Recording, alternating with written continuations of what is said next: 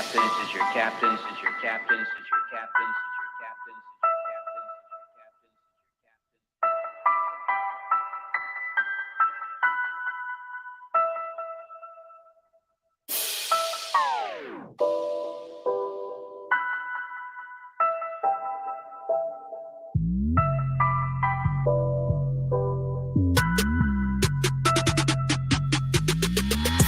Giving niggas guidance, alliance to defiance. I'm on freedom or violence, speaking my truth, no one's keeping me silent. Sling shots like I'm David, when he was beating Goliath.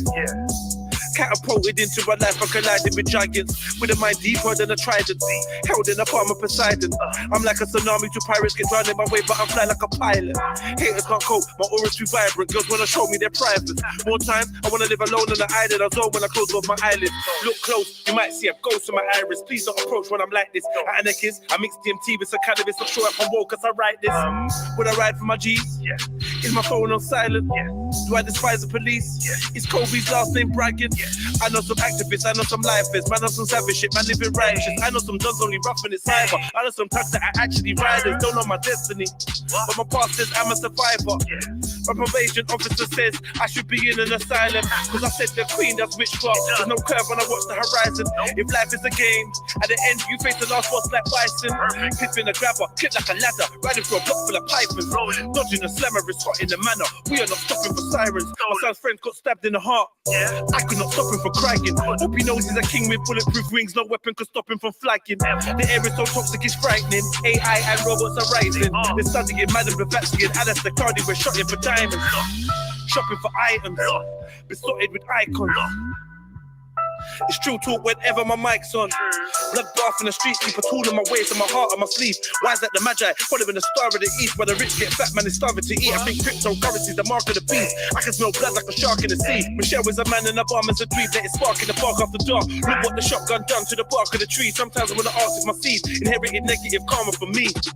It's getting harder to sleep.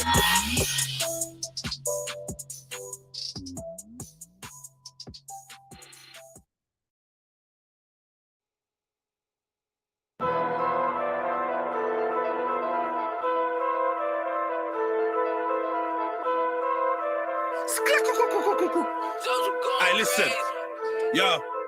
We used to be some warriors, brothers, just looking weak now. Police brutality on the youngers, they're knocking teeth out. Fitting revolution, there's nothing for us to speak about. Open up a place and watch him leak out. Used to be some warriors, brothers, just looking weak now. Police brutality on the youngers, they're knocking teeth out. Fitting revolution, there's nothing for us to speak about.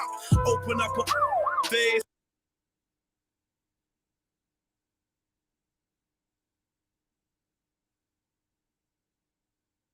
And, you know, people got to be really careful in the way that they stand up and fight back.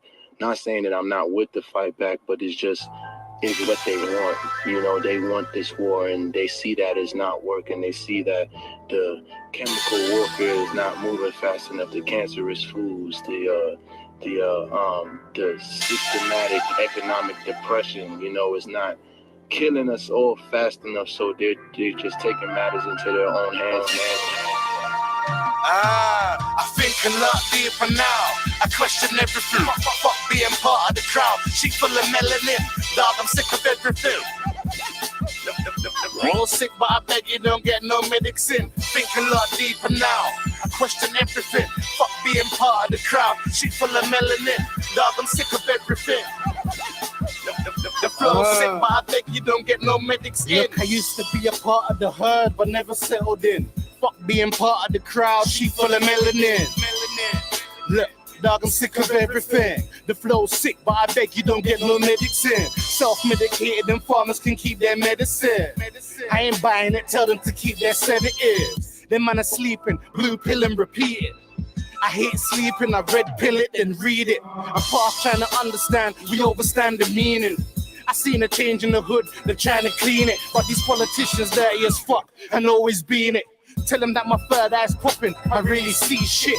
Been sowing seeds for the youths, we're trying to reap it. and let them know there's magic within. You gotta speak it. I'm praying for my brothers to win. I really mean it. There's not an ounce of hate in my soul. I really feel it. I think a lot deeper now. I question everything. Fuck being part of the crowd. She full of melanin. Dog, I'm sick of everything.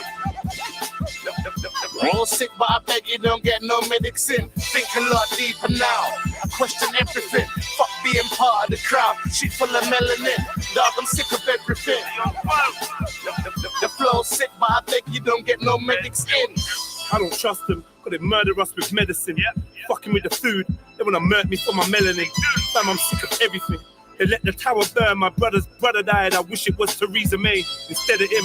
Larry King's killed over cocaine and heroin. Kids on tour, head of wings like seraphim. If they ain't holding shells like terrapins, the chemicals got them all feminine. Puppets in the White House, Downing Street, Kremlin, guided by reptilians, Nephilim, Alliance of Defiance. That's where the rebels link. It's either a wooden box or cell with a metal sink. Cause I ain't selling out, no matter what the devil thinks. Dog, I'm sick of everything. All sick, but I beg you don't get no medics in. Think a lot deeper now. I question everything. Fuck being part of the crowd. She full of melanin. Dog, I'm sick of everything. The flow's sick, but I beg you don't get no medics in. I don't trust them, cause they murder us with medicine. Fucking with the food, they wanna murder me for my melanin. Fam, I'm sick of everything. They let the tower burn, my brother's brother died. I wish it was Theresa May instead of him. Larry King's killed over cocaine and heroin. Kids on tour, head of wings like seraphim. If they ain't holding shells like terrapins, the chemicals got them all feminine. Puppets in the White House, Downing Street, Kremlin, guided by reptilians, Nephilim, Alliance of Defiance. Praying for my brothers to win. I really mean it. There's not an ounce of hate in my soul. I really feel it. I think a lot deeper now. I question everything. Fuck being part of the crowd. She full of melanin. Dog, I'm sick of everything. All sick, but I beg you don't get no medics in. Think a lot deeper now. I question everything. Fuck being part of the crowd. She full of melanin. Dog, I'm sick of everything.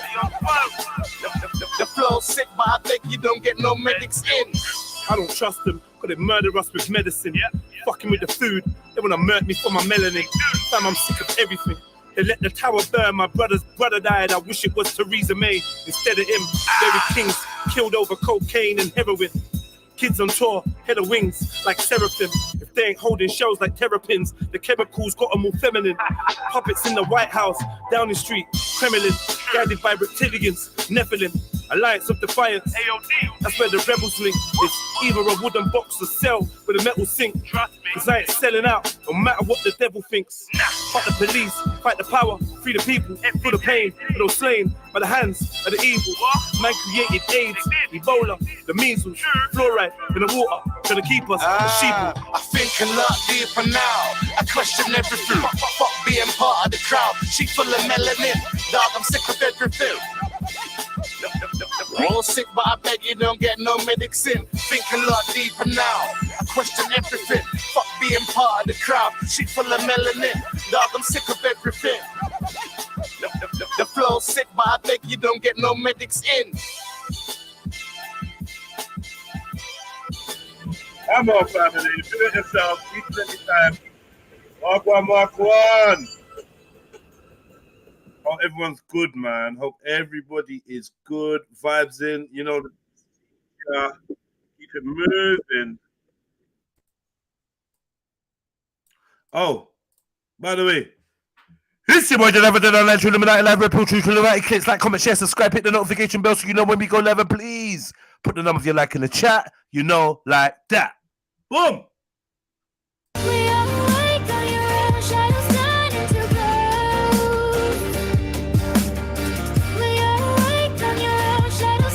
Face killer. One take. I think I'm sharing the space in my head with a phantom. Makes me wanna throw lead in my magnum. Aim at a cop, empty my cannon, blow me some pot, empty a dragon. Hoping it prevents me from spazzing. Rage is like a deadly assassin that lives in my heart right next to the passion. I sit in the dark when I blow out the lantern and box with the shadows in my mind till I'm champion. Till I restore the peace in my sanctum. Or I find some equilibrium. But out here like cowboys and Indians, fighting for a piece of oblivion, dreaming of millions. I believe the queen is amphibian or lizard, and people with billions are always as collecting souls for the many faiths of God. Ruling the maze where many stay lost and elaborate labyrinth. I don't need no sage or amethyst. The fire on pagan savages and the deities that they pattern with. I'm known to pulverize poltergeist. I'm a soldier that's colder than polar ice. Turn them over like with free open eyes. Linking with bulletproof wings and avoid them guys with a coke fight. Say I'm paranoid, but I know I'm right. My silhouette turns to ghosts at night. All ghosts turn into my silhouettes. To the flower of life and the smoke from a cigarette. We're all trapped in the world wide web, that's why it's the internet. We are awake on your own, shadows turn into ghosts. We are awake on your own, shadows turn into ghosts.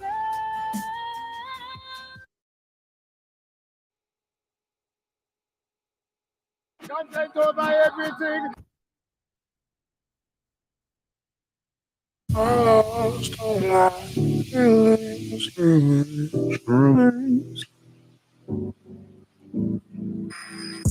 used to be pharaohs in Egypt, now we're emotional paraplegics. The whole world's numb, nobody has any feelings. The whole world's numb, nobody has any feelings. Symptoms of humanity's unraveled in helix. Calamities and tragedies that happen in sequence. The whole world's numb, nobody has any feelings. The whole world's numb. Need a hat, gloves, boots and a fur jacket. It's cold water make you turn savage. Smoke a whole herb package for the nerve damage. Ghetto was replaced by the term ratchet. Now the queens rock a perm or they sperm addicts. They wanna twerk and the boys wanna burst matics. They want you esoterically paralyzed king, trying to limit your ability to analyze things. So they advertise a pantomime, paradise, paradigm. Look at all the fuckeries they're glamorizing. False like rituals and sacrificing. Moral depravity and sodomite things. Geoengineering, the large hadron collider. They want a microchip under my skin. But when I look around, everybody's turning up. The buildings of the governments are burning up. Nobody's fighting for the rights of a black man. A couple hashtags, some cool t-shirts and a logo and a snapback on the head of a rapper in a backpack. Then it's back to the Snapchat, double tap IG pic of a chick with a fat cat. We used to be pharaohs in Egypt, now we're emotional paraplegics. The whole world's numb, nobody has any feelings. The whole world's numb, nobody has any feelings. Symptoms of humanity's unraveled in helix. Calamities and tragedies that happen in sequence. The whole world's numb, nobody has any feelings. The whole world's numb. Need a hat, gloves, boots and a fur jacket. It's cold water make you turn savage. Smoke a whole herb package for the nerve damage. Ghetto was replaced by the term ratchet. Now the queens rock a perm or they sperm addicts. They wanna twerk and the boys wanna burst matics.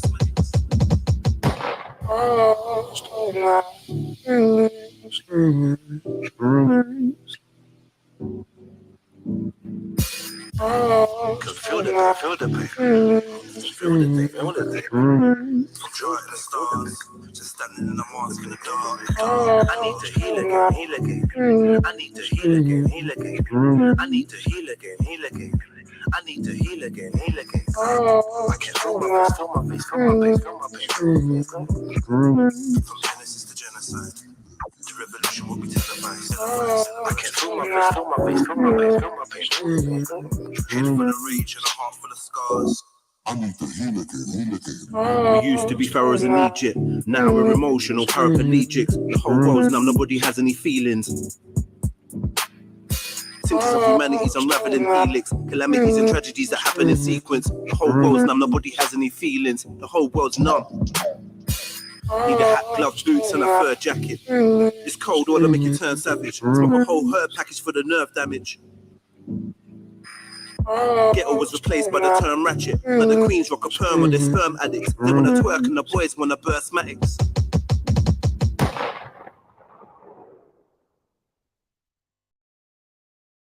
Yeah, man. Big at yourself.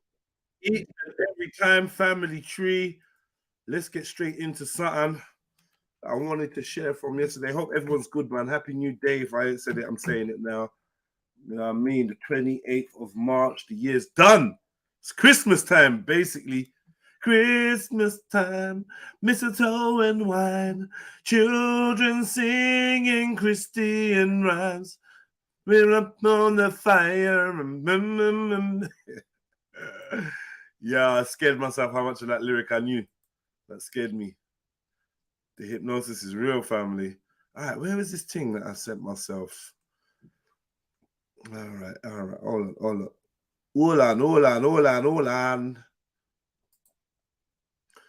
Christian, children singing Christian rhymes.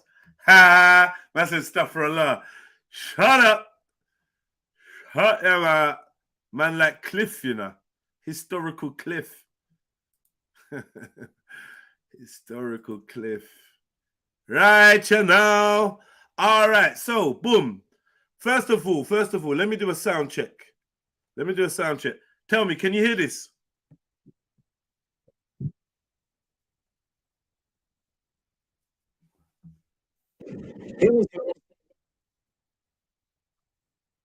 Tell me if you can hear that music.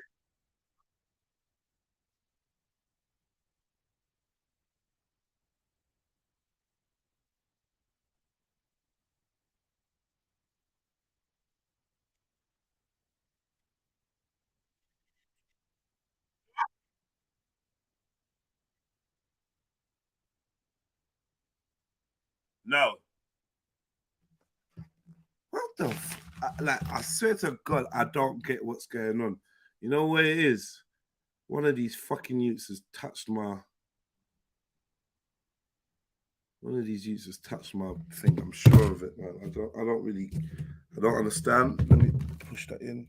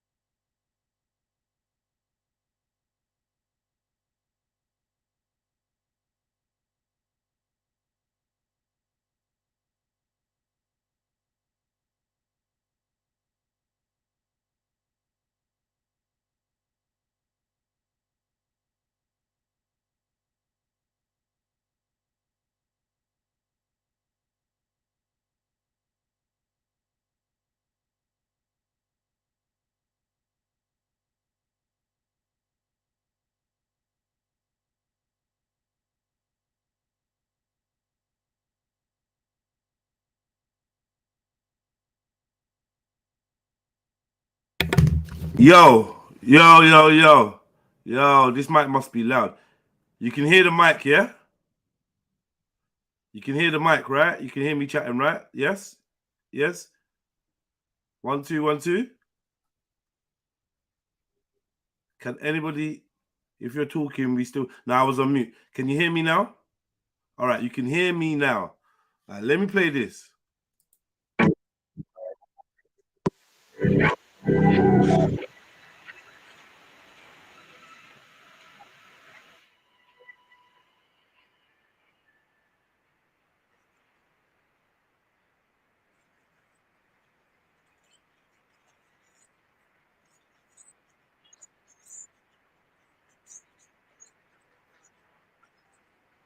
You not just heard that music? You just heard Zulu playing? Yes or no? Say yes, Zulu, because there's a lot of delayed yeses coming through. Can't hear the video. What the fuck is going on? Yo, I'm baffled. I'm fully baffled. Like, this don't even make sense. Let me go to the audio settings. By the way, family tree, join the chat. Sounds distorted. What the fuck is that? Music started off loud, then went very low. I've got some kind of... They've put some kind of noise cancelling thing on. I don't know how that's gone on. I don't know how that's happened. Oh, am I the only one that feels that they can't talk without... They can't type without... without spelling mistake now? I don't know what's going on. I swear to God, something's happened, and now everything I type has got one letter wrong or something. I'm gonna do all of that trill music. I'm gonna do all of that, all of it. Bear with me, family. I gotta get this right. I I gotta get this right, man. 1 second. Pin the message. Let me go into the. I don't know who just popped in, but bear with me for a second, please. Yeah.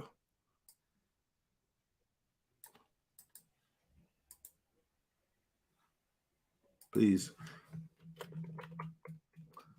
Hit the PayPal, hit the Cash App, smash the like button, share up the show.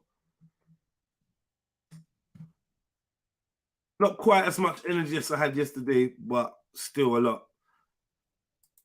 I feel like I woke up at 4, even though the clock said 5. It was 4. 2 days ago, that would have been 4 o'clock. I don't like this selling the clock forward and back, and I'm really feeling the manipulation of that hour. Like it's not a good feel. Mary Trilly Jen, you don't need me to let you in, do you? No, cool. Just to double check. All right, cool. Cool. No, but it's nice every now and then if you just open the door for me, Jed. You know what I mean? I'll open the door for you. Big up. Yeah, big up. Don't Big get up, too Schiffer. to the door being open. So, thank you for holding down however long you held down for. I don't know, because I just went to sleep. Yeah, but Oh, it's about 11ish. We locked off. okay, and big up the history that jumped on. It'd be nice for her to jump on in the day so she can chat. You know what I mean? But I know she was in your capable hands. Pause. Right? Yeah, she's not around daytime, innit? Okay, she's a night. So what is she? A night shifter? A night shifter? Yeah. Yeah.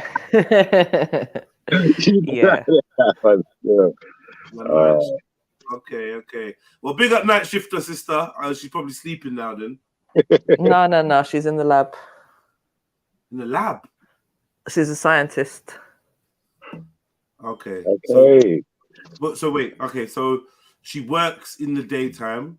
Yep. And then she can jump on in the evenings. Yeah. Go sleep. Right, cool. All right, big up, lab sister. You might even have one earphone in or something. You never know, because we got other lab sisters that kind of manage to listen and sneak in. But big ups to her. I wanted to really get introduced to her properly and whatever. Hopefully, maybe this evening I will. Do you know what I mean? But can I say something quickly as well? My battery was fully drained yesterday. I just had to just sleep. I know. Yeah. No, you know what it is? Like I explained to you, like I just said, this hour going forward, that's affected me, man. Like, that's actually affected me. Because I'm trying to do the super early starts, in order for me to wake up at a decent time, I've had to wake up an hour earlier, if that makes sense. Yeah. Which is like fucking jarring, man. Hey, yo, I don't really think it makes that much of a difference, but maybe it has, because I felt a bit meh over the last few days as well. So no, of course it makes a difference. It really does. Because you're trying to watch when you go to sleep and whatnot. Yeah. Right? That's making a difference. Hey, yo, can you hear me? A whole 60 minutes is making a difference. Can you hear Schiffer, MJ? Because like obviously he's panicking that we've not answered him mid-sentence. Yes, I can hear Schiffer rudely interrupting as we are speaking. Of course I can hear Schiffer rudely. No, just making sure. I was just making sure. Like obviously you could have said to me, you're not waiting until we're finished or whatever, but or you could have just done that. Don't try it, man. Don't try it. Yeah, you could have responded though. Like you need to be told by people how to behave, and it's only midday. Stop it. All right, yeah. But furthermore, we got a problem. Sorry, you lot distracted me. We have a problem. Yeah, and that problem is music cannot be heard. I don't get. I'm so baffled, MJ. Huh? How so am I? Because we could hear music. Yeah. Previously, then you start talking, then you went to play it, and you were like, "Can you guys hear this?" So I don't understand. So that music that was playing was through, you know, when you share with sound. Yeah. I go on mute. Ooh, actually, maybe it won't echo if I share with sound. Let me try that. Okay. Yeah, do that. That makes more sense. Let me try that because it. Can I say something real quick before you do it? Yeah, of course you can.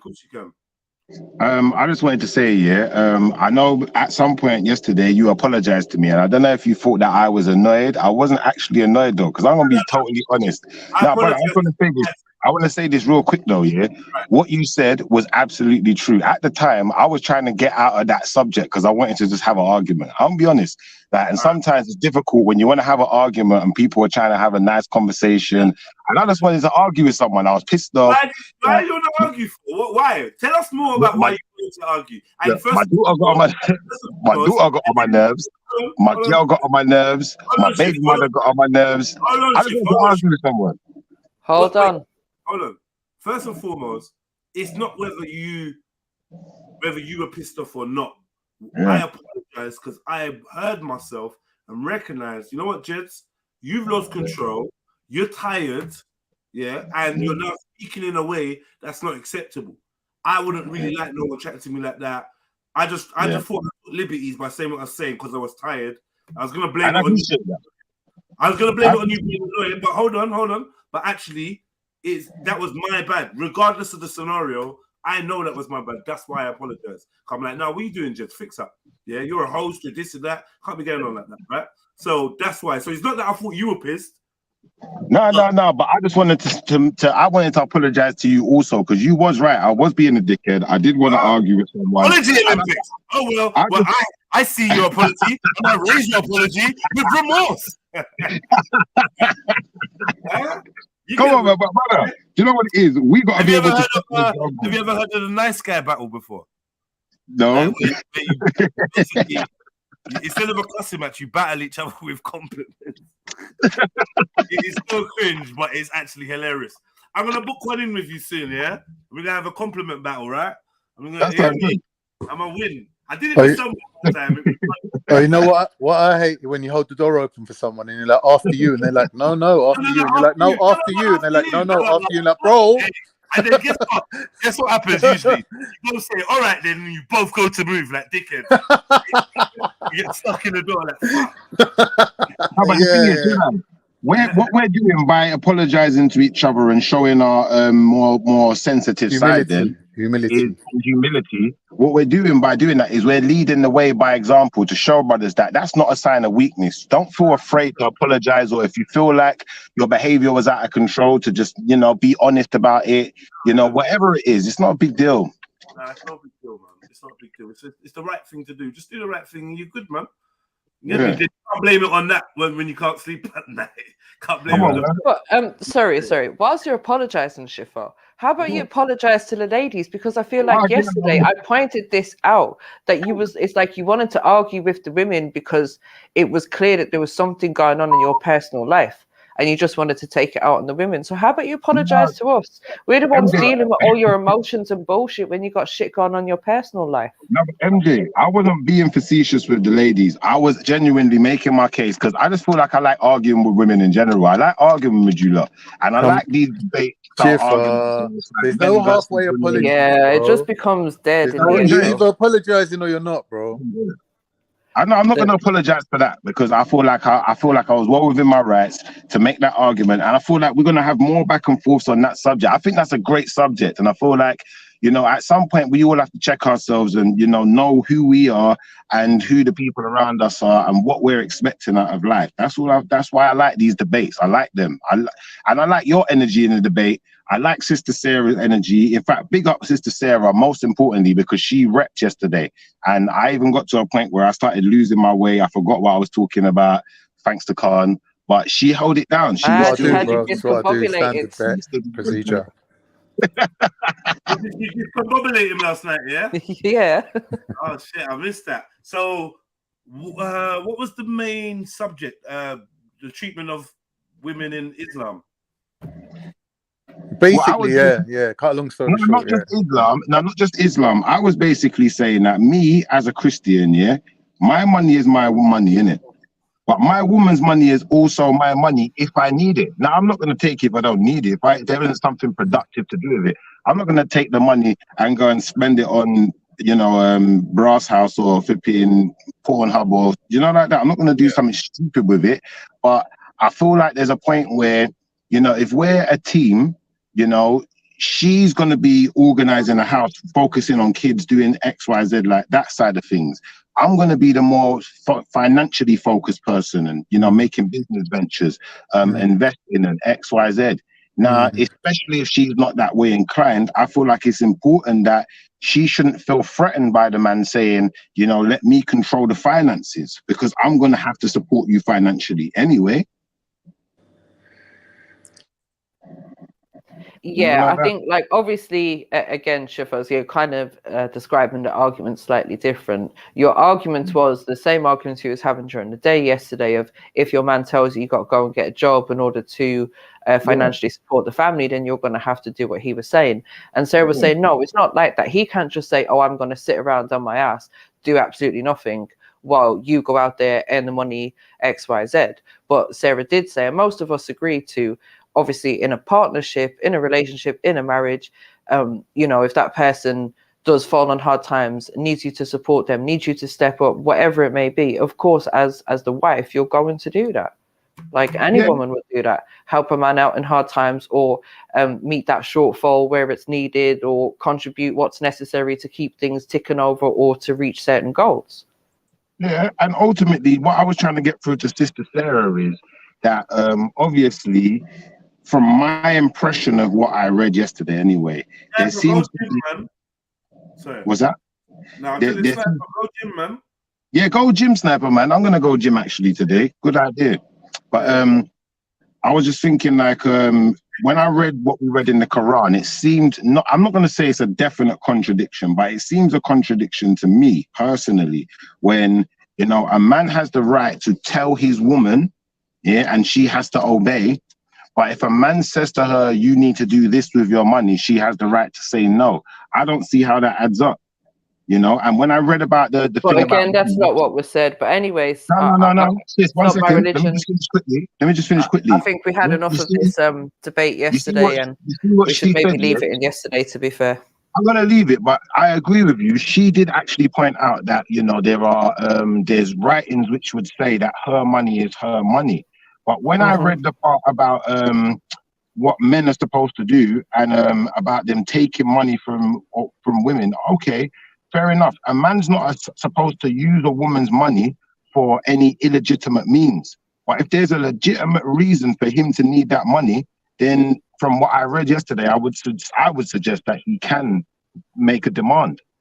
And she would have to follow the or he could just have a conversation with his missus and say, yo, babes, this is what's happening. I need a little help. Or he doesn't even have to say what's happening. Yo, I know you got some money stacked away. I need a little change. I'll run it back to you at some point or whatever in it. Like, she's going to help him out. It doesn't have to be a demand, though. Like, this whole idea that you have of, oh, it's going to be a demand, she's going to be ordered to do it and she must obey or else she's going to get slapped up or something. Like, it's not like that. People, adult people in marriages are able of having conversations. People in partnership should be able to communicate and let each other know where they need support.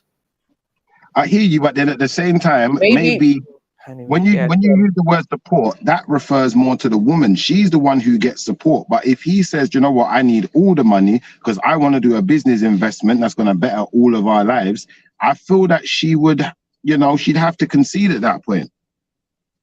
Even if she didn't want to, I feel like she would still have to concede. So it is kind of like, you know, he can give an order. All right, listen, is there echo? Tearing no. down the curtain, I am not peeking. Looking past the bell now, third eye tweaking. Channeling demons, they think they're just doing yoga. Couldn't open your pie now with a crow. But you hear the music though, yeah? Yeah. What the fuck have they done? So you hear the music with no echo? Yep. But you need to read that fine print and move closer that shit. I was my voice. You're actually practicing phobia. Fine. They think I'm wise. That fine, yeah? It's not a lie, but I'm wild. Yeah. Music's louder than you, obviously, but yeah, we can hear you. All right, then.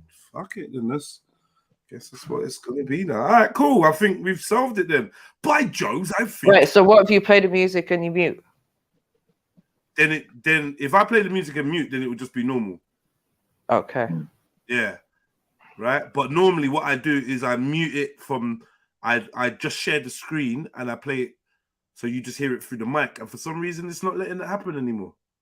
So, all right, you lot can stop saying yes, Zulu and that, you know, wasteman. All right, cool. Cool, man. So let's get to what I wanted to show you. Look, we got all that out of the way. Sniper. Well, go on, Jets. Well, go on. Go What are to you the talking about gym for? Yeah, What are you talking about gym for? I don't understand. Nah, go Yeah, man. gym. I just come in my yard, blood. I've been out all morning. I had interviews and all sorts, blood. That me, man. No, because I remember you saying that you was you know, you keep getting your direct debit for the gym and then you're not even going. So I know. Yeah, definitely. I got you guys. Man, up here, Naga. Man. But obviously, my gym partner, what's he doing today? He's climbing walls, fam. Yeah. After I saw him, what was it, last night or the night before, and he said, yeah, definitely this week. You know what I mean? Just let me know when you're going gym, and I'm on it. All right, cool. No, what it is, yeah. That the gym walls can be boring at certain times. You want to do something more. Do you know what I mean? That's why I'm looking for this boxing thing to do, right? But, yeah, like, we got bro, I didn't even around the corner. Yeah, there's a boxing thing that I take my son to. Yeah. We're gonna sign up and that, but they actually want dough. It's cool though. But if I go twice a week, that's £30. But that's cool. That's the draw I'm not buying. True. I do know what I want to start doing.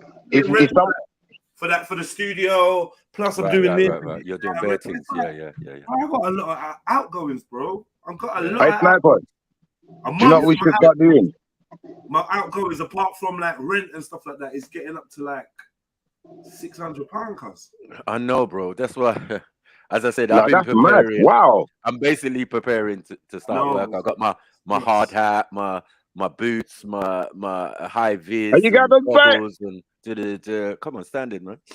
I mean, It's back. You know what we should start doing, brother? This is what we should start doing. When we get in arguments, whoever loses has to do 30 push-ups with the camera on.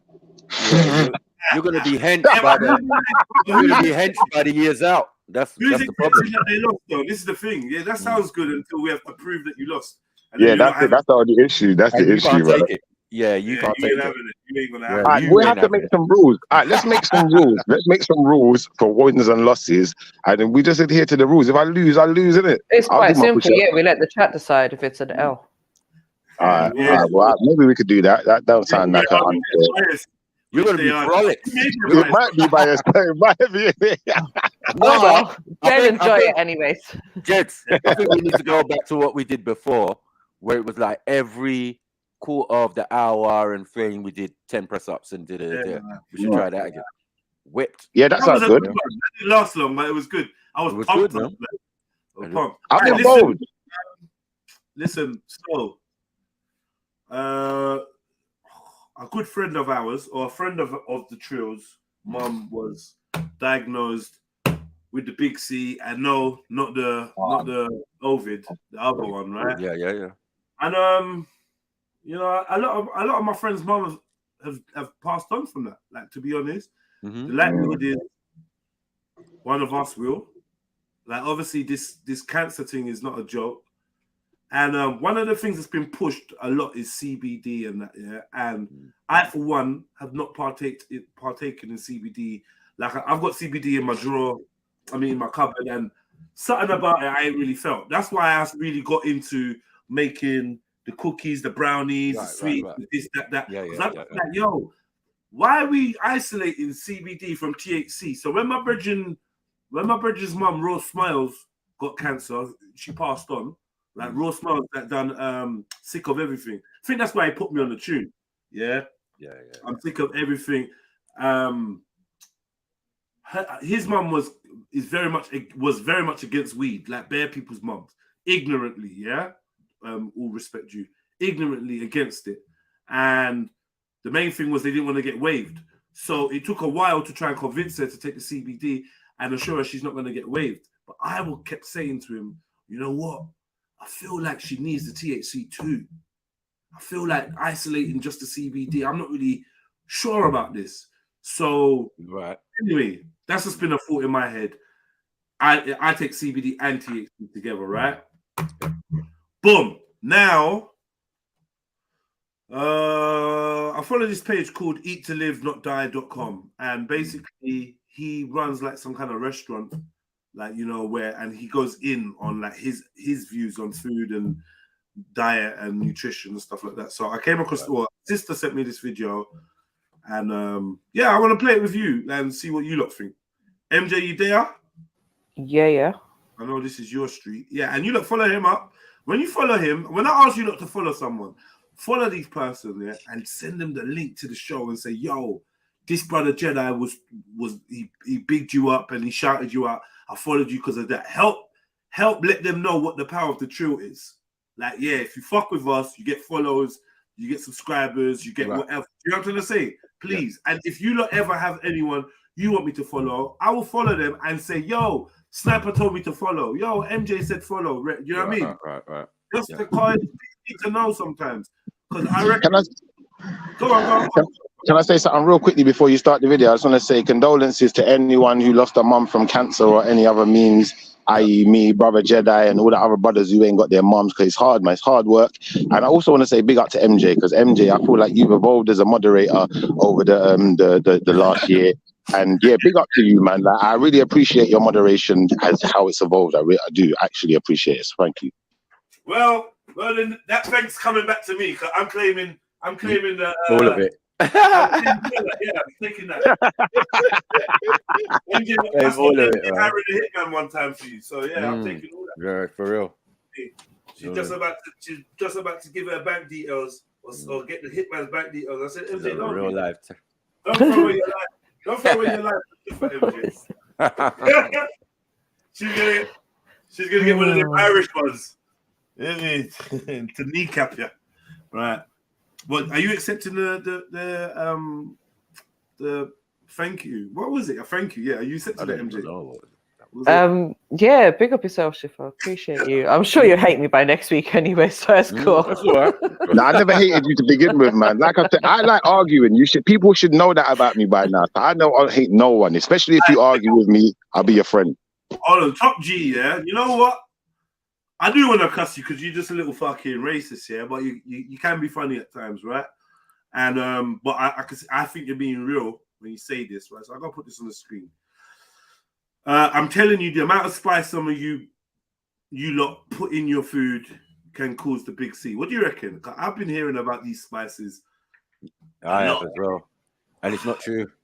It's not true. I mean, I've heard this, but I've heard that it's more in terms of like the powders and that, because the powders can get caught up in. What I'm talking about though, the powders. Yeah. We got all of it. We got all of it in our diet. My daughter said the same thing to me. We had a big argument over it. Yeah. Oh, Dad, you put too much thing in it, and I kind of agree with some of the like all-purpose seasoning. There's loads of salt in it. Yeah. But other than that, yeah, all these ailments that she's saying, I've got none of them. Mama's got none of them. Do you get me? And these are the people who are constantly eating very spicy food, and you know, it's got bare, you know, ingredients and whatever, and you know, even Maggie, you know, the liquid Maggie is not meant to be good for you. I was buying it one day. High blood pressure. Too salty, isn't it? High in sodium. Something. Yeah, there's something else. There's some other chemicals in there that one sister highlighted to me. Yeah. When I was with the wifey out shopping. You know what I mean? She was like, oh, Mike, yeah. Oh, you buying Maggie? Nah. Look. Let me show you. And I was like, all right, cool. But other than that, please prove to me who used loads of spices in my food and everything, even an egg can't be an egg without some ground black pepper and, you know, all of that. I use sea salt. I don't use the Himalayan, even though I got loads of it. Yeah. If I was going to use the Himalayan, I'd probably put it in a bath or something like that. You know what I mean? So I don't know. Yeah. Because these things are not apparent. You know what I mean? People are getting the big C and all of these things. A lot of my aunties and uncles and but I don't know if it was spices and that. What you say? So you say you got a lot of family members. You got a couple family members that got cancer. Have transitioned, yeah. Yep. Died from it. Yep. Okay. And I couldn't say it was spice. Spicy. Why not though? Why can't you say it's spicy? I don't know. I don't know. I can't be sure. You're just reluctant to accept it. Is that what it is? No, I didn't even think it was even an option. But now that it's been mentioned, I'm starting to think, and I'm thinking maybe it could be. It could be right. But as for me, as I said with the argument with my daughter, I called my cousin into the argument to say, "Cuzzy, can you imagine?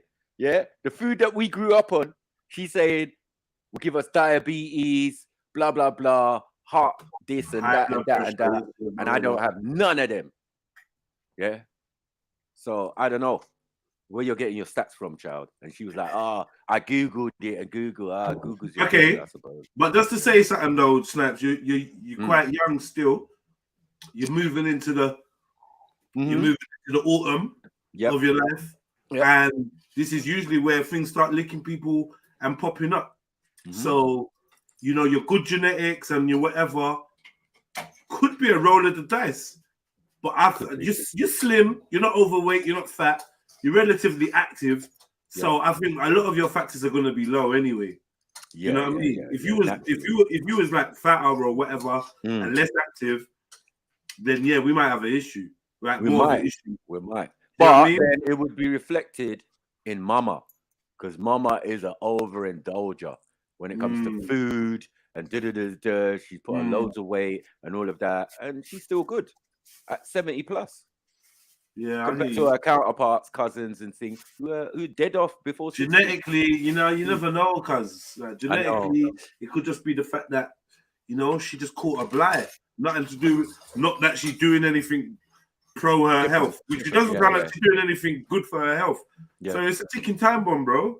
But she has to go gym, she has to slim, she has to do all of these things, because she wants to have the next 20 years healthy. That's what I said, longevity. But she takes things that we don't take. So she has a big bottle of bitters and all of these, all these natural all these natural things that she got in the cupboard and so, you know, I think that helps as well, you know, because she's got every leaf, every in the cupboard. I don't have these things, you know what I mean? So even though I'm saying it, I'm probably the one with the more powder thing, where mom's got the actual leaf dry in the cupboard. Do you get it? It's different. And that's what I'm saying, Maku. I feel like maybe using it, let's say in the leaf form, whatever, where you're not actually ingesting the food, so it's still adding the spice or the flavor, whatever, to your meal. Maybe that's the right way to be using it. But where certain things we're now grounding down and using in powder form, maybe that's not the right way we're supposed to be using it. Well, I feel that you doing it is fine, but when you're relying on someone else to do it and package it for you, that's where the problem comes in, because you're going to get ingredients with that to get it on the back of the labeling and the packet. Well, rather than you just buy it, got a little grounder, and you grind your stuff down. That's how it's always been. You get it for mummy and that. So even if it was like what do you call it? Like the mango, the mango seed or the agusi. Mum will make the agusi. She'll just buy the mango seeds. You get it? And put it in the grinder. And then that's how it's done. Yeah, I don't believe this whole spice thing, you know. I'll be honest with you. For this reason, I feel like I do. Go on. I feel like a lot of these things, when you're talking about like cancers and stuff like that, especially, I think a lot of it could, in my opinion, I'm not saying this is fact, by the way, but in my opinion, I think a lot of it could be linked to things like stress, a person overexerting themselves, or, you know, like some women, they get really, like, you know, certain women, they worry about their weight. They start watching what they're eating. They don't eat properly. They start putting their body under different types of stress. And I feel like even the men as well, sometimes, you know, we want a certain body type, even with men also. So we're going to put our body under ridiculous amounts of stress to try and get it as fast as possible. We don't want to take, we want to take shortcuts. And I feel like a lot of the shortcuts is what really is messing us up, as well as the processed foods. I don't necessarily think it's the spices. That's just my opinion, though. And I find that a couple of my friends have been vegan and vegetarian and kicked the bucket. They're not here no more. And there's something to say that even the pesticides and all of that they put in the vegetables. This is why we're saying if you're going to be vegan or vegetarian, you're going to have to grow your own shit. Yeah, I agree with that too. Right, because a lot of the stuff is cancerous materials they're putting on your vegetables. So being vegetarian or being vegan is not actually helping if you're not doing it correctly. And if anything, more detrimental. And a At lot one of the stage, time, it you're could be. right, But then Matthew. that's going to be the same for everyone because it's not just Yeah. vegetarians and vegans that eat vegetables. People That's that right. consume meat also eat vegetables. So that could be said for anyone. It's like a Not cycle, isn't it? in the quantities though, and I feel like if you're just eating vegetables, you may be missing certain nutrients that may even help you to fight off those cancers. What you're getting from the meat, do you feel where I'm coming from? Or maybe there could be even cancers in just eating meat alone and not eating vegetables and just not having balance as well. I feel like there's Exactly. all But this sorts of is the thing. I arguments. feel like not just with spices, like it feels like where every product, be it cow's milk, plant milk, this product, that product, if you overcook your food, if you eat barbecue food, like it seems everything that we eat as humans, we've been told that, oh, this can lead to, or this can cause, or this can be a factor when it comes to getting cancer. So I feel like if we were to listen to everything that they're saying, then we literally would not be able to eat anything. And then at the same time, we have to understand there's different forms of this. There's, people that have tumors and different forms of cancer, and they're not all caused by the same thing. So maybe some of these things potentially, but you'd have to look into the research and say, why are they saying this? Is it because they've just asked a couple of cancer survivors a few questions, and a few of them happen to eat a bit of spicy food, and they're just adding 2 and 2 and coming up with 10? Do you know what I mean? Or is there actually some kind of science to this? It is. I feel that what my daughter was saying about the spices, as I said, I kind of half agreed with her. Like the ones you buy, like the powder form you buy, and as I said, it always has ingredients on it. You know what I mean? And if it's just ground of one particular plant or thing or pepper or whatever, But they put additives and all that stuff. This is the thing. Right, and Other that's the thing. textures in there. That's the thing. This is what So the I issue do is. agree with her when she says that a lot of these things could cause you problems. To get it? But I'm saying it's not apparent in me. You get? And I've changed the way I apply seasoning and and I'm saying, like, look at my food. I'm cooking, and at that time we're having this argument. I'm a vegan. Do you get it? At the time we're having this argument, I'm a vegan. She's not. Yeah. She's coming back with chicken, but she's coming back with what's the thing? Coconut oil to cook with. I said I got a big thing of coconut oil in the bathroom, bro. I thought you used that for your hair or your skin or something. I don't know. I hadn't even used it. Yeah. Now you brought it to the yard. Sea salt we already got. Everything you want that you kind of went and bought, we already got in the yard. I don't understand. Yeah. But you're saying my food could potentially cause you some ailments or kill you and But that's why I made the argument. Like, I'm not using those spices you're saying, daughter. You know what I mean? I do understand where you're coming from, but that's not relevant to me. And when I was eating it, no one ain't got no cancer. Yeah? Allow it all. And I think it's more related to everything. Fizzy drinks give you cancer. Yeah, I've heard this. I've heard someone say that before. So what are you going to tell me? You there licking back a bigger after your meal, yeah? And that's the thing that might be killing you. Like, that's not my issue. Just check the labeling. Sugar, salt, sodium, whatever. They change the names, but it's just the same thing. Sugar, salt. And in a fizzy drink, you're getting sugar and salt. Now, sugar sets an emotion that you want to hug, you feel nice, right? The other one makes you aggressive and want to do stuff. That's salt. Do you get it? So they both affect your emotions differently. So imagine when you put them together. This is why what about kids the one we can't okay. avoid as well, Mac? What about the pollution as well? Because I feel like the pollution, depending where you're living, even that could be a factor. Yeah, but I mean, that's why people saying they got hay fever, and hay fever is nothing more than pollution, not pollen. Huh? It's pollution based, not pollen based. Yeah, man. It's definitely pollution, man. It's definitely pollution. Like, I mean, maybe some partly to do with pollen, but it's mainly about pollution. Yeah. Yeah. Pollution, Obviously, we know different Pollen's plants in different countries have a different, slight different makeup, but only slight. But you go to other countries, you ain't got pollution. There's way more pollen, way more exposure to different types of pollen. You ain't got no hay fever. You come over here, people dying. They got eczema, they got hay fever, asthma, and all these things. This is pollution. It's pollution and the shit that they're spraying over here mixed with pollen. Yep. Right.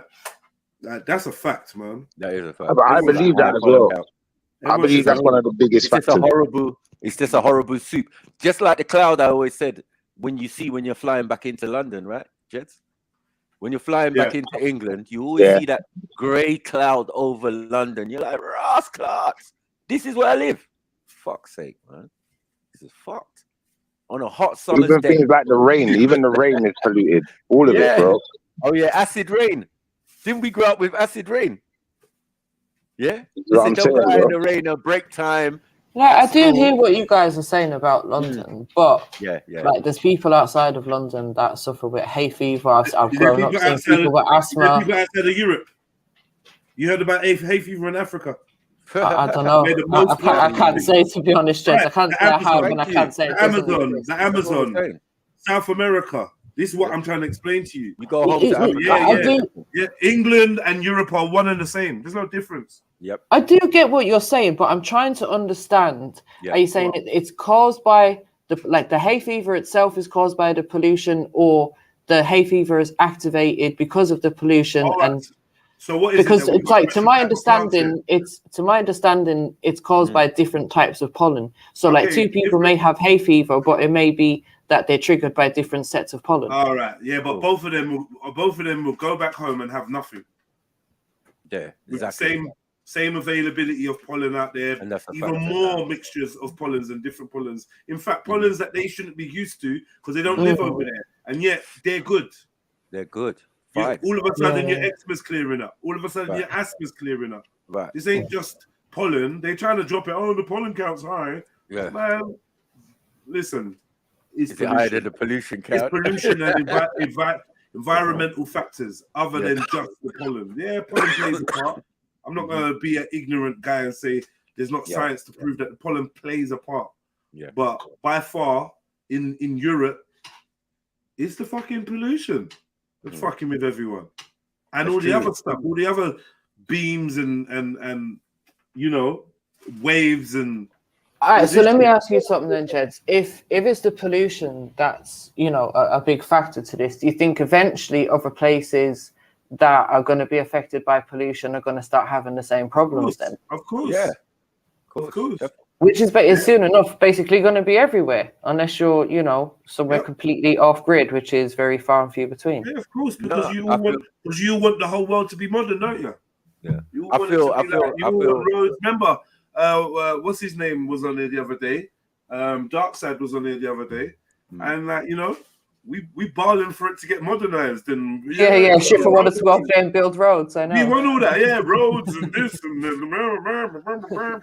before you know it, there's skyscrapers and all of this shit and cables running round here and under here and this and factories and shit. You're right. You know, there's nowhere to run. Right.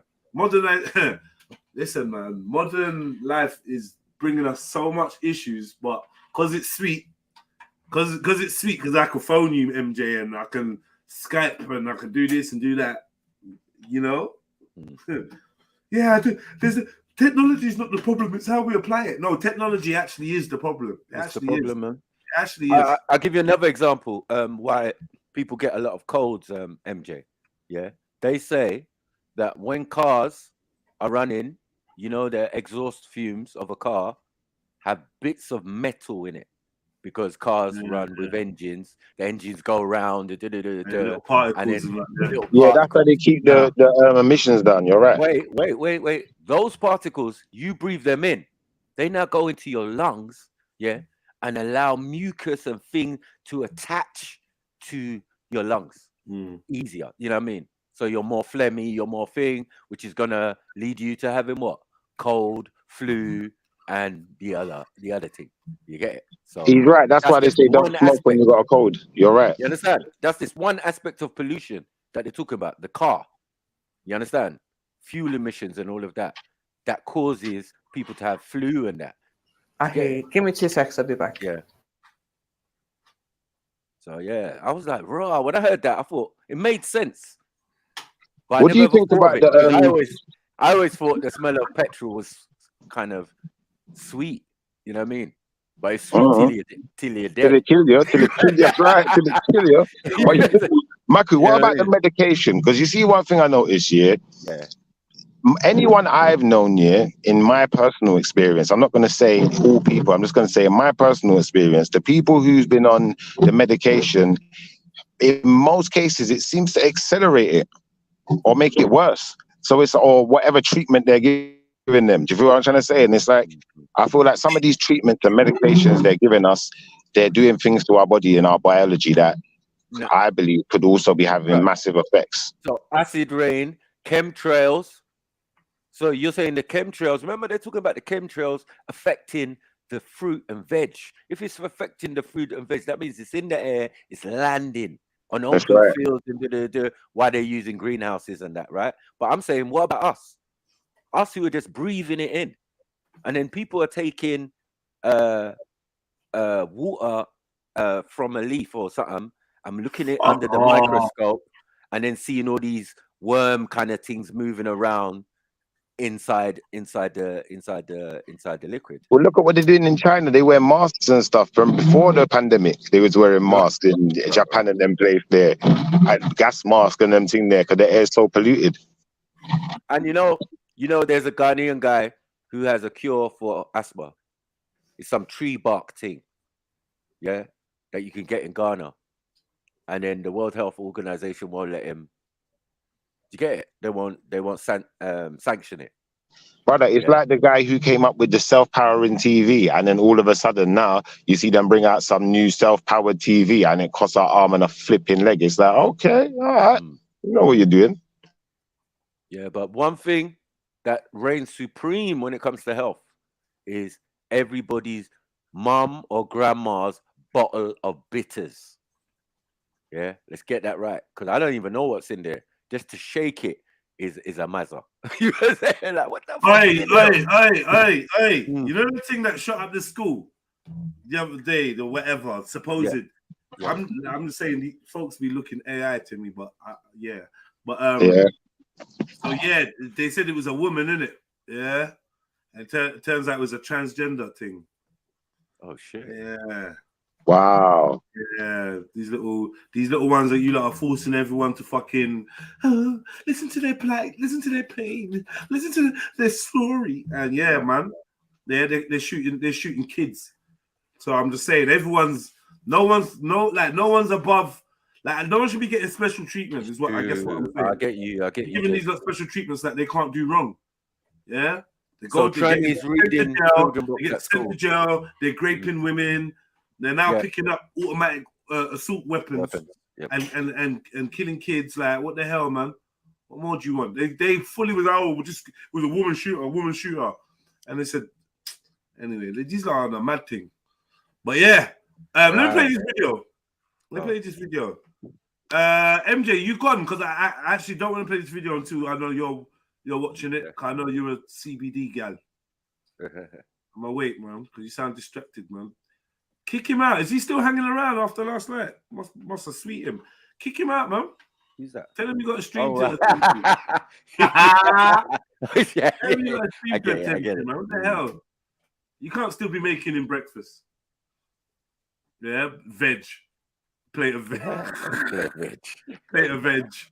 Yeah, breakfast veg. Is that what you... That sounded like a video call. Breakfast veg. Do you know what I mean? Like, yeah. All day breakfast. Wild. All right, well, I'm not gonna play the video until she's here, because actually she is the CBD gal. I think he's got hay fever though. I don't know. Yeah, that's why she's like, what? But how could it be pollution? Yeah, it's pollen, I tell you. Yeah, go to the land of pollen, man. Go to the land of pollen, Africa. Straight. I'm telling you, I just know from every plant in the universe. My mom's eyes used to close up in summer, like close up. My cousin as well. And close up coffee. She was fucked, like proper.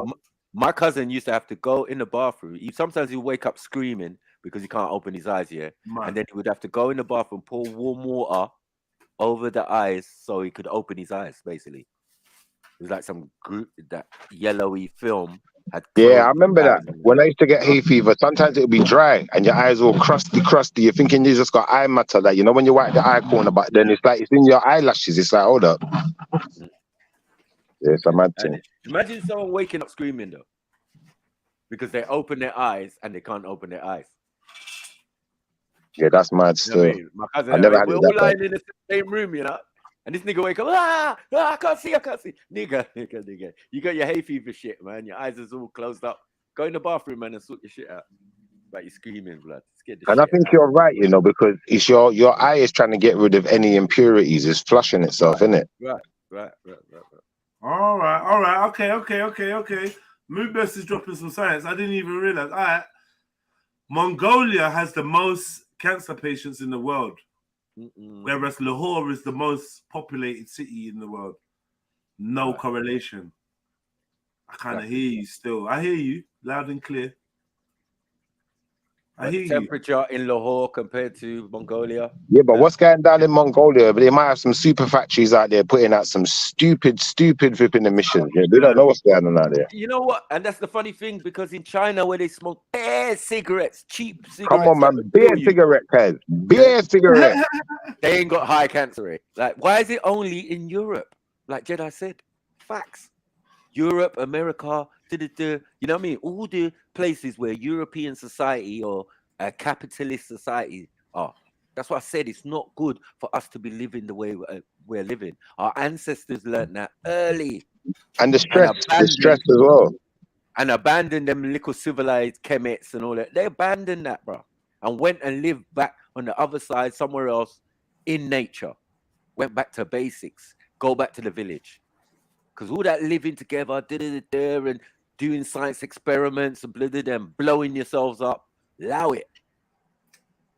This is not how we're meant to live. Even them things like the sewers, we're living right next to it. Them things can blow up if you like a match down there, brother. Right. What is this? It's creating gases and stuff, innit? Like, even if someone works down there, you're only allowed to be down there a certain time. It's like you're timed now because you could get, it's toxic, innit? Basically. So we will learn eventually, you know what I mean, that the way we're living ain't correct. And the amount of science we can throw on top, and everything's just making it worse. Yeah. I'll give the example that JEDI gave one time. We went out and we had an event, and it was in the park. And he said, you know what? I beg you lot, just take off your shoes, fam. Your trainers, your and just walk on the grass and the ground and that. And I did it, and I felt actually good. I felt like It's a nice feeling still. Yeah, I felt like Avatar, you know, you connect back. We need to do, like, this summer we'll go to the woods, because a lot of our parks is fake. Do you know what I mean? Like, the roots ain't deep. The ground's not connected like that. Do you know what I mean? We need forest and wood, and even the forests, are like, a lot of them are man-made. We need to go to the natural forest, the wild forests, where the trees ain't all in a line and that. This is what you notice. You know what I mean? The trees, because some of these places, look, the Amazon has been planted by man. Right. The Amazon is a garden. Do you know what I mean? We got this park. I get you when you say that. So trees don't necessarily grow straight, because we've got 100-year-old tree in one of our parks in Totty, Bruce Castle Park. This tree is bent up, but twisted thing. It's just mad. Yeah, people climbing on it under the 100-year-old tree at least. You know what I mean? So that's older than the park itself. All right. So look, we got a dispute, because Sneetzer says apparently Australia has the highest rates of cancer, and Movement says Mongolia. Now I would say maybe Sneetz, maybe they're talking about obviously skin. The skin thing, but we know the skin thing's bad over in Australia. They shouldn't be there. They shouldn't be there, and they, you know, the skin, the sun over there is ripping through Europe. It's too much, man. It's beating them up. And America is a close second after that, because even South Africa. What I'd like to see what their cancer rate is in comparison, car. That's gonna beat up some people. Yeah, but it's part of the bed. That's why you got to quickly integrate. find someone with a little bit more melanin, breed with them, and then your kids will be good. You know what I mean? That's it, man. Simple, man. Yeah, but if you don't It's integrate, ozone hole. I don't believe in that. no, stop that. Stop I don't that. believe in that ozone layer bollocks, man. Yeah, that's rubbish. I really don't. You know what? You see, when you say you don't believe in it, yeah, I don't necessarily believe in it, but you know, one of them ones that kind of hope is true. It's like, yeah, man, make that shit fuck up some more, man. Warm this bitch up. I don't really feel that whole green. I'm not buying it. I'm not buying it. That's very like 90s. Very 90s. Yeah, I You ain't scared. know what I mean? Like, oh yeah, That's very Al Gore. Acid rain. Yeah. Al Gore and all of that. Man. I don't know, man. I feel Global warming, all that shit. Stop that, man. Greenhouse effect. Come on, man. It just gets warmer anyway. We just acclimatize. All right. But if they're telling us that at one time the shit was just hot all the way around because it's like wasn't on a wobble. Now it's on a wobble. You're getting different temperatures and different environments and da. But like, I don't know. We can't live everywhere on this planet, bro. That's a certainty. Everywhere on this planet is not suitable for living. You get me? There's even places in Africa you can't live and can't go. You know what I mean? The river is like acid and that. You know what I mean? Sulfuric acid and that. It's mad. all right, cool, man. Look, let's get MJ. She's still busy, man. She's got something to do. This hand job is taking long. Fucking hell, man. Fucking hell. That's all he's getting, his hand job in the morning. Make a great character there, man. Vegan hand job. That sounds like a kind of weed. That sounds like the name of a strain of weed. Put sunflower oil on their hand or something instead of Crisco. You know what I mean? Like, Did that man say Crisco? Are you all right?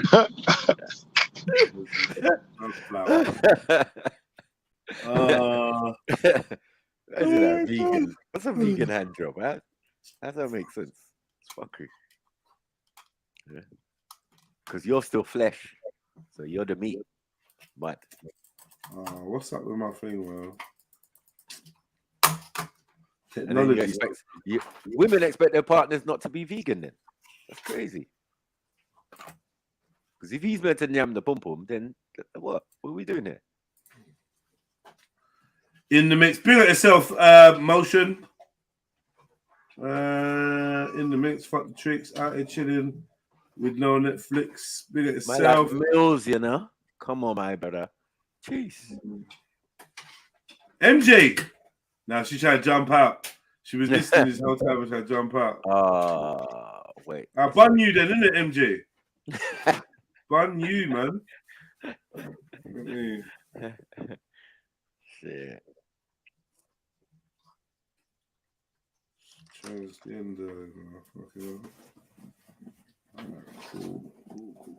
All right, well, that's a shame. All right, so many people. I kind of wanted to discuss it with MJ, but cool, man. I've also had people cured from it though, so I don't know.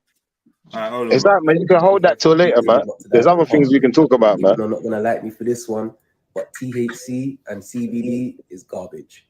If you take natural cannabis or unnatural cannabis and you take that to a laboratory, to a lab, and you isolate the molecules of that natural cannabis or unnatural cannabis, you're going to get a protoplasmic poison. A protoplasmic poison is a chemical that has been isolated from a natural plant. And when you isolate chemicals from a natural plant, you are taking in a poison if you ingest it. Everything in nature has to be taken whole. If you don't take it whole, you are taking a poison. If you was to squeeze natural cannabis and take the oil out of that, yes, then you're taking a natural oil. So here we go. Start taking a look here.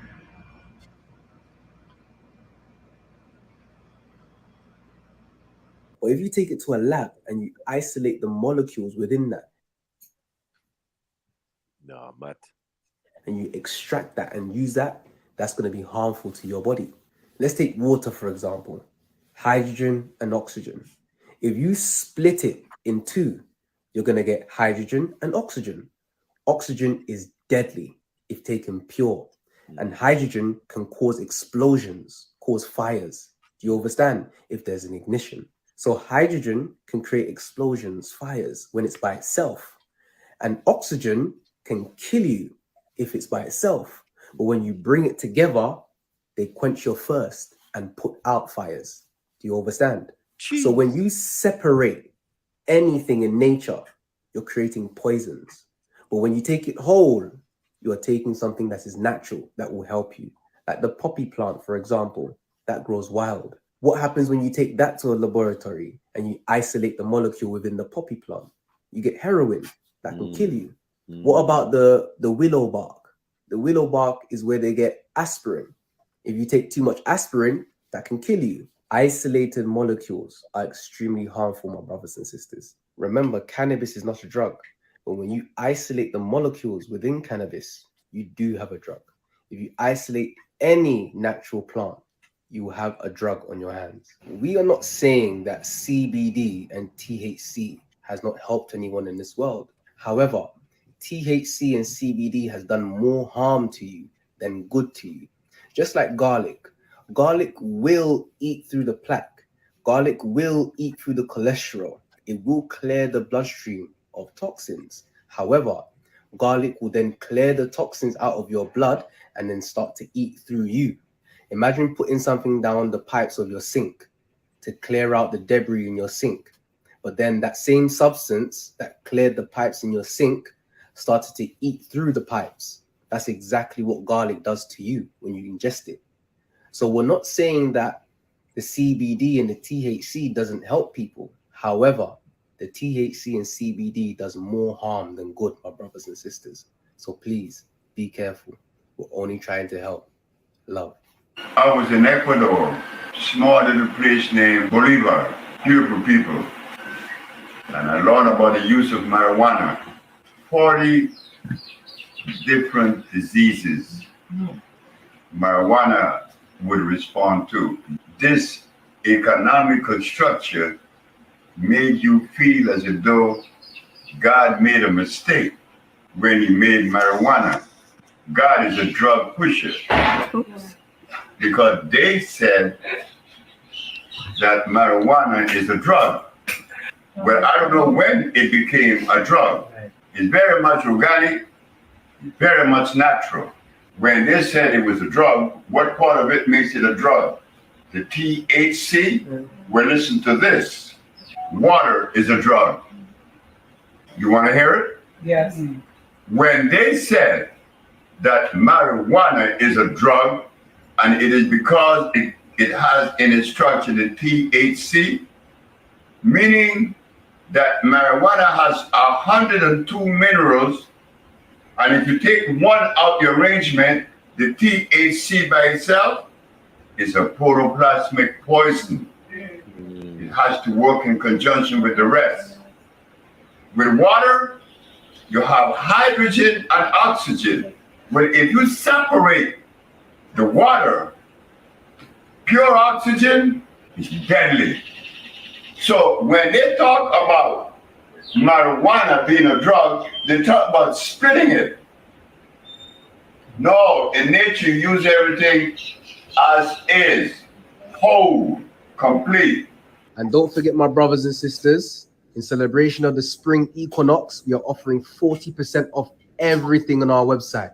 Discount code NY40. Love. You got, man. You see what you said there, though, yeah? It would make sense to me because in the same principle of what I said about, with the same principle I could say about all the medicine, because that's exactly what they're doing.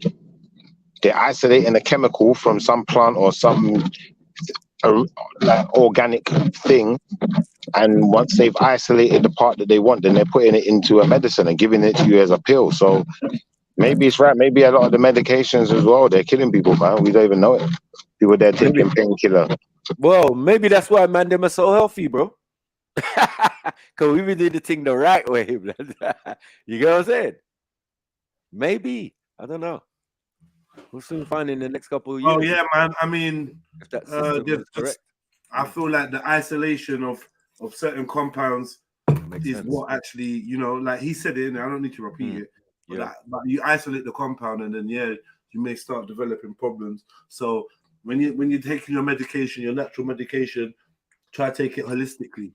You know, try to take it in whole. Try to take it complete, how it came in a natural form. Yeah, and so this is why, and I've said it on here a few times. This is why I'm not really fucking with the CBT. You're taking one part. What about the THC part? Don't you think they go together? Come on, man. I know that together, man. Dr. Sebi smoke hella weed. Yeah, even Polite complained that when he come to his yard, in LA or whatever, that he has to make Uncle Dr. Sebi go out on the balcony and that. You know what I mean? Because man's fumigating up the place. You get it? But he can't say nothing to him because he cured him of certain ailments or something. Yeah, so you know what I mean? He's always been a heavy weed smoker, Dr. Sebi, man. We got Dr. Sebi, or rest in peace, or whatever. You sure he smoked it, yeah? Who? Dr. Sebi? Yeah. Oh, yeah, most deaf. Most deaf. Remember, he's original Nubian and all of that. Like, it's not permitted for these men to smoke weed. You get it? In the thing, it's not permitted. But yeah, I'm hearing stories that Dr. Malachi had a couple pulls on a drawer looking out at the stars at night. I'm like, is it? Okay, what's good for the geese is not good for the gander, yeah? Mad thing. Big up Jan Hoy. Come on. Jump on Jan Hoy, man. And all of you lot, man. Listen, we're not going to do this isolated thing you lot out there. Furthermore, you lot separated the men from the women. So where's the sisters at? I noticed recently, when we're on the chat, like, listen, if you get used to chatting shit, you're going to have to throw yourself in the deep end and get used to chatting some sense. I know Axon's always on there, and MJ, but some of you sisters listening, you might think, I got that to add. That's exactly why you need to jump on. So you can ask questions, so you can get involved and start becoming more informed, right? Because nobody here knows everything. Don't be intimidated by information. But trust me, like, you don't need to roll up your sleeves and come and get involved, man, and represent for the ladies. Even just to have the female presence is a nice vibe. You know what I mean? So just like the THC and the CBD, let's not separate, man. Let's be complete.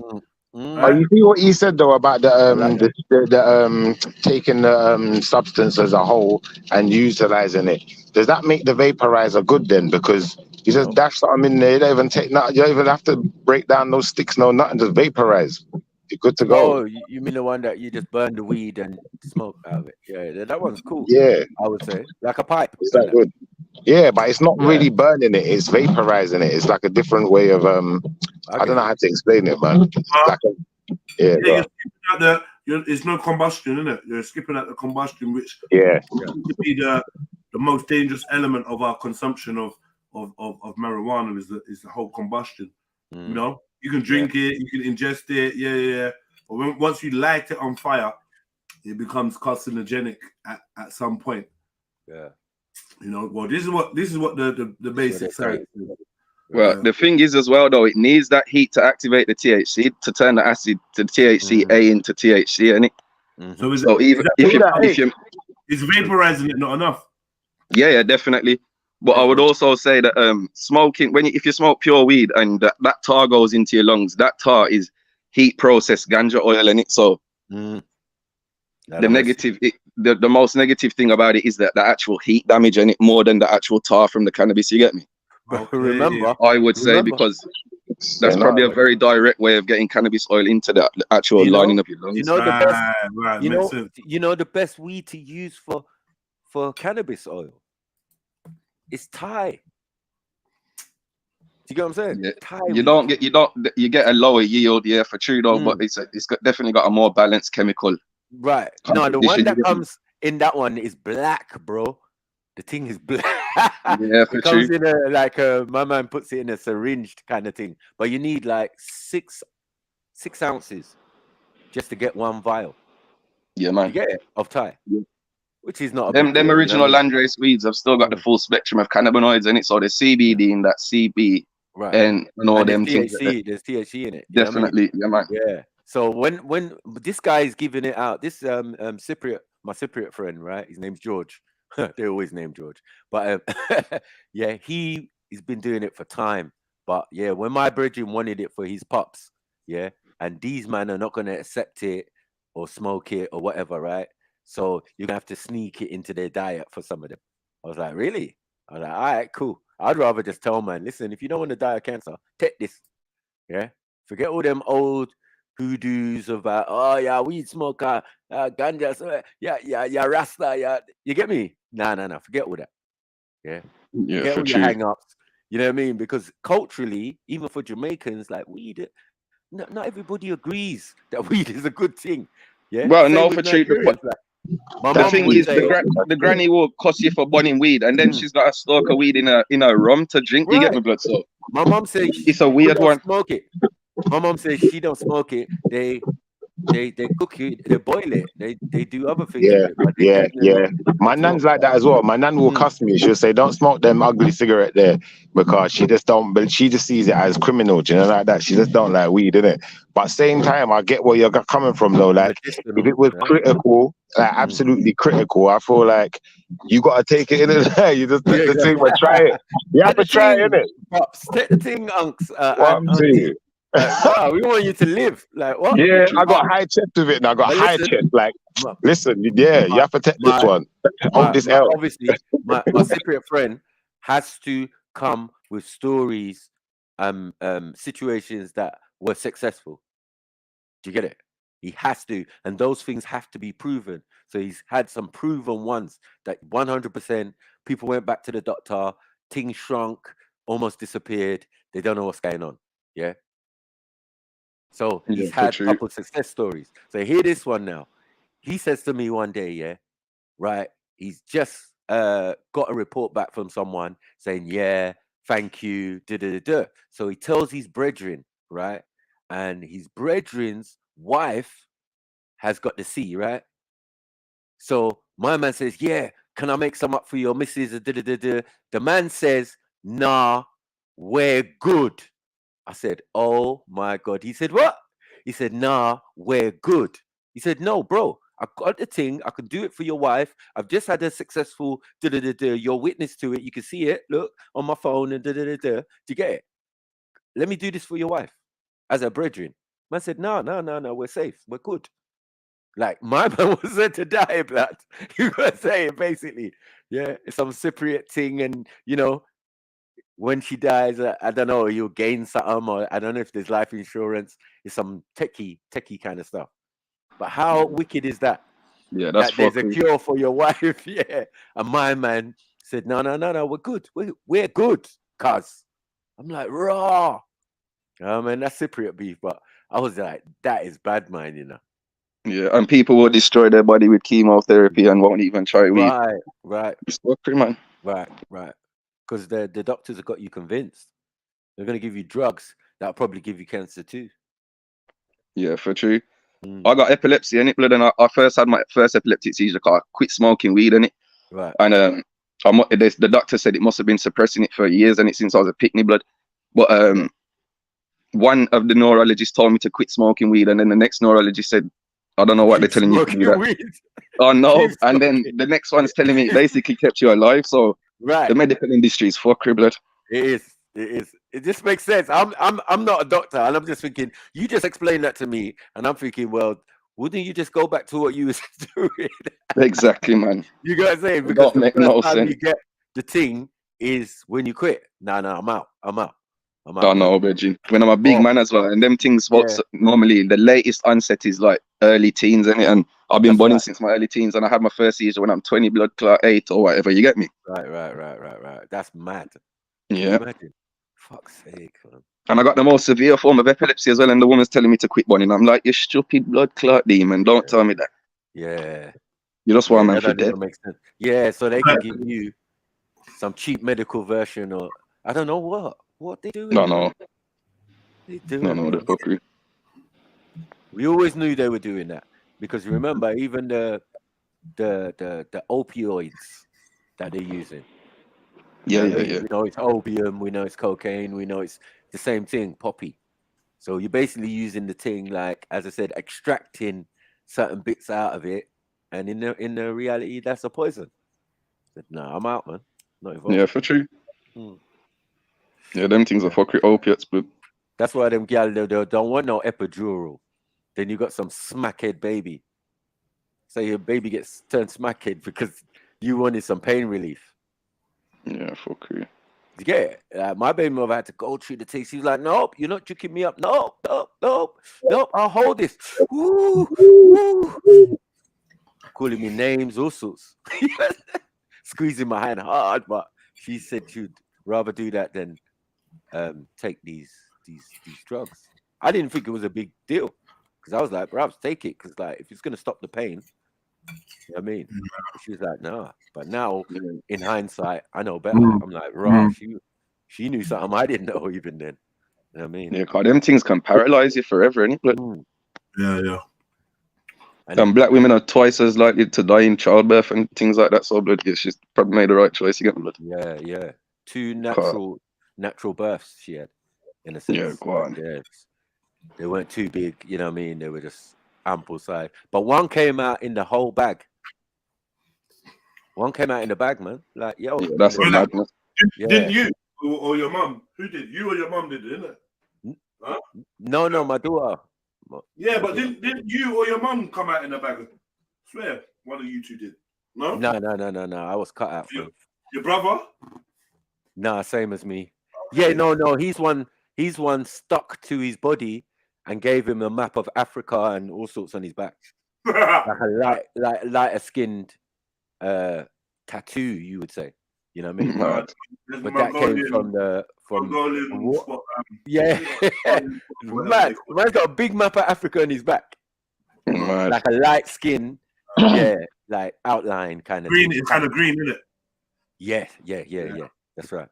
I had to get taken out with one cheese extraction blood with like a Hoover, cause my head top so big.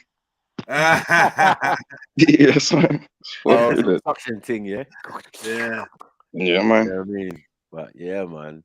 So yeah, these things, these chemicals that they try and give them when they're in the hospital, the fact that hospitals supposedly too clean, that you need some fucking natural germs and all of that around. Otherwise, you're gonna get super bugs. You know what I mean? Like the whole world is fucked because the way we're living is not the way we're supposed to be living.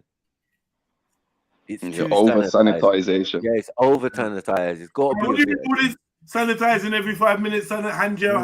What do you think that's doing? Plus, they need to be careful because we're moving into the realms of be careful, right? Yeah, for true. Plus, there was a whole report like 2 years ago or whatever, or a year ago, in the midst of everyone banging out, because this sanitizer thing started from swine flu, innit? Yeah. You remember swine flu?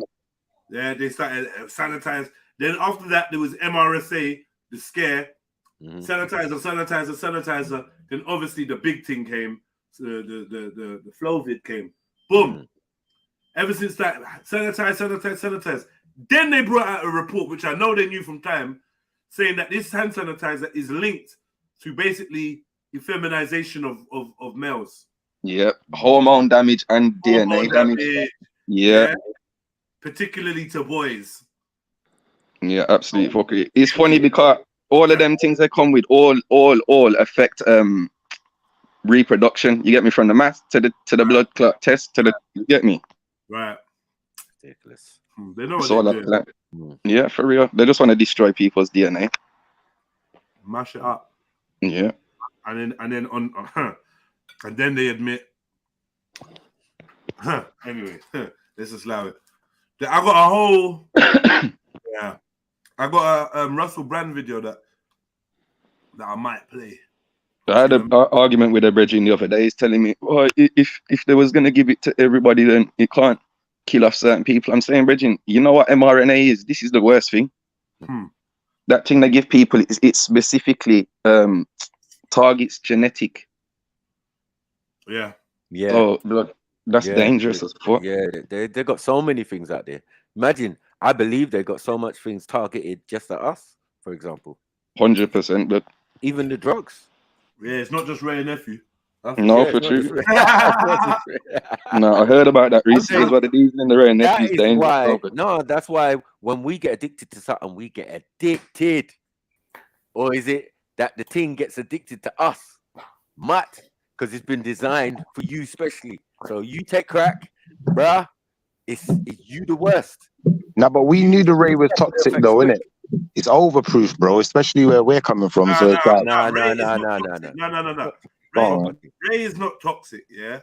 Fake Ray is toxic. This is I mean, like, I believe that Ray can be used in a medicinal way, especially the Jamaican overproof one. yeah, I hear you when you say it like that. Yeah. But obviously, you're drinking too much of that. That fuck you up. Hey.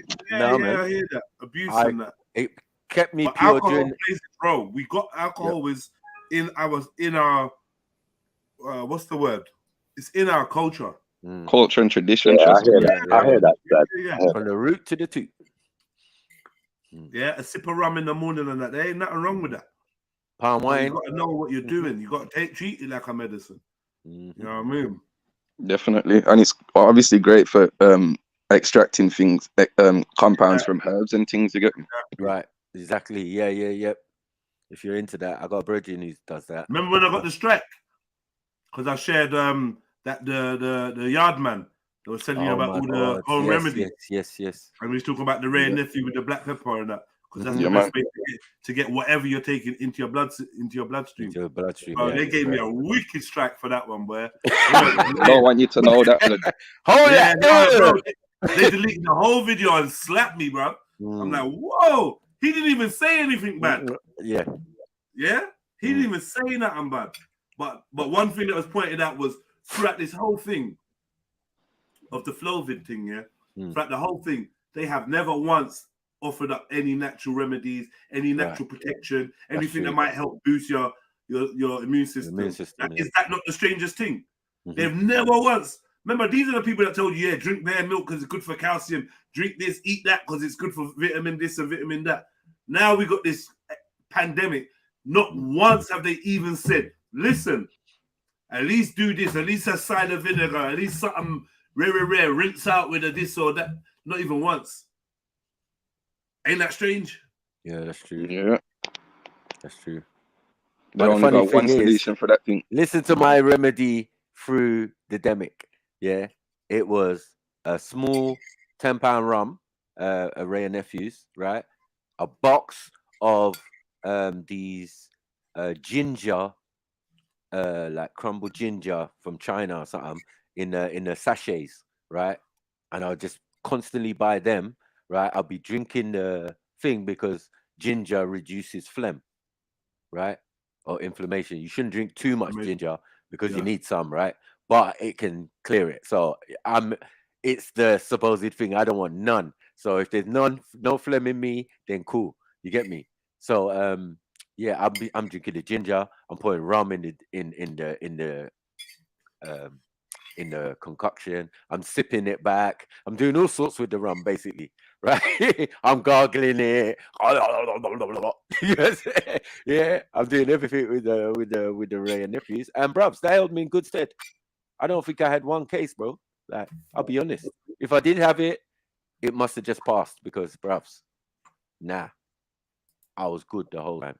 I was lean for like the first 2 weeks, but yeah, after that, I was good, man.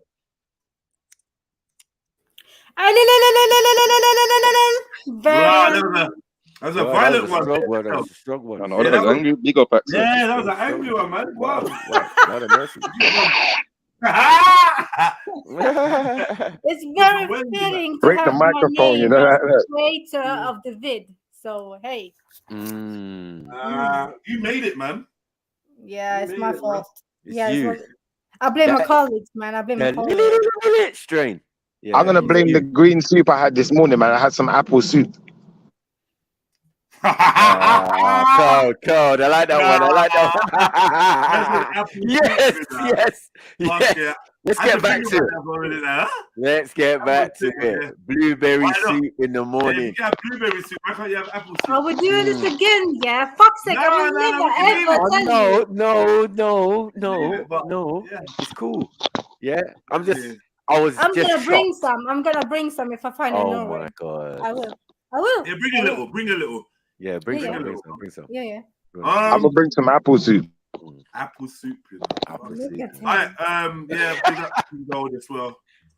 Yeah, the vibe changed, man. I was trying to jump on the freedom from the systematic oppression. So you know my spiel, right? So I don't know if you moved on, but big up everybody. Big up. Yeah, man. They've been playing my electric for the last 2-3 months, bro. Right, and that's just because they want people to conform, innit? Like so, they'll do all different types of things. Randy. Little blood. Big up, Randy. Hello. Big up, big up. Welcome. Hello. I'm here to support Axum and Blueberry Soup. What? Now, What are you supporting that with? What are you supporting that with? It's not blueberry soup, it's blueberry juice. Juice, No, man. it's blueberry soup. Juice. My brother. Bro, it was in a long.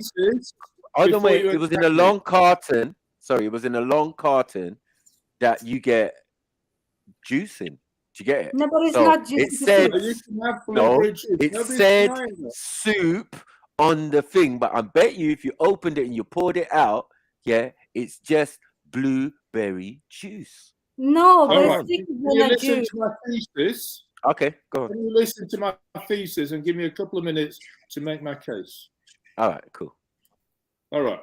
So, when I was young, under 10, my mother used to make pies. So she'd make pies, cherry pies,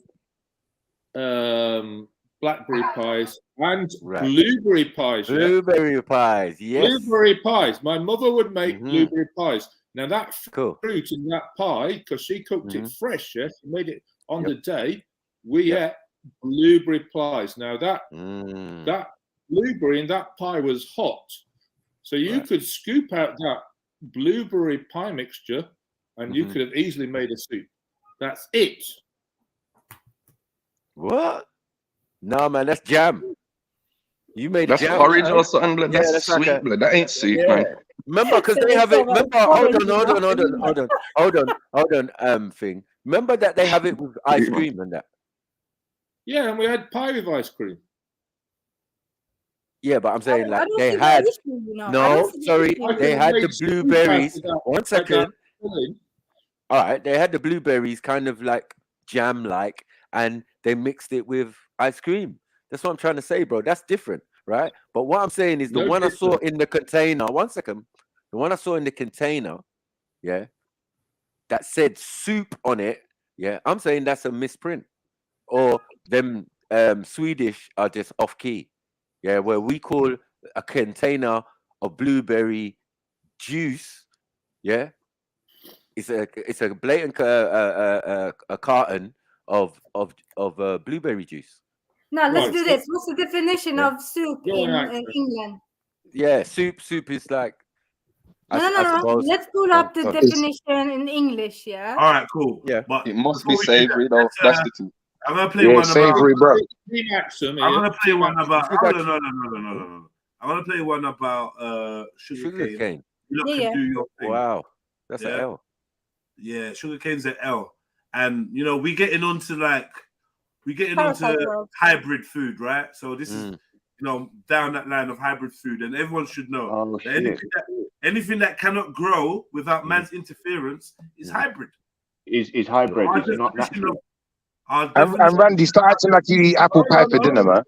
Hang on. If I grow a blueberry bush in my backyard, and then I make soup, now what? Sure. Excuse me. What you got on, man? I don't know. What are you lot Go on, actually on? James. Sorry. You don't want to talk, or you just want to say random stuff? We moved past the blueberry soup. I don't even know how. It's a joke. It's a bounce. There's a thing it's called not a big blueberry deal. soup. It's not a big deal. It's not a whole conversation, right?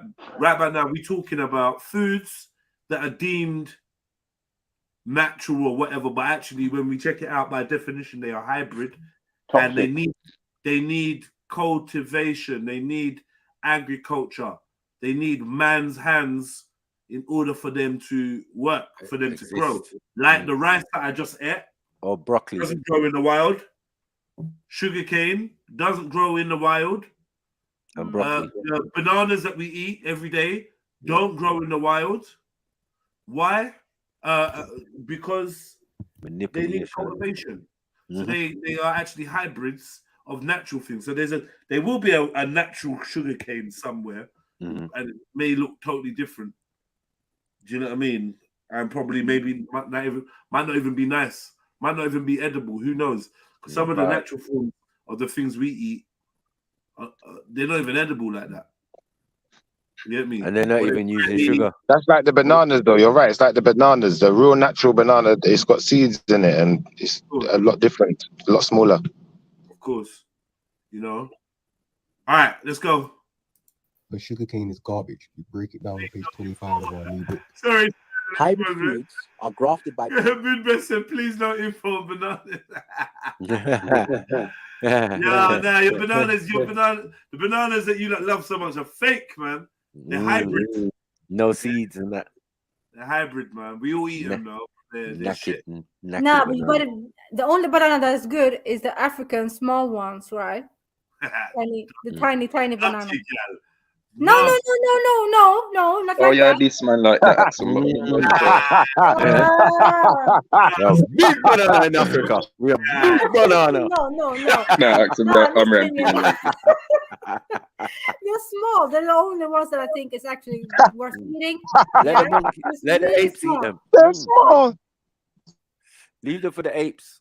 Let's move forward. No. But have you tried them though? Have you tried those bananas? They're beautiful. I've tried the small one, but I've not had the one with the seed yet. I found out about them about 10 years ago and still haven't managed to find one.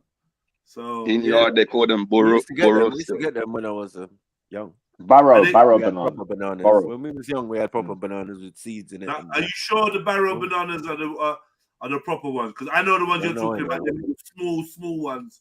Tiny Small. ones. Yeah. But they're still not the ones they still don't have seeds in them. The black seeds in them. That before. Yeah, I think burro bananas do have the big bred. seeds in there still. Okay. Maybe it's still in them. Don't they selectively breed out seeds? And what these you boil them in it. You can't peel them, you boil them in it. It's like a green banana vibe kind of, isn't it?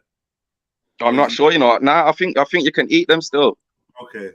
I'm not too sure. I ain't seen them in real life, and I just know from people telling me. Small banana. I know there's a small banana with a B, begins with a B, and I boil it in hot, like with hard food. Yeah, I get that from like the Grenadian market and all them thing there. And Yeah, that would make sense. Quite probably ain't as sweet, Eddie. Right, it comes like it's a hard food type vibe. I get green banana. I get those. I think they're called boogaloo. Not some shit like that. But it sounds kind of similar to what you're saying. So I don't know. Might be. But they are also small, sweet ones. They're banging. But they still not got seeds in them like that. I've tried them. When I see the bananas with the seeds in, I know some of you probably wouldn't even eat that. I know. I've had, as I said, you're right, Jed, because when I was young, that was normal. No, it Proper weren't. bananas. No, when I was I mean the bananas we were getting had seeds in them. They were no. Yeah. No, you're not talking about what we're talking about. You're talking. I know what you're talking about, and you are right. Yeah. I said when you cut it open, you look in the middle, you see the little black seeds in it. Any slice you cut, any Right, slice you cut. no. Yeah. That's not. That is. You're right. That is how bananas used to be normally. Yeah, but that's yeah, what we're That's talking how they about. were naturally. They don't exist no more. I'm even saying they them- don't exist no more. Yeah. Yeah. That was still a hybrid, though. You're right. It was still a hybrid. Yeah. Show you the ones that we're talking about. These are different, cuz. Oh, the little ones. Every fruit is meant to have seeds in it. Every fruit. Every fruit should have seeds, but wait till you see the ones I'm talking about. Bad man, I eat banana. Back in the day. All right. No, mum. I've got an allergy. No, my mum. Bad man, no gobble on banana. Why you say gobble? Why did you use the word gobble? This is what I'm chatting about. This is what I was talking about. Yeah. This is what you're talking about. Yes, and I agree. They don't even have these little seeds in them no more. If you check it now, nothing. they're not even there no more, right? No, That's true. You're right. This is what I'm talking about, cuz. Right. Different thing. Yeah. Okay. No, I haven't even seen those, Yeah, exactly. Yeah. But man. Right. So now you can see how a fruit's supposed to be. Because it only makes sense. It only makes sense. Buddy, we have to go to the jungle to get one of those. Go Thailand or something. It only makes sense that the fruit's gonna have seeds. Yeah. So Yeah. you're looking at this like, yo, where's these seeds gone? These Yeah. these are not even seeds compared to what they actually should be. Yeah. I'm saying, so these are the ones I'm saying I want to try, and I ain't seen them nowhere. I've got exotic fruit shop near me. They got all sorts of fruit, rare. Ain't got these. So I don't know. Modern banana doesn't even have the other thing. It doesn't even have that. Yeah, they don't even have this. But you gotta go Sentinel Island to get one of them. I know, something. You get me? Somewhere where you might get killed. By nature or something. You know, Guatemala, you know. Hey. Look at the that. gorillas are mad at you. Yeah. Like, yeah. That's a proper seeds. Seeds. Like, I wonder what this tastes like. I bet it's not sweet. It probably is. I bet it's not sweet. Brother, if a monkey saw you with that, they'd attack you, brother. If a monkey ever saw you with one of them, you'd be like, listen, that's mine. Yeah, I deserve that. What you doing, cuz? What you doing out here? Banana seeds. Banana seeds. The proper Look at that. seeds. Look at them. Mud. And you know the thing is, the reason why they did that, Gone. 1 second, Kingo, the reason why they did that, why they got rid of the seeds, is because if you had a banana with seeds, you could just like plant bananas forever. You could just keep planting more and more. The seed drop on us, some of them just grow anyway. They just drop on the floor. I feel like the seeds has taken up too much flesh. They wanted to make it, you know, with everything, they want to make it pretty. They get more for their more yield. More yield. You know what I mean? And then you're right as well. With actually controlling the crop, they're growing it now, isn't it? And you're gonna have to just get the fruit. But it's mad. So really, see the bananas we got now. You can't stick them in the ground and come back to a banana tree. That's right. So what kind of fruit is that?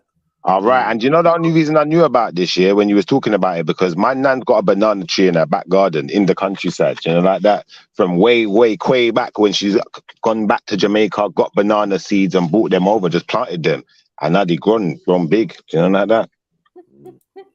So hopefully one day, man, we get them natural bananas and I can. I'm being serious. I can go and show you the banana tree, you know. I can go and show it to you still. And you'd think a banana tree wouldn't grow in England, but that motherfucker grew. Yeah, let's go back to the sugar cane, man. Fuck's sake. Yeah, what's the implications, Jeds, of it being GMO? Because I know that it gets more, way more acidic. Like the levels are way more acidic when they're GMO. I never said GMO, but you know, it's genetically. I mean, they call it hybrid, isn't it? Or like, it's genetic engineering, not modification. Modification's done in a lab still, and engineering's done in the field by breeding. Right. Okay, yeah. Them man, we best you know better though, but them man ain't eating fake banana still. Pause. Man said, "Thank God for evolution." This ain't evolution, mood best. Yeah. You have some real bananas with your spaghetti bolognese. Yeah, you get me. Go find one with bare seeds in it. Devolution, Right, well, evolution, but let's get to the sugar cane quickly. By people and can only be grown by people. Are there any Caribbeans in this life? Because if there is, I want you to confirm with me. If you do not grow sugarcane, will sugarcane grow? Remember, every year soursops come, no one has to ask. Every year guineas come, no one has to ask. Every year mangoes come, no one has to ask for it. Key limes come, no one has to ask for it. It just comes. No one has to grow it. No one has to ask for it to come. It's never late. It just comes. So why is it that people don't understand that sugarcane is not natural? If a human being has to grow something every time to have it, that means it's man-made. You know about them sugarcane fields there. If they didn't grow it, it would not exist. That's the same thing for carrots. That's the same thing for beetroot. The same thing for celery. Who goes into the jungles and says, "Oh, guys, look at that wild celery over there"? We associate acidity with something that is sour. Am I right? Yes. No way. Well, I will give you the sweetest thing on the planet, cane. There is nothing on the planet that has more acid than cane, and it is sweet. You know what is the acid? They call it glycerinic acid. This is why once upon a time it was prohibited to sell sugar. But now it is the highest and most subsidized substance on the planet by government. Don't miss the 40% of sell, my people. Love. Remember, sugarcane is garbage. We break it down on page 25 of our new book. Hybrid foods are grafted by people and can only be grown by people. Are there any There you go. Yeah, but I feel that with the Caribbean, I feel that they're Africans, right? And it seems to grow in Africa, right? And them going over to the Americas and some of them being put on plantations, they're going to take their food source with them. Do you get what I'm saying? Or the people who's thing. I think the ones that went there before took their food source with them. And also when they brought them over as slaves or whatever to certain islands, and that's what their task was to do out in the field. It wasn't all about thing. I think it was growing sugar cane and but that makes sense in the sense of Europeans' hunger for sugar, right? Their thing was sugar and chocolate. So you got Leopold licking down man in fucking Congo for the chocolate. You know what I mean? Belgium chocolate seems to be the best in the world in that. Bollocks, the amount of Africans that died for that shit.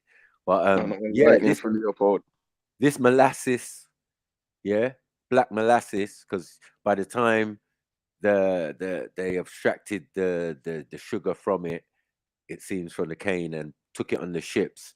By the time they got it back to England, the things congealed and turned black, and that's what black molasses is.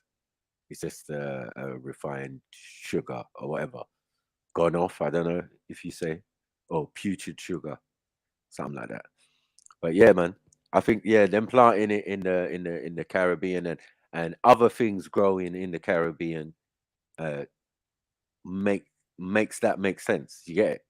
That's not only sugar cane. There's plantain. There's yam. There's all sorts of things that seems to be where they came from. When they came from in Africa, they seem to eat the same thing. Right. Yeah, but what's that got to do with what we're saying, though? What's that got? Like, you just went into a whole tirade of what's the point you're making with what you're saying? No, the idea of sugarcane, them having to grow sugarcane, comes about because either people took it over there. Sugarcane don't grow naturally. End of story. What are you on about? No, I'm saying the one in Africa, does it grow naturally? Right. The whole clip is that it's a hybrid food. It needs man-made attention. So I don't know what else. And he asked the question: do you Caribbeans? Yeah, you Africans. Caribbeans, isn't it? Like he's chatting to them, but it don't grow natural anywhere, bruv. Anywhere that sugarcane is growing, man's hand is there, isn't it? Yeah. So that's the that's cool. But I'm saying, is that our hand though? At first, or is it always been the European that wants sugar and say build sugarcane fields, have sugarcane fields in Africa? Okay, well, whoever's responsible is responsible. He's just dealing with dietary information. Like, he's obviously a Sebiite, innit? Like, yeah, so I understand. He's obviously a Sebiite. Sebi's information brought to light this whole thing about hybrid foods, which was in existence before Sebi, but no one else was doing the research. You know what I mean? It was out there. There's the white guy that had all this information before Sebi and whatnot. Obviously, I've listened to Sebi extensively, and as I said, like things like collie. Was it broccoli? Yeah, he said broccoli's a fake one. Broccoli, kale, and cauliflower. They made it up in the lab and all of this type of stuff. And so I tend to agree, but with the sugarcane, I just feel that it is a transfer thing, as like we've got other fruits and things that came with these Africans from Africa. Like, I don't know. You're mixing. I don't know if sugarcane. You're making a different point though, because we're sticking to the point of what's hybrid, what's natural, what grows in the wild, and what don't. And like you're kind of going on a tangent of who brought it and why and I hear that, but that's mixing up the point that we're making, which is this thing ain't growing in the wild. If we're categorizing food, we're putting this in the hybrid section, and then with hybrid food, there seems to be more health issues that people need to be aware of. Because people will clap sugarcane like it's the elixir of life, right? It just looks so natural, and you know what I mean. But yeah, just like that, just like the banana and all these things, as the more education we get, the more we're realizing that a lot of these foods ain't natural in the same way. There's different categories of natural, going all the way down to what people call organic or whatever. It's different categories, and we need to start educating ourselves on what these different categories are. Some food you'll be in a jungle and you can find. Right. And which it seems like that type of food is the best for you. Right. Yeah, they call them heirloom varieties, and the original. Original shits. And I don't think we know enough about them. Well, I personally don't. Right? So then, like, he's bunning out garlic. I heard ginger is in that list as well. Certain onions, like lots of that whole family of bulbs. I can't remember I always forget the name of what these things are called, you know. Even yam. Yam is on that list. Yeah, there's enough Rasta man who won't eat anything that the sun ain't licked any, so anything under the ground they won't eat any. Yam, potatoes, anything like that. Any roots and that. I'm like, bruv. Yeah, well. I'm looking at the list right now. Rastas love a root, though. So that's what I'm trying to say. What are they saying about that? Not everybody's gonna agree with. Hold on, man. Soldier, what are you saying about the roots? Well, definitely, there's different levels of the thing, and I just know certain Ras. For instance, I Wayne don't eat nothing that is a bulb or nothing like that. You get me? Yeah. Okay, but then how does roots get into this? I know man love to drink a roots. Well, there's definitely Rasta man who specialize in the health aspects of roots. Same way, you get me? But so it's very diverse. You get me? I'm wondering how somebody like I Wayne and that would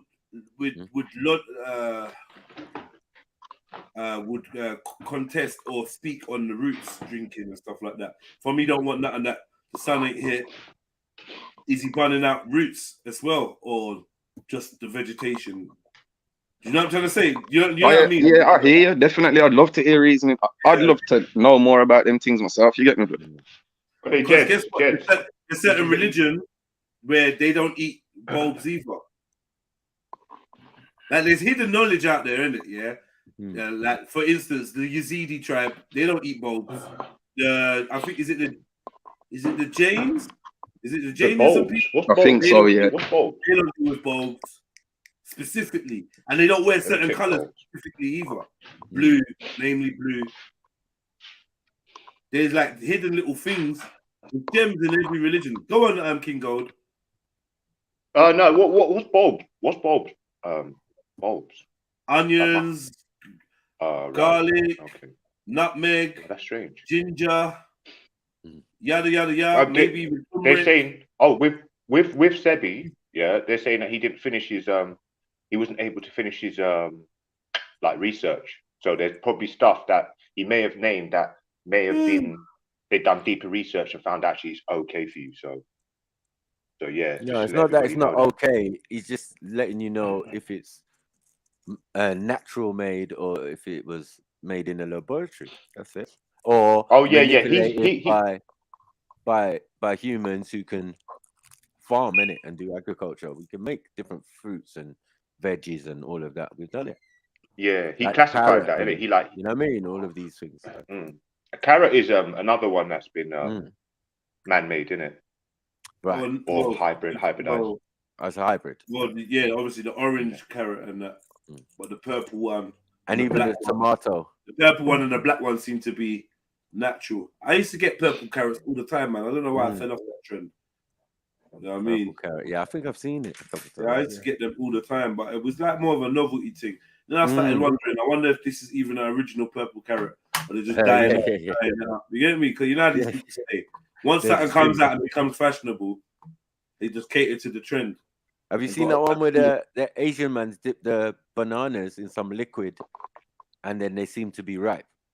Fuck off. Yeah, but they've been doing that with tomatoes. This is one thing I learned like 15 years ago. They did some. I watched some video where they was like, "Yo, the UK don't have tomatoes." So I was like, "What do you mean the UK don't have tomatoes?" They said, "What we got is like a version that's kind of like tomato, but it's not actually real." And then they were showing us that all these tomatoes are green, right? And then they get put in some room with some gas, and then when the gas gets turned off, they're all red. My blood clot, what? Tomatoes is a funny thing because if you notice, tomatoes have just fully changed in this country. That's one thing I've been able to watch. I've seen. Now it's all cherry tomatoes. Proper tomatoes are scarce. And when you do get a tomato, man, you used to be able to eat tomato like a fruit. Now you can't even pierce the skin with your teeth properly. Like, man. Yeah, it's not tender no more. You're right. It's not the same, cuz. It's not. Because there used to be time where I'd be like, you know what, fuck it, and eat a tomato. I could never dream of doing that now.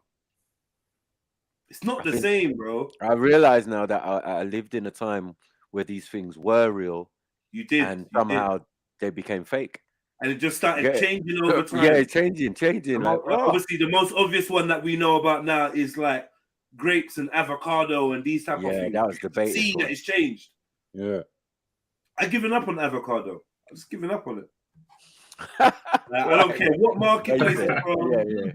Bruv, it's just dead now, man. It is kind of. I can't notice the difference. Keep on. I buy them. You know, I always buy them, and then they just rot there, man. Yeah, in the fridge. I'm like, what? Why did I do that, man? I'm supposed to use that as well. Before you could. Just look. Blue. Look at this.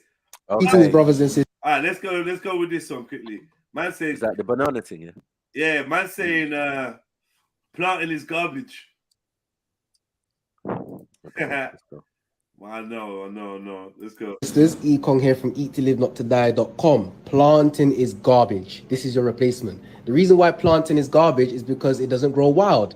These grow wild, okay? These are from Jamaica. These are called White House bananas, Blogo bananas, and frog bananas. You can... Is this what you were chatting about, soldier? Nah. Burrow is the one. Okay. So yeah, this is Blogu. This is the one I was talking about. Frog banana. And yeah, I've been fucking with these, but as you can expect, it's expensive, you know. But yeah, I've been fucking with these. I'm not gonna bun up planting, but planting ain't the same either, right? Again with the seeds, seeds in the planting, I noticed seeds in the middle. They're scarce now. They're small. They're tiny. Hardly there. And the texture and consistency of these fruits are just not the same. They're just not. You can fry these as you would plantain, and you can boil these and prepare them like a potato with the skin on. You boil them with the skin on. And these are called baby bananas. These can be used in exactly the same way as you would the blogo bananas. Fry them yellow, and you can make it like a plantain. Or you can boil it with the skin on, and the inside gets soft, and you can use it as a potato replacement. Okay, my brothers and sisters, plantain does not grow wild. These grow wild. If I had to choose one of these two to eat for the rest of my life, I'd go for this, because this is first generation. This is third generation or fourth generation. Okay, my brothers and sisters, come and see us. Love, manners, and respect. Boom. Boom. Product. You want me to show you the banana tree? You want me to show you? And people saying that, he's just trying to sell his product. Yeah, he is. Of course he is. Is he wrong in what he's saying though? Like, regardless, of course it's another option. Come on, man. Yeah. At least you got another option. You know what I mean? Like, if you're not satisfied with what you're getting, because I ain't satisfied. I'll be honest. I'm always looking for another alternative or something, or you know what I mean. But I shop in weird places anyway. I shop in places that their veg comes from somewhere else. You want to hear about aloe vera? Yeah, go. What's it? What's view on aloe vera? Man, I ain't seen aloe vera do shit, but a lot of people swear blind by it. My sister did a course on it, and she makes all her products or whatever with aloe vera, this and aloe vera face mask and all of this type of stuff. But bruv, the cooling thing is good. It's actually. I've even had an aloe vera plant until it mashed up and all of that. Yeah. So I don't even know what I was doing. Yeah, aloe vera is good. It's good for topical use, but it's supposed to be poisonous when ingested, ain't it? So that's what I'm saying. Like this bitter thing, like what is it for? Slime. Well, rub it on your skin and that maybe, I don't know, but you're still gonna maybe have to have a bath after. Yes. Yeah. Okay. Just checking. Why? No, because I was talking a couple of times and I didn't get a response. But yeah, maybe. I didn't hear you. Sorry, Axel, I didn't hear you either when you were speaking. You might have been drinking hot blueberry juice soup. Sorry. Anyways, I believe it's got some good properties because it's good for burnt skin. Oh, burnt skin. Okay, I get you. Yeah, from the sun. Yeah. Right. If you got instead of skin graft, and they put that kind of like petroleum jelly on your skin and yeah, use aloe vera, wrap it up, maybe with Yeah, some it's honey, nice. It cools it down, and yeah. maybe with some honey on it as well, because honey is supposed to be good for wounds and injuries and that. They use that in Africa, wrap you up, put some real quality honey, maybe manuka. You Manuka honey, yeah. You know why Because it warms you up? if you get honey from an African killer bee, yeah, that honey is gonna be quality. Not manuka, raw honey, not manuka. Oh, raw just honey. yeah, you know, Yeah, African yeah. raw. African raw honey. West African raw honey. Yeah, Yeah, well, it's but the have you African killer tried bee the honey. honey from acacia trees? Acacia tree. Yeah. I have, yeah. That's the bummest honey ever. But wait, ain't that wait, that's molasses though, isn't it? Like a resin, yeah. It's just Is sugar, it? yeah. Yeah. Molasses is sugar. Acacia honey. I've definitely tried it, but it's technically it's not actually honey though, is it? Yeah, it's just honey from bees that are by acacia trees. Okay, yeah, I've definitely had that. Yeah, man, Because my dad used to always buy that one, only that one from acacia. Yeah. So Yeah, so it's got the taste. It's got a little taste of the Wait, tree in there. I get you. What has? But it's sweeter than most honey acacia, still. And the acacia honey. Yeah. Acacia. No. All right, just quickly, aloe vera is like quite low. It's quite high, balanced, well balanced with alkaline. That's why it probably cools you down. You know, it's quite low. If it's grown naturally, it's so if you because Acton just said if you wrap it on burns, petroleum jelly, it cools it down. Now, that's because it's quite high in alkaline, right? But if you grow it naturally, it's high alkaline, low acid. But if you grow it not naturally, right, with with all that, if it doesn't get all of the to neutralize it, the soil, all the minerals in the soil to neutralize it, then it comes out really acidic. So it's like counterproductive, actually, as opposed to like helpful. Right. Petroleum jelly is deadly as well. They first brought out petroleum jelly because it's a byproduct of petrol production still, and they didn't know what to do with it, so they started selling it as a skin moisturizer. That's right. Wow.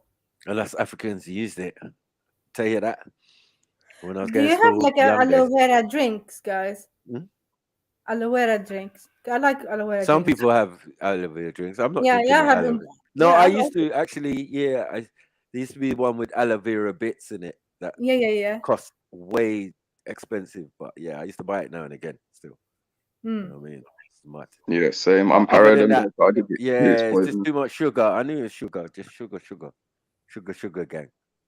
You know what I mean? I That's what it found tastes some in London, to like. be honest, like sugar free. Yeah, they say that, but Not for once them you have come to from China as well. That's the once worst you thing have about to the aloe say vera. once you have to say sugar free, you know there's sugar in it.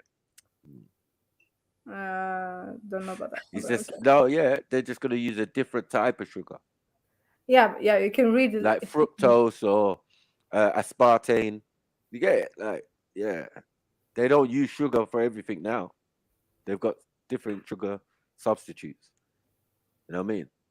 There's a leaf that they use, that they extract from, and that's what they gives them a aspartame and sweet No, X you're talking and about all of these stevia things. now. You're talking about stevia, the Is that what leaf. it's called? The leaf. Yeah. Okay. I didn't know what it was called, but yeah, it's some Yeah, sweet leaf. It's That's a yeah, natural it's sweetener, sweet leaf right? That's a to natural change it up. It's natural Yeah, fructose glycol. or whatever.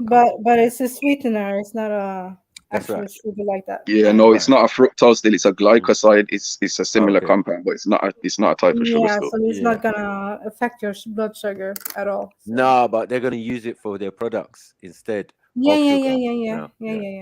Because sugar's hard to come by because the biggest supply of sugar was Brazil, right? Okay. And they now use sugar for fuel to run their cars in Right. Brazil. So it's natural emissions, and you get what I'm saying?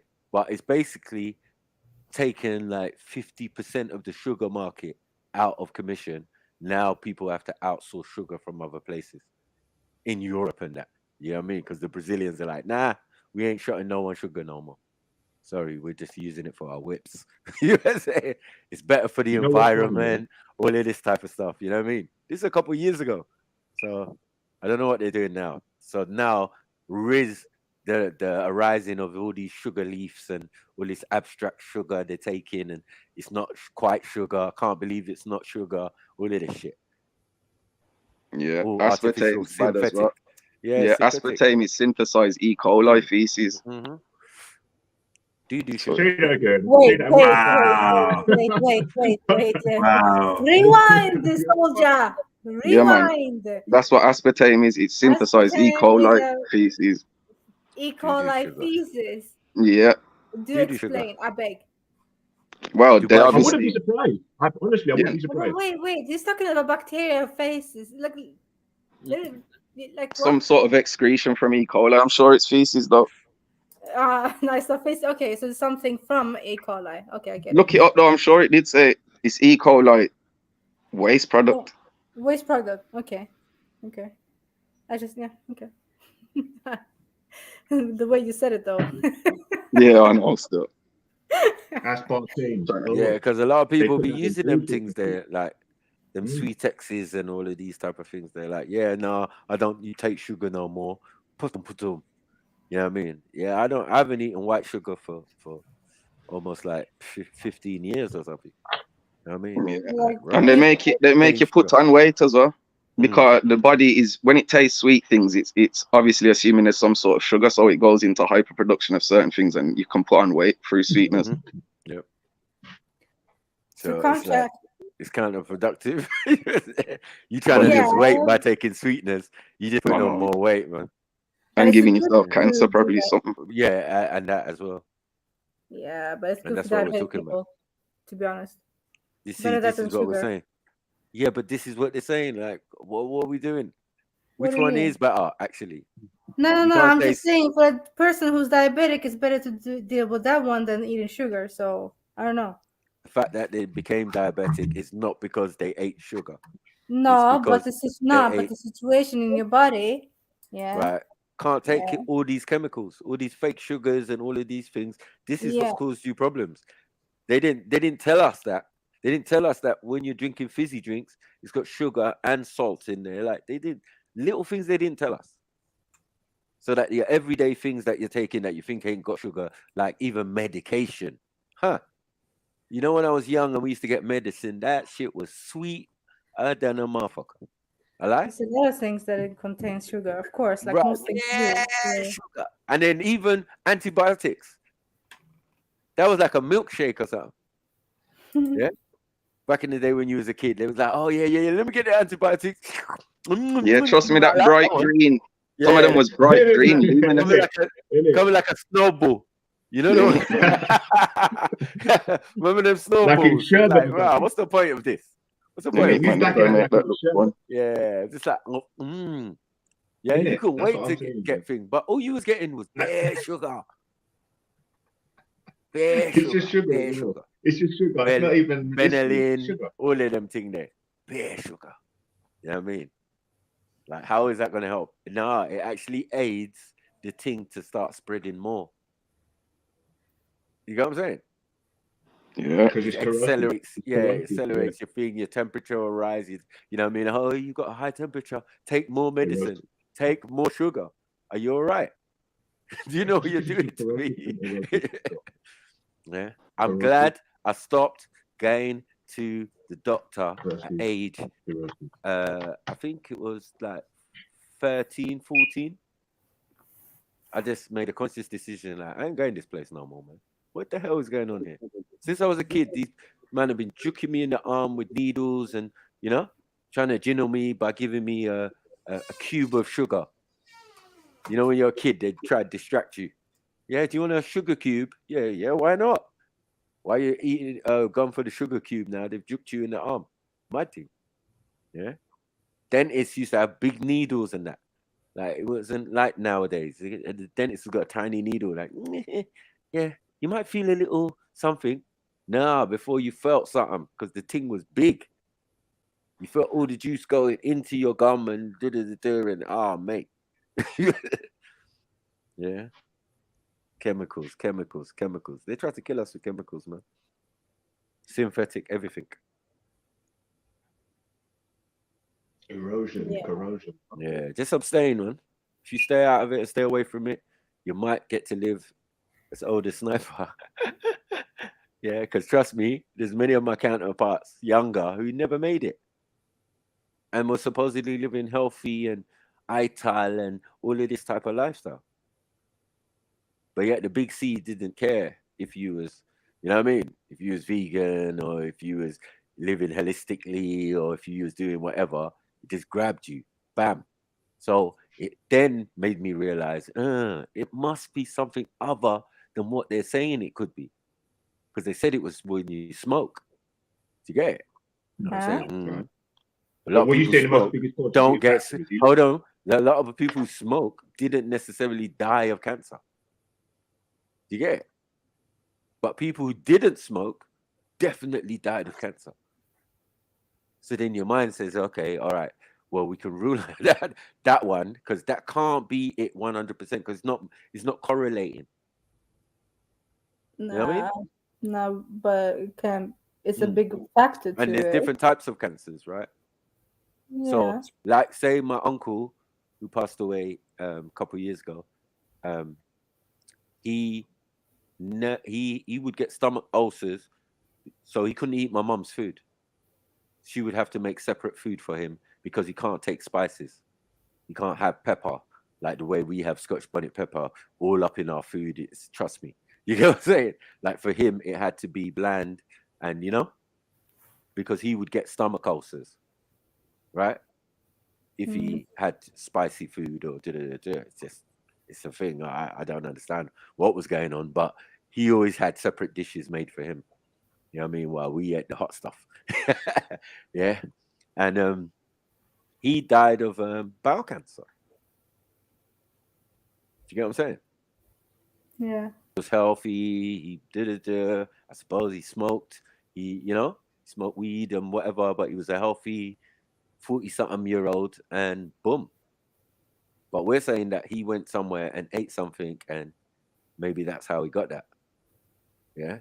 But then my grandma passes away like 5 years ago, and she dies of bowel cancer. But this is different because she don't smoke. She's a healthy woman. Her diet's always healthy. She don't even eat the skin on the chicken. She did all of these health stuff that my grandma was doing. Yeah. No one interferes with my grandma's diet. She loves seafood. Me and her share that passion or whatever. You know what I mean? But yeah, my grandma was healthy right up until the first time she ever goes into hospital. She never comes back out. So we can't tell how these things are gonna, do you get it, nowadays? But I know something to do with being here, because I know if my grandma was back home, she would have not died at 84. Yeah, she might have died at 100 or 100. Jeez, born rich, big up yourself. You know what I mean? Big up, born big rich. up, Yeah, man. Big up D Block as well. Yeah, family, you lot jump on, man. So yeah, I big up yourself, Snaps. What are we doing now? Are you showing the aloe vera stuff? Sorry, say that again, babe. The aloe vera. Oh yeah, aloe vera thing. Aloe vera, shit. You know what? Yeah. In my head, I was just like, oh, I've had enough of him. They started to irritate a little bit. I didn't update you lot with it. I'm just like, oh, fuck this guy, man. Not that fucking guy. Yo, we was all thinking the same thing, you know. It's funny. Yeah, it's like, all right, man, come on, man. That's enough. Yeah. I like you, bro, but you're doing a lot. All right, we'll do the aloe vera. Let's do the aloe vera. No, man, I'm just like. Now we're gonna do. So aloe vera is. Hold on. Yeah. But I know what you're gonna say. It's not natural. It doesn't grow on its own. Yada yada yada. No, big up thing. But for a healthy woman, there's 50,000 medicinal plants across the world being used right now. 50,000 different plants of what? Different medicinal plants. So, Food and Agriculture Organization estimated in 2002 there were 50,000 medicinal plants are used across the world. That's a lie. The Robert, yeah, that's what I thought. It's only half that. Half that? They don't even do that. They're extracting from. That, you mean? Look, it says half that, triple that, cuz. You know what I mean? 50,000. That what is that? That's pants. Yeah, They got how much plants have they got in Kew Gardens? Talking about 50,000. Bruv. Do you know how much different medicines and that each different culture has? Yeah, we chew this, we chew that, we eat that, we boil that, we do this, we rub this on there.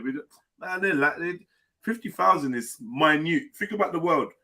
Think about the planet. Think about the different cultures. Think about the jungles and the forests and the rainforests and they're saying 50,000.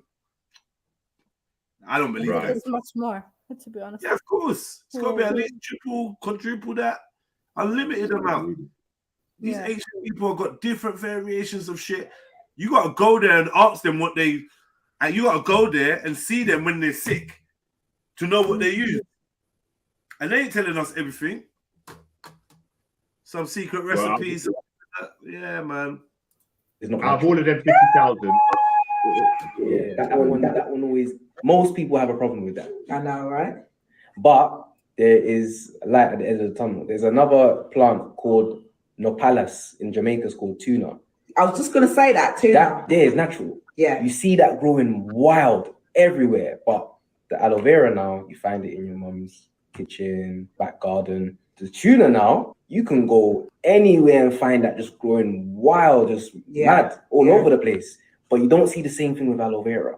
And some people may say, yeah, but I do, but that was planted there. No matter how much you've seen, that was put there. Asparagus, dead. Wheat, barley, don't want it. Beetroot, you don't want it. Foxglove, comfrey, coffee, cauliflower, cassava's deadly, you don't want it. If you juice cassava in a juicer and you give that juice to a hog, a pig, that pig will drop dead right there. What? Okay. All right. There you go. So yeah, I see that now.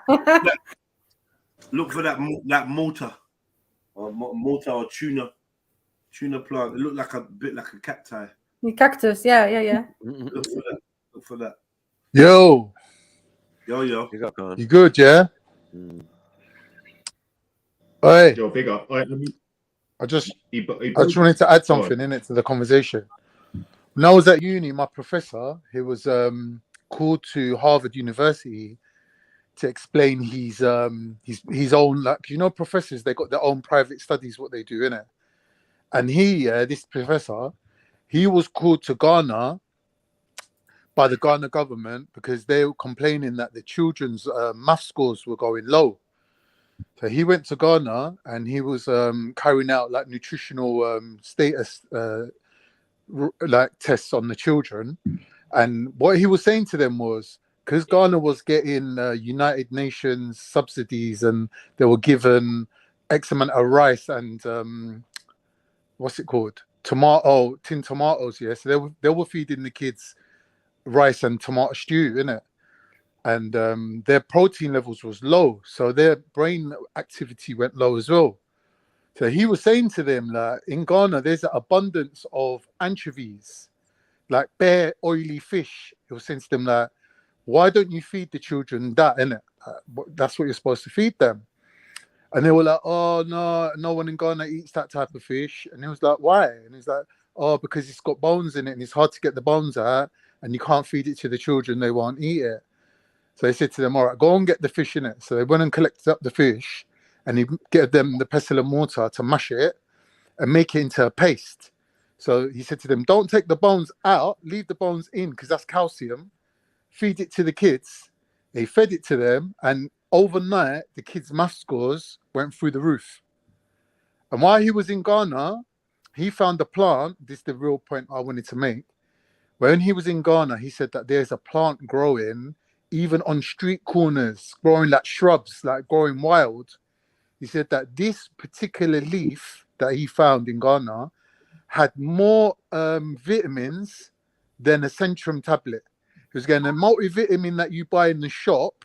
He goes that this particular leaf, just a normal leaf that these Ghana man was eating, they showed him, had more vitamins in it than a multivitamin, plus it had selenium.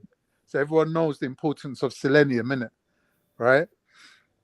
Do you know what he done with that? He got the leaves off them, he grinded it and made it into a powder, and he mixed the powder with chapati flour and he put it into little bags, and they took it to India, and they gave it to heroin addicts, because apparently heroin addicts in India is through the roof, and if you give them antioxidants to treat their HIV or whatever they got, apparently rather than taking the vitamins, they sell the vitamins to buy more drugs. So what they done is they mixed this this leaf that they found in Ghana with the chapati flour and gave it to the drug addicts, and they couldn't obviously sell it. They would have to eat it with the vitamins in there. So after he done all this, I think then he went to Sri Lanka. He was talking about, people frying up shit in the streets and selling it, the same oil. He was saying that the same oil, if you use the same oil more than once, you chemically change the configuration of the oil and it becomes a carcinogen. So he's saying like all these chicken shops and things like that, he's going, this is all cancer, right? And he went to Sri Lanka where they were doing street food and they were actually frying stuff in black oil in the streets and selling it.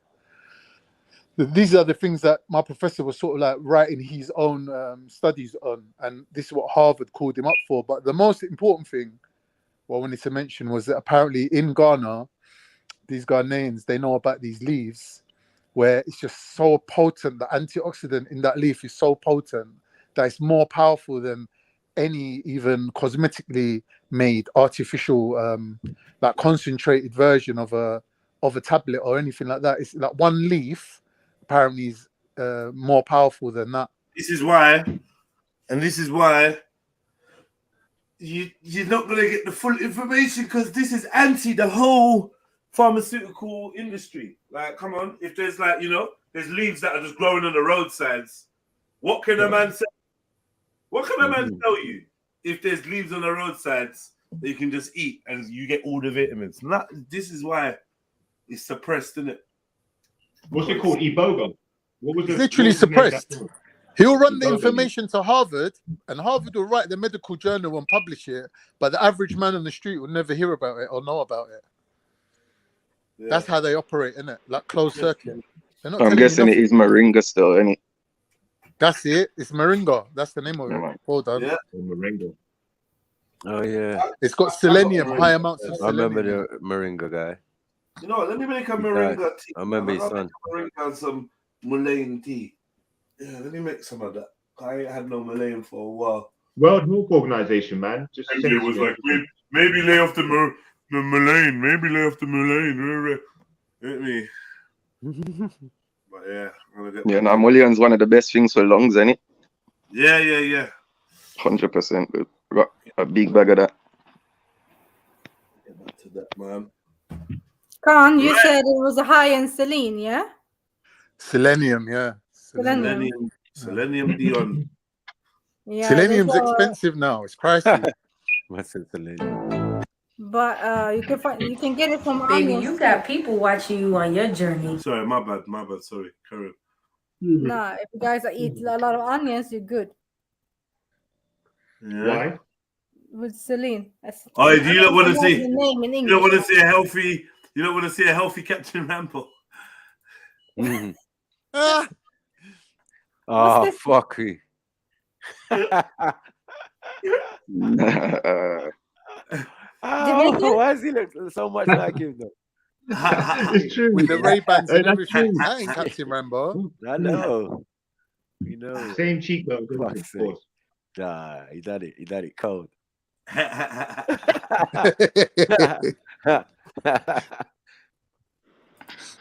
But believe me, for those of you walking around saying, I don't have this, I can't get that, the source will make sure it becomes a self-fulfilled prophecy. 2023 is a 7. It's what is called a universal year. Universal means that everybody will go through some spiritual shift in their makeup. 7 is the number of spirituality. And 7 is a difficult challenge for most people because it's more spiritual. It makes you stop, look, and listen to figure out why you do the. No, I decided I want to get a tattoo. I think I had a dream. I want to get some more tattoos now. I know, man. I was just like, fuck tattoos. Oh, you're gonna get number 7? Nah. I ain't gonna. I've already got a 7. Okay. I already got a 7, but it's in the shape of a dragon, but it's actually a 7. It's like a dragon at the top of my arm. This little sleeve thing that I've got like a dragon coming out of the top of like an Olmec head. Jeez. Yeah, but it's actually in the shape of a seven. But I never really finished it. But it was obviously representing. I'm not gonna tell you what it's representing. I shouldn't tell you that kind of stuff. Get me? But yeah. But yeah, I feel like getting some more tattoos, man. I feel like, yeah, fuck it. I might cover my body. I was really against it, but I think I was just trying to be all spiritual and like not spiritual. What's the word? Conservative. Nah. Just sometimes, yeah. We try to. Sometimes I find when you get new information, unless you're growing. When I look back on it, I see that I was trying to be overly righteous. I was trying to, do you know what I mean? I was trying to be overly righteous and was like, I actually ended up regretting my tattoos, right? I'm like, no, man, do that. And because I saw other people with getting tattoos and it was a fashion, it puts me off. As soon as people start doing everything, everyone starts doing something, it puts me off. There was a season where everyone was getting tatted, right? And it just put me off tattoos. I've always loved tattoos and markings and that. And so I just fell off it. Lil Wayne and people like that pissed me off. You know, like, and then just like my locks, they made me want to cut my locks at a certain point because it's like every fucking weirdo had fucking locks. And it was just like they've just washed it out now. And then you start thinking, do they want us to have locks? Do they want us to have? Maybe they're pushing locks, but they push the right thing in the wrong way. Right? Yeah, for real. Yo, MJ, you're back, yeah? MJ, jump on, man. What happened to you? You disappeared. You got a good seeing too. You nutted. You wiped up. You made him some veggie bread. You made him some veggie bread. And now you're in the chat chatting to Zellini. What the hell? I'm hoping you lot know this guy. If it was me, I'd be like, what the fuck are you lot There was a talking about? time when What guy? when I swear. The guy, innit? The guy. Who, the guy that was on the screen? No, the guy that's not in an MJ. Oh. No, we don't know him still. We know of him, though. We know of him. Yeah. We know of him. Anyone that, if MJ's happy, we happy, innit? But yeah. She sounds more than happy. You know, there was a time where Lil Wayne was a pest, man. Every time I turned it on, he was talking about Tupac. That pissed me off as well. I'm not gonna... Are you turning on Lil Wayne? Yeah, man. No disrespect, but like just bun Lil Wayne and Tupac. Yeah. Trust me, from early blood, when I seen him and Birdman kissing blood when I was probably about 14, I was like, nah, fire on Lil Wayne. But there's a Mazzolini. But Lil Wayne is a bad boy rapper. He's a good rapper, but overrated at the same time. But he had a period of time where he was actually sick. Anything he spat was bad. I just feel like he was working with Heavy Judge them times. For real. People were just rating him. No, people got that glamour magic about them. That just anything they do seems to have this air of catchiness and whatever. I reckon that's when they're working certain magic. Can't lie. You go for the deadest tune, yeah? Huh? You go for the deadest tune. I heard. I listened to it earlier. Like I was like, you're talking about Lil Wayne, right? So Lil Wayne. When I but he was Birdman, Birdie. I like Birdman. You like Birdman, yeah? Yeah, I used to listen to him before. Crazy. Mm-hmm. Crazy. So what's going on with your tattoos? You like the pain, or what's going on? Like, why do you want to have more tattoos? Do I like the pain? I like the process. I do enjoy the process of sitting through the pain, pushing through the pain, and then having and I like art. I like decorating, and do you know what I mean? I was looking at myself in the mirror in the gym, and I was thinking, you know what? I want some more tattoos. It's been a while, and they are an addictive thing. And I thought of something that I really wanted to get. Mm-hmm. Yeah, man. Fuck it, man. My body's gonna be old one day, man. It's gonna be old and dead out soon. It ain't gonna matter. So right about now. Yeah, but you're gonna refill them all. I ain't gonna regret my tattoos. I only No, regret. not regret. I said refill them. Maybe some of them will probably, maybe at some point I'll touch up some of them, but I actually want to get fresh ink, like fresh ink, man. Wouldn't mind. Can I guess? Have you got a lot of tattoos?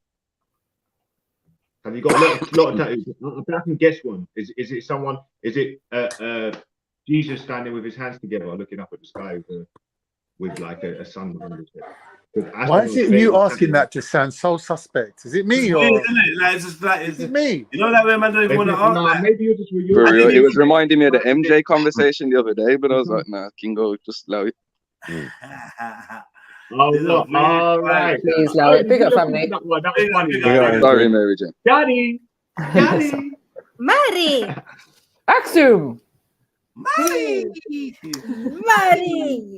Blue soup girl. This will haunt me. Fuck's sake. Daddy. Yeah, no. You will never chat shit about cabbage water again. It's got plenty of benefits. I love that blueberry soup. Then, oh my god, look who it is! Nah, this I know. Yeah, see what? Yeah, Facebook and these things proper, and Instagram proper listening in on, man. You know, eavesdropping. Look who it fucking is. Watch this. Nah, not her.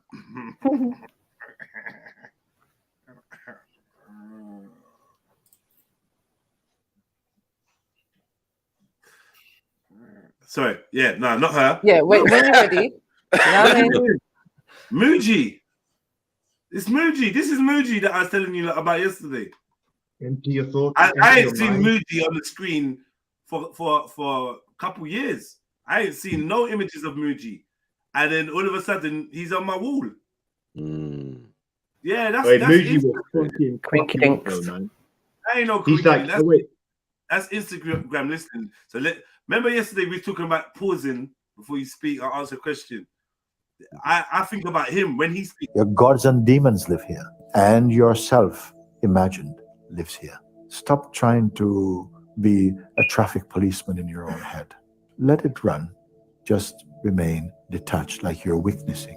The witness is never involved in the scene, because the moment you become involved in the scene, you become part of the scene. So the witness has to stand apart. Just keep witnessing first your traffic, the mind stuff, and it's daily. It's your family, friends, job, money, weather, everything that's coming up.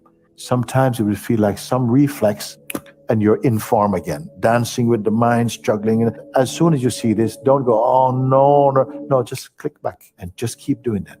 And at some point, you'll feel that the claustrophobia of all this worldly internal and external noise will start to sort of drift away. This is the presence of God in you. You have not. Boom. Muji's a bad one. Muji's a fucking G. Why do I think about Zen when I'm hearing him? MOOJI. Yeah, he's a bad man. Seriously. Yeah. He's someone that I listen to a lot. Like he's got a calming voice and like well, probably a proper demon in real life, but you know what I mean? He's got an altar, you know. He's got an altar. Watch out. He's got a little venerated. He's venerated something. A long time ago, like what he's saying is stuff that, like, you know what it is? No disrespect, but like people like that, they can't teach me anything. They can only remind me of what I already know.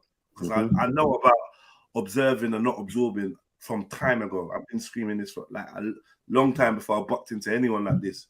I know about observing my thoughts and not like interacting with them or not trying to, you know what I mean? Not trying to stop them, not trying to. This is why I realize when people say meditation and they talk about blanking out your thoughts or clearing your mind, it's not something that I can do or I do when if I'm meditating. I more just allow them to be and disassociate from them. And then when you disassociate from them, you can just zone out from them. Very different from trying not to think. Trying not to think is a thought. Yeah. You know, there's a Taoist poem that goes that thoughts and feelings are like clouds in the sky. In other words, exactly what you just said, just let them pass, innit? Because they're not substance, they're not real, they're not solid, they just have an illusion of looking like they're solid, but clouds ain't solid. And if you leave them, they're gonna pass on their own.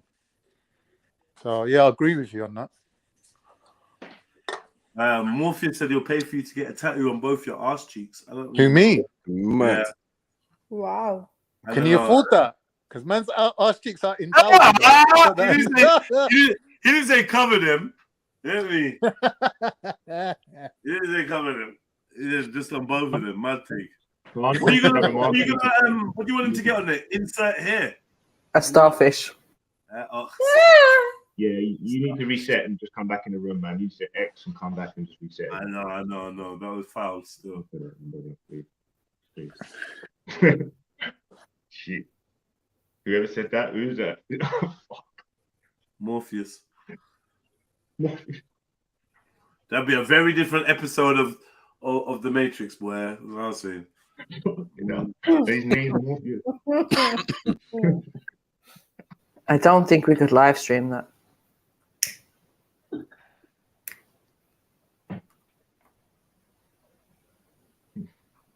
Ask him, have you got any tattoos? No. Why are you asking, MJ? Just make sure you get a good mental image when you're. No, that's okay. Wait, come on. Yeah, Have you you got did. any? Anyway. Yeah. Would you get a tattoo? That's got not any grooming. What you're doing right now is grooming, MJ. But yeah, come on. Whatever. Yes, Maddie. What did you say? Oh, it doesn't matter. Let me just. Be Do you have any tattoos? Do you have any You tattoos? made very uncomfortable, Jedediah. Uncomfortable with the truth. She's a groomer, man. Trying to groom you, ladies. Wait, Khan, have you got any tattoos? My brother. MJ's I got my children's names tattooed on my for arm. lunch, and you lot will be chatting on the bench, and she'll just lean in and kiss you. You won't even know what happened. You just what the hell are you talking about? If you did that, Mary, I would. You tongue her back. What this guy?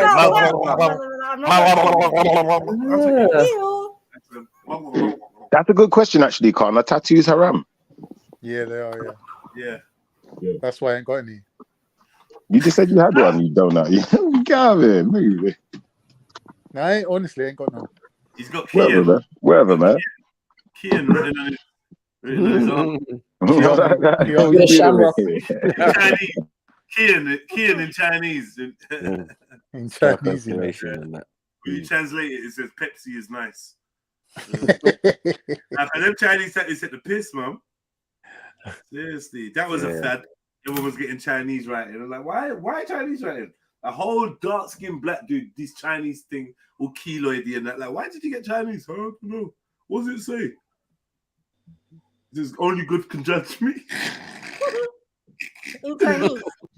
Only good can judge me. Bug life. The greatest tattoo that anyone ever had. Yeah. I got some. I'm never gonna expose them. I got some friends here. I got a friend that's got a tattoo here that literally, I think 1 in 5 men have got in the UK. 1 in 5 men. I swear to God, when I mean we could walk past someone with the same tattoo. That's how big it is. You know, you open the tattoo book and was just like, yeah, I want that one. Yeah. Let's guess. Let's try and guess it then. The praying hands with the praying beads. hand. That's what I said. It's similar. It's similar to that. It's similar to that. Only That God praying can hand one judge is me. big. The Do you remember panther. the the only Black God can Panther. judge me? I told you already.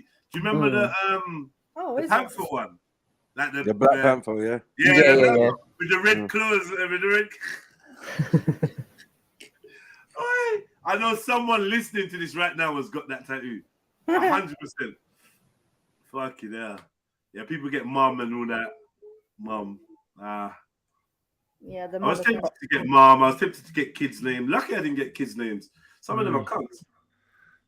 R.I.P. Nan. Dorothy. Oh, we've mentioned like 3 of a certain person's time. I said again, they got them all.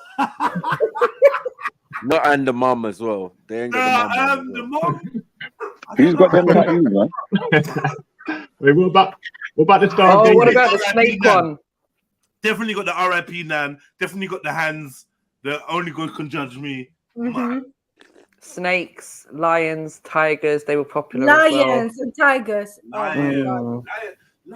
I ain't seen no man them. The thing with the lion is that's dangerous, right? Cause a lot, like the face can go wrong. Mm-hmm. You know what I mean? So the lion face can go wrong. There's a lot of Egyptian stuff, obviously. Standard onk or something like that.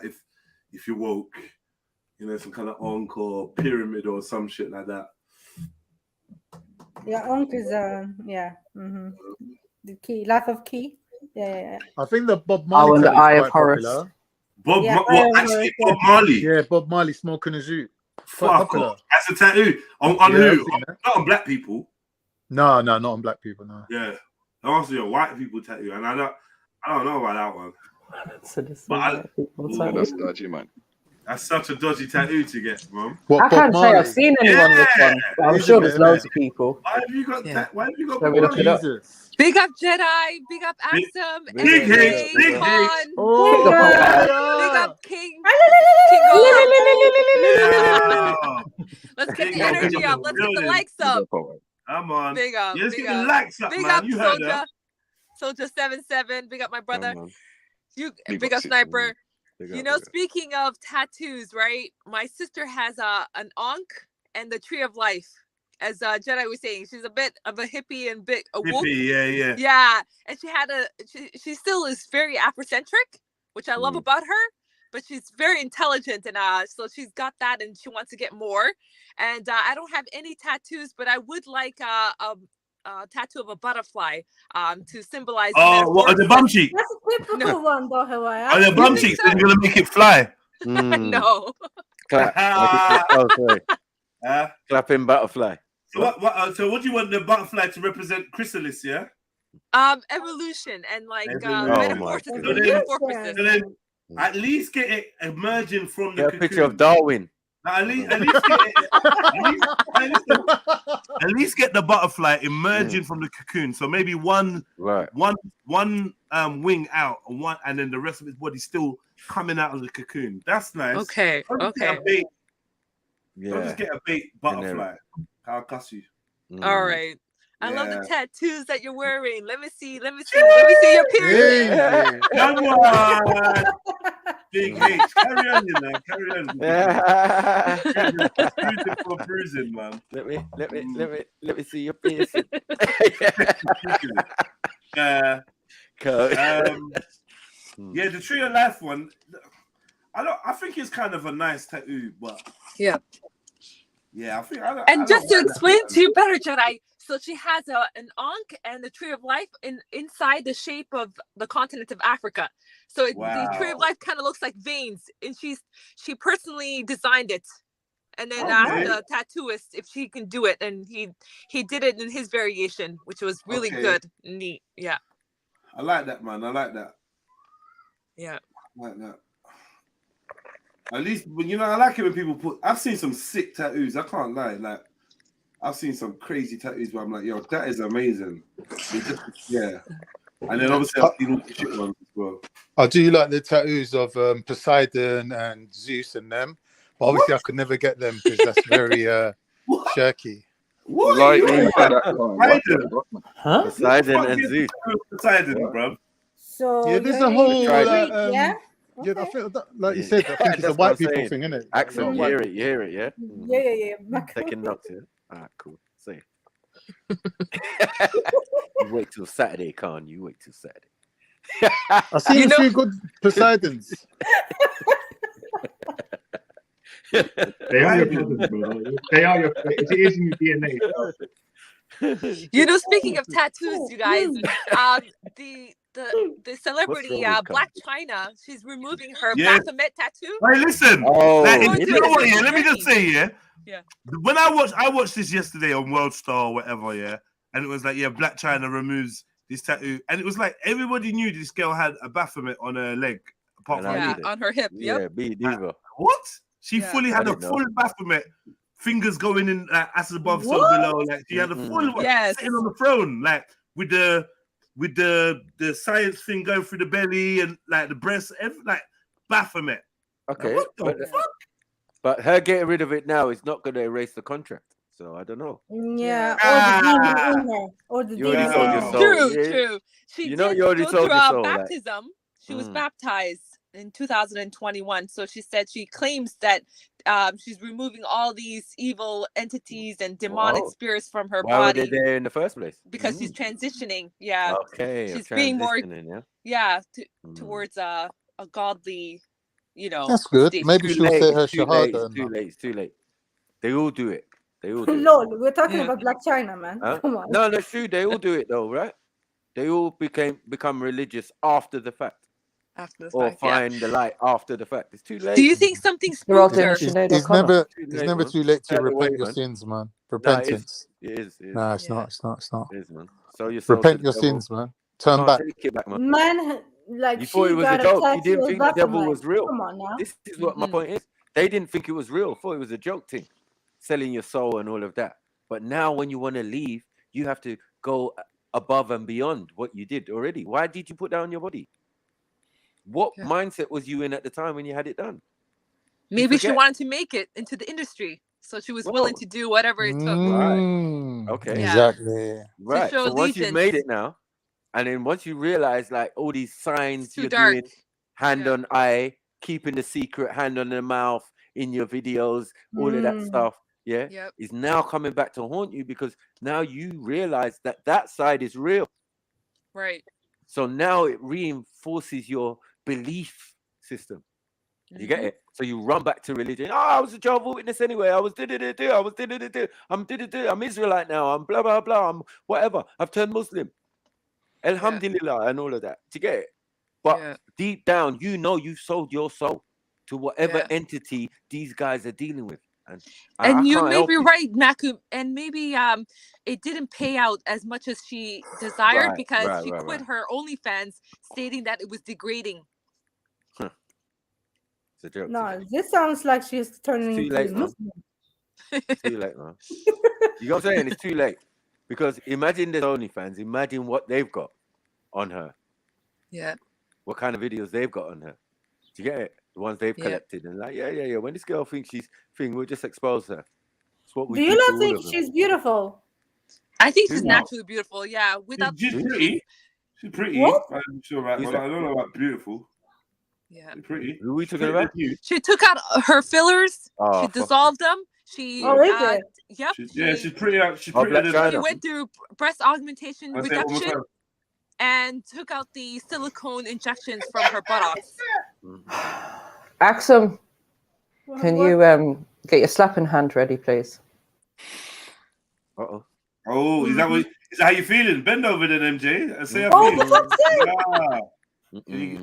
Madame MJ. Naughty, man. You trying to corrupt the ladies, Not man. even watershed. It's like, Yeah, Axel, get his slapping hand ready, you know. No, I'm actually trying to protect the ladies right now. What they call it? Middle of the Slap afternoon. and tickle. Don't try and join Women's Defence League. It don't work. You're only there to watch them get undressed. You know what though? It feels weird that she's trying to protect us. I know. It's like MJ. Oh, here we go. No, it does though. It's like, Mary, Like, oh yeah, do you have a women to female? protect you Are you from the men. okay? Yeah. I just said get your slapping hand ready, innit? Anyway. Why you Anyway, carry on, Jeds. You were saying? Now, what's going on? I was saying, big up, Axel, big up. Yeah, Black China. Well, yeah, yeah, man. That Baphomet tattoo. Like, what? Can we discuss? Oh, it didn't mean that. She said, oh, when I got it, it didn't mean that. You don't get a whole fucking goat on your leg. Like, what did it mean to you? Just exactly. What do you mean? What did it mean? Talk to them, Jeds. What are they doing? I don't know. Once you sold your thing, now you want to go back on it. Like, we can't help you. Now every tune or song or whatever is an appeal. Yeah? Please set me free. I'm running through a desert. All of these like signs and symbols that you're trying to get away from what you signed up to. I ain't nothing to do with it. Good luck, Gaga. Good luck, this one. Good luck, Kanye. Good luck. Yeah? Should have known. You shouldn't mess with these things because they are based in some form of reality. Yeah. And it's a rude awakening when you wake up and you find out the Baphomet is the real something. Oh And now yeah, you've you're got right. tattooed on the body. You're right. Emzalini. The mum was on there talking about, oh, if I turn up dead, it was her. This sold her soul. That was just like a couple weeks ago. Yeah. The mercy. And now all of a sudden you're getting rid of the Baphomet. Right. Your mum was online. But then the mum was getting looked like she's getting nuts herself. Her mum looked like she's getting nuts herself, pouring all this cream on her breasts and on her face and all that. After that, she looked like she's getting nuts. Excuse me. Yeah, no, she said that basically her daughter sold her soul, yada yada yada, we're rare. Then like a week or two after that, she does some video where she's pouring like cream on her face and on her breasts or doing some weirdness, like, so it's like you've lost it now. And now a couple weeks after that, your daughter has found God and he's removing her stuff and that. I don't know, man, what's going on. I don't know. She's loca, just like her mom. Loca. Throw them in the beer. Loca. Yeah. Some of these moms are scary, man. Like, yo, like, fucking like Blueface's mom and Hitler. Like, these people's moms are. What is this? Yeah, Keisha Cole's mom. Scary, man. Scary. Keisha Cole. Yeah. Yeah, her mom was a serious crackhead, boy. And she Jada Smith's mom, scary. And then she became famous on reality TV. Teaching her daughter how to masturbate. Wow. Yeah. Yo, can I just ask a question that's kind of a little bit relevant? Sorry. And then what's that? What's that? Mario as well? Mario Winans? Yes, his mother there was one. drug His mother addict. as well. Another one. Another reality show, basically. And August They made Asina. Not Winan, just Mario. Not Yeah, what just was it? Mario. Mario Winan, just Mario, yeah. Yeah, well, he was saying, "You should let me love you." No, His I mum hate was that song. Stop it. His mum was I hate that It's song. a bit cringy. It's cringy. It's His cringy. mum It's was cringy, saying it to man. the crack It is. bottle. There's something about it. It's a bit too. Oh, it's I don't actually know. Mario and not Mario. Okay, sorry. Your true beauty's description. You don't get hurt. No, stop it. Stop it. The makeup wears on perfume, the makeup on his shirt. Yes. You don't believe his stories. You know that they are You guys was loving it. Now you lot are trying to fit. Nah, what? Just because his mom's a crackhead. Nah. Now all of a sudden Axum's talking about I listened to Lil Wayne and Birdie. I listened to Lil Wayne and Birdie, but then times it was Birdie, yeah. Birdie. You the fucking Birdie. Birdie, that's what you said, Lil Wayne and Birdie. I remember, yeah. Man. What happened to that boy? Get out there, what happened to that boy? Every night, doing you right. You're the type of woman who does good things. It's full of diamonds, hands full of rings. Hands full of crack, more like. Yeah, his mom was. Yeah, she was licking it back, man. Axum. I think it was hair on or something. Axum.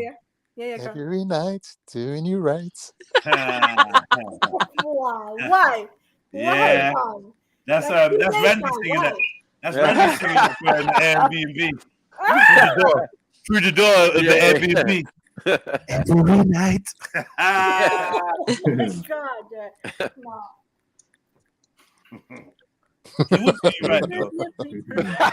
Yeah, but you know who's more cringe? Ain't Neo more cringe? Neo's more cringe, no? That one with the Neo. Mario, at least I could say, yeah, man, I listen to some Mario or whatever, but Neo. And it's all because of you. Stop that. Okay. Neo don't get no play. Neo. And if you don't play Neo, you're suspect. You're suspect, man. Yeah, it's true. Yeah. No, man, I can't be listening to Neo, man. Look at that dude. Yeah, I don't know, man. He writes some bad boy songs, man. All right, well, he can write them over there. Hello, Born. You played him at Born's Big up, house. Born. Big up, Born. What's You up, played man? him at Born's house, man. No, you get me?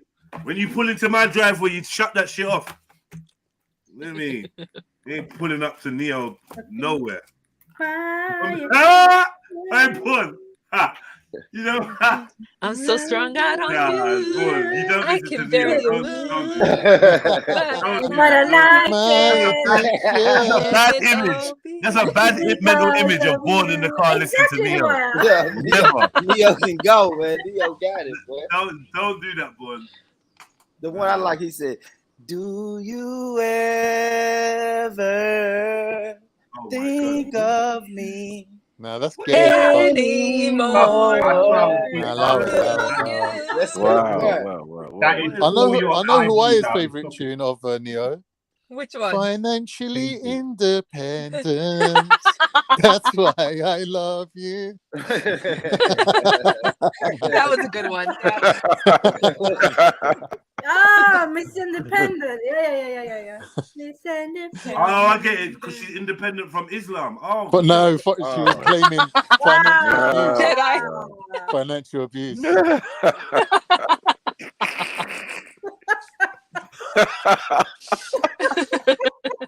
How dare you offer to pay for everything? Yeah, that's what you meant. That's what you meant. Yeah, I knew that's what you meant. Baby, come closer. Come. No, sorry, because No. I'll do that as well, man. We're not doing this.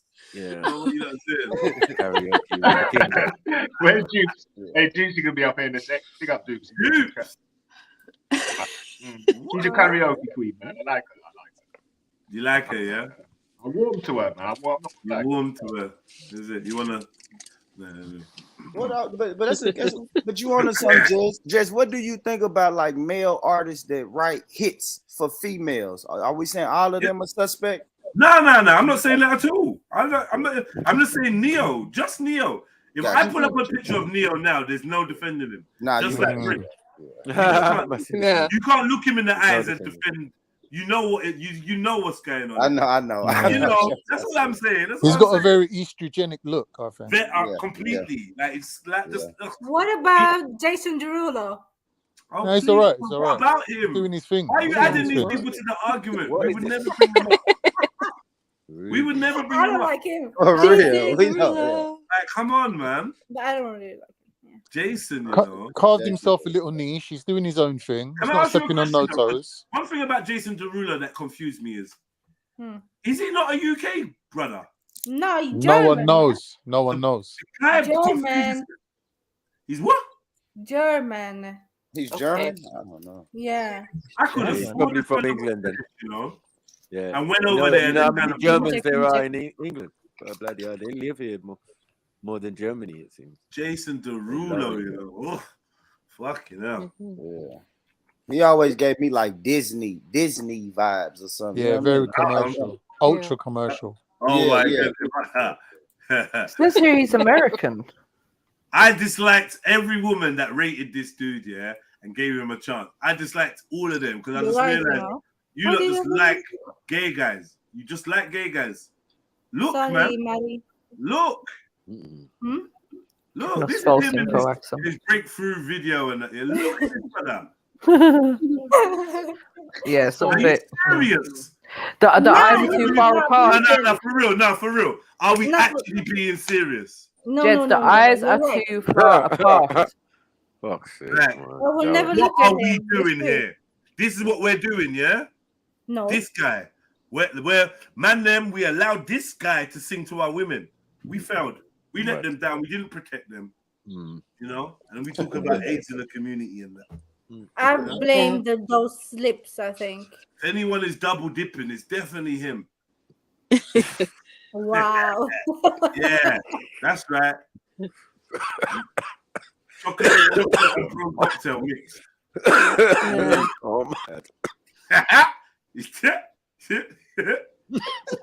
He put in a spoon in the Nutella and then in Oh the my fish. God. Yeah, you know what I'm saying. You know what I'm Don't saying. mess up Nutella for me, man. You know what I'm saying, man. Chocolate fish, anyone? Chocolate fish? Nasty. And it's all because of you. Yeah, that's what we singing in the clinic. Yeah. In the clinic. And then look, this is a fake little wife that they gave him. Yeah, they're going through a Who divorce. is this, man? Fuck off, man. They went through Neo's a divorce. wife. Whatever. Hawaii, I can't see you liking these kind of guys. No, not my Axel cup of maybe. tea. Back in the Axel day. would do. Yeah. Back in the day, they was rocking, spinning I think around because the room. Axel, you go for the Spinning pretty around the room. boys, like the low testosterone Swedish guys. Like you're all for that. I like my guys rugged, like Jedi. Yeah, Hawaii likes a bit of rough. I can tell. Don't say like Jedi, man. It's like born. You don't like rugged like born. If you ain't got stubble in your chin, don't step to Hawaii. God. Axel likes the baby faces. No, I don't. I don't. You don't even know me like that. No, I don't. It's obvious, isn't it? No, why? Yeah, we know what you like. We know what you like. Hold on. We know what you like. Okay, tell me. What do I like? I'll tell you, man. Mm-hmm. I know exactly what you're feeling. You know who's an attractive man? Nas, the rapper. Nah. That's He got a Jones. baby face. How about you? And you like Nigerians anyway, man. Just Yeah, he's a bait Nigerian, innit, Nas? Come on. Bait Nigerian. How is he bait? Nas. It's Nigeria. He's got that Nigerian face anyway. Like I know Nigerian. Not even Nigerian, just Yoruba. He's just straight Yoruba. Ah, yeah. Oh, fuck's sake. Really, Axel? Yeah, this accent That's like thing. a super fit con. No, listen, yeah. Just before that scene there, yeah. Before that scene Yeah, there, that's what you're aiming when for, he's Con. in the bar. Yeah, this time next year. Yeah. last man on earth. Topless on the stream. Topless on the stream and that. Yeah. Well, go on, you man. Yeah, well done. Yeah, just come back for gym, innit? Yeah. The No, end I it will be cannot deny deeper. he's hot. In I don't- there. Yeah, he's hot. Yeah, the He's end hot, it yeah? will be deeper. Yeah, I knew this what you like. Mhm. Yeah. Aquaman. There can't be many men in Sweden like that if they're all eating blue soup and porridge and fish paste and that. Though. Mary is never gonna let this go, you know. Fish paste. Come on, man. This is the face he makes when he gets up and leaves you because you offered him blueberry soup. I thought you stayed for breakfast, babe. I'm out. No, he will also get I like gotta a couple I blueberries. gotta go save a whale or something. You gotta look at you with disgust as he walks out like cunt. Save some dolphins or something. You know how it goes. I thought we was connecting over some heavy metal, and then you go and pull out blueberry soup. And a microwave pasty. Yeah, you Stop confuse me. Yeah, mixed message. Yeah, I like that. Not the meat pasty. No, liberty. Fuck yeah. Yeah. Especially the seafood pasty. I can hear my ancestors crying. Ain't he the guy that was hugging up his daughter like? Yeah. Yeah. I was just gonna say that. Yeah. What's Rubbing up Creep. his What a creep. Excuse me? His daughter was trying to get free and that. You know what I mean? Like, Dad, stop. Dad, stop. He was doing what? Nah, this I remember that. I remember that. I'm trying not to think of. Let's Yeah. leave it. Shit. Is that what you're doing, Axel? No, You no, knew it's that, not, and no. But listen, yeah. Oh, I so like you to knew He was see doing that happen. he was But doing you like like a him anyway. He was doing like a Savile stroke Biden move. You know, in plain sight. Wow. Yeah, like That's a fact. Wow, the kid didn't was even hide it. uncomfortable. His youth as well, you know. Mad. I don't know. I know. I'm talking about hand on over the whole titty. You and she remember that? trying to move. Yeah. And moving his hand as well. Yep, she's moving And the then hand, she you move it back, and Snipes. she looks uncomfortable in her face, and she tries to move, and she says something like, I think she said stop. You can Google it, put it in. I just stopped playing it today. I can't remember. Wow. I played it before to try and put Axel. Axel off. I'm not a hater or anything. Yeah, Hear no, me? But no. I was like, I hear you. oh, you Yeah. You is a hater, Jed. You doing that Mario song. I know you smell the perfume. No, it's not that one. It's not Mario. It's the other one. The and Mike. Is that the kind of guys that you like? What song is that? I don't know. Man, Paul and Mike. Is that the kind of guys that you like? I know you feel me, but it'll never be. You will never find another lover like. You will never find another lover like. Who is that? Who is that? Yeah, it might be Drew Hill or something, actually. I don't know. He just says, you will never find another lover like. You will never find another lover like. Yeah. Nah, you ain't gonna be mermaning around me, man. Wait, you know who kicked all that off was Joe. If I was your man, if I was you, that was the corny as shit. So everybody Joe had a lot of great songs. Yeah, I was just about to say, I love Joe. Yeah, how's he not Joe? Shut up. Joe's the don, possibly gay, but he's a don. Nah, Joe was I a don't hater. care. Yeah, I don't care. Nah, Yeah, he goes, I know. Joe wasn't no hater. Joe was the original bowcat. He said, I do all the things you man won't do. You know what man was doing in the 90s? American I as well. wanna do all the things you man won't do. I do it for you. Now, you know why that song was banned in Jamaica, right? What about Platinado? What's the offering? What's that? All the things your man won't do. Yeah. But Saxy Fabulous he was a lyrical genius in his time, for his time period and generation. Yeah, man. My Name is Joe Don't try to album. perm us up. We already straight. Fabulous is sick. I feel like Joe might be gay though, but No, don't say that. Nah, Joe. I don't know. He No, might be. listen, Why? always lyrics. No, he's got family. He's got women, family though. He's got family. Women. Wifey in England. nah, that's all good, man. That's all good. You I said that. like Joe, man. I like Joe. He's a sick artist. It's Keith Sweat I couldn't stand, but they love him. The women love him. You always hating on Keith, man. Yeah, man. You even banned Keith from being played in the Sound Clash. Yeah, man. It's just not fair, man. Completely. Keith's sway a girl's decision and that. Yeah. Twisted, girl, you got me twisted over you. I know what you need right now. Oh shit! The original Becky Beggar, you know. He's begging though. He's done.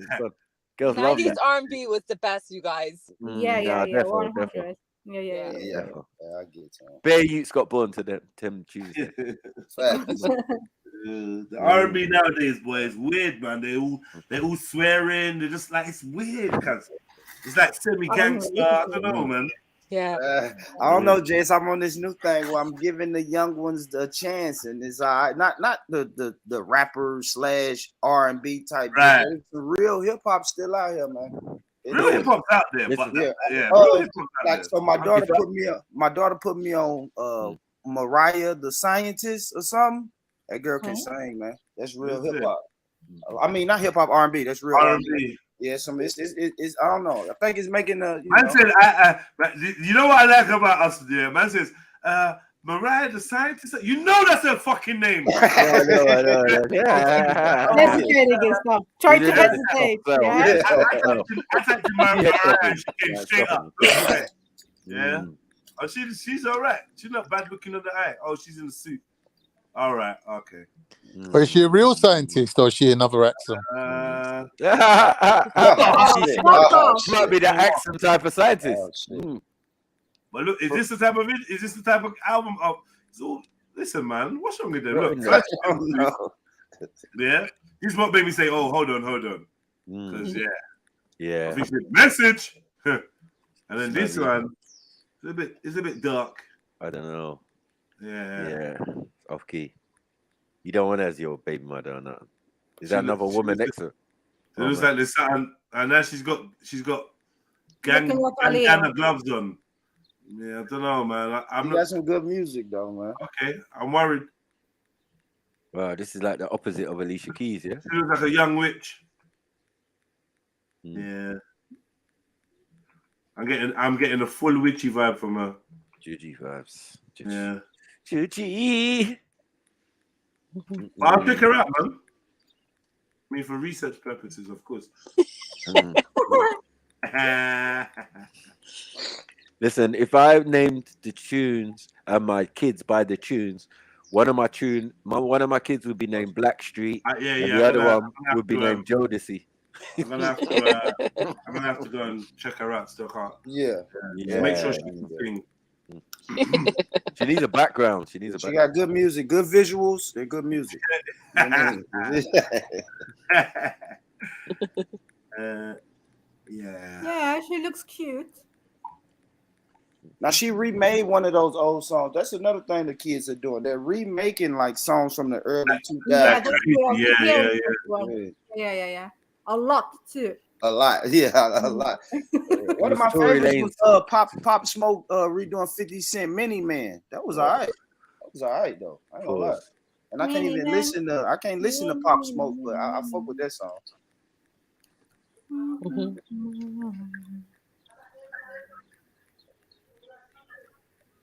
She get that with Young Thug, then I'm out. Is that what they saying? Yeah, wow. Is that what we're doing?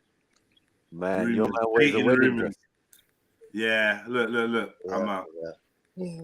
Cool. I didn't know that. He's her quote mentor. We out this bitch. I know what that means. Reese. we out, man. I'm my best. That's Brandy. Yeah. She's contaminated, bro. I wanna be down. Yeah. You're gonna get herpes. You're gonna get herpes listening to her music, man. Fucking hell. She contaminated. Sort of vinegaritis. Yeah, man. I seen this dude in a full dress. Yeah, exactly. She likes him, then I don't want to know who's. I want to listen to her songs.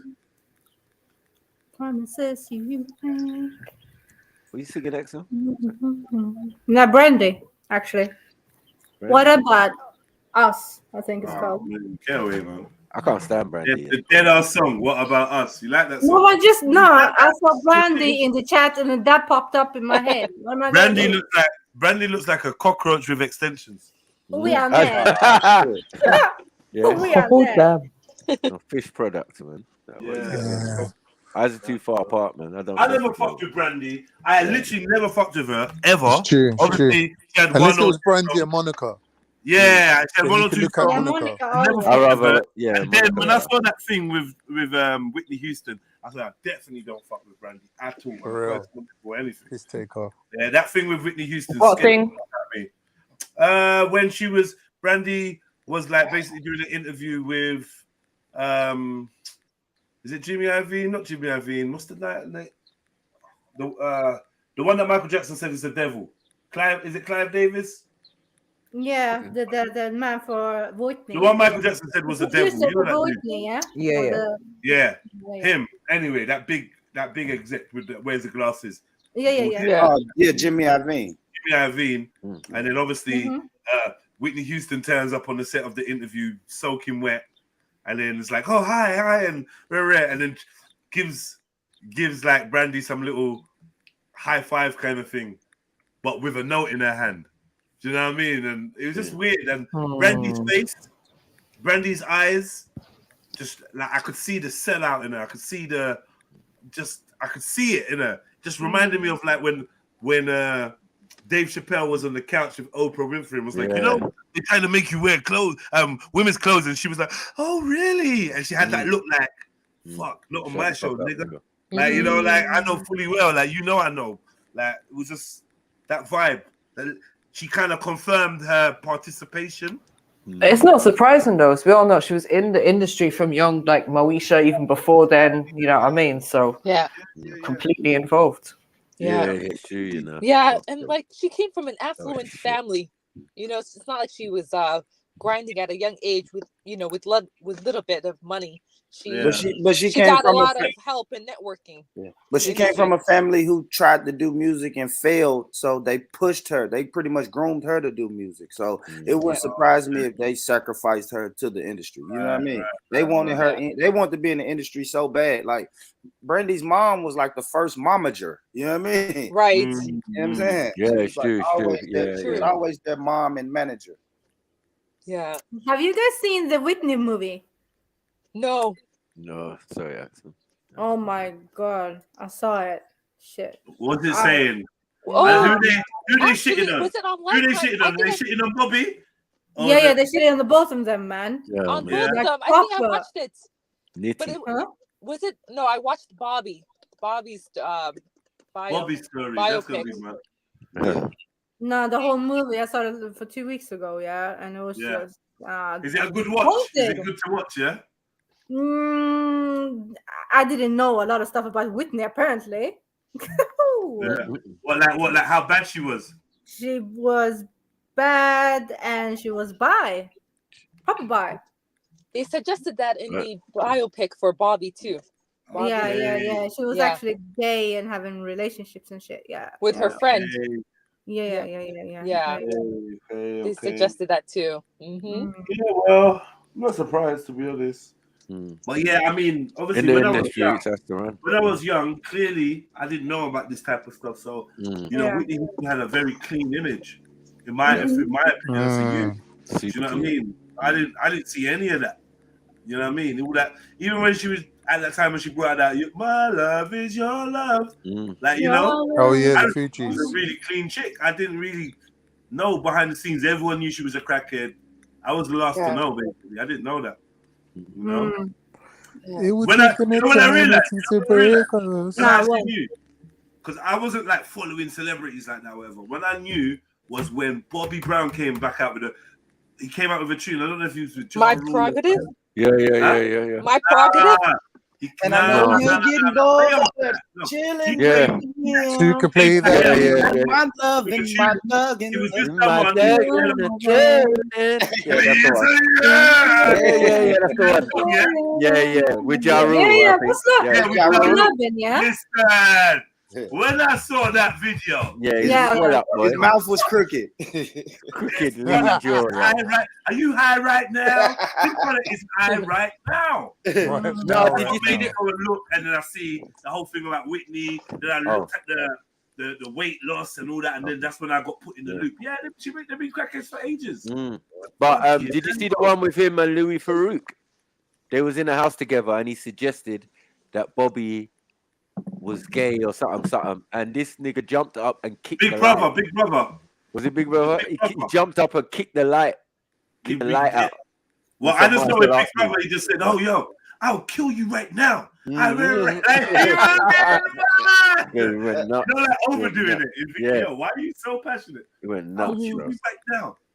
Someone tried to move to him. No, you know what it was? There was a transgender in Big Brother. And then the transgender was actually pushing the boundaries with Bobby, and Bobby flipped. He flipped out, cuz like, yo, you dumb. What happened? Yeah. You dumb. I'll kill you. Do you know what I'll kill you? You know what I'll do to you? Bobby was vexed. Don't run that them gay jokes with Bobby, boy. That's what happened. And you Louis Farouk, I don't know what the situation was, but it was like they were in a place together, sitting down in a room, and he was interviewing him or something. And while they were talking, I swear he went to like put his hand on his knee or something. He was like, and because he's straight laced, that Louis Farouk guy. Yeah, Bobby went fucking nuts, jumped up and fly kicked the light. Fly kicked the light on the ceiling. What, Batman style? Fucking more than Batman style. Yeah. A black Jet Li. I was like, oh shit. This nigga on the crack, Green Hornet. Yeah. Green Hornet on crack. It was mad. You know what I mean? He was twitchy anyway in the yard, like, but whatever's going on, my man said to him, bruv, it just pissed him off. He jumped up, kicked the light out. That was the end of the interview. Yeah. Bobby was done. He was out. One thing I didn't know about Whitney, though, that she had a lot of problems with the black community because they thought she was singing white people songs. Okay. Really? Yeah. That's a bit mad. Yeah. Really? Well, really a problem, but like that because the aunties and all of that, they've already done it, but it was more Motown. So because she's coming. What, you mean from like Dionne Warwick and all them? Yeah, because she's coming from they were that rated. angle. Exactly. She's already schooled in how she's supposed to be, but she's supposedly coming from a church angle. All of them, Aretha Franklin, all of them. It's like church Chaka Khan to Motown to being an international star. That's how it works. Even up to R&B. Most of these R&B artists were choir members. You know what I mean? Whether it's Joe the C, whether it's Joe, whether it's this one, they're all via the church. But you know, that could have different connotations, you know what I mean, depending on who the person is. Because they might fully left like Drew Hill and then go back minus one of the brothers. You get it? Yeah. Because my man just the fame went to his head. Fong. Yeah, because fong. The rest of them said, nah, we're not about this, man. This is coming semi-demonic. Man's dying his hair blonde. I don't know what's going on. Yeah, and after that he left Drew Hill, right? Wasn't it? Yeah. Yeah. But then, oh, shit, I remember that video. That was like fully not for kids. So when you look them up now, Who's this thingy? Cisco. Nothing Yeah, like yeah. yeah, Cisco, I love it when you call Tip me drill. puppy, baby, puppy. And You've another been seen in another Chico. Chico, You know that he exactly. can't go down like me. You know that he ain't no freak like me. Man's having BOCAT competition. You know he can't go down like me. Not even he can't sex like me, you know. Yeah. I was bringing in that new morals, helping that new morals come in. Half the people was against it. Half the people was like, oh, it's a tune. So it was like, you know what I mean? Yeah. It was a bit risque. How deep is your love for me? Tell me what it's gonna be. That was actually a tune, though. No, sing the rest. Do you? Huh? What, the N-word bit? He's aware. It's privately at home. You know the ones that when it's going around. That was from the Rush Hour soundtrack. That was a really fun soundtrack. Oh, that could be it in his car. He could be doing it in his car as well. Windows wound out. You get me? He's popping, looking at our brother as he pulls up to the lights as well. Like, you know what? I just said the N-word and you didn't even know nothing about it. Fuck's sake. Yeah, this crew is great, isn't it? It's great. Yeah. It's either that or he's going to be singing about ninjas. You know what I mean? Yeah, have to change the word on that. All right. Let's see. Yeah. I think I might have a new technique. A new technique to bump the system now. Right? I'd love to just like. All right. There's a new technique to bump the system. Let's try this.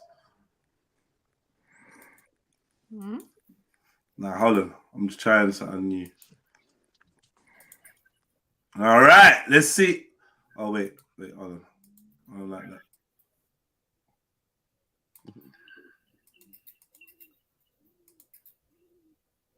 Okay, let's try this. This should be cool. They can't chat shit. All right, let's see. Yeah, welcome new panelists. With a family of color does exactly that. You get to see real-time lying, real-time skepticism underwritten what proved to be actual facts. A pandemic of the unvaccinated, shame the unvaccinated. Watch this. Hello there, you 6.3 million awakening wonders. Thanks for joining me on this voyage towards truth and freedom. New unity, overcoming their smears, the right to dissent against centralized establishment. Or First and foremost, anybody that thinks that Russell Brand is some new messiah that's out here to enlighten you and bring you like freedom, like slap it twice. Yeah. Twice. You don't marry the Rothschilds and walk away scot-free. All right. Just wanted to add that. So I'm not in any way endorsing him. But apparently this is a good video. Right. Authority voices and a corrupt and biased media that doesn't want you to be free. They want you compliant. They want you dumb. They want you self-righteous and distracted. They want you hating on your neighbor instead of coming together to savor the potential for new freedom. If you haven't turned on the notification bell yet, turn on that notification bell right now and subscribe to our channel. We make this content every single day, and God knows we get enough fodder because there's enough corruption and hypocrisy out there for everyone. And today's story is a fantastic one. Anthony Fauci, hero of the pandemic, head of the NIH, filmed in a confrontation with a skeptical and cynical family, which for his own reasons he's putting out because presumably they... Oh my God. You see what's on his You see what's on his bookshelf? No.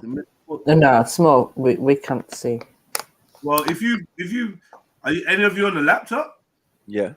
Yeah, then put the screen on full screen. You'll be able to read that. Let me see. Maybe not. No, maybe not. All right.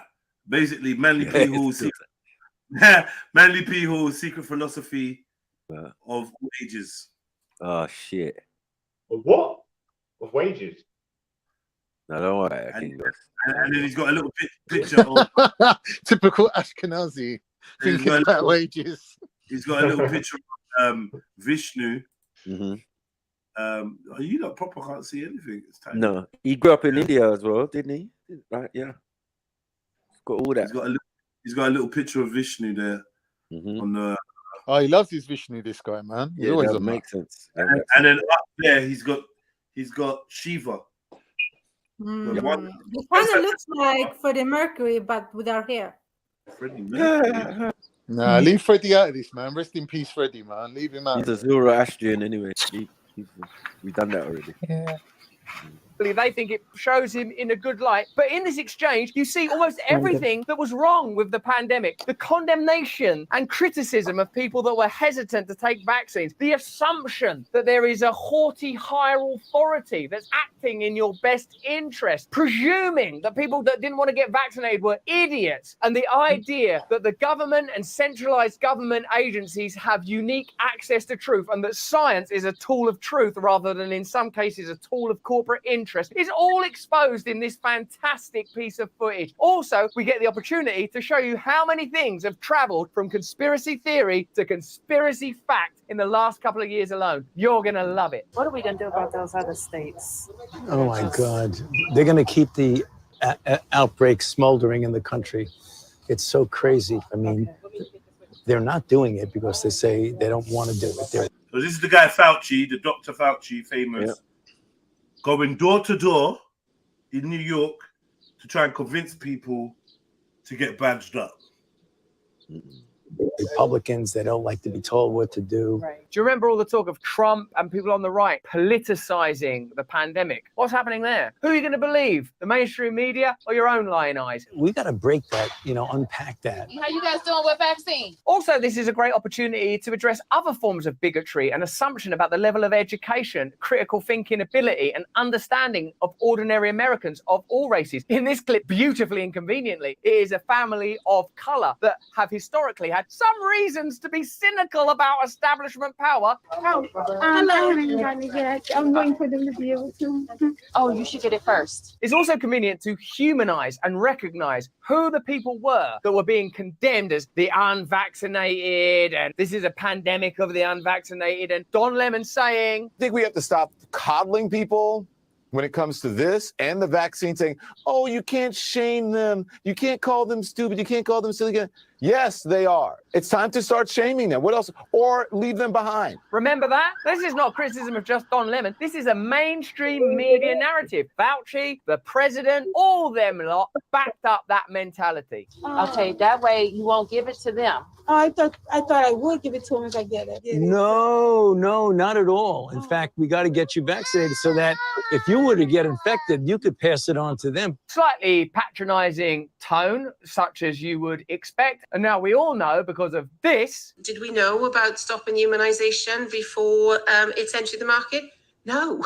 But what that woman was saying is 100% correct. So you're actually protecting your family by getting him vaccinated. You're protecting your family. Did you not see Elmo on Sesame Street? Well, I heard that it doesn't cure it and it doesn't stop you from getting it. Oh, well, turns out that those are cast iron, irrefutable scientific facts, and that woman has a better understanding of the vaccines than Fauci, which is a bit worrying. I don't know, maybe that woman doesn't receive any royalties from any pharmaceutical companies. We'll have to check. No, so on the very, very, very rare chance that you do get it, even if you're vaccinated, you don't even feel sick. It's like you don't even know you got infected. We now know that natural immunity is at least as Lol. effective as having the vaccines. Not to mention some of the I know, now they just say acknowledged anything. side effects. Look at the way this Right, conversation was taking place. Now, I suppose sympathetically, you could say, well, the science changed, so the narrative changed. But we're not just talking about science here, are we? We're talking about propaganda. We're talking about condemnation and critiques. We're talking about certain narratives, for example, the Wuhan lab leak theory, being excluded from the get-go, even though it was being discussed at the highest levels of government, because it was inconvenient. We now know as a result of the Twitter files that truthful information was censored because it's inconvenient. But hearteningly, we now know that ordinary people can stand face to face with a government official and hit him with cold, hard facts that now cannot reasonably be denied. It's very, very good at protecting you. 100%, 90%, 80%, 70%,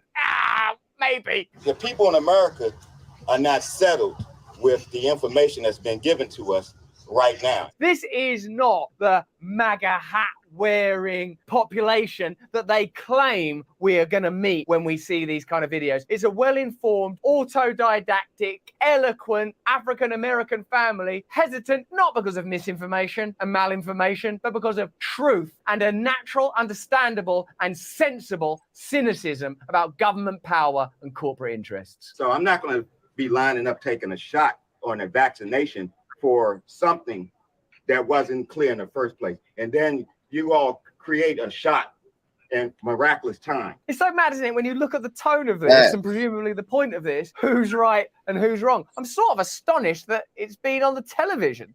Without our sponsors, we couldn't make the fantastic content that we all enjoy. That's why I want to thank today's sponsors, Black Forest. I need some sponsors, man. I need some sponsors. Well, yeah, it's gonna be hard playing these type of videos. No, he's got sponsors. Yeah, sponsored by okay, you're right. Sponsored by Fannie Mae's, you know, little stuff. Yeah, we get sponsored by Fannie Mae's. That's not even a problem. That'd be good, like, you know. I'm talking about a sponsor that I actually pay. Like, yeah. Fannie Mae's, that's family. You know what I mean? So we just naturally fuck with each other. I wouldn't mind getting a logo or some shit from you out, you know, a little advert or whatever. I wouldn't mind that. I'm gonna run an advert my way, it'd be nice. You know what I mean? Cool. I did that for marketing back in the days, like especially with like when I first brought out the podcast 6 years ago. I approached my friends and people I knew that had brands and said, let me have your logo and I'll put you down as a sponsor. And most of them would reply, well, I don't really have nothing to give you, just like, nah. Because my idea is when sponsors see that I'm being sponsored, they want to sponsor me. Yes. People that jump on the shit that's moving. Do you know what I'm trying to say? Yeah. So, but yeah, man. That's how we always say things still. Oh, you got sponsors already? Yeah. Someone block that person, please. I don't know who it is or what they're on, but just delete them, please. I don't even know what they're talking about. But when you got names like that, I don't even want no involvement, man. Come back when you not got someone's dead father's name. Like, what is that, man? That's ugly, man. We don't want to see that in the chat. Move, yeah. The company sponsoring today's show is trying to fight centralized power. All their products can control. Guy is Nico by improving. We just stand in a metro kit and just go to Forest Supply. You're going to let this virus continue to percolate in this country and in this world. Something like the common flu then, right? Like this video is meant to be, look how Fauci and his African-American accomplice go school the naive, misinformed, ordinary Americans of all varieties and colors about the truth and the facts about the vaccine. But then now he knows the complete opposite. Now this is a viral video that shows you, look at how ordinary Americans of color school Anthony Fauci and various vested interests about the legitimate concerns about that medicine that should have been raised and discussed from the get-go. We are not a channel given to hyperbole. Yeah, right. So we will say, yeah, okay, be open-minded, do what's best for you, have a decent conversation, look at the evidence, make your own decision, all the kind of things that should have been said in the first place, but were true then, that are true now. It's called having principles, listening to all sides of the argument, listening to dissenting voices, genuine science, including a variety of scientists, a variety of theories, and then you aggregate truth from that. You don't allow biases that might be corporate and might be regulatory to inform the entire process and then blame other people for it. Then try to make some propaganda puff piece that shows you, oh, look, you know, normal people, they're ignorant. Shows you the exact opposite. You know how many people died of the flu the last year? I mean, not this year, virtually none, but the previous year, about 20 to 30,000. You know how many people have died from COVID-19 in the United States? 600,000 Americans. Are we allowed that conversation yet? This actually epitomizes everything that if they were right, it wouldn't. The overcounting of deaths, the rush to bring out the vaccine, the vilification of the unvaccinated, the obvious corporate interests that influence the trajectory, the negligence of the mainstream media when it comes to reporting both sides of the story, the unwillingness to have an unpatronizing adult-to-adult conversation. It's all here. This is like the World Cup of what went wrong. This is an epitomizing object. You can just glance at this sort of Talmud, this monolith, and see everything that went wrong in a single second. Well, the number that you all given that died, that's once again, that's you all's number. Who is this guy whose door they accidentally knocked on? Well, we're just going to knock on a random door. Okay, I've got Dr. Robert Malone. Would you come through here? Okay, now we've been conducting these experiments for a while. We've also gained access to the files that Pfizer wanted to boot 75 years into the future. Can we knock on next door? Hi, hello, I produced the Joe Rogan podcast. Oh, God, what is this street? Because when you start talking about paying people to get vaccinated, when you start talking about incentivizing things to get people vaccinated, there's something else going on with that. Some of the incentivizing measures included giving people free burgers and fries and donuts and other obesity-causing foods. And as we know, that among the comorbidities that contributed to the fatalities from coronavirus, chief among them was obesity. A very sensible response. And that's the scientist at the bottom of the stairs. But I'm glad millions of people like me and most everybody here didn't get an incentive. You know what their incentive was? Protecting their health and protecting the city. But that's, I won't keep doing anymore. It's okay. I can see that you're immune to propaganda. Let's go see next door if people have been softened up by all the shaming and blaming and lying that's gone on. Well done. We're out of here. Y'all campaign is about fear. Still Shannon. Also, I got some statistics here about myocarditis, pericarditis. Why are they not being discussed and reported on? Similarly, how come taxpayers funded BioNTech in Germany? What's more, do you receive any royalty payments? Can I please go to sleep? I won't knock on your door again. It's about inciting fear in people. You all attack people with fear. That's what this pandemic is. It's a fear. It's fear, this pandemic. I'm going to knock on 2022. Also, I've been wondering about the war with Russia. They've got nuclear weapons. Is that a good idea? Should just have this guy on the channel. That's all it is.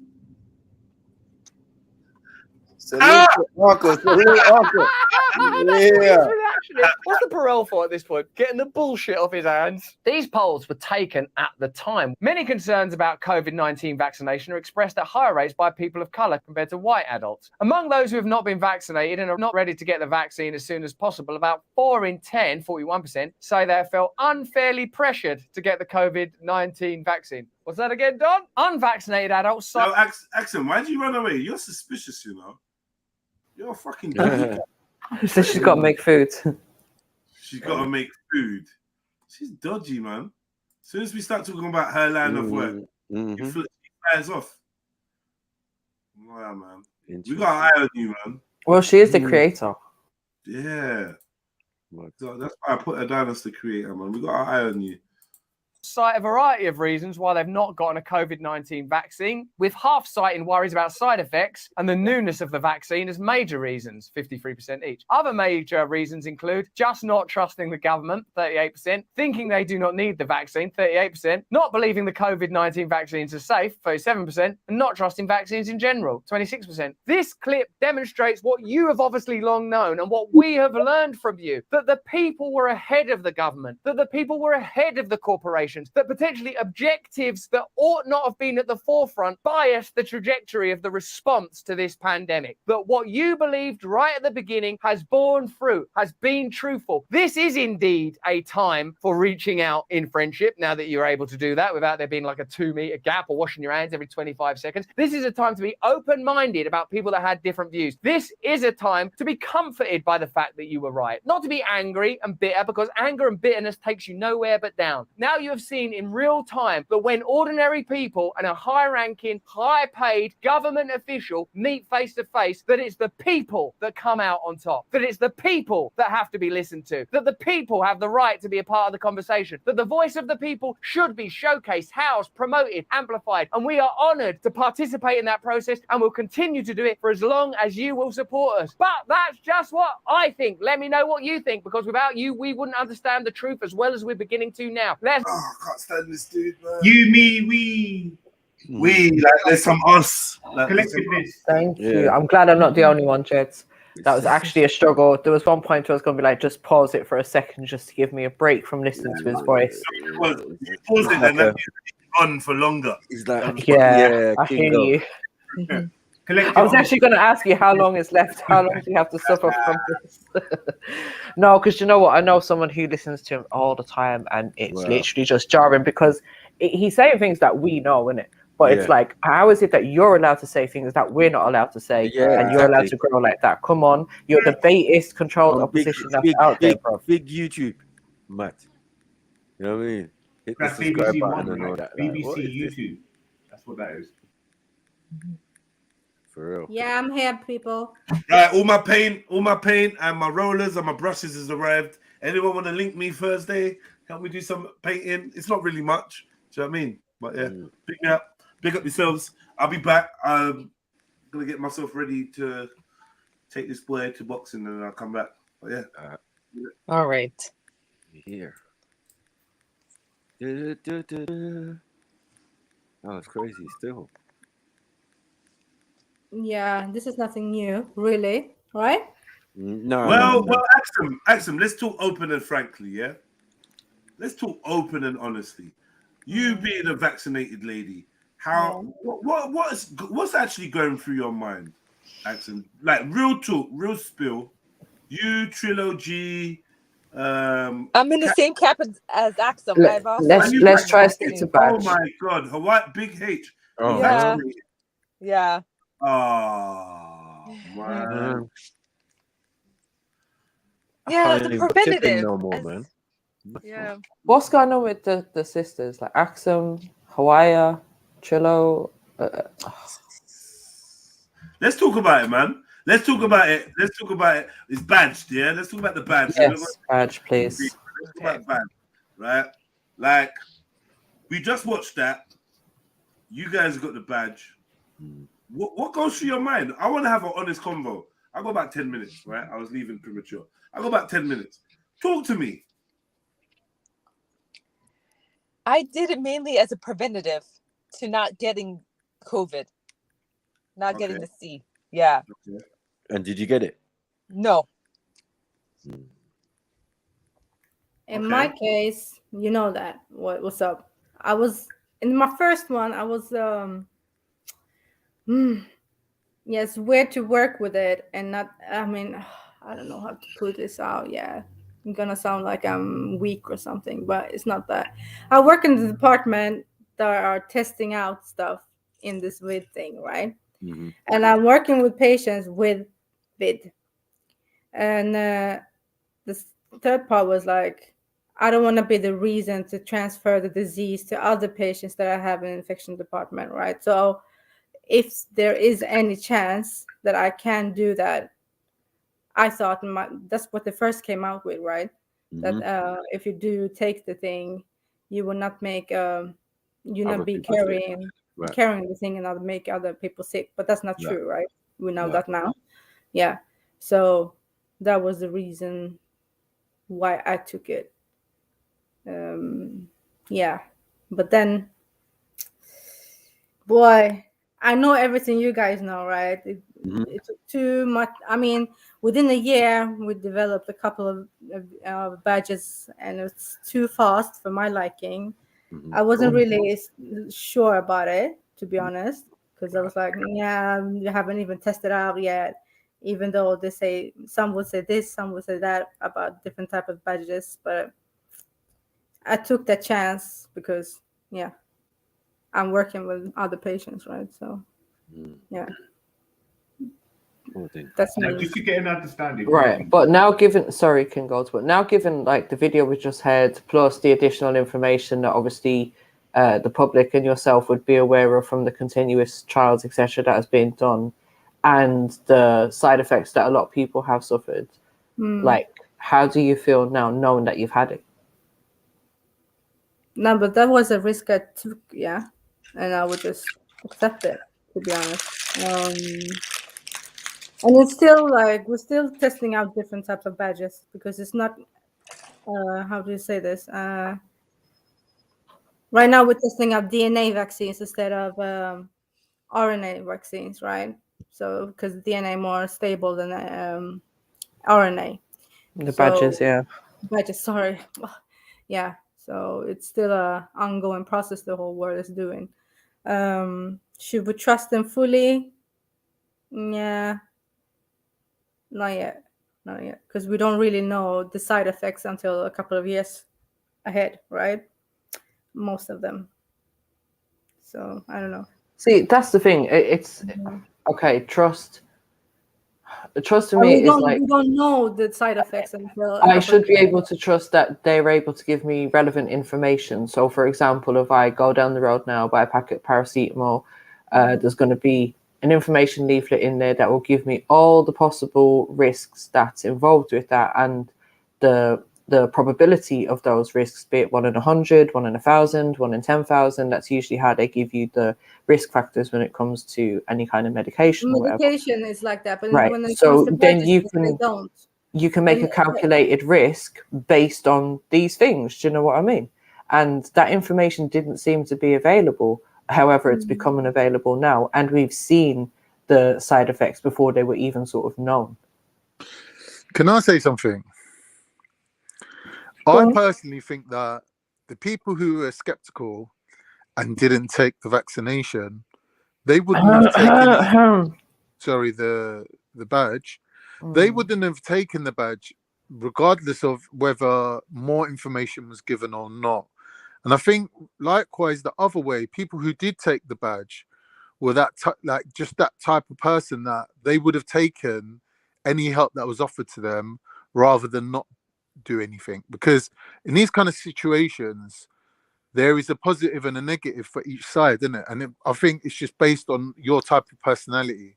So saying even if they knew the risks, they still would have taken so all this thing about like looking at I it hear after you. the fact and saying, oh, well, this wasn't told to us and that wasn't told to us. But I'm sure that even before Russell Brand made this little speech, that people already took the things that he's saying into consideration into their decision making anyway. So us being told about it now ain't making no Con, the difference, thing is, some people did and some people didn't, because some people aren't.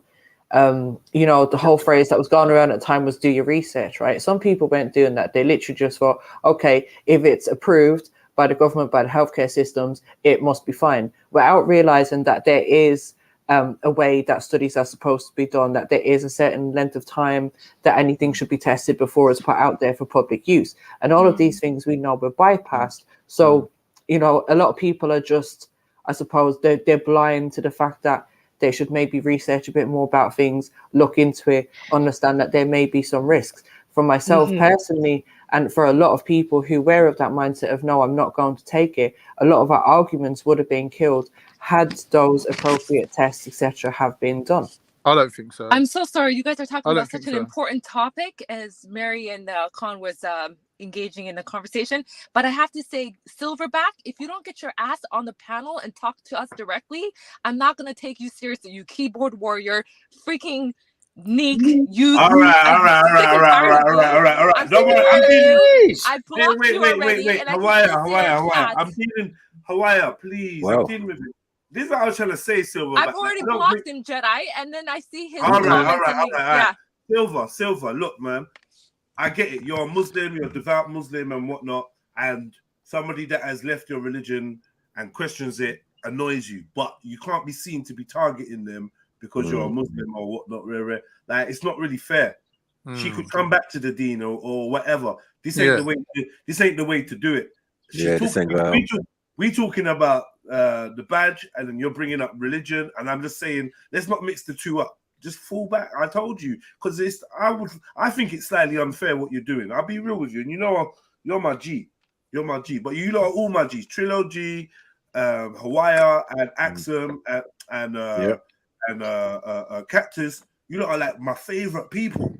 Like literally, you lot are actually my favorite people. So I find it strange that my favorite people are the ones that kind of did this, and I want to know why. Because some of you lot were even here when we were all questioning and you know what I mean? Yeah. It's not double standards. It's not double standards. It's not double standards, because guess what?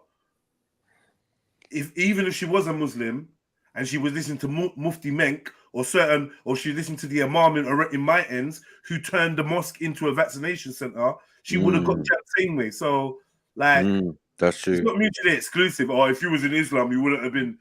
No, yeah, it was definitely encouraged. Imams were turning mosques into vaccination centers. Yeah, it was definitely encouraged. So Imams were listening to mainstream. Let's be real, right? And powerful voices within Islam were advocating for it. Plus the mosques were closed as well. Be real, innit? The mosques and the masjids were closed. Like, who can do And that they other closed than in Allah shit, subhanahu? Anyway, let's leave it alone. But yeah, Hawaii, unfortunately, you know, it is what it is, man. But I was No dealing problem. with it, man. And it takes a lot of guts, Jedi. Like, I appreciate your platform, right? Because you have a clean heart. From what I've noticed from you for the past few years of speaking to you, you have a good mindset, and I appreciate your hospitable nature to welcome people from all walks of life to grace your panel. And I just want to say it takes a lot of guts to come on the panel and just speak from the heart directly, right? And speak freely. So he has no credibility. I have no respect towards him. For all the past few years, he's been a troll, just really you know, taking sly shots. I know, I see that side of the film. And what I've done was be a bigger person and blocked him. I first tried to engage him and say, you know, if you have any grievances or any objections to what I'm saying, come speak to me directly. You know, enlighten me. Just be frank. I'll be real. This is what I would say, Silverside, yeah? You know the type of road that you've fallen into on this channel? Everyone sees you as like, I see you as like the head, the chief moderator, in it, and you're always here, Silver, always showing love, always helping the thing. Like, I wouldn't really want to move forward like without you. I've told you this before, innit? You know, I'd love to be able to do stuff for you and with you, link up with you, whatever, because I really, really respect your dedication and the love that you've shown me personally as a brother, right? But sometimes you do get a bit trolly. You do. I get it. When people get under your skin, that's it. You don't let it go. I remember with Nifa, and I'm not going to mention other people, but I know that you can be a bit trolly sometimes. And maybe that's not really going to, it ain't going to really work anymore. Like, as much, it just don't work as much because people see it as raw.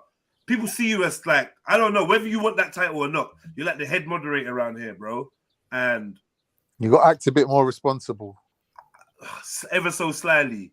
I wouldn't want to limit your freedom of speech or whatnot, bro. But like for instance, when I just said allow it, I think that's where you should have just allowed it, personally. Because I'm saying allow it for a reason. Because I know I'm gauging how people are, and someone might take. I don't know, man. I don't know. Personally, when we want to get people to talk and open up, that's when we're gonna put the jokes and the jibes and the shots to the side.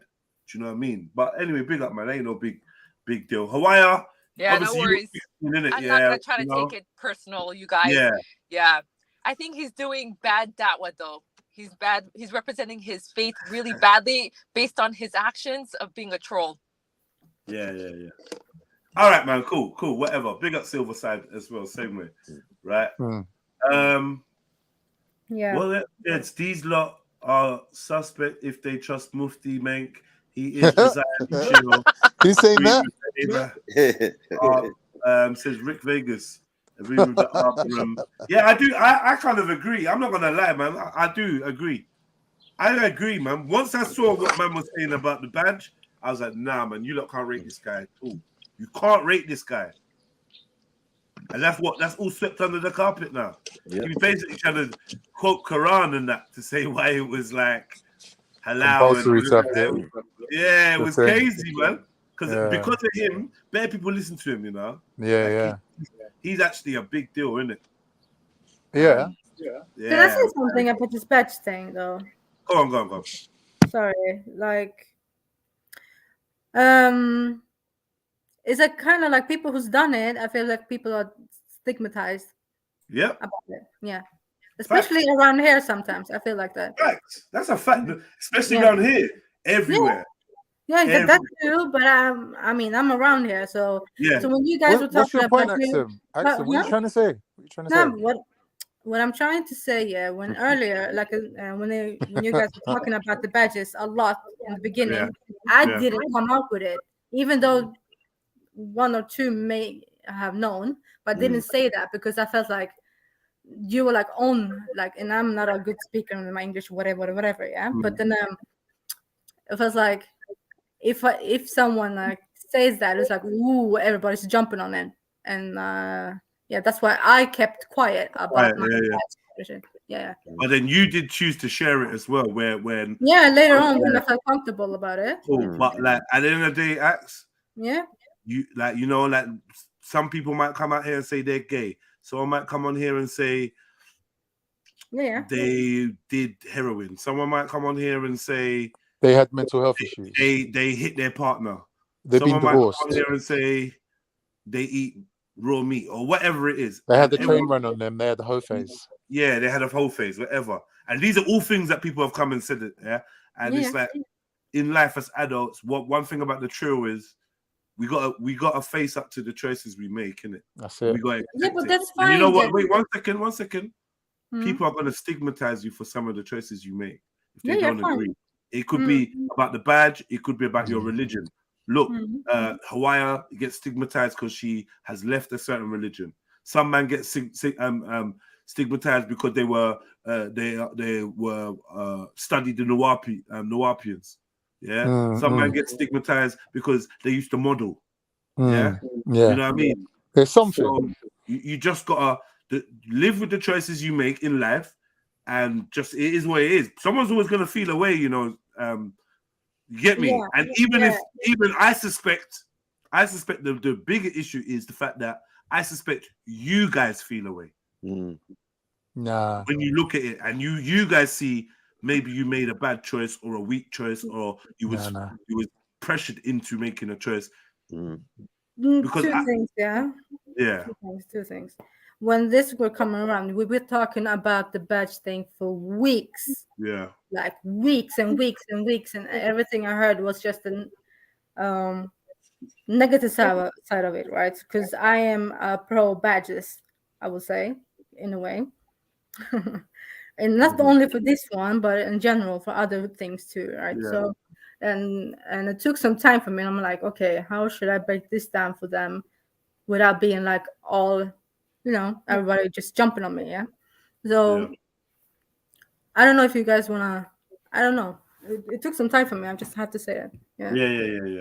Yeah. It's not about me not being okay with my decision or no. You're happy with your decision, yeah? I had to take my decision. The information, okay. You didn't have to. No, listen. Yeah, for me, it was like with the information I got, that I had a chance to transfer the disease to the patients that I don't want to give the disease to because their immune system is really fucked already. I'd rather take that on me. I don't want to have that kind of conscience. 1 second. How is it that we knew? How is it that we knew? Yeah, that even with the vaccine, sorry, scrap that sentence. We were aware that even badged, you could catch and transfer the virus. That was something but that was in the early days, though. It right? was no. Unfortunately, that's not true. That's not true.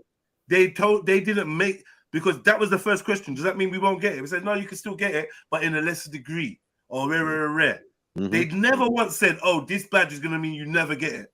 They just said it's going to lower your risk of getting it, and if you get it, the symptoms should be milder. That's what they said. So there was absolutely no way that you could believe that you getting it meant you was going to be free. Just be real.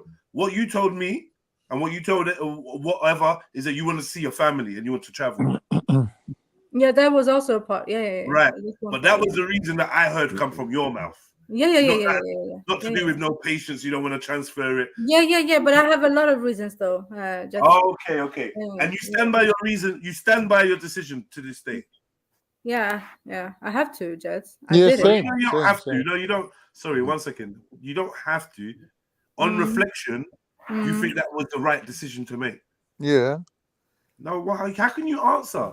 Because she said, given the information she had at the time, she had to make a decision based on that. Reflection, Con, you got to learn to let people speak for themselves.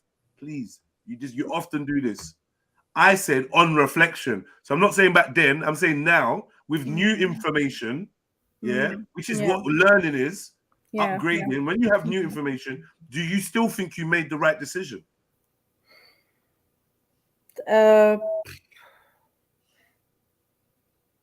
No.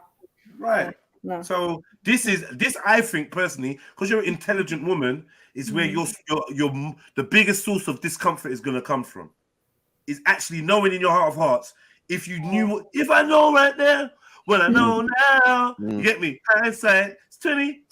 Like when you now know what you know, you ain't gonna repeat. You wouldn't repeat the choices you made, and this is where regret and or whatever comes into it. And I think you're gonna be feeling that as well as other people judging you, which they are judging you. But it's fine. Let them judge me. Yeah, that's cool. Yeah, I know why I did it, and I know why I took the risk, and I based on the information I got, and part of it was like, okay, my family. Another part of it is the line of work and where I'm working, and what I actually doing at work too. Yeah. So it's like everything I was. The only thing I was doing was working with the vid patients, right? And so it was just like, okay, I need to do this. I don't know. I just had to do it. But now thinking back, and because I also thought I was hesitant, like in the first. Okay, let me say this. Yeah, just before I took the thingy, I was ill like a couple of months before with the thing, right? Yeah. So I was supposed to wait a little bit more because I knew that I had a lot of antibodies already. So you had that immunity period. That So I had an immunity period, and I knew it because I checked myself, right? Blah blah blah. And so I was like, should I wait? So they postponed it, and they were like, maybe we should wait a little bit with you. And then I waited like a couple of months more, and then I took the one I shouldn't have taken. And some side effects and shit. But then it is what it is, man. I don't know. It is what it is, and you know, you can be honest, and I can be honest. I owe you that. Or I don't really owe you that, but I owe myself the opportunity to be honest. So obviously, there's a huge disappointment in the brothers and sisters that have made their own personal choice in their life, which really actually affects me not. But you know, as time goes on, at the time, I felt like there was some kind of invisible line being drawn between people, right? It was one side or the other. I felt it. And like I said, every time I found out that somebody had been vaccinated, I kind of felt like I'd lost a part of them or a certain connection with them. I don't know why. I think because I was disappointed in the psychological aspect of it more than anything, more than the physical. It was a psychological thing that, yo, you gave in. That's how it felt to me, right? You gave in when everyone else had to try and be strong. You gave in. You let the propaganda. Because a lot of you guys did it with people around you that you could have stood with, refusing. But a lot of you guys was like, no, fuck this. I'm doing it. And I feel like it was an indicator of who would let fear make them make bad decisions. If I'm honest with you, that's how I looked at it, right? Especially when I asked everybody individually what their reasons were, a lot of their reasons were whack. One person I rate because their mum was very ill.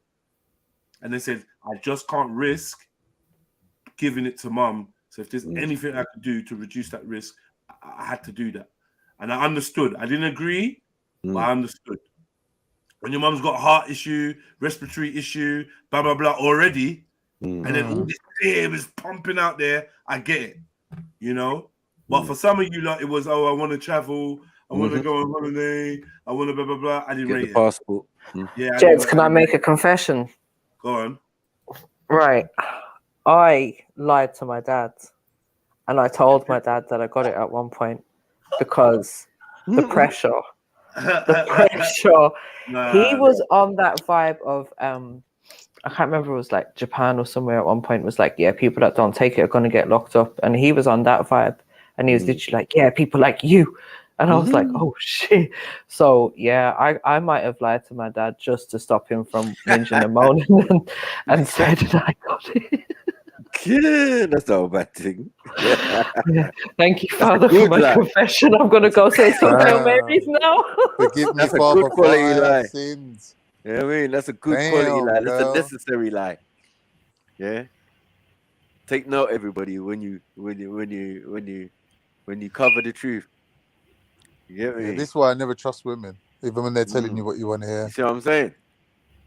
They can lie about everything, time of the I month. know, Everything. it felt bad. It felt bad. Even to this day, I still feel bad about it. But, you know, But it's peace it of kind mind, of like, though. Every in time you some go way, around there, yeah, you're good, innit? it kind You of get was the to give bumps and him a bit everything. of peace of mind because he was so stressed out about it as well. Do you know what I mean? It's just like he was making us socially isolate in his house.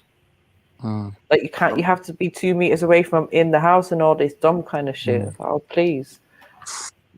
Did anybody look into? You see the vaccine, yeah? Quickly, Kanye. Did anybody look into the way that they like researched into how they were going to make? Yeah, the badge. Sorry, how they were going to make it and how they were going to use. Yeah, this is what I'm saying. Like, if They you used understand what a vaccine is. yeah, the that. DNA, the protein. Hello. Sorry. They use a protein of an E. coli, yeah, which is what's found on chicken. And it probably is like bypasses so much of your immune system that they like probably just used it as a This is the thing, God. We did go into a lot of sort of in-depth research. I mean, I think a lot of people have done it independently. We definitely shared a lot on here. Yeah, so I think those who were aware definitely knew what was going into it. I think it's because we said some of us realized that, you know, being vegan actually made you exempt from a lot of That this. was the one set of people that was exempt. Yeah. Right. And at that time, guess who was vegan? And at that time, everyone started jumping on the vegan hype. Oh, I was we've like, got what? time now to be vegan. Yes. Oh, No, yeah. man, I and was it reading makes me some exempt. government stuff. Yeah, I was Yeah, reading some same, government same. stuff. Squinty eye, like, what? Okay, makes sense. Yeah, if there's any type of animal, human thing, whatever products is in there, you, Mr. V, They out. were You going out. to try and make a vegan Special approved one. I don't know if they ever did. Yeah. Good luck with that, plant-based. I'll have to look into that. Plant-based batch.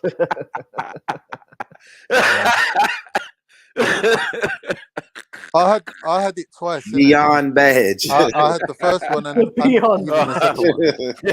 Beyond badge. Sorry, what was that? What was that? Can't believe it's not badge. I'm saying I had 2 badges in it. All right. What? Now, Knew it. obviously, I know what goes into the badge, right? So This is the first time you. Is this the first time you've confessed that you had the badge? I said it before. No, he told us. Didn't. What I'm saying. Did he? Sniper, You're don't one let person. Evelyn hire you as Let him go. Let him go. Let him go. Go Let on. him go. Let him go. Let him go. Anyway, right? So obviously, because I know how these things work, right? I know that they only had a few strains locked down where they're giving you immunity to certain strains, but by the time this thing goes around the whole population and comes to you, the chances are very slim that it wouldn't have mutated and become a different strain. So basically, you're getting the badge for nothing, right? Because it's not really protecting you. But I did that knowingly. I knew that by the time these lot get around to collecting all the strains and coming with a finalized version that could eradicate this thing from existence, we would have caught it by then anyway, right? So because I caught it and I had 2 rounds of it, caught it twice basically, right? I knew that my natural immunity was already in place. That when they offered me the booster, I said no to it because I said to them, like, it's not been long enough since I've actually had it. The boost ain't going to do nothing for me. I'm already immune, innit? Because of actually having the version that's going around. Not your version that you thought was going to be going around, but the actual real one that I've actually caught. So my immunity right now is better than anything you can offer me. So I said no to the booster. But in reality, looking back on it, I don't think I made a mistake actually, you know, hedging my bets and having the first 2 badges. I don't think it was a mistake, to be honest. Oh, good luck with that, man. It's just a lot of probability. It's just how much people you're mixing with. What are the chances that it's going to actually even come to you? So then you have to think, okay, my kids go to school. I've got 2 kids. That doubles the chances. They're coming into contact with 300 kids each. The chances are that I'm going to have to stop my kids coming to my house because I've got my old mum here. Or we could get the badge. So I had it. Rather than stop seeing my kids. Yeah, that sounds like all the propaganda that was fed to us, brother. Yeah, man. You just gave in. No, I'm saying kinda. I made the educated guess based on the information that was available to me at the time. I feel, and I think I would have done the same thing again. It's a guess. Exactly. That's a definitely. Yeah. I personally don't take risks with my personal health. In a situation like that, I think the most paramount thing is the decisions you make concerning yourself. This is not concerning anyone else. This is you, your temple, your body, your holy place. Do you get what I'm saying? And you're trying to keep it whole. Now, putting foreign bodies into my body, I'm not going to be agreeable to that. Do you get what I'm saying? And in a situation where there was immense pressure, you're correct, from all angles, to do something is exactly why I would do the opposite. That's And fine. I'm just abstaining. saying. No, hold on. Abstaining. We don't get no credit for not doing it. You get what I'm saying? You lot get all the credit and all the empathy and all of that. But in reality, yeah, us who never do it, well, you should be thanking us and saying, you know what? You lot were smart to abstain, to fall back and wait. I said this. Hold on one second. Why is it smart One though? second. Yeah. Because today it seems badge appreciation day. Yeah. Where the people who took it and made certain decisions about their thing. Now, we're talking about, I want to put it back to those who abstained, those who knew better. Do you know what I'm saying? Without all the information necessarily. And even though they got the information now, it's not like they're gloating or anything, but no one's even giving them their praise and saying, you know what, you lot were smart and wise to just wait. There was nothing And the other wrong thing, in Matthew, just if people abstaining. had have waited, it would have also given the opportunity for them to make improved and better versions. So, you know, we know a couple of things are going to go wrong. Trials hadn't been completed. Then they could maybe improve on the things that were causing the side effects, and then you might get the best version. Just haters, man. That's what I'm saying. But big up I everyone. Big up don't really everyone. understand. Because it was a what rush. correlations you're drawing. But it was a rush decision, Con. If you think about it, Yeah. you guys did rush into the About your decision. health. Because the shit only lasted 2 years flat, bro. That is a Right. rush decision for something that you guys just came up with. How long does it take to make a badge, right? We heard that before. 8 years. Depends It on how takes many years. strains. It Depends how takes many 10 strains years. they need to collect over 20 strains to make it on the level of the flu badge, right? 20 strains plus, right? They What never flu had badge? time to I do mean, the that, so flu there was badge is not a maybe cure. 4 or 5 strains in there, right? It's not about strains or anything. There's a certain amount of years that something's supposed to be clinically tested and trialed until it gets approved by governments. And this one just basically was given all kind of exemptions because of the fact that it was a so-called pandemic, etc., etc. So it didn't have to go through all of those trials and tests that it usually does. Yep, it was fast tracked. No, we're not doing that. And Con, And I'm not But doing that that with doesn't my mean health. it's nothing to do with strains, MJ. I'm just saying. I it's don't not- know how you've added them two things in together. No, man. Listen, you got the first original strain is COVID-19. Whatever 19, right? So, and that's what it is, bros. All these other later strains are supposedly after the fact. Yeah, they're No, gonna what do do you mean? whatever What does they're that gonna even do. mean, though? What?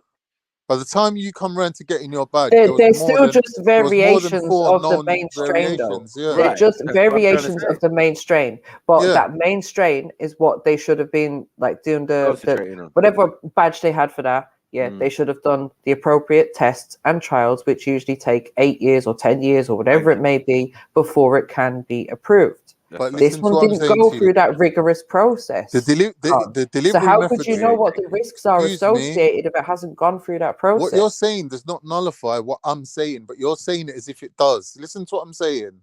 The delivery method of a vaccination, whether it's the flu or the vid or whatever it is, yeah, it's the same delivery method, right?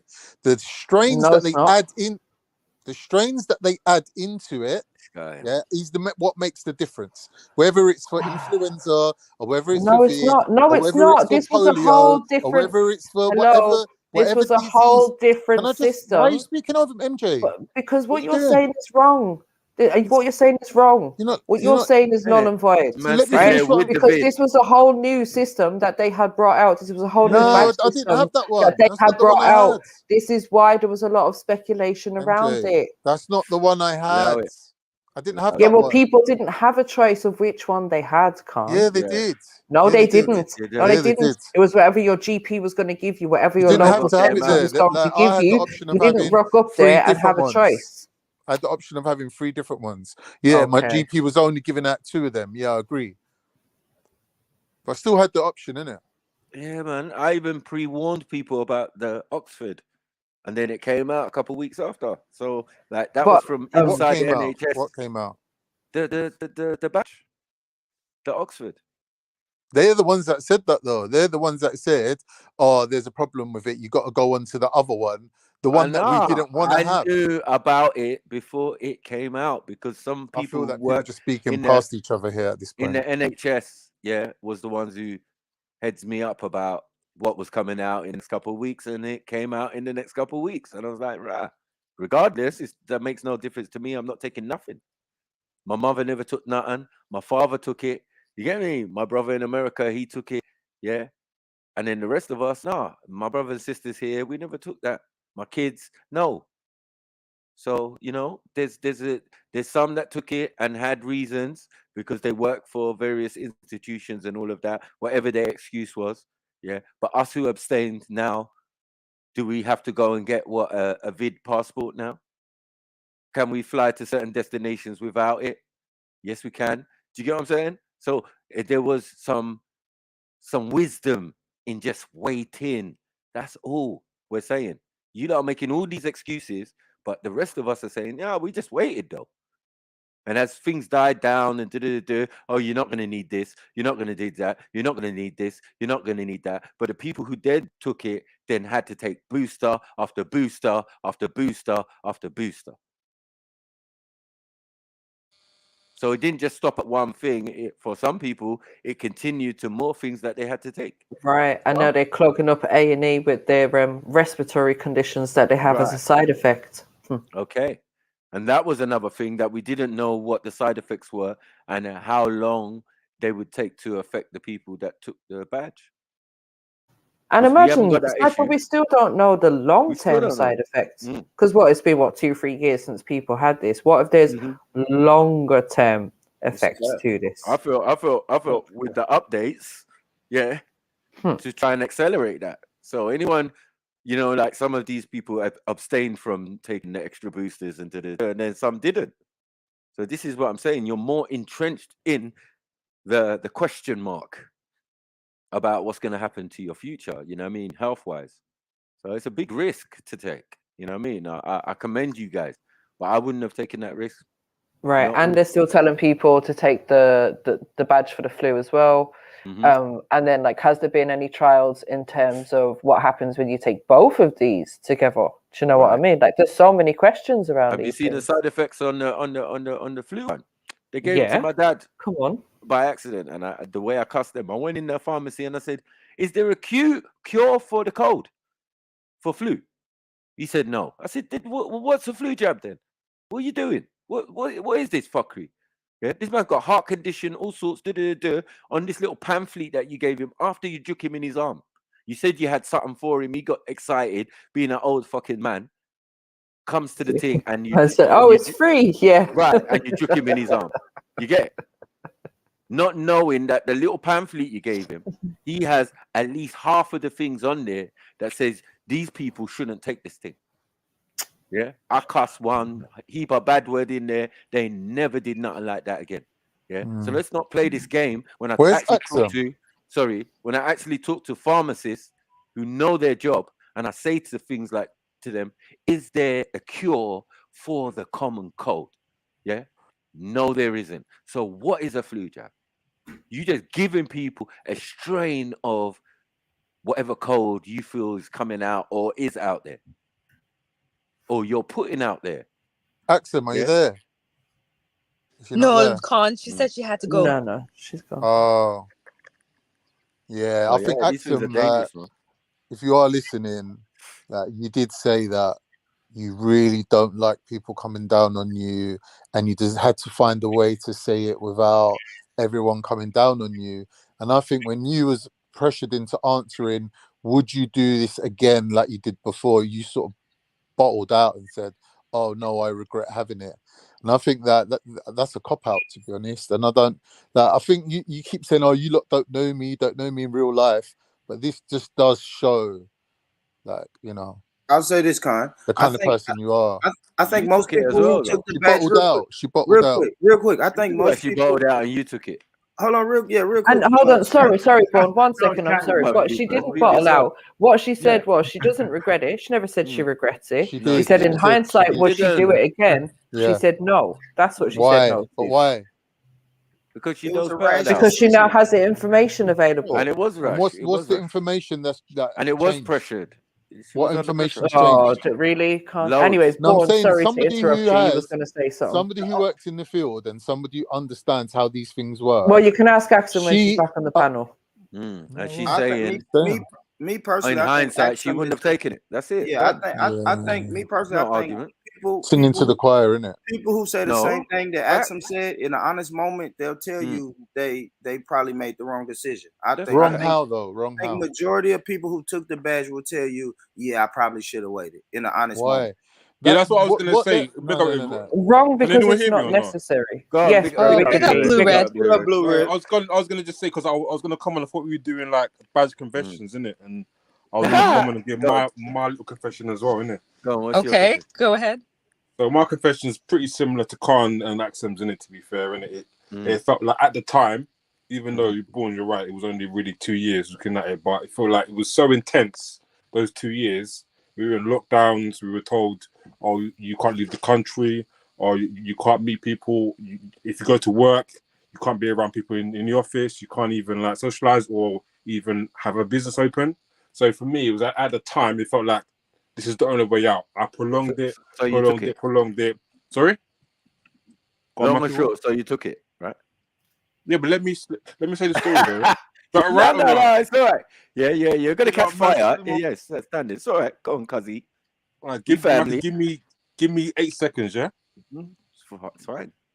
All right, cheers, bro. Thank you. So yeah, so as well within my social circle as well, my parents, obviously, they're not born here, innit? They're like born in Nigeria, and it seems like they're very.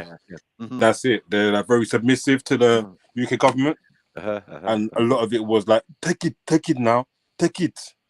Like there was no reason behind it. It was literally just do it, don't ask questions, innit? And you prolong it, and it gets to a point where even people at work who have no right to even ask you about anything medical, they get involved, and as well, it's like it comes from all circles. I think it was only really here where you kind of felt like you can kind of hear like a contradicting statement to the news out there, right? But it just felt like at the time it was the only way out to like kind of please everyone. Which looking back now is stupid, isn't it? Who am I trying to please? Like for my own health. If I don't want to do anything, I shouldn't be put into a corner where it's like this is the only way out, kind of thing. Chineke God. Eh? Chineke God, exactly. Chineke God. Exactly, Yeah? man. You lot are, man, you lot are under pressure. Man, take it easy. Hold on, and not to be thin. Swear down. Yeah, I Blue know, Red, cuz. swear down. I know. Like what? What's So going on that's, today? but anyway, cool. But listen, Maku, Niger Gang's give- ruined. Yeah. Maku. Yeah, yeah. You gotta Yes, give brother. people the room, man. Please, man. Get in I the got it, room. man. Of course, You course. be a shit Yeah, therapy, yeah. Get Maku, in the man. room to say what they want to say and express themselves. You get me? Yeah. But I'm hearing a lot of things. I'm hearing the theme. Yeah, go on. Yo, Maku, man. One second, bro. Sorry. I'm hearing a theme, yeah, which is fear, innit? Yes. Fear. Yes. A lot of fear. This is what they use. We all know. This is what they use, isn't it? A lot of fear. But all you lot was around, innit? All you lot was around. We were all together. Yeah? Right. I don't know if you think, we just chat shit on here and that, but this stream could literally be a life-saving thing. Exactly. Yeah? Right? So, there's no, like, I'm telling you from now, obviously you don't know, innit? Yeah? You have to think for yourself, and you have to be wary of fear tactics, man. You know? Because it might make you make a decision that you can't reverse, or whatever, or even worse, who knows, innit? Yeah? Hopefully everyone is good. Everyone's going to continue to be good, and there's not going to be no long-lasting effects one way or the other. Because there was times where, you know, my family members were ill, you know, and whatever, and I questioned whether I was doing the right thing. Yeah, Straight. you know, at one point I thought my baby mother was going to die. You know, Yeah. in fact she was close to death, and they said basically, had she not gone in, maybe that day, probably would have been found dead. Do you know what I mean? Wow. So I know how serious. You don't remember, man? I was Yeah, bawling my eyes out, man. I remember. You get me? Yeah, yeah. So obviously, like I know how deep and serious it is, isn't it? And the thing is, in this life, there's no guarantees. But we gotta have integrity, and we gotta have courage. But big ups to everyone that's sharing their story, whichever side of the fence they landed on, or whatever way they flipped the coin. Big ups to them, man. I know it ain't easy, like being on the trail and telling man, yeah, you got vaccinated, because you know some people are gonna judge you or whatever. But I actually respect the honesty. I fully respect and salute the honesty. And there's so many people that I check for that have had it. It's hard for me to have the stance that I thought I was gonna have. I thought I was gonna lock you lot all off. I know. You know what I mean? But when it's not, your you dad get and me? your brother, it's fucked. Yeah. That's what I'm saying. I think just we've wanted all to jump got on and say loved that. ones. Cool, Yeah, man. we've all got loved ones and family members and that have taken it. did So it, it's not man. like Yeah, we man. can just, you know, ostracize people, because if that was the case, I'd be very lonely right now. Yeah, I know. But as I said, it's like half. Yeah, half on this side of the country, and then the American side, and then the Nigerian side as well. Most of them they've all been badged up. Do you get it? Yeah, but Blue Red, have you finished telling us your yeah, giving go us on. the justification? Before I bro? roast you. It's only because it's Blue Red that he's gonna get roasted. I know, but give him space. Go on. No bro. one else gets roasted. I thought this was like a safe space, but Mac Yeah, was it's just safe. It's on safe. the window, banging on the window. No, it's safe. I thought it was safe. I got but my no, syringe ready. Go on. But no, yeah, I feel only way you just felt like there was like no way out, and that if you don't do this, it's like socially, work wise, family wise, you're gonna be ostracized, isn't it? So that's how I felt at the time, innit? Yeah, I get you. But socially, you was indoors, so there was no social. For the most part. But there was, for them, it seemed like you couldn't fly, and you couldn't open any kind of business or be part of the working world. It's the traveling thing that got a lot of people Blue Red. I ain't gonna lie. And it's the working world as well. It's the working world. The working world was pushed heavily within the working world. Yes. My brother. That's what I said. That my watch big out. mother took it, but she worked for the NHS. She works in the hospital, so like it's like they pressured her. First, she I can imagine. relented. She relented. She was like, "Nah. It hasn't been tested. I'm gonna take my time and wait." Yep. And went from take my time and wait to taking it. Mad. That's what I said as well. Yeah, I'll take my time. It got to the point where people were like, just do it, please, for me. Like it's like it was mad. Yeah, but you'll soon see. Yeah, touch wood, it doesn't happen. But you may start seeing side effects. Okay. Long-term effects. that'll happen that you may not notice, that you'll notice like over time. Oh, that could have been because of that. Because my experience is like when I took medicine, and it was quite intrusive. It was in an intravenous drip, and it was eating like 40 minutes each time, right? But I started my skin on my ears started peeling off. So to this day I've had to like really try to manage it, you know. But and King it's God, like what about the badge? Did you have to take that? it's altered the skin on my ear. No, I haven't. I didn't. I just said, yeah, miss me with that when they called me, and that was it. I just put the phone down. Big up King Gold, man. Because I thought they might have tried to push you like being in a vulnerable category or something, like they would have prioritized you. Were they trying to convince you?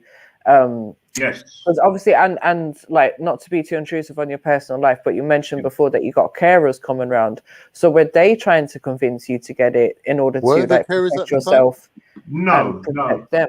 No, they did it once, but they sent text messages. I'm sure everybody else got them. Yeah. And you know, funny enough, yeah, my one of my neighbors said that she had it, and you know, so I've definitely probably come in contact, and I've probably got it, but just not had any symptoms because my immune system's so active at the moment. Anyway, it just probably shrugged it off because it's so active dealing with my. Well, you know what? Because I'm thinking the way they were prioritizing carers. Did you have carers go around during the pandemic? Yeah, they had to come in. And I'm surprised that they were still allowed to be around you if you didn't have that bad. Yeah. But you weren't. But I did tell them to stay away, though. No, I wouldn't. What's going on? What did I miss? What did he say? Sorry? I was just asking if King Gold's got the badge. He said he hasn't. Nah. Yeah, no one even bothered. It's mad. But if all the parents have got it, he don't need to. No one even bothered about him. Like, yeah, you've forgotten. Not even on the list. Yeah, we just walked past his house and everything. They won't fuck with me, man. Oh, but maybe your carers were bad. Do you don't even know? Yeah, they were. Yeah, that's what he said. Yeah. Like I'm too smart. I'm already. They already know that I've got this thing where I'm like, look, I'm questioning everything. I'm like, they probably got me down as one of the most paranoid. What do you call it? You know, patients. Yeah. Call you a patient, don't they? So yeah, but I mean, like I said, like you do come to a point where you're like, okay, well, I kind of need to do this, and everybody around you tells you to do it, your family, etc. And you're at a point where you have to do it, like literally have to. So yeah, I did it, but I said the adverse effects is the ear thing, and that's kind of troubling for me because I used to see people with weird ear things in their ear, and they were old, and I was like, yeah, well, they probably had this fucking same thing that they gave me, and it's not because they've just got some weird ear condition. So yeah, these medicines. It is a possibility though that you do have just a weird ear condition. No. Unrelated. Listen. Calm, for 35 years. I had nothing wrong except for a little bit of earwax. I had a little bit extra earwax. I had grommets in my ears, right? So I had overactive earwax. Yeah. But listen, I took this thing, and I kid you not, I promise you, I know exactly after I took it, my ears started. I was like, bro, what's this? It started getting hard, like hard, like. Okay, yeah. Yeah, and I just peeled it off, and I said, "Fucking, I was bleeding." And I'm like, "Nah." Yeah, nice TMI now. So Blue Red, given the information that you know now, a few years on, would you have made the same decision? Probably not. No, to be fair, it did feel like a pressure. It did feel like I was back into a corner, and looking back, I should have if I stick by it. If I say I'm not going to do it, don't do it. Don't let anyone. So you're saying you could have got away with not having it? I think I'm healthy enough to fight anything. It's whether I would have spread it on someone else would have been an issue. See, this is the thing. People close to me had the same version that JEDI was saying that his baby mother had, where they nearly died, and there were people close to me. So I don't feel that I wasted my time having the badge. I actually feel that if you think of each strain as a bullet, and you put 6 bullets in the gun, by me having the badge, I took 2 of them bullets out, innit? And other people I know got licked with them same bullets. Is that And interesting? they were But close do to you me. think you're vulnerable? Do you Anyway, think I you're just vulnerable? feel, Yeah, I I'm just feel, vulnerable. Obviously, I'm obese. I've got diabetes, my age, and I'm around Okay. children, and I'm around old people. So yeah, I'm vulnerable in many ways. Yeah. Yeah. Okay. So in that way, it kind of makes more sense for you. But for me, I felt like there was nothing on paper wrong with me, and I didn't need to have any kind of So immune yeah, so boosters. you're saying you could have got away with not having it? I would, yeah, but I just my only concern was passing on to someone else. That was my only concern. I don't want to be the reason someone who wasn't as strong as me, quote unquote, yeah. had it and then dying from it. And the reality is, yeah, that's exactly what you was gonna do. All right. And That's did you, that's at the any point, did you situation. actually get the vid, or did anyone around you get it, Blu-ray? No, I've never had it officially. I mean, I might have Okay. had symptoms, maybe like a cough or sneeze here and there, Mhm. but officially never had it. Never tested positive for it. So And any side effects that you've experienced from the badge? nothing at all that I know of. You're one of the lucky ones. You got the placebo. Maybe. Placebo, what's that mean? It's not real. Nothing in there. Really? I got the P1 in it. Because how you not no antibodies? You're not an what's it, expendable? When they can expendable asset. Expendable asset. Who, me? Yeah, just figure out what that is, and that's What probably you calling me a waste man, Kingo? No, I'm saying no. I said Calling you a you're waste not man. Kingo, you calling me a That's waste what I man? was gonna say. No, I was I'm gonna saying say. you're not an expendable asset. That's why he said that it didn't even bother with me because I'm an expendable Cheeky asset. little fucker. Huh? Sorry. Kingo, I was gonna say, Blue-Red, that like the way you mentioned that your parents and thing and they had that influence, then I started to think that you might be of an age that's that's thing, because me as a big man, my parents don't have an influence. So I was thinking like a younger person, and obviously younger means you're healthier. So you're right as well. That you probably would have got over it quicker than a lot of other people anyway. Do you get it? Yeah, I don't want it to seem like I gave in after like 2 days, innit? This is like No. prolonged months African and months pressure. and months. African pressure. I know African pressure. It's different.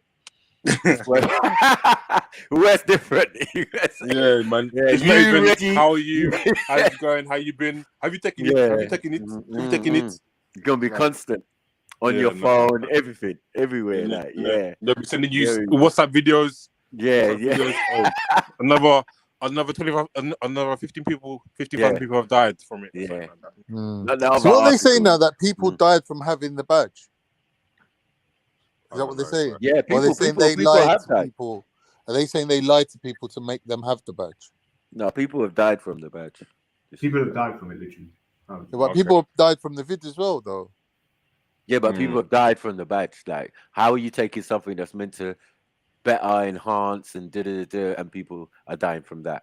So, but then, are you saying it's as a result, direct result of it? Are you saying that as well? It's as a direct result of it that people's lifespan has been cut short, especially when they shouldn't, at their age, even be dying. Yeah, that's definitely the truth. But then people who had the vid, the badge, their lifespan was cut short, wasn't it? Well, not only that, I felt. I mean, I've got a lot of other people, ex-girlfriend, and her sister and brother-in-law. They all went and got it, and then each one of them got extreme form of it to get Right, it and after sorry, the fact. You know what I mean? Can we also not forget that the figures, and this has been told to us by mainstream media as well, that the figures were not what we were initially told. Like, people that we were told died of X, Y, and Z, or let's say A, B, and the big C, actually went. It was just like they might have gone into hospital, had a heart attack, but because they'd had the vid like 2 weeks previous or something, it was then put down as that kind of death. So the figures weren't really what was supposed to be. So we don't actually know how many people's death was fully related to having that vid. Is there a common link? No, this is the thing. Like I heard apparently the common symptom was the blood clotting, right? In terms of side effects from the thing, yeah, as opposed to hemorrhaging. Yeah, blood clotting, lots of respiratory problems, and ultimately, I think a lot of heart attacks as well. Yeah, a lot of heart attacks. I was going to say. That's what come from the clotting. Just irregular So, heart movement. as they said, it weren't for everybody, right? Even though people took it, these are one of the side effects they said. Irregular blood flow. You know what I mean? It's like, Yeah. oh yeah, you know, be careful, death. don't travel, don't fly, maybe. You don't want to get deep vein. Take this if you want to fly, but then yeah, make it make sense. But this is what I was saying to Khan though. Like, this is why I feel like people could have possibly waited to see if they do make a better or improved version. And we don't know the reason why necessary, certain though. people reacted the way they did to the badge. Yeah. That element might not have ever been taken out. That element might have Well, sorry. always At one have point, been didn't they there. actually take a whole thing off the shelves? Like, one point, didn't they say That's the stop one using that this? That's the one I actually had. Right. And I think that was a very sly way of them making you have the one that no one really wanted to have. The one that was to do with DNA and No, but as I said, Con, most people weren't given choices. I don't know about you being given a choice, but as far as I'm aware, it was just whatever was there. That's what you was getting. Whatever that local NHS had been given to give out to their local residents, that's what you were getting. Yeah, but people were reluctant to have the other one, the DNA one. Yeah, some are reluctant, just like Yeah. Blue Red said he was reluctant, but And I he think still that's went the ahead reason and why done they it. Do you took know the what I other mean? one. They took the other one off the table, thinking that by doing that, people will have the one that we weren't really sure about. I think they've done that on purpose. They've done that I deliberately. just think a lot of people didn't care. I remember seeing the queues outside them centres and that, like, just they were popping up everywhere. Yeah, I'm thinking, oh, what's going on? Are they giving away something for free? Yeah, they're giving away a badge for free. It got to the point as well where I would have a test, literally, I would have a badge test, and then it'll obviously come out all right. And then I'll be like, 8 hours later, I'd want to have another one. Like, it got to the point where you're just so paranoid about it. Yeah, I didn't take a single one. Not one. Yeah, see, that's I travelled on public transport. I was around people. So you super spreader? Luckily for me, nobody Basically, she's a around super me. spreader. I never had spreader, it. MJ. Hold on. I never had it. Nobody around me had it. So How'd as you far as know? I'm concerned, I was cool. But how do you know you didn't have it, MJ? Well, I never had symptoms of it. Don't Yeah, matter. but you can be symptomless felt as well.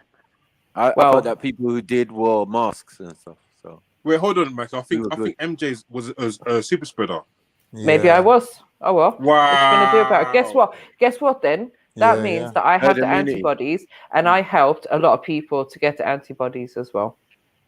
That's You right, may have man. talked people in the way. Interesting.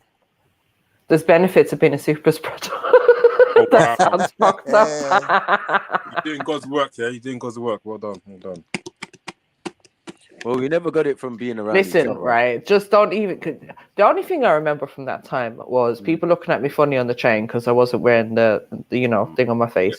And there's this one guy, and he was wearing sandals, and he was digging out in between his toes on the train, and then he questioned me as to why I wasn't wearing a mask, and I was just like, "Bruv, are you serious? You're just digging out the cheesy whatever between your toes, like, and you want to talk to me about being hygienic and." Please. Well, if you've got a big bunda, you can spread it even quicker as well, isn't it? A what? Big bunda. I don't know about that. What are you talking about? Because when you sit down, it's like you're sitting on 2 seats, so it's almost like it's like double the chance of catching it. Yeah, definitely. You What see the what the Alright, that was a joke, MJ. and there was even the one with the fucking shield as well. You know, the face shield. That was like proper over the top. I still see people wearing them One in my house. sometimes. I can't even Oh yeah, the visor. Yeah, probably. Yeah, like a visor look. Yeah. Do you know it's crazy? It's kind of, I would say like there's still a good maybe 20% of people on public transport that still wear it. Yeah. Yeah. My barber still wears his face stuff in it. Don't know It's why. become the norm in a lot of places. Hospitals, doctors, and that now they just expect you to put it on. I'm like, yeah, I'm still exempt, mate. Sorry. Yeah, man, it's definitely left a scar on our society. Our community, man. Don't trust no one, man. I trust no one. Anyone with a mask, you're rubbed out, mate. You could have been the Chris's girl, the one for me and that. But bruvs, you got that Like mask the, on. like It the just tells me modern one day, thing. the What, so- modern day, uncle, the modern day nightmare, yeah, is like a mask, yeah, a poppy, right, and white gloves. A mask, a poppy, and white gloves. I don't know. I don't even know why I said white gloves, but I don't know. Yeah, so the mask on the poppy. That's like a big. That's like generally what you're going to see in the city.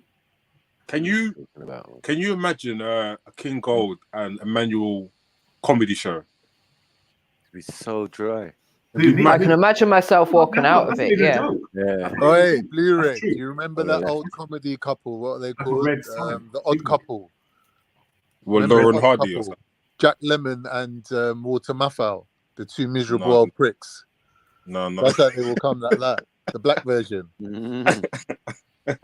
Blackish version. Blackish. Blue Reds, can I ask you a couple more questions actually? Go on. If you don't mind, you don't have to answer obviously, but have you got a woman, have you got children? No kids at the moment, but seeing someone at the moment, yeah. Okay. Nice. Did you ever consider the effects of taking the badge and then wanting to produce children, if that, you know, could have any detrimental effects, you know, on either the, well, I suppose on the child, basically, on the development of the baby? Shoot. I mean, no. Nana. To be fair, no, I never really thought about it that far ahead. Nana, I thought it was all more up like in the bottom. it's more like a temporary thing. I didn't imagine it to be in my system for that long to where it would probably affect my like reproduction and all that stuff, innit? Might sound a bit ignorant, but I assumed it would just kind of, it's like, because obviously if they're offering boosters, then it must not be in your system for too long, is what I assumed, innit? Yeah, I get you. Have you got any Lil on that? I mean, I'd say it would also obviously depend on the type that you took, whether it was the DNA or the RNA one.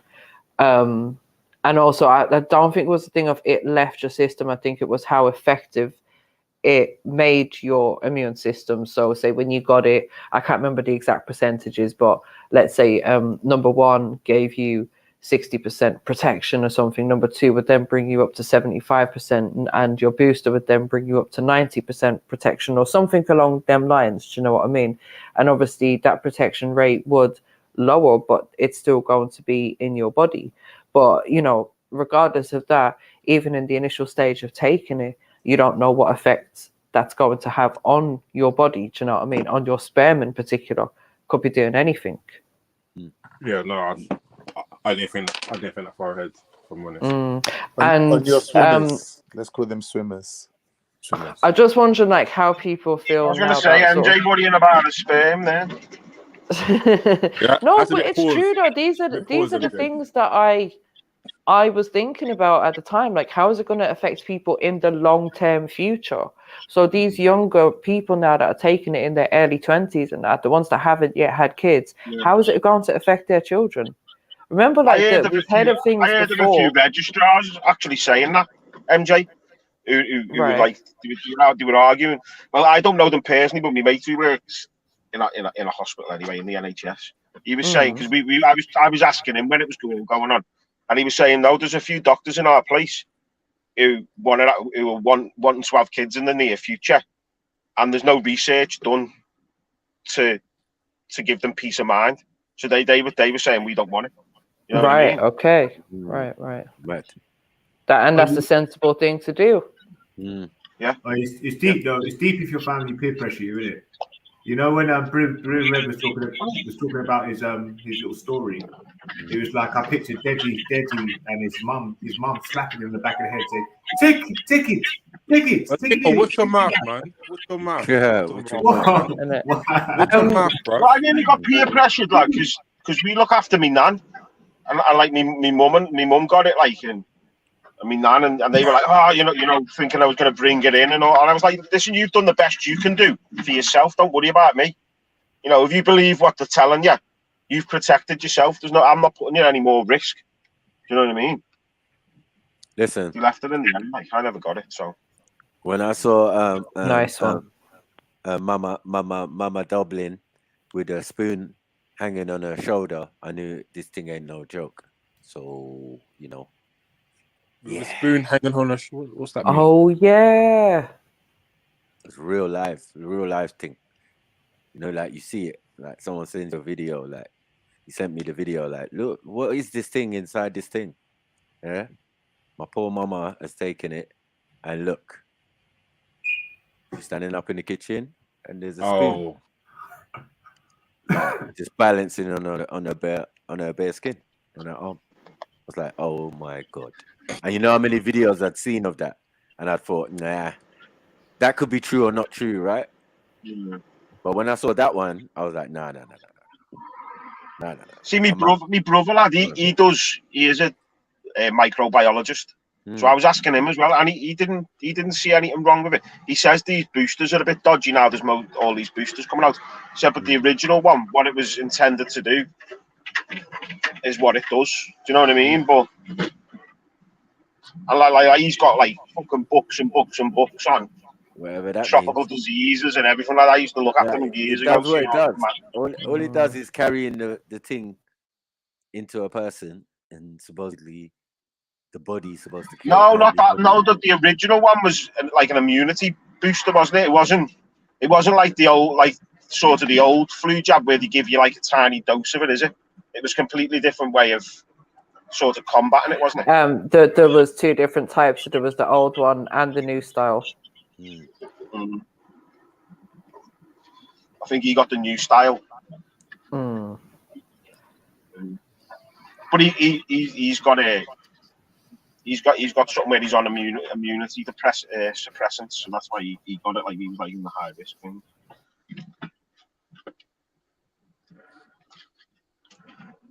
So how has this like affected everyone, like dating wise? Would anyone here date someone who had the badge, or is that a no or a red flag? I'm in a relationship, happy lad. My bird hasn't had it. I haven't had it. The baby hasn't had it. We're pretty well. But I think if I was single, I don't know whether, I genuinely don't think it would be in my consciousness to say no, I'm not getting with you. I don't know. Maybe it's because it's not as like apparent now. Do you know what I mean? We're not talking about it as much. We're not locked in. Yeah. You know what I mean? Like the mosque. There's a mosque in Liverpool, and I know they're still giving it out. But I don't really know anywhere else who are giving the boosters out. Obviously, there is places like the only. Oh yeah, it's like local pharmacies and stuff like that. You know what I mean? You go to your local GP or something. But I was gonna say, like, for me, I think my mate's on 5, MJ. My mate's on number 5. Flipping out. It hasn't died off though, because they're trying to make it a trend. In a sense, yeah, it's like a yearly sort of thing now that they're trying to make it, isn't it? But just quickly, I was gonna say that for me, like dating someone, okay, when this was a thing, I was definitely saying no. I would say I could possibly consider it. However, if I was at an age where I was considering having children with something, then I would say no, based on the concerns that I was just saying to you guys about we don't know how it's going to affect the children. So that's why I would advise people that are looking to have kids, just be cautious, innit? Maybe do a little bit of research into it, how it could be affecting pregnancies or newborns or whatever, particularly if both parents have had it or whatever the case may be. That would be my reservations with it. King Gold, what about you? Would it affect your date? Oh, he's gone in there. I'm asking him about dating, but is that what you want to do? Yeah. Are you sure? Yeah. Dating, you know, like, well, man has been fortunate that man hasn't been with anyone who's had those. Lad, you can't change the battery in the smoke detector, never mind the bird. Definitely a red flag. Definitely a red flag. I'm not. You're not. But even your bird run on batteries, yeah. No, you're gonna have to be extremely fine for even a man to consider it. Only the batteries I put in, I can't. Maybe they won't be shedding. Maybe they won't be shedding. Reggie got toe and lost an eye. Apparently, he said. Reggie's saying he grew an extra toe, lost an eye. Who, Reggie? Yeah. Was that when you went on holiday to Chernobyl? What? To going on holiday to Hold Chernobyl. on. Was the Bell palsy real then, or was that a lie? Huh? Oh yeah, the Bell's palsy. That was another very common side effect, in fact, wasn't it? Probably the most common that we've seen. Yeah. Fuck's sake, come on.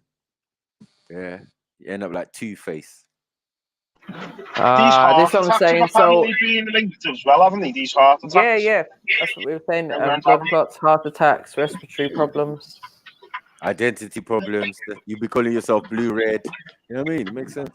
Hey, Mackie, I come in here, give my confession. I know, like you start getting confused, like Reggie thinking that you're trans British and all of this, you know what I mean? Or in Jupiter's case, trans Nigerian. Trans Nigerian. Like, yeah, it's definitely causing identity problems for real, man. Yeah, it's crazy. That is come out here with badge breath. Man out here with badge breath saying, yeah, he can't. Yeah.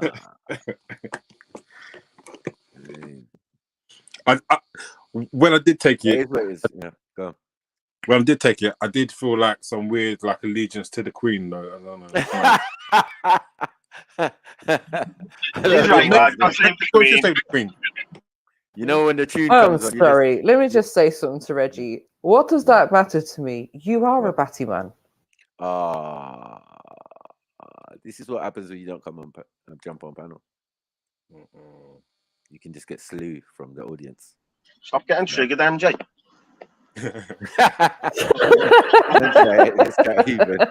Well, Reggie just been demasculinated. Reggie just poking you by from the chat. Don't start you little orange fucker. Into a necklace. I bet you and Reggie be standing there together, arm in arm. I know. Yeah. Even Reggie and Jupiter. Wendy at the forefront. And Hector. Leading them into battle. The whole crew.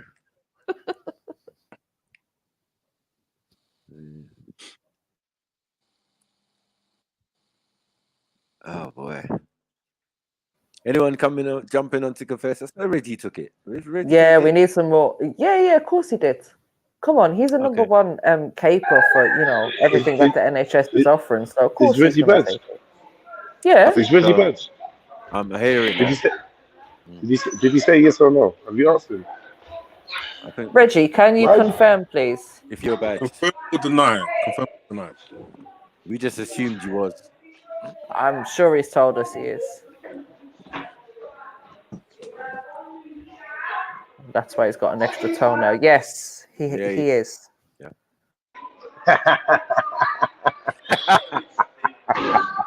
Oh my God. And this is, I swear to God, this is why Axel and them will feel away, because when you look around and see the team that they're in, it's like, fuck. Like, oh my God, you as well. Yeah. Stand in a corner with Reggie and blue red. I do feel like a pussy now, though. Cousin. You know what I mean? You've all got something in common with Reggie now. Yeah. So who's on the team? It's Khan, me. Yeah, but the Niger gang. Trillo, Reggie. Here comes number 2, Caper. Oh, have you got it? Actually, he was number 1 promoter. Did he get it? Randy? Yeah, he got told to bend over, lad. He loves getting told to bend over, doesn't he? Mad. Stop it. Right, so Randy, come on, give us your story. Randy's not got the badge. I've got something to put in, yeah, bend over. He was like, yeah, go ahead. Wait. Hold on. Randy's not got the badge. Hang on. You got a badge, Randy? No? I have come on to give my confession. Okay, cool. Go for it. So, as you know, I did take 1 dose. Oh yeah, he did say he took 1. Yeah. So, and I openly admitted it. I put. I remember seeing your little cards. Yes. Yes. So I openly admitted it. Well, the thing for me was because I've had a lot of these needle things that I was like, yeah, it's fine. But the problem with this was I went and had it at 3 o'clock on a Friday afternoon, yeah?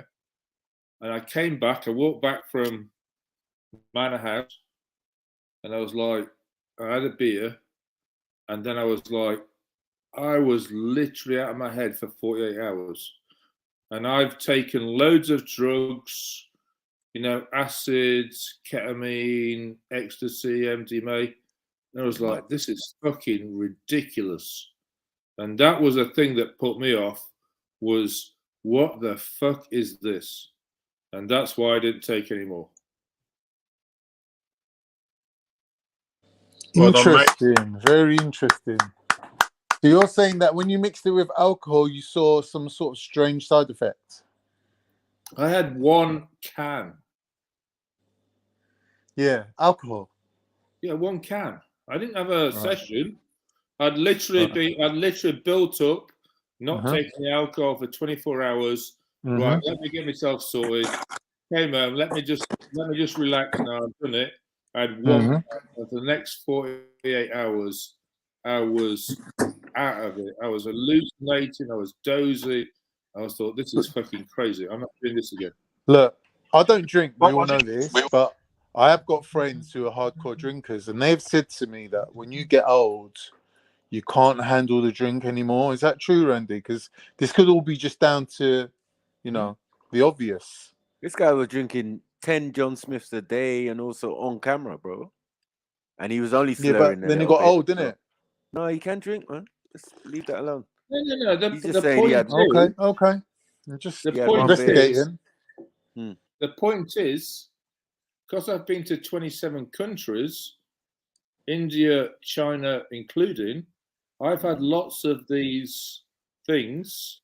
Yeah. You know, tetanus, typhoid, you know. Lupus, all them shits.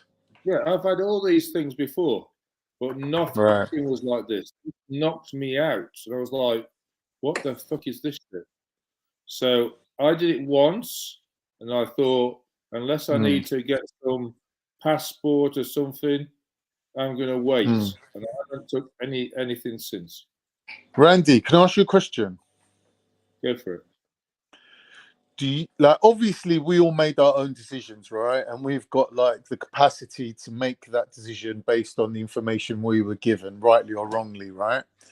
But what do you think about people like was mentioned, Mufti Menk and all these types that were actually advising people en masse to blind follow their advice and do things that could have been detrimental to their health based on this kind of like faith that they had in this person? Like, what would you think? Like, what would you think about that, Randy? Because obviously you did what you did, but you knew what you were doing, sort of thing, within reason, right?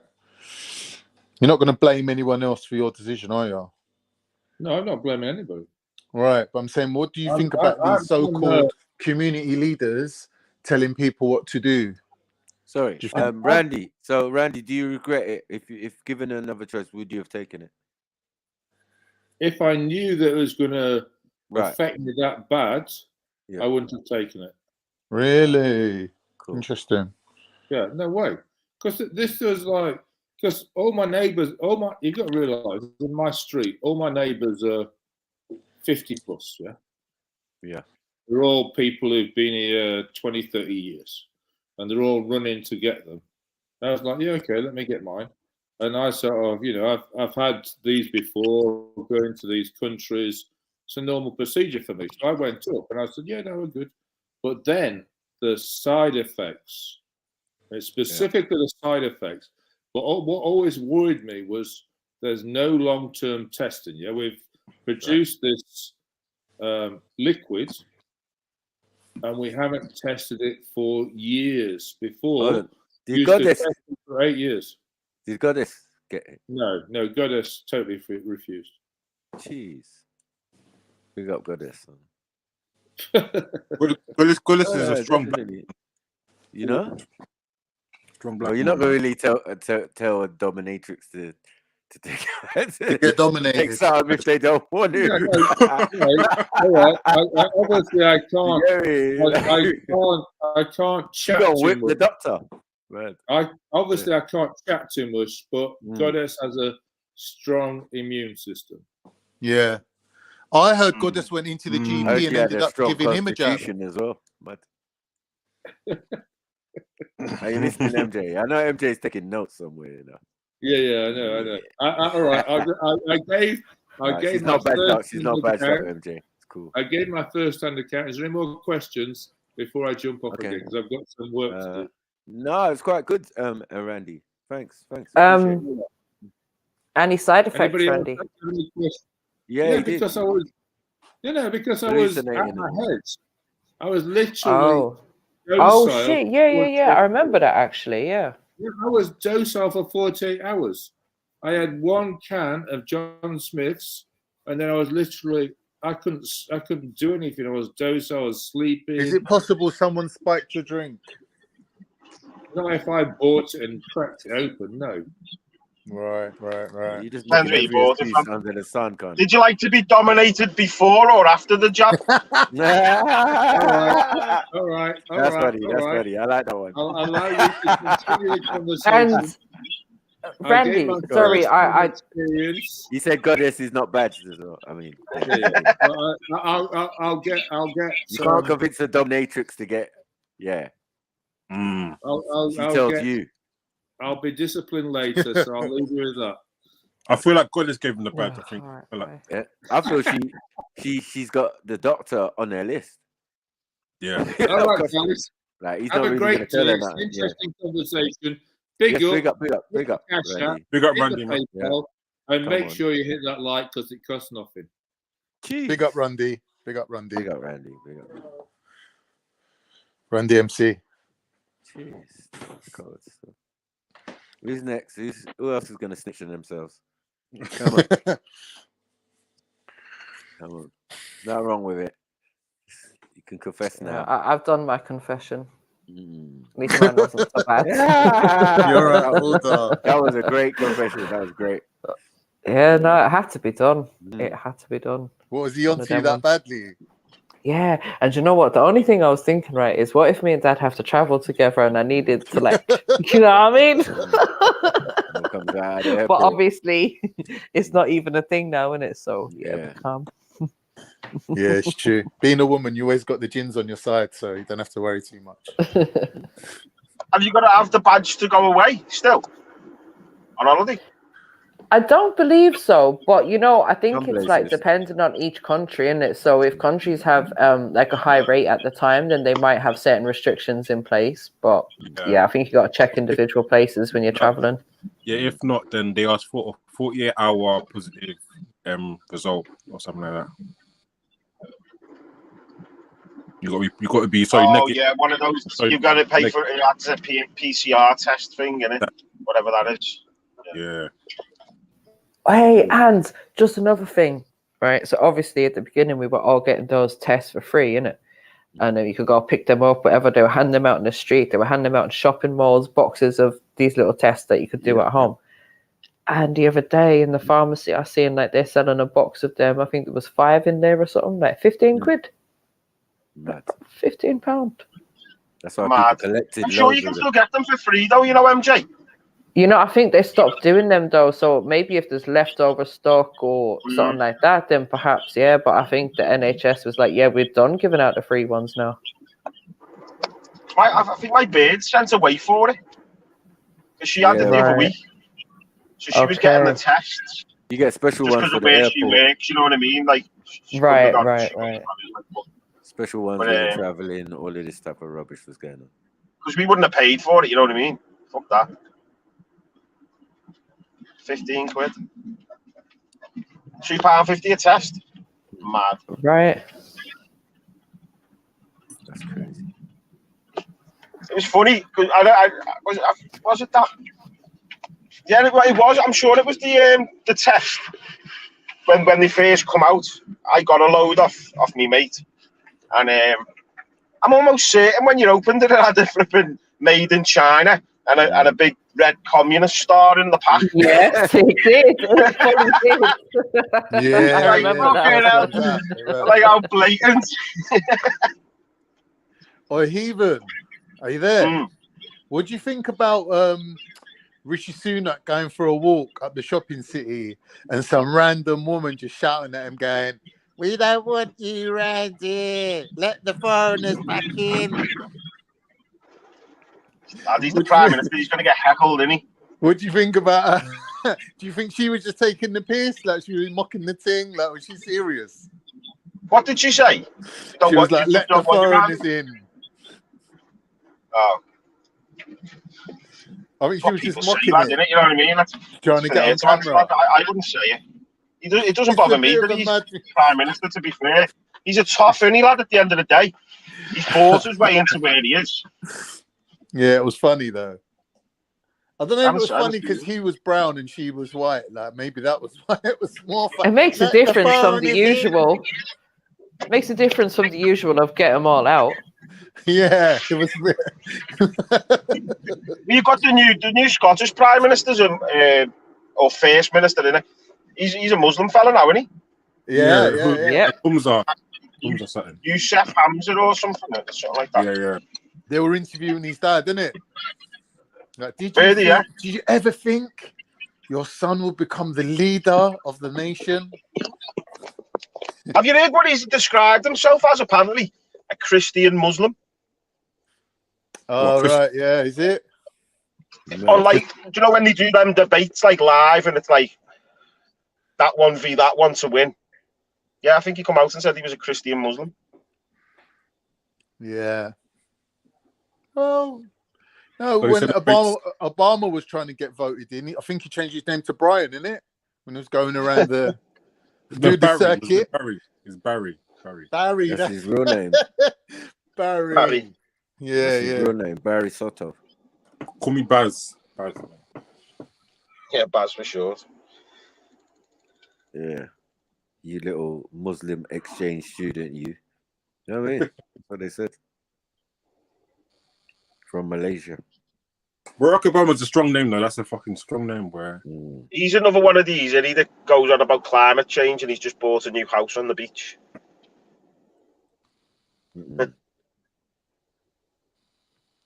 He's just trying to make sea levels are rising, but he's just bought a new house on the beach. All right, Reggie, where you hiding? Jump on. Let me tell you where you gone wrong, as per usual. Shit. What do you think about Ireland, MJ? What about it? What's going on over in Ireland? What about it? What, all the protests and that? Yeah. Yeah, it's all just a bit mad, to be honest. I'm somewhere in the middle with it all because obviously I'm not a person who realistically believes in, you know, the borders and all of this, but obviously we know a lot of people have been displaced, right? And like I've seen the videos of bus loads and coach loads, whatever, of Ukrainians and all different asylum seekers being brought into Ireland. And I see the effects that it's having, right? So I understand where people are coming from. Like, it's a difficult one, but I also understand, I was going to say, like, the Irish mindset as well, because of the history with the British and the whole, like, this is our country now, this is our land, and people have to look after us. They're obviously angry with the government, but the government is making deals with the EU and all of this, and they're allowing this to happen. So, yeah, you know, it's like, we just have to understand what it is. It's the same over here. Like, I think what in one town, I think there's 7,000 people, and they put 3,500 men there. So half the population they've added on. Right, and that's happening in little towns over there as well. Like the last few days, there's videos going around of busloads of refugees that were put in like an old military barracks. And the argument from a lot of the Irish people is, why weren't these opportunities given to all of the homeless that we have that have been living on the streets for years, or the people that are waiting for housing? Like, we've got all these places now suddenly available for every Tom, Dick and Harry that's coming from everywhere else. But why wasn't this an option for the Irish people? Yeah. And have you seen the new Tommy Robinson documentary? No, I haven't. It's worth breaking down on here one day anyway. And there's one. It's the dodginess of something. So on one bit, there's like it's like a mad school. There's like 4 schools on one ground. So it must be like a small town or you know what I mean. So that must be the main school, and they're housing them at the back on school grounds. Right. And like Tommy Robinson says, like he bumps into one fella and he says, like, I run the football team for the club, and I have to get vetted every year. Do you know what I mean? To make sure I haven't done anything in that year. Whereas these people that's what they keep on saying in Ireland, they're unvetted. That's who the problem is with. Yeah, that's the other thing as well. Yeah, because that's I was watching a video just today. Jab, mate. They're probably And totally stop. But no, that's what one woman was saying. She's saying, how is it that these people are arriving over here on airplanes? If they were able to get in an airplane, they must have had a passport. But all of a sudden now, when they get off the airplane, they have no passport, no documentation whatsoever. They can rip it up in front of the border, people, because you're not technically over the border yet. Right. That's what another fella's saying on there. It's mad. And then there was another one where some fella got caught raping, right? And in the judge's words, he actually quotes the judge. Whether it's out of context, I don't know. You might want to look into it and get the newspaper article or whatever. But I think he's from like Albania or somewhere. Right. And the judge actually says to him, if you were an Irishman, you would have got double the sentence. But because you can't speak English, you're going to have a bad time in prison. So he halved the sentence of the rapist. Which again, it's just like, why would you poke? Like, why would you poke your own people? Like, that's going to piss how many people off? Yeah, exactly. You should possibly even get double. You know what I mean? Even if a Brit goes on holiday and rapes a local girl, you should get fucking double the sentence. Yeah. You know what I mean? There was also there was a video that was going around about 2 months ago of some guy. I can't remember where like he's originally from or whatever, but basically he'd been living in the UK for a couple of years or whatever, but he'd heard about all the benefits and everything that's in Ireland. So he's rocked up to Ireland, pretended to be from, I don't know, Syria or Ukraine or one of these like refugee places, places where refugees are coming from. And then he's done a video afterwards basically saying, yeah, everyone should come here. Like, basically, I just jumped on a plane, told them I had no documents, told them I was from this place, and now I've got everything. I've got a roof over my head. I got a prepaid credit card with, it's like €250 a week or something they're getting, plus they're getting catering. You know what I mean? Like, everything taken care of. In Britain, I know they're entitled to like 20 ciggies a day. Which is mad. It's a mad one as well. When they're trying to get us to stop smoking. You know what I mean? It's that sort of mentality where you like, that gets under people's skin, isn't it? There's a funny bit on that documentary where it's not Tommy Robinson. I think he's used footage of some other fella, like an activist who's over there, some fella. And he's outside like a hotel, and they're blatantly like Indian or East Asian anyway. And he goes over and goes, "Where are you from?" And he goes, "Ukraine." And there's like four or five lads, and they're all from Ukraine. He's like, "Where did you fly from?" And they go, "Ukraine." Like, they didn't know the airports or nothing. So why aren't you over there fighting then in Ukraine? And they're like, "Oh, we're 60," and they're just blatantly not 60 years old, because obviously that's the cutoff, isn't it? If you're 60, you don't have to fight. Right, and a lot of these guys are of fighting age, exactly. Yeah, because there's a fella there who's blatantly like 25. And he goes, are you 62? And he goes, yeah, I'm 60. Yeah, I think I've seen that one actually. Yeah, I've seen a lot of the videos. It's horrible, because I do feel sorry for some of the people, but obviously there is people that are taking advantage, and it's like, well, if the government's allowing this to happen, then what can we really do? Keep fighting the government? They ain't gonna listen to you. I think it's in some ways just another way of keeping people distracted and angry, and giving them something to be angry about. Yeah, but the arguments with the government, just like over here, keep on saying the arguments with the government. You know what I mean? The video I was watching today, they were saying, "Look, guys, here's the new planters. The new planters are arriving." Well, that's what he's called that documentary, Plantation 2. Oh, God. So Plantation 1, the original Plantation was my family. Right. In County Laois. County Laois, yeah. Back in the day, like that's my name. They get one of them little small counties. I hear you. Yeah, fighting the English alone. You know what I mean? just the 7 tribes fighting the English alone? Well, my family owns most of the land of County Clare, and it's recently been declared as national heritage land or something. The family had a big court case basically trying to get it all back, and the government said nope, it's going to be national heritage or whatever they call it. Belongs to the government now. Mad. Bloody bastards. But it's not even ancient woodland or anything. No, it's not. It's just, you know what it is? It'll set a precedent. If they were to give us the land back, then obviously they'd have to start giving everyone's land back, innit? If you can prove that, oh yeah, you was from this clan, and before X, Y, and Z happened, that clan, that lands belonged to your clan, then everyone's going to have a claim. Like about 60% of Ireland would have a claim. Yeah, I would, yeah.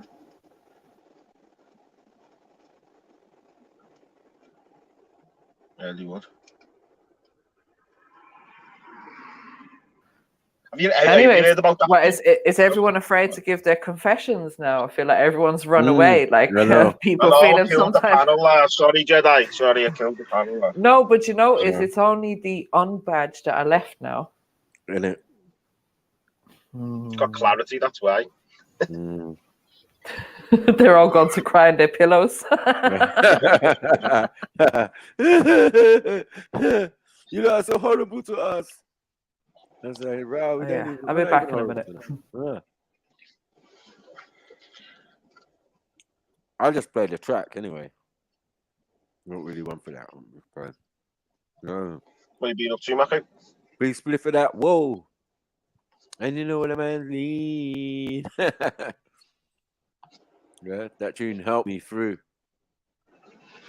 Yeah, that was a good tune, that, yeah. Jedi's one, innit? Helped me through the situation, man.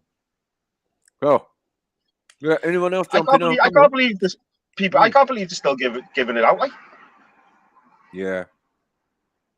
Especially with some of the things, like that it's even on like mainstream news now, isn't it? That Russell Brand's pulling it apart loads. Have you seen any of his videos? Yeah, we just watched one earlier.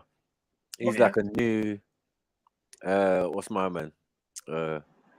Andrew Tate. He's like the original Andrew Tate with hair. That's all. Yeah, that's it. That's it. Yeah. Got a lot more hair, a lot more links, and slightly more funnier. But now he's acting all weird, man. It's weird, man, to see him talk, man. It's all scary and that. You know what I mean? Yeah, because the government, right? What? Yeah. He's always been saying the same sort of thing. You know what I mean? I know. He says, but he's sort of like a mouthpiece for what, like Liverpool think. You know what I mean? Well, again, it's just the same thing. Everything he says is just like listening to someone in Liverpool. To be fair, it's already been out there. That's what it is. He ain't saying nothing new. Yeah. That's what it is. It just sounds good.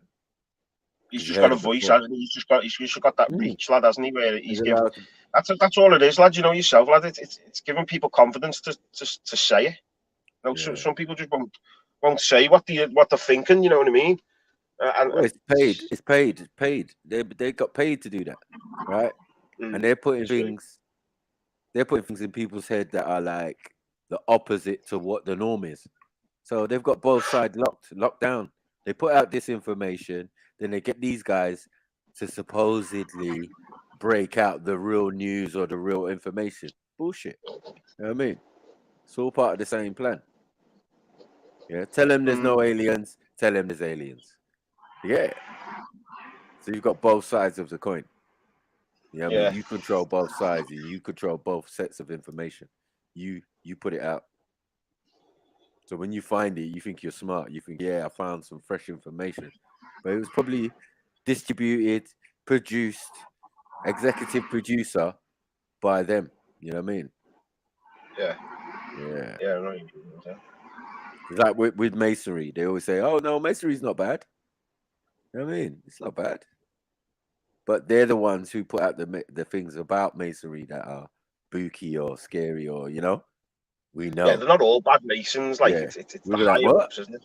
So who put up wanking in a coffin? You lot. They did. They put that out there to get it. So they put out all the slurs and all the things about themselves, and then they also put out the things that they want you to know and say, no, none of that's should you true. can own it, lad, yeah, should you can own it. But all of it creates interest. Yeah. They say all media is good media, any media, or any type of publicity. That's what it is. Publicity.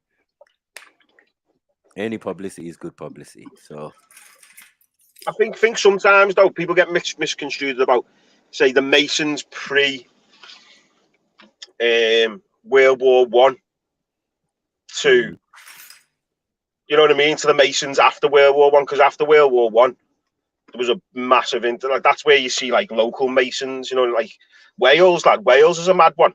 Masonic hall, you could go online now and look for properties in Wales, and the amount of old Masonic halls that you can buy for like 50 grand. Do you know what I mean? They're all dilapidated, just in like a little Welsh mining town. Do you know what I mean?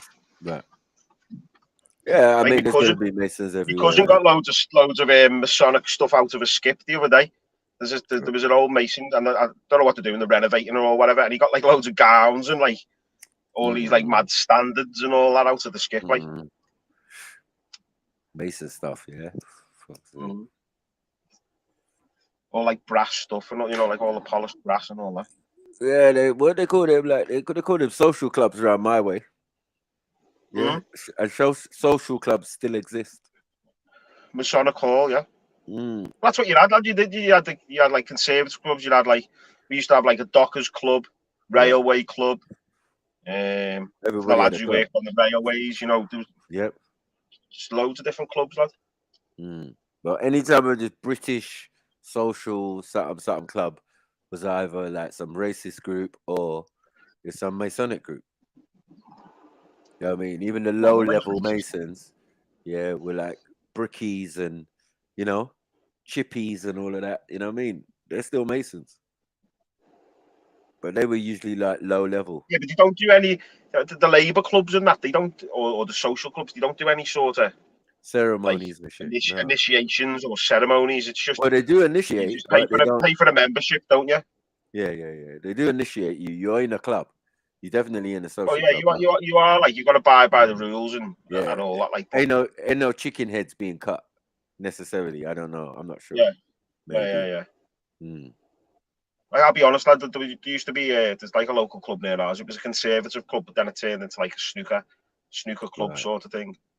And you just pay for the I think it's like 30 quid for the year, but you get the pints at like old prices. You know what I mean? And then you can just play snooker anytime and that. Yeah, you can't. I just don't go into some. No, a lot of pubs are Masonic. Yeah, definitely. Freemans, all sorts, taverns, you name them. Yeah, some of them have got Masonic rooms inside the building. Yeah, upstairs and that. There's a pub in town where there's a pub in Liverpool town where where the press gangs during the Empire, where they used to press gang people into the Navy and all that. But you still got the chains and that, where they used to just chain you up, lad. And come back for you later and put you on the ship. Fuck's sake. I know, Liverpool's a strange one. Like, people have to go there to actually really understand what you're talking about. You know what I mean? The buildings, the way everything's structured, right, like round near the center of town and that. Yeah, you know around the town hall. You have the slavery. You have the slavery like memorial. And then you go down the road and there's like slaves like carved into the building, into the rock. And there's even some buildings that are like the roof is on ground level. You're like, what? What's going on there? Yeah, it's like, that's where they used to keep slaves or keep people or whatever. I was just like, rah.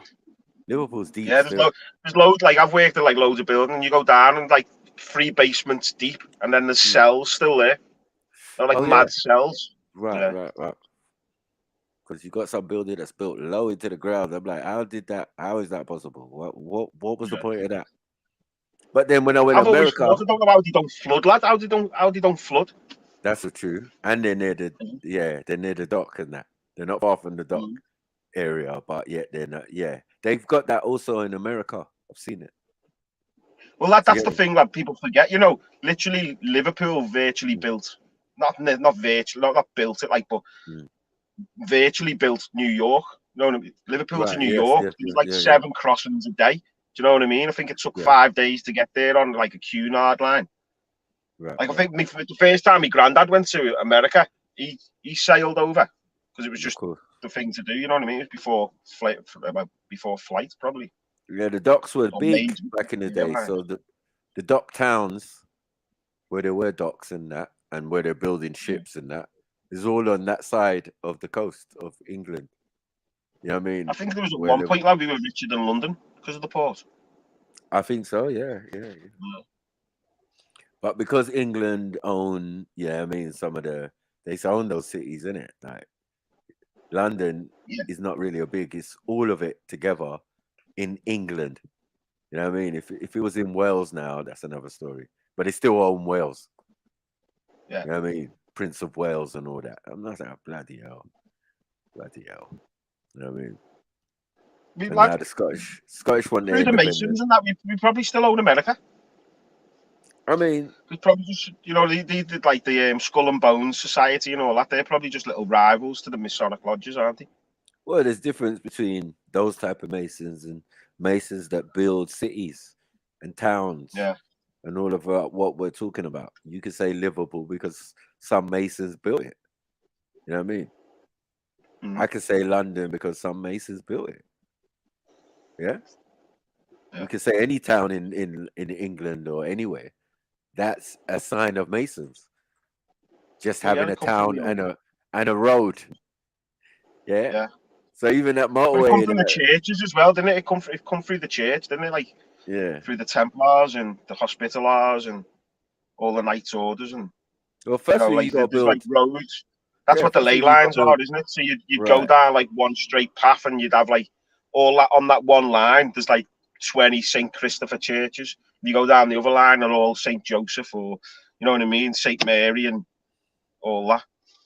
Yeah, hey.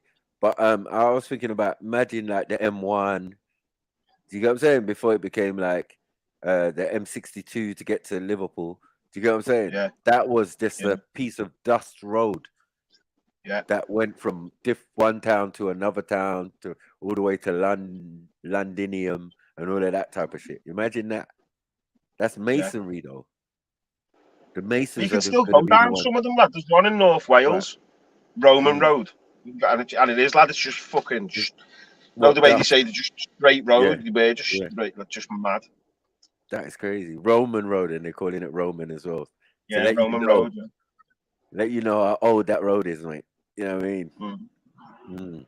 Because then no one building no roads like that before the Romans. Or the Romans made it accessible. They built Hadrian's Wall. They did little stuffs in it. They built London. Yeah. And some other cities is built by other people. Yeah, and then we dismantled all of it and built buildings. Like that's what they say about Hadrian's Wall, and like a load of buildings around there are built out of the stone that they took from the wall. Right. Instead of quarrying the stone, you just take the old stone and rebuild it. Yeah. I've been to Hadrian's Wall. It's fucking mad. Yeah. Only a little part, like. It must be interesting though. They're always talking about it. Heard about it since he was a kid. I ain't been there though. No, I'd like to see that. Yeah, I think there's all different ones, isn't it? Like obviously the wall's massive, so you can go to different points. I only went to like one point. I was just working around the corner, and then when we finished early on the job, so we were just like, oh, should we go while we're up here? Know what I mean? Go and see it. Yeah. Have a look what Adrian built in that.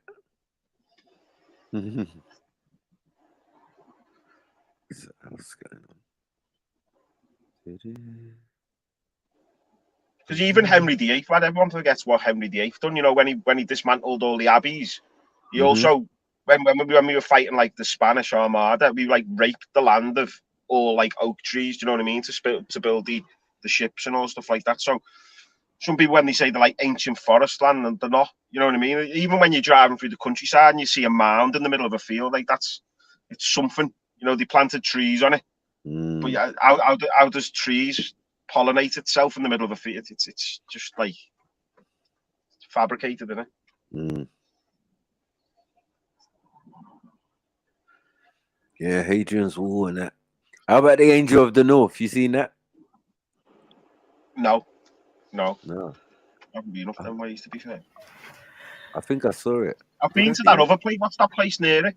Near Newcastle. It's an ancient abbey where they believe there's vampires. That's where they believe the vampires. Or there's like a vampire story to this like ancient abbey. Right. I forget the little town. It's just like just coming to my head. Well, Just I've been to Hull. I've been to Hull, and I swear, if I've been to Hull, I swear I passed it, man. Yeah, you probably have. Yeah, because that's more or less near Newcastle, but on the other side, isn't it? Yeah. I mean, right on the other coast. Yeah, like Ross. You have Hull and Leeds, because you have the Leeds-Liverpool Canal as well. Right. That was a big fucking thing as well. Then that was built because they built. This is what I don't get about like nowadays, lad. You know, like the way that HS2 rail is just coming from London up to the north. What they would have done back in the day because they did build things better, they would have built and met in the middle.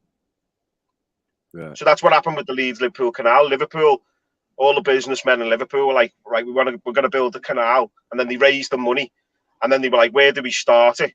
So Liverpool was like, well, we'll start it here because we're bigger, and then Leeds were like, no. So they ended up saying, all right, well, we'll both start both sides and then meet in the middle. No, just to make it a lot quicker. Yeah. But then I think they centralised all the money down in London, didn't they? At some point. Can't remember when it was, but so you got to sort of ask London for your money to be able to do anything. So that's why everything sort of builds up out of London. Right. I just feel that London had outposts, like the postal stuff was like Derby. That's what Derby was big for. I didn't even know. And even now, postal stuff or games or competitions all go through Derby still. Well, I found it mad that, lad, until there was train times leaving London, the rest of the country went on London time. Do you know Greenwich Mean Time? Yeah. Like different cities would be like 20 minutes behind or whatever until like the rail network come, and then you could sort of standardise the time all the way up the country. Which I thought that was mad when I heard that. Like.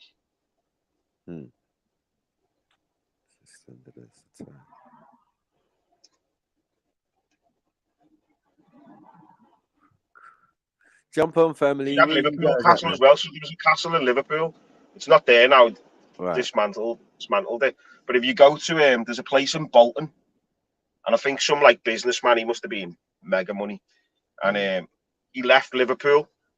So when he bought land in Bolton, he built a replica of Liverpool Castle.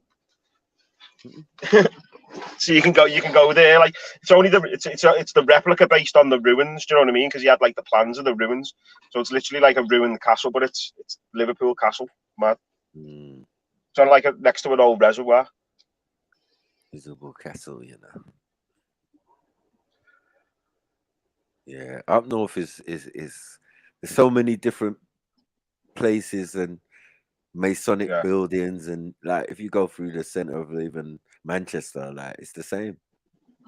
Yeah, it's masonry everywhere, mate.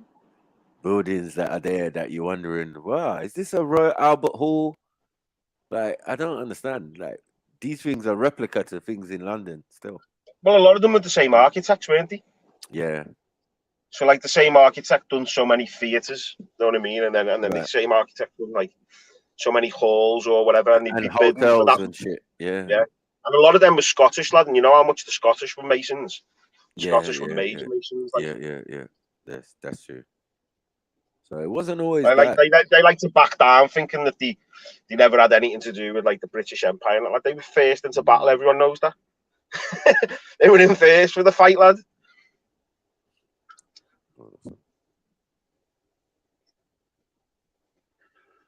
Because you've even got still like there's like clans in Scotland that still have like there's a clan that still has its own regiment as well. So the clan leader, like I love all the Highland games and all that when you see all the clans meet. You have all the leaders of the clans who go down and all the tartans and all stuff like that.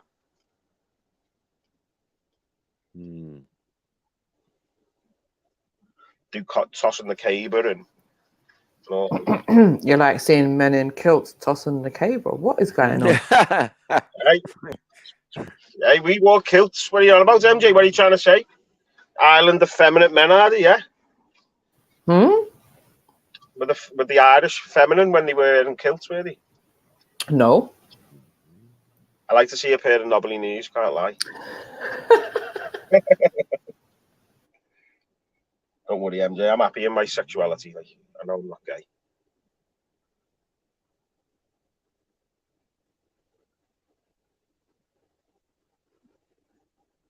Long pause there. Yeah, sorry, I made a mess in the kitchen. I need to clean up. You what? So you got a mess in I made an explosion happen, and what? No, I. So I've got men in kilts, yeah? Yeah, that kind of explosion. What, like a blender type explosion? What type of explosion? No, more like I was trying to do something. So basically, I had something in a glass jar, in a pot of water, and I didn't realize that the water had dried out. So I've just gone in, just caught it on time, added some water, fucking glass has exploded. Map. Fuck's sake. You didn't cut yourself? Or no? No. Do you know what? I was mad because when it exploded, like I instantly just covered my eyes because I didn't know how far the glass was going to go. I just heard it go pop, pop, pop. Yeah. Fuck. Just put my head the other way and was like, no, not my eyes. Not the face. No way. Right. Instant reaction. Fuck's sake. We go again.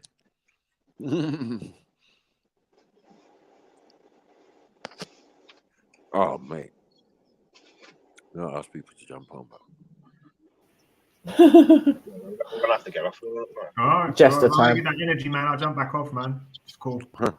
Nah, you're good, bro. That's another mad one we've got, Maku. No, the Battle of Waterloo. I'm going to try and teach people about what you're speaking about in a bit more in depth than what you are. But what then? What was you going to teach? Do you know the way you have got Wellington's column, haven't you? In Nelson's. Yeah. You've got Nelson's. We've got Wellington's column. No Lord Wellington. Yeah. And then the statue's made out. The statue was melted. Well, when they captured the cannons at the Battle of Waterloo, they melted the cannons down and made that statue. Okay. It's like on a big plinth, like your one. Okay. Yeah, they always celebrate. And that's outside St. George's Hall, lad. And if you get up St. George's Hall, you'll be in flipping Masonic heaven. Tell you. Right. I think it's. I haven't been there for years, but I'm sure it's got all the, all the old family crests on the ceiling and all stuff like that. Because we still have it's called Crockstuff Hall. So that was the Earl of Derby. Was it the lad? Is it the Earl of Derby? No idea. Big up Rico. And where did the Kingo go? He ran off already. Yeah. He said he was hanging around, didn't he? His internet, maybe. Having issues. Jump on, people. Jump on. Jump on, man. Where's Schiffler? Where's Schiffler when you need him? He's having a murder with a Muslim in flipping Sainsbury's again. Always something with him. Did they have that debate last night, Maku? About the women's rights and all that? Yeah, No, I would say not properly. Sarah did jump on the panel and she did address him, but you know the problem with Schiffer is he moves the goalposts all the time. So even when he was getting an answer, he's like, yeah, but what about this scenario? And what if da-da-da-da-da? And what if da-da-da-da-da? And just making his own interpretations of what things say as well. So it's kind of difficult to have a debate with someone when they're being like that. Yeah, I think with Schiffer, he has like an ADHD mind. You know what I mean? So like you bring up a point, and then he instantly thinks of something that counteracts that instead of just letting the person just get their point out, and then because he's come up with a counterpoint straight away, like you say, move the goalpost. Yeah. And then he finds himself just in that like thing because he doesn't want to be wrong, does he? Read him like a book. Yeah, and when we'd had enough of him last night, Miss Sarah was just like, no, I'm done. I can't anymore. And then Schiffer's like, Yeah. So let me say one more thing. So I've done the classic Jeds. Zinc. Cut him right off. Ended the show. Get the hell out of here. The hell out of here, man. Enough. What you trying to do to us? Yeah, there's only so much of it you can listen to in one day. Do you know what I mean? And I like, obviously, I got to rate the guy because he seems to have endless energy. He can argue from morning through till night, but I can't. I'm sorry. When it gets to nighttime, I'm tired. I ain't got time or energy to be debating. Yeah, that's his validity. He said that, boy, he can out-argue women, so seems like he's trying to prove his point, but I don't know about all that. Some women you could argue with like that, but not all. Yeah, and in the main, I think most of us men, we just back down just for argument's sake. It's not that we can't win the argument. It's just like, bro, is it worth it to go another fucking 45 minutes? I've been speaking to Schiffer for years, lad, and I know you know him personally. Like, hasn't he got something like 7 sisters? Yeah, I think he's got a lot of sisters, lad. So I think he feels double argue. You know, it explains a lot, and I don't think sometimes people know that background. You know what I mean? Don't see it though. Yeah, don't see it. He definitely don't see it. Or whether he can't do it at home with them, so he just comes online and gets it all out with you women instead. Well, no, I mean, he actually did admit this morning that he had some personal stuff going on, and that's why he was being the way he was yesterday. Like but like I said, it's not fair. Like, whatever shit you got going on, it's not down to the women on this panel to be dealing with your emotions. Very normal for the youth to do that. There's always something going on why he's acting a certain way. We know that.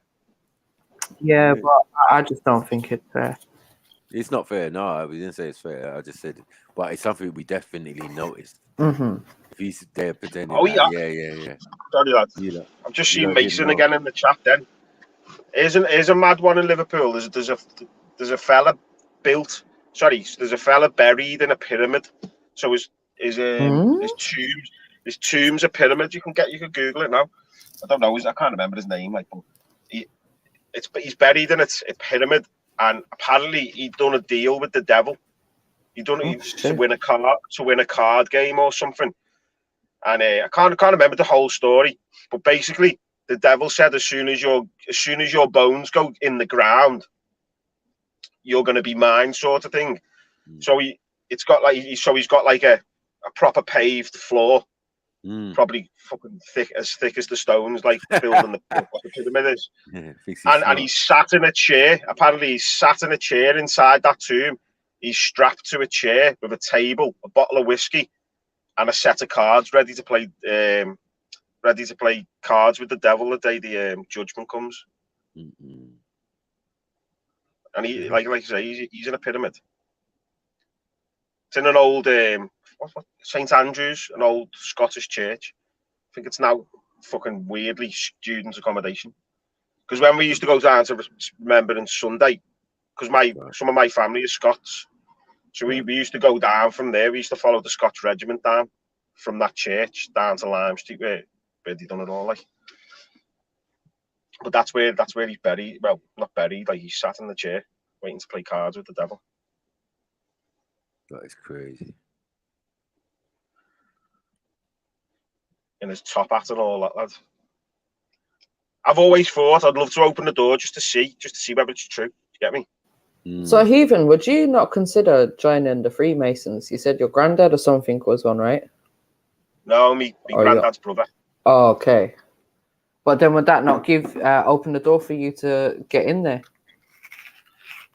Be asked, MJ. I haven't got the fucking time. Fair enough. You know what I mean? I wouldn't say never, I'll be honest. Oh, so you'd think about it. So if you had the time, you'd consider it. Yeah. If I had a business as well, yeah, definitely. What, to help kind of grow the business, get involved with certain like levels of people, and just to see what it is about at the same time. Do you know what I mean? Because I know you can watch this Mason ceremony. Like, they do one every year, don't they, in Albert Hall, the Royal Albert Hall. You can watch that ceremony. It's on YouTube. I think the BBC put it on years ago. And that whole Albert Hall's full of Masons, like, And then they do like the procession down the middle and all that. Yeah, I wouldn't rule it out, like. Gonna see Heathen in his apron and gloves soon. Oi, oi. Mad. Yeah. All right. So what's going on? Everyone got to get their badges, or you have the Catholic orders as well. Don't forget, you have like the Catholic orders, like the Knights of Templar or something, can it? The Knights of St. Columbus, and you have the Knights of all these little smaller orders. Yeah. And you obviously have like the Orange Order, which isn't as much Sonic thingy. Oh, that's the one you're a part. William of Orange and William of Orange, yeah. Exiled Royals. We know about Exiled Royals.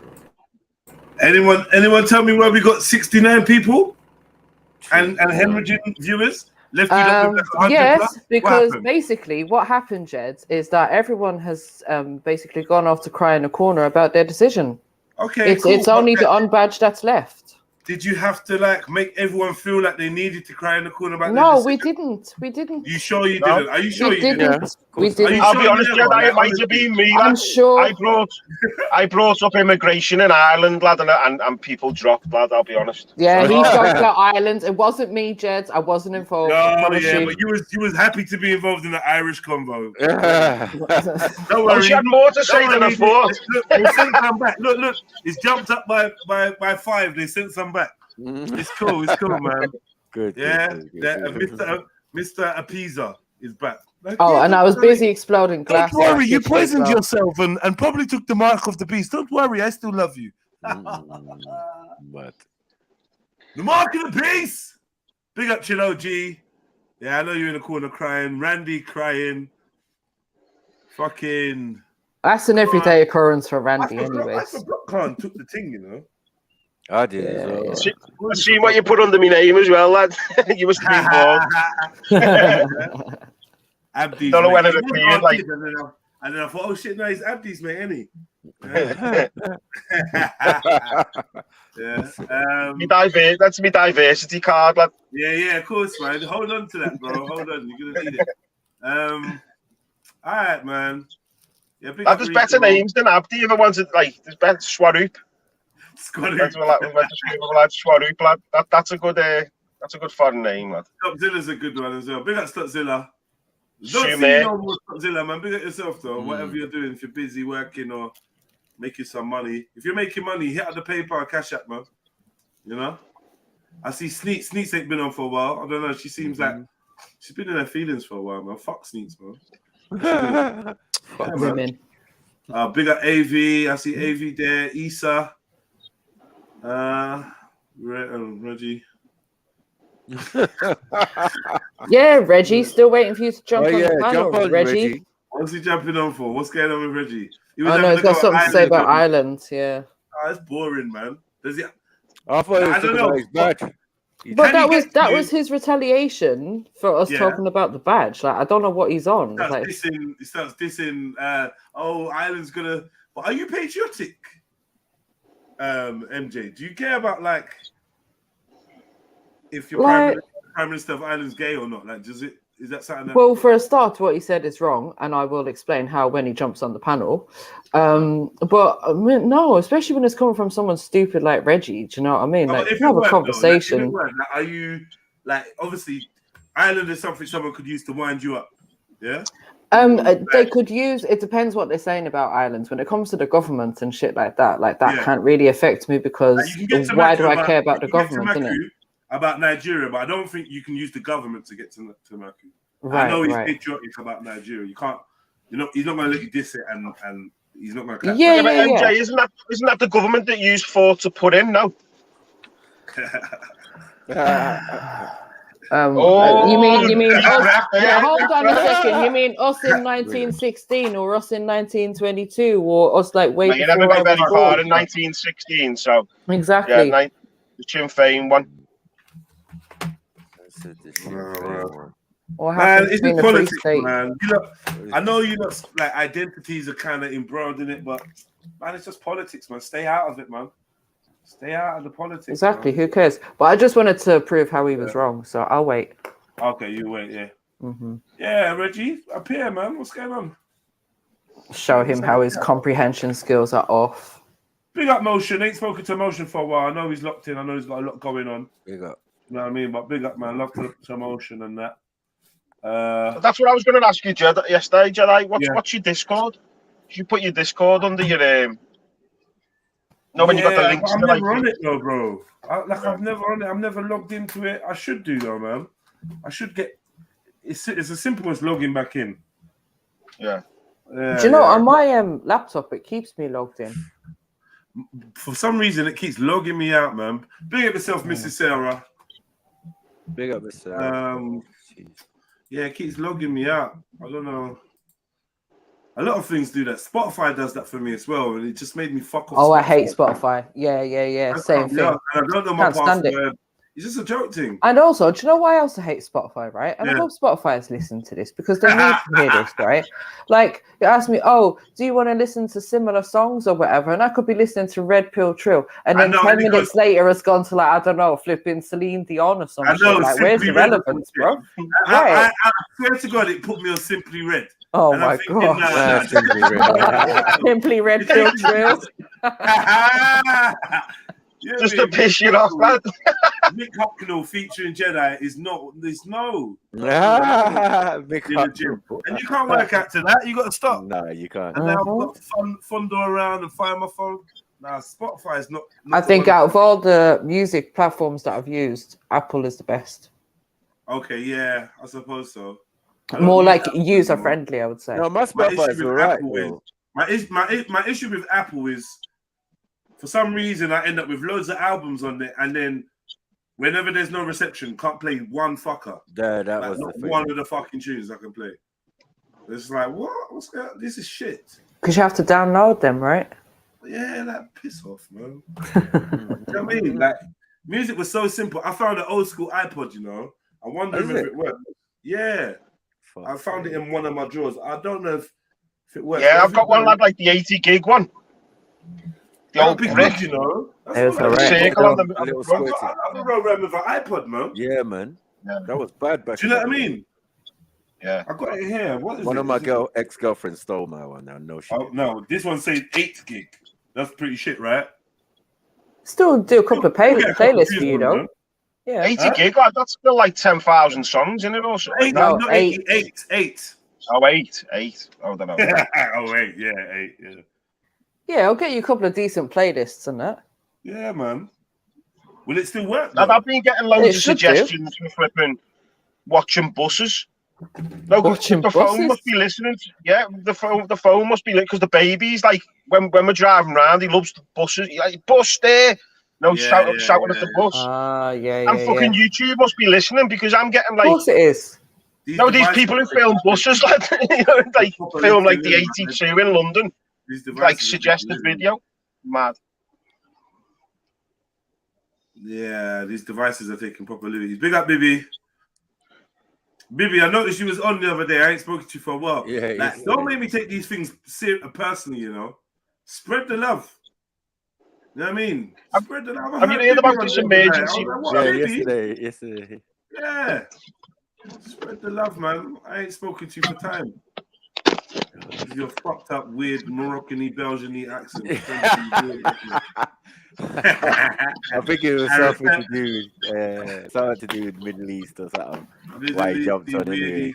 What's going on there, man? Oh, so not because I called him out. Oh. Yeah, it was actually.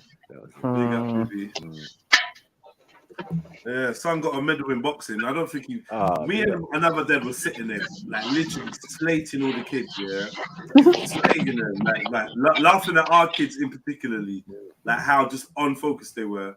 And we was like, yeah, I'm thinking about stopping them coming in because it's like a waste of money because there was just way too many kids sometimes and they're not paying attention. And I end up shouting over the balcony. I've already been told off. One shouting off, oh, Dad, can you just not call over? Because I'm like, nah, fuck it. I'm gonna say, yo, switch on. Yo, pay attention. Like, get me.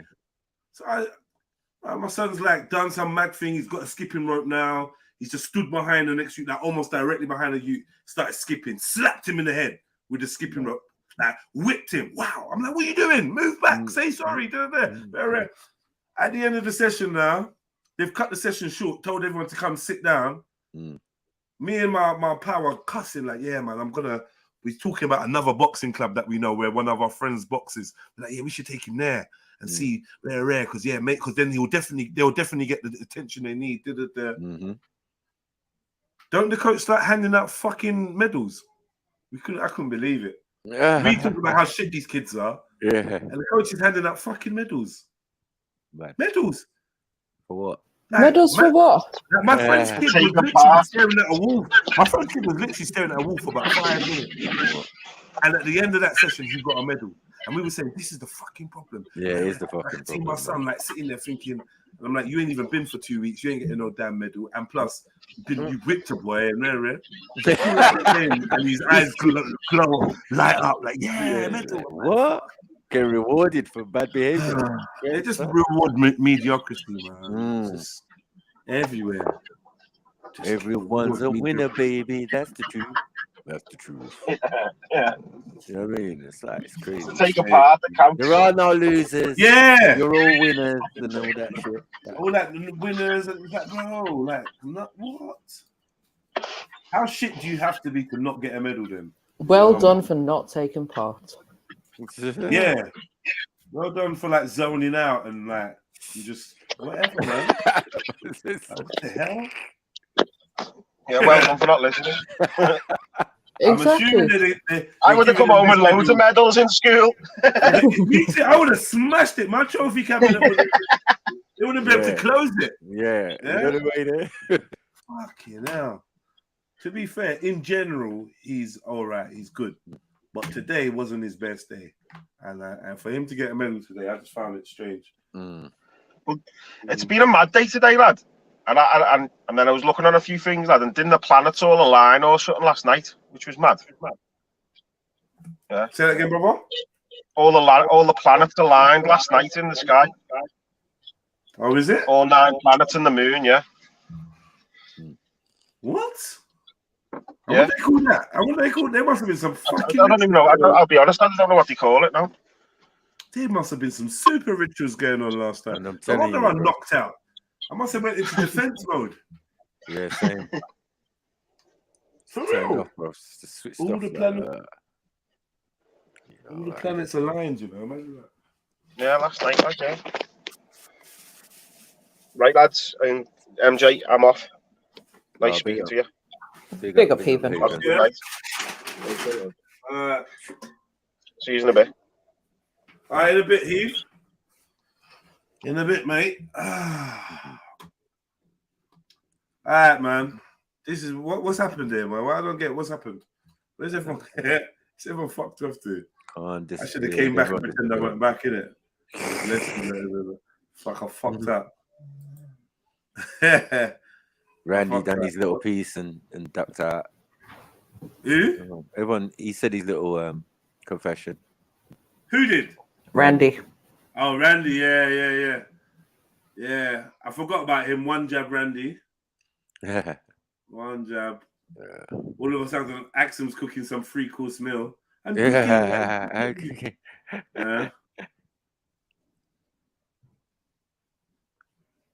She's gonna come back at a microwave pasty again. She better not.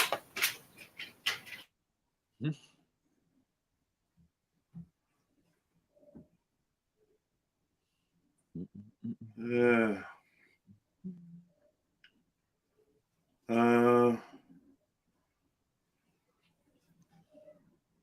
Yeah, Grundy, we need to talk about this breastfeeding proposal of yours. Like, what are you doing, bro? What breastfeeding proposal? He was up here last night talking about, yeah, but if men could breastfeed, then the women would be redundant in the household. What? No, allow it.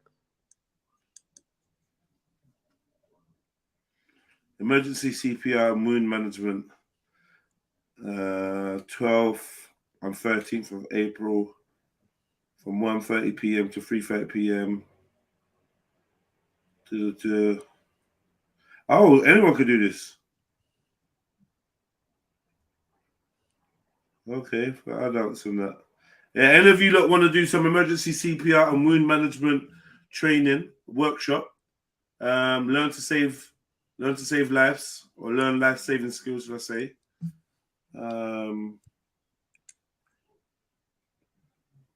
It's delivered by NHS doctors, nurses, and paramedics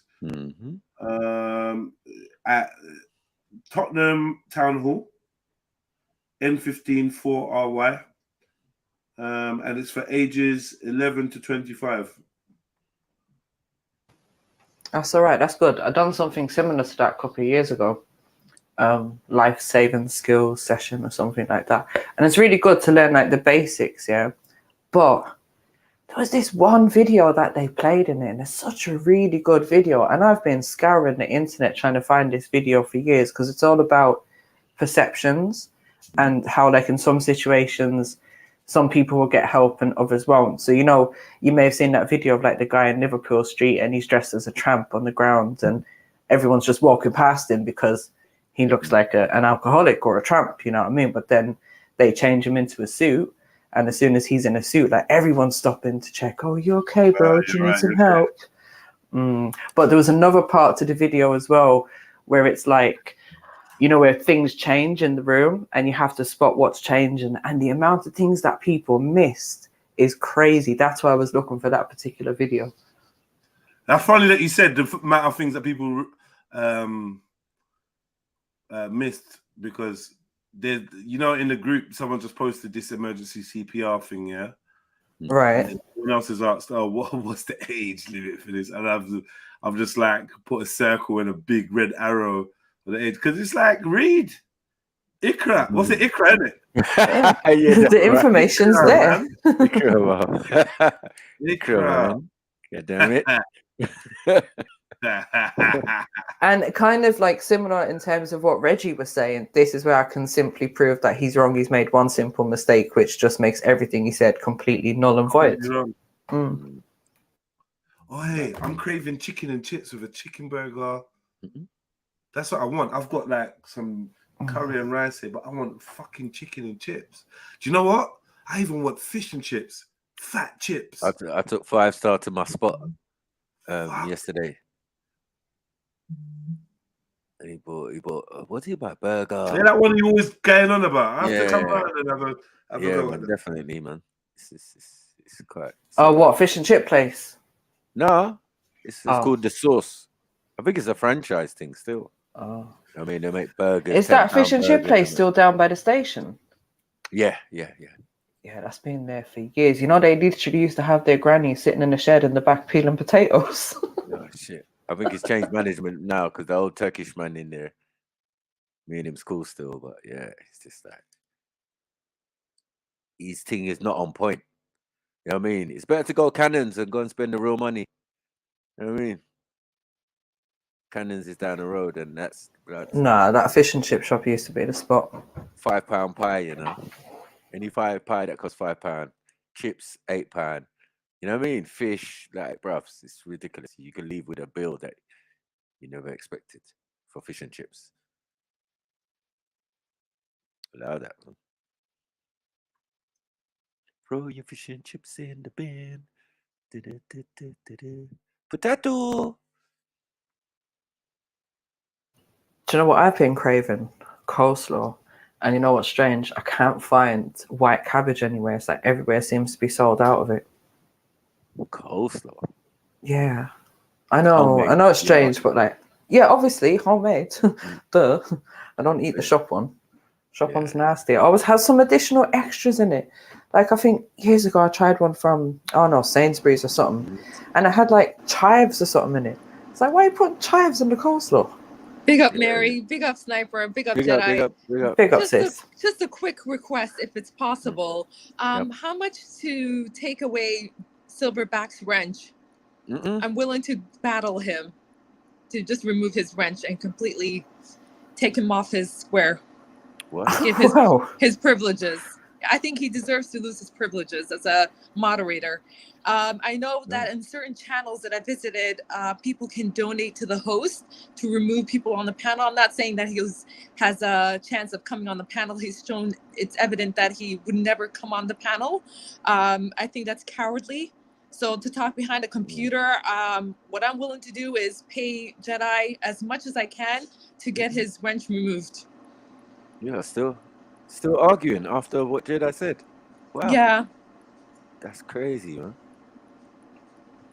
You don't need to squash this beef, man. Allow it, Silverback, man. Please, man. What's going on? No, we need Silverback, though. He's You really? What has he done for you, Sniper? everything. Why are you letting a stranger on the internet affect you so much? Like, you've already taken him, and I understand that you can, like, see him when you're on the panel on the chat and that, but he's just a stranger on the internet. You shouldn't be allowing someone to affect you so much. He's the best admin ever. I'm telling you. But yeah, he's not obviously a friend like you are. Obviously, how I are. It's different, isn't it? So you don't have to worry. You know what I mean? But yeah, he should allow it though. I don't know what's going on. Do you know, I've not even really seen what's going on, so I can't really comment on it. But I mean, if you're not responding, I don't see why it should continue. I don't know. I think Okay. And sorry, I didn't want to take it to that level or just be seemingly controversial. Yeah, just I thought that would just teach him a lesson in online etiquette. Bro, they're trying to cancel you out here, Silver. You're gonna have to stick up for yourself, bro. It has happened before. Still, do you remember when BB paid to get Axum and them lot? Yeah, I remember that. Okay. But Abasha Gang got more money than anyone, so yeah, that didn't really last long. Nice try, BB. Yeah, he did. Was he going at it with Axum? Yeah. Oh, well, okay. I'm forever Team Axum. Sorry, Yeah, BB. I got respect and love for you, but that's my hefty. Yeah, Habasha Gang rantings. Like, yeah, financially we were killing it. No one could talk to us. Yeah. Then they made Freddie the leader. Big up Freddie though, wherever he is. Okay. Big up Kemo. Let me know if he's in the chat. He's probably ear hustling and Who Kemo? Okay, Unique. I'll ignore him. I've already blocked him though. But okay. I can't see Silverback as well. Okay. Okay, Miss Sarah. He ain't spoken for a while or whatever. He's just doing ice, maybe. I don't know. Kemo, give out the L to whoever needs the L, man. If it's silver side, it's silver side, isn't it? Yeah.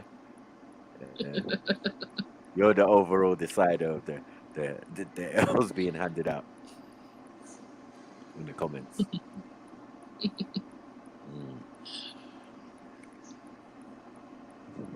Ha, Randy. Stop begging Randy, man. Allow it, man. Doesn't look good. You know what I mean? Just let it happen organically. If it's going to happen.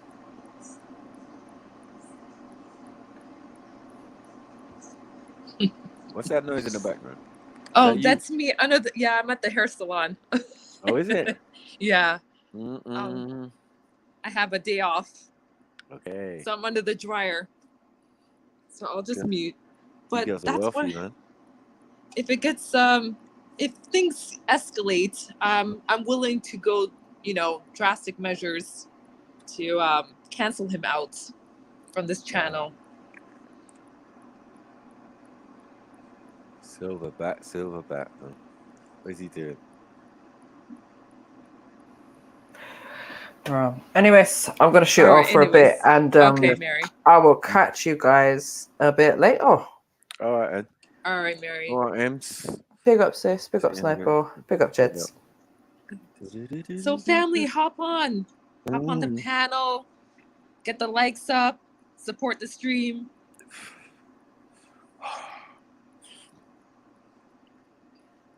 So yeah, because you've taken it, you could travel though, right? Yes, correct. And I have I've done that. Yeah. Oh, you have, yeah? Yeah. Mm. Oh, that's good, though. Yeah. To be honest, Maku, I don't have any regrets about getting the badge. Mm. I mean, unless there's some adverse ailments or effects from the badge, then Yeah, for the badge, yeah. yeah. Yeah, man. Just hope it goes well, man. Thank you. Yeah, I mean, and if it goes Keep my well immune so system far, up. then you're all right. Yeah, man. Just keep your immune Yeah. system up. Eat naturally. Exactly. Yeah, do all the good things. Right. Mm. Yeah. Sneeze, jump on the panel. Gertie, if I see you, jump on the panel. Mm-hmm. No, Miss Sarah, I don't feel different from once I've taken it. Yeah. And I work with vulnerable population, so I just felt like taking it would help as well.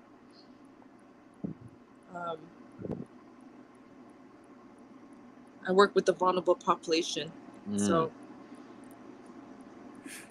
But they're not badged, though, are they? No. Right. So you just figured, but you're gonna have to wear face mask and all of that when you're dealing with them, right? Yes. Right. This is what I said to a lot of people. I go into the store and they'll say, face mask, sir. But the guy who's in the store is wearing a face mask. The people who are putting things on the shelves, they're wearing masks. I'm saying, I think we're all good here because you lot probably have been badged. You know what I mean? And for my protection, you're wearing a mask. Thank you. Yeah. But does that mean I have to wear one? Nah, I don't think so. And anyway, I just said I was exempt. So, you know what I mean? And if anyone even questioned me a little bit more, I'm pulling up government guidelines on them. You know what I'm Civic saying? duties. Yeah, straight on the phone. Civic rights. Yeah, excuse me. Yeah, .gov.uk, in fact. Yeah, look at this. You cannot ask me, yeah, for an exemption pass or if I say I'm exempt, I'm exempt. That's it. Mad. Yeah. And the fact that I was vegan just double exempted me from some of this fuckery. You know what I mean? So, That's a good lifestyle choice to be a vegan. Yeah, because I mean, fairly clean. Right, and it requires that they can't put things that have animal or, you know, any type of products in your body. Mm-hmm. Do you get what I'm saying? So that's what makes you exempt, because obviously within the badges there are materials that are, you know, considered not vegan. They put it that way. Yeah. And they know that, and they know that we know that, and then they just said, yeah, you guys are exempt. All right, cool. Yeah. Safe. I mean, and you know, I don't also want to pose a risk to my mother. She's type 2 diabetic for over 30 years. Yeah. So. Yeah. There were more pros than cons. Yeah. All right, pros to do it, you mean? For me, yes. Oh, okay, I get you. Yeah. Yeah. Because of the circumstances. Yeah. But now, do you regret it though? No. Do you think that? No. No. Because I was you've had, hesitant about it in the beginning because there was a lot of misinformation going around of what it could do to you, about also the suspiciousness of having a vaccine out so early. Right.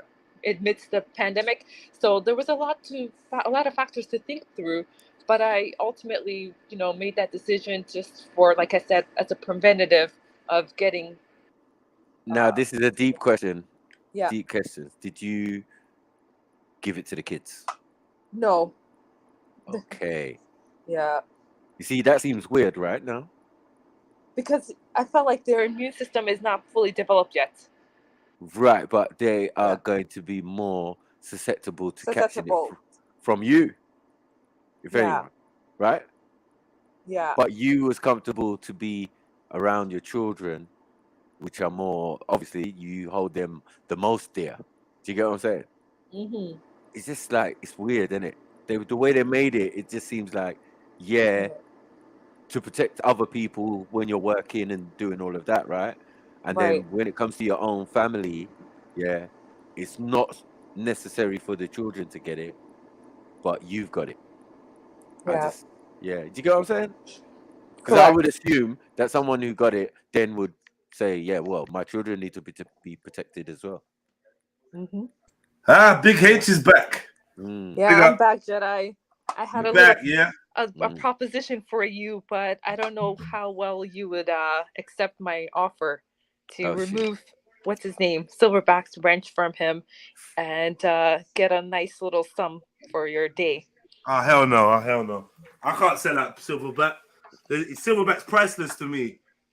Like literally. That's very noble of you. But what has he done for you lately? I feel your pain. I feel your pain. But yeah, Silverback is actually priceless. Yeah. You know what? It would teach him a lesson, though. Like not. No, he don't need a lesson. He's not. Like, he hasn't been back since, has he? Okay, I haven't noticed. Yeah, he ain't been back. He don't need a lesson. He gets it, and he's fallen back today. Or he'll be back later, probably.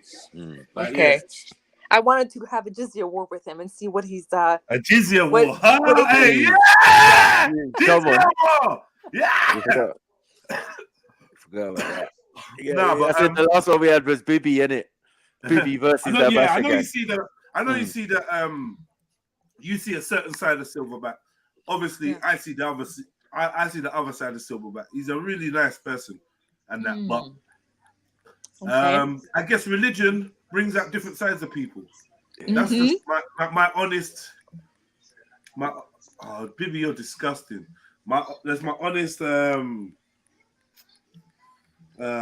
opinion is, religion can bring out a different side of people, and I think that sometimes religious people don't even realize that. They don't see that. Do you know what I mean? Yeah. And they be fixated. Once religion comes up, they can get fixated on that aspect. You know, so it's like almost like you're kind of not as human as you were once you're like whatever. Once you've left the religion or you've done this or you've done that, and I don't know, man. I don't know if that. I don't think the attitude is the best representation of religion, because we need to just stay zen. Like you just need to be civil. Be a nice person. Be a nice person. If someone's left the religion, don't mean you have to stop being a nice person. You know what I mean? Right. Because then it's like, oh, you're only nice because they're. I don't know, man. I don't know how to explain it, but Silverback's cool, man. I ain't gonna diss him, but yeah, I did speak to him. I did say to him, I beg you, like, fall back, innit? Okay, you know? no problem. Yeah. And as long as he's supportive of you, bothering you, he won't like continue bothering you or whatever. But okay, you know, at the same time, just because you got a spanner doesn't mean you can't express yourself. So I encourage people not to be snowflakes either. Okay. I'm not gonna cater to snowflakeism. It goes both ways, is what you're saying. I personally did say to Silverback, you know what, bro, I beg you allow it, even before you said anything. Yeah. Thank you for that. But if you want me to take Bibi's spanner, I'll fucking take that shit in a heartbeat. You get me? No, leave Bibi alone. He's all right. And I feel like sometimes people do, like, I know we're not going to go into a religious conversation, but just for those listening out there, sometimes people have waves in faith. Sometimes people leave a faith and they return. Don't make it harder for someone to return, is what I would suggest. Yeah. By proving that, oh, you're not really nice guys, or whatever. Do you know what I'm trying to say? Like, yeah. Narrative. That's the advice I'd give to all Muslims that may be upset that someone's left, or a Christian is upset someone's left. Continue to show them the beauty of your religion, and they may come back. Yes. You know? That's a good perspective. You're right. Perspective, right? Yeah, man.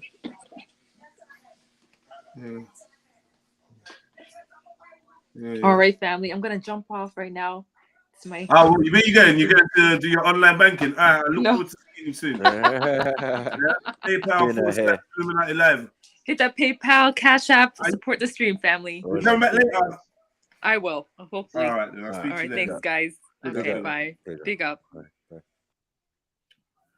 Yeah, see, you mess with these Canadian chicks, they're trying to put a hit on you. You see, she's trying to put a hit on him, like instant. Like, yeah, she's trying to get him drilled. Yeah, how about gang business? Like, how much I pay you to get this guy got? Come on. Why not, you know, Silverback? He's trying to put a hit on his head. Here's that collection plate, man. Well, MJ thinks she can leave now as well, yeah? Yeah. She's Tramp. got a life. She's got a life. Is that what she said? She got a life? She's trying to have a life and that. Allow your life, man. You and T. Bring your life over here. Tell your life to jump on. Yeah, money on that boy head, Kemo. Exactly. Money on that boy's head. All right, well, I'll see if I've got any videos. I ain't even got that, man. I'm still trying to line up. I just got a craving for chicken and chips. Right. Just straight. I want takeaway today. Something different. Let's see how it goes. Let me see. And when you say chicken and chips, do you mean like old school, like chip shop?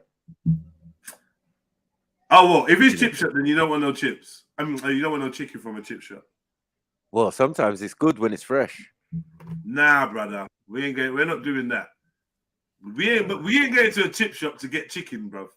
That's a golden rule, Snack. Remember that old school quarter chicken and all of that, like yeah. You mean that peri style kind of? But right, that too. And they just used to have the plain one. You could come home. No. I never got involved in that. What? Chicken from a chip shop? Yeah. Nah. You weren't allowed to do that in Peckham, man. That was not allowed. Mumsy was doing. Mumsy was doing that, bringing that back. That wasn't allowed. No. Yeah, no. Because we had American style and all that on Frontline and that proper chicken shop. Katie's. Yeah. Well, Katie's was kind of chicken and pizza, but yeah. The chip shop, you go there and you get your saveloy, you get your battered sausage, you get your pie, you get your cod, you get your roe. Yeah. You know what I mean? Yeah. And you just get the banging chips. And then there was days for that. There was days for that. Only a Friday. And I kind of want that still. That's what I said. Is it chip shop or chicken shop? Chip shop or chicken shop? Yeah. Well, if it's chip shop, you know chip shop's expensive, isn't it? I know. I'm trying to spend £20, yeah? Yeah, and even that nowadays, it's mad, you know. I bet you got Cannons in your area as well. Cannons? What's that? It's a fucking chip shop. One of the most expensive chip shop in like a posh thing. Right. But the first one is right near me, down the road, right? Okay. But they're all over London. You know what I mean? I don't think we got a Cannons. The bad boy chip shop in Grove is George's Fish Bar. Oh my God. Yeah, but the actual George, the bad guy, the bad man, chef, the boss man, he died a couple of years back, but they're still carrying it on. But George's is the one where you might walk past there certain times and see a queue outside. Not so much since George's died though, which lets you know that something's gone downhill a bit. You know what I mean? Yeah. There used to be queues around that motherfucker, man. People used to book shit. I bet sometimes imagine people book it like a barber's, like they're booking their food. Yeah, proper. They got pie and mash up and that, but I don't really. I've been to a vegan fish and chip shop in Hackney. But if I ain't got that, like, I don't know what's wrong with vegans, but they're like, I'm gonna have to go out there and teach them a lesson soon. Kerry, what business have they got with a vegan fish? Like, fuck off. I couldn't believe it. Fuck's vegan. It's closed down now, by the way. Is it closed down now? Yeah, it's closed down. What? The vegan fish and chip shop. Of course it has. Because people are like, no, you're taking a piss. You're gonna go. So what are they doing for the fish substitute? Oh, it was some flour. I don't know what it was called. Fuck off. What was it called? You know what I mean? Called jet flour or something. Called jet flour. Oh, is this the banana flour that thing? Yeah, that kind of flour, thing. right? Yeah. It was that kind of thing. Anyway, I jumped on. I'm sorry to sort of go back to what we were talking about before. I got this message from my sister today. Just to let you know that Mum's care home has, the illness again. 2 residents and 2 members of staff.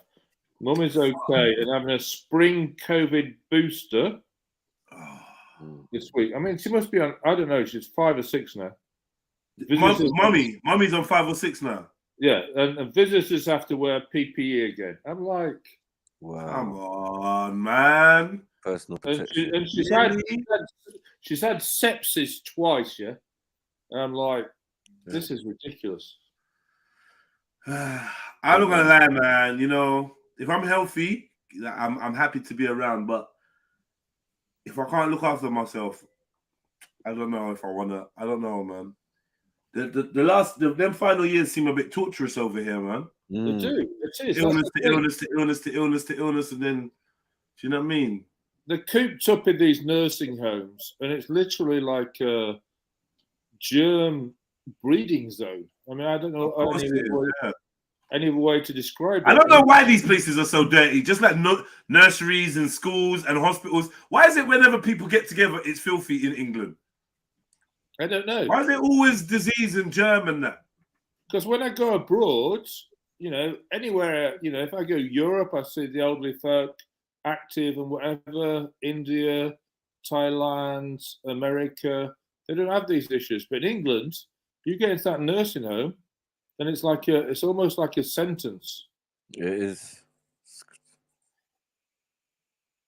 You can't do anything about it.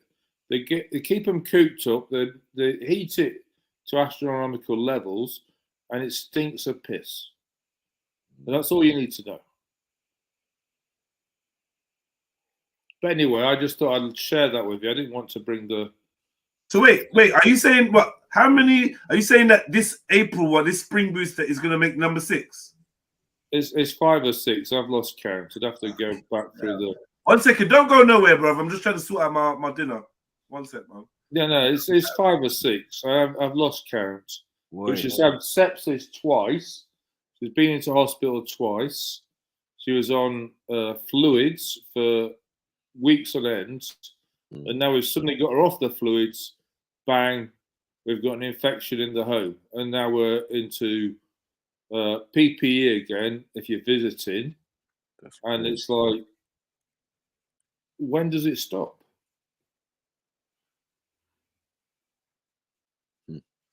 It's just continuous. I mean, I didn't agree with her going into the home, but because my sister's got power of attorney, I can't do anything.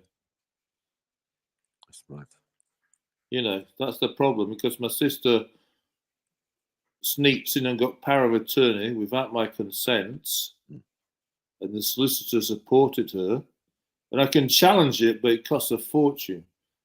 Just the basic application to challenge a power of attorney is 500 quid, and then you have to pay these specialist solicitors to challenge it. It's a whole. And when you Google it and go into it, it's a whole little separate bit of law. It's not normal civil law or criminal law. It's a whole separate thing. This power of attorney stuff. You know, they've got separate names and all this kind of stuff. So I was like, you know, I haven't got the money to do it. It's literally about money. Yeah. Having Mumsy? Yeah, it's literally like I have to have a 5-figure sum to challenge this agreement, and it's like I haven't got that. I haven't got 5-figure sum to move in and challenge these power of attorneys because it's expensive. Randy, Semi, would you say that your mom looked after you when you was young? Of course she did. She worked. We used to go everywhere together. She walked 5 miles into town. We were inseparable. What they say is, if you look after your kids and you show your kids love, that when you're old, they're gonna be there for you, right? Well, so I just want to clear up that it's not that your mom wasn't really there for you properly. No, she's not with you. She right she worked in a nursery. Yeah. She was always there. She looked after me for all, first 16 years of my life. There was never any absent mum or anything like this. She was always there. Okay. No, I hear you, man. I'm not accusing you of that or accusing her of that. I'm just trying to understand. We did have a conversation about this before, and you said with her condition, logistically, you just don't feel capable of dealing Yeah. with her needs. Catering Yeah, to her needs. I couldn't take care of a 24-hour care in my house, but I'm in a impossible situation where my sister's taken over power of attorney, and I can't do anything about it because I haven't got the funds to challenge her. So now I'm stuck with my mum being in a home that's getting routinely infected with whatever it is. And my sister is like, oh, yeah, it's fine. The doctor's doing the best they can. The nurse is doing the best they can. She's one of these old school sort of people who sort of, oh, the doctors always are speaking the truth. And it's like, I can't challenge her. Because otherwise she gets upset and say, oh, you're bullying me or whatever. It's like, you know, because she works in she's a teaching assistant in a school. So she's quite sort of in the system. So she doesn't like to question anything.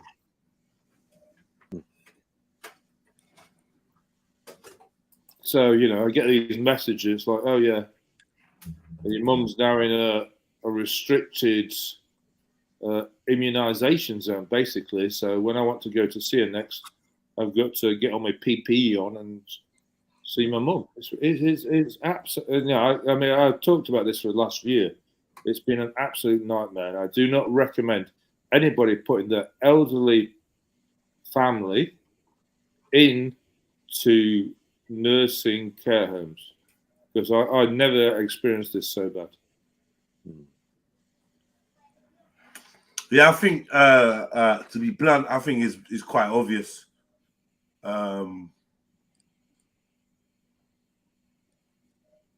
Yeah, I think it's quite obvious that you don't really want to have your parents, your old folk in the homes, because there's no guarantee of how. And you know, I've seen the most brutal videos, man, of how some old people are treated in these homes. It's very scary. You know, I've never been a person to trust like, you know, carers, babysitters, yada yada yada, because I've seen too many accounts of it going wrong. And then, you know, when it comes to a child, your child's going to be like 30 something and then tell you, yo, by the way, I was touched up by this carer or that person or blah blah blah. And the same with the old folks, man. Some people really just take liberties with vulnerable people. I don't know why they go into these jobs. I don't know what they get out of it, but you know, I've seen some vicious shit. And the thing is, like, when my sister does video calls so I can see my mum, and you can tell she's always drugged up. She'll be sleeping for hours on end in the day, and it's like, that's not right. I mean, literally, like 11 o'clock in the morning, she's asleep again. She's woke up at, I don't know, 8 o'clock, and then she's back asleep at 11, and then she might wake up for some dinner at, you know, 4, 5 o'clock or something, then back asleep. She's literally drugged up, you can tell. AV says you could remortgage your home and then hire a daily carer. I can visit and I can make a formal complaint, but I don't know if it's going to make any difference, Mrs. Sarah. Yeah, so just like you guys' relationship with your siblings is different to some, because like I'm older than my sister, and my sister definitely has to, you know, like she can't take the lead to that extent. You know what I mean? Like I won't phone her and There's no need for court. We're gonna have our own family court or whatever, but you're not gonna do that, sis. You know what I mean? Like, so it's just the relationship. And I got another friend whose mum's not well, and white friend, and he's in dispute with his sister as well. And I just look at them both, and I'm just like, bruvs, how do you do it, bruvs? You know what I mean? Just wring her neck or something. Like, please, man, do something, man. You're the older brother, like. They're gonna try it, like, you know what I mean? But my sister, no, she would never even think of such a thing. Yeah, well, she's up in Sheffield, so it's 160 miles. Okay. So yeah, Sorry. I'd have to spend it's 3-4 hours on the train, and then another 3-4 hours coming back. My one sister's around the corner. He's like, she's down the road, and she's like, yeah, she's up the road. I'm like, yeah, you keep saying that, but she seems like a wicked woman. Like, what's going on with your sister? You know what I mean? But it is what it is, man. I hear you. Yeah, it's sad. I just thought I'd share that one because I got that today, and it's just upsetting, man. All right. And there's it just seems so helpless. Like there's nothing you could do. That's it. That's just it. There's a lot you can do, man. But you know, it's as I said. If I had more money, I could, you know, I could challenge it more. That's the problem. No, you just phone your sister, no? She doesn't listen. She always thinks she's right. Yeah, yeah. And that's it. And it's like, yeah, no, it's the best care we can get. It's round the corner from me. And, you know, these things happen. And, you know, the illness is the illness. And they're doing the best they can. This is the thing. She always believed the doctors and nurses are always doing the best they can. So she's got blind faith. Sorry to bring the tone down. I just wanted to. No, but not bringing the tone down. No, not bringing the tone down. No way. Man's just thinking and. You know what I mean? But I'm saying you can't really say nothing as far as the medication, no. Well, that's the thing. I had the same thing with my dad, and I chatted to the guy who was distributing the medicine, and got him to take down some of the medicine. But they're not all like that. Some of them are not amenable.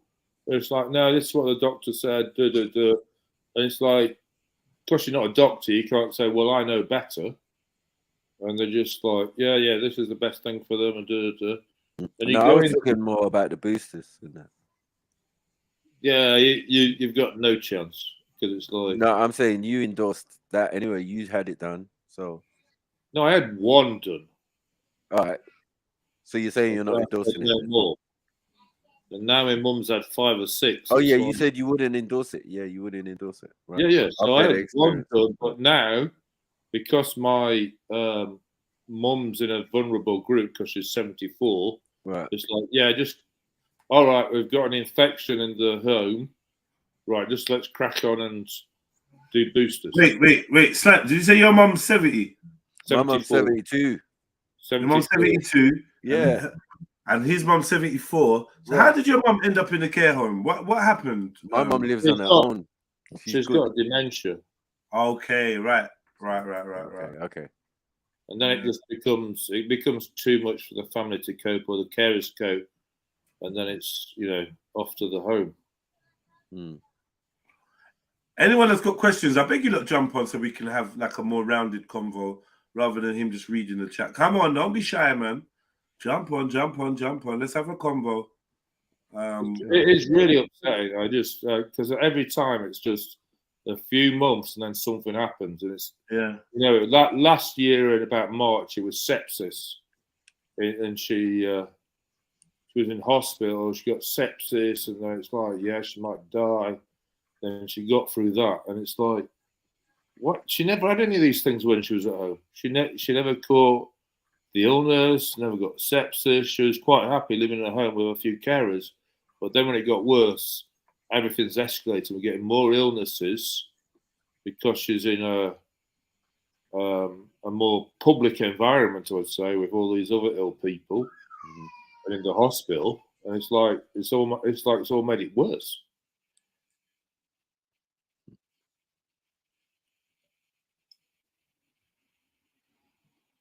To be honest, people saying, I hope it sorts itself out, and things like hope it goes well and all. Like the truth is though, it ain't though, is it? It's not. It's not. I just feel powerless. That's the problem. Yeah, this is the thing about these things. They don't sort themselves out unless you take some kind of control. They ain't gonna just sort it. Do you know what I mean? They ain't just gonna rectify and get and become all good. No, exactly. I mean, I spoke about this a year ago. Yeah.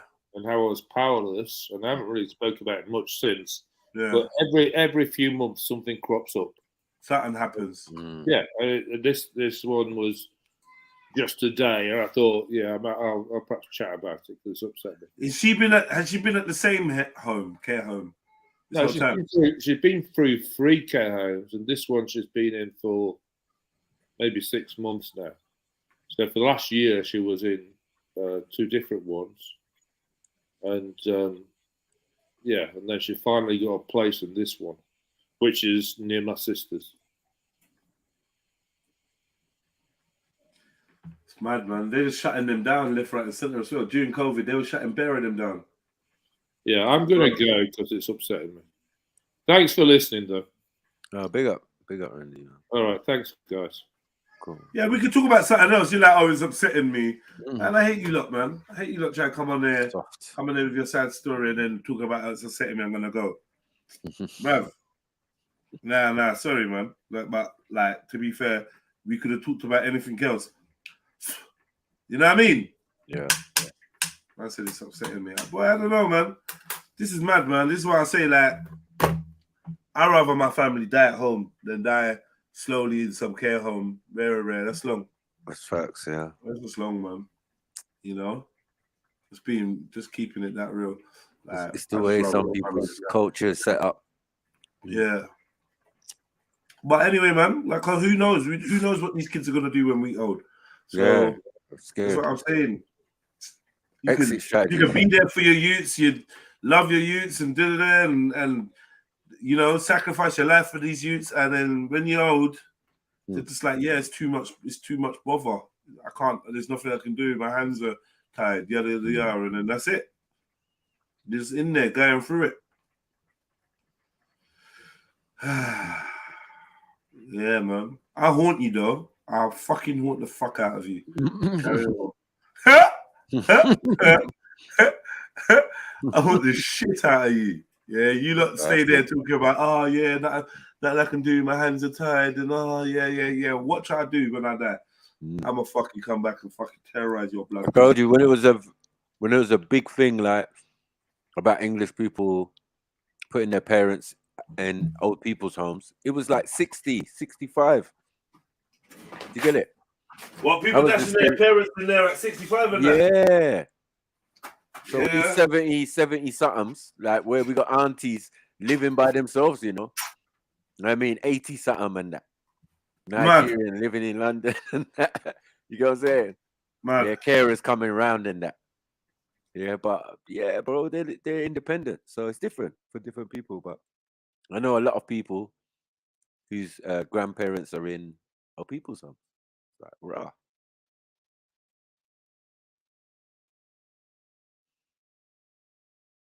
Even my grandma lived on her own. Yeah, front estate in front of Edmonds Court, Peckham. You know what I mean? You know where the adventure playground used to be? Yeah, right next to it. Oh, it's next to the fire station, to be honest. There's a little new estate they can build. And that's where my grandma lived. Yeah. Before she passed away or whatever. Yeah, independent on her own, you know. Normal. Opening up door, kissing teeth and that. That woman, man, I miss her, but she's fucking rude. It's you lot. Oh, fuck's sake. You're just disturbing my EastEnders and that. Like, what going for you? I was like, yeah, great to see you as well, Grandma, man. Come on, man. Proper cantankerous. All right, you know what? Where is this one? This is what. Let's see. Obviously, your boy has been getting interviewed recently. So let's see. Who's that? Your guy, man. Not right, man. Oh, fuck's sake. You're done. But I feel that this is not gonna work out well. Man, your friend. Never works out well. When you say shit like that, I know something's coming. All right, go on. Who's not crazy, not crazy. Just who's my brethren? You're G. You're G. Let me. Oh shit! Yeah, I saw it. Oh, thanks, Sid. You know what I mean? Great Mike's think alike. Because I was looking at it, I was thinking, raw. Okay. You know what I mean? Oh, you lot. Like, what going for you lot, man? He's from South though, isn't he? Stop that. West. Hey, you lot. What going for you lot, man? Like, come on, big at yourself, Randy. Look, man, you gotta grab the ball by the horns. You gotta make some tough decisions, G. Yeah. You gotta make some tough decisions. But I'm sure that you'll be able to come up with the right thing. You're gonna do the right thing. Do you know what I mean? It's gonna work out. But yeah, you're gonna have to make some fucking decisions, my brother. Yeah. You have to make some decisions. You're gonna have to step up. And I don't want to hear this, oh, there's nothing I can do talk. There's always something you can do. But the thing that you can do is probably gonna be a tough decision to make, which I suspect. But there's something you can do. And see the whole thing of, oh, I don't want to upset my sister. Fuck that. Fuck that immediately. It's not about worrying about upsetting any other motherfucker. This is your mum. Yeah? This is your mum. Pull out all the fucking stops for her.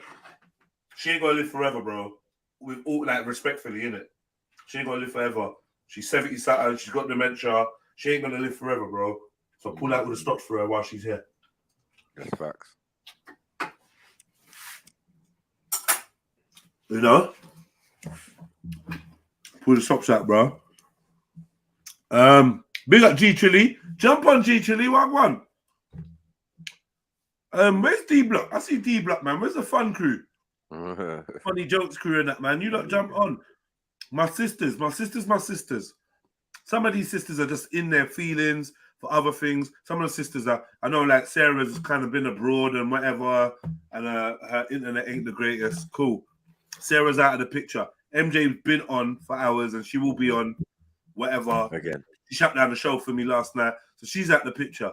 Don't know where these other gal are. Some of these gal are just on some weird thing. I'm not even entertaining it. It's gonna actually vex me.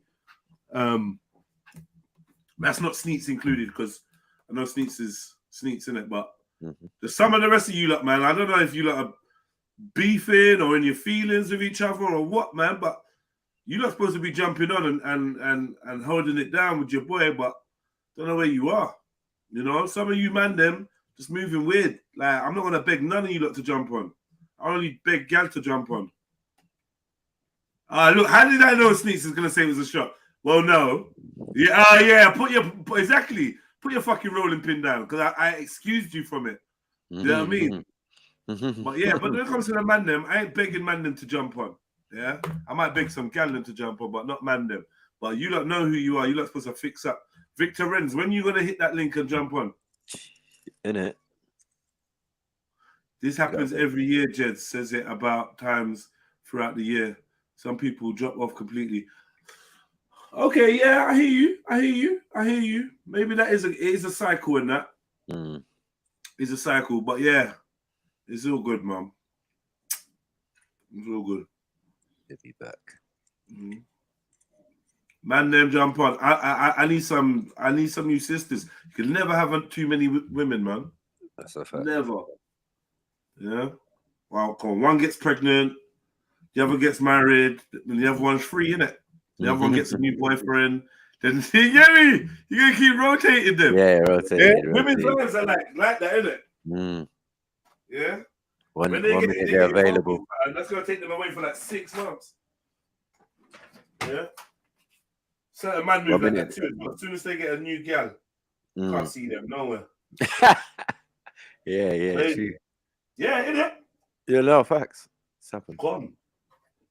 When you see them, what one? No, man, I would just need to. Raw. She's South American or something. It's like, okay. You just want to immerse in the culture. See, my brother. Like, wow. That's what we're doing here. Safe. I mean, but I find it's women that definitely coined that idea of abandoning your friends and family for a partner. For a partner, yeah. Of course you are. Definitely. Women love that. Loved it. To the partners telling them, why don't you go check your friend? Get from under my fucking nut. I'd rather be with you, babes. Move from under my ball bag. Why don't you go check your friend? Fuck's sake, man. Let me breathe. I want to focus on you. Yeah, nah. Yeah. You remember what the girl said yesterday? Yeah, I don't want my man working 60 hours.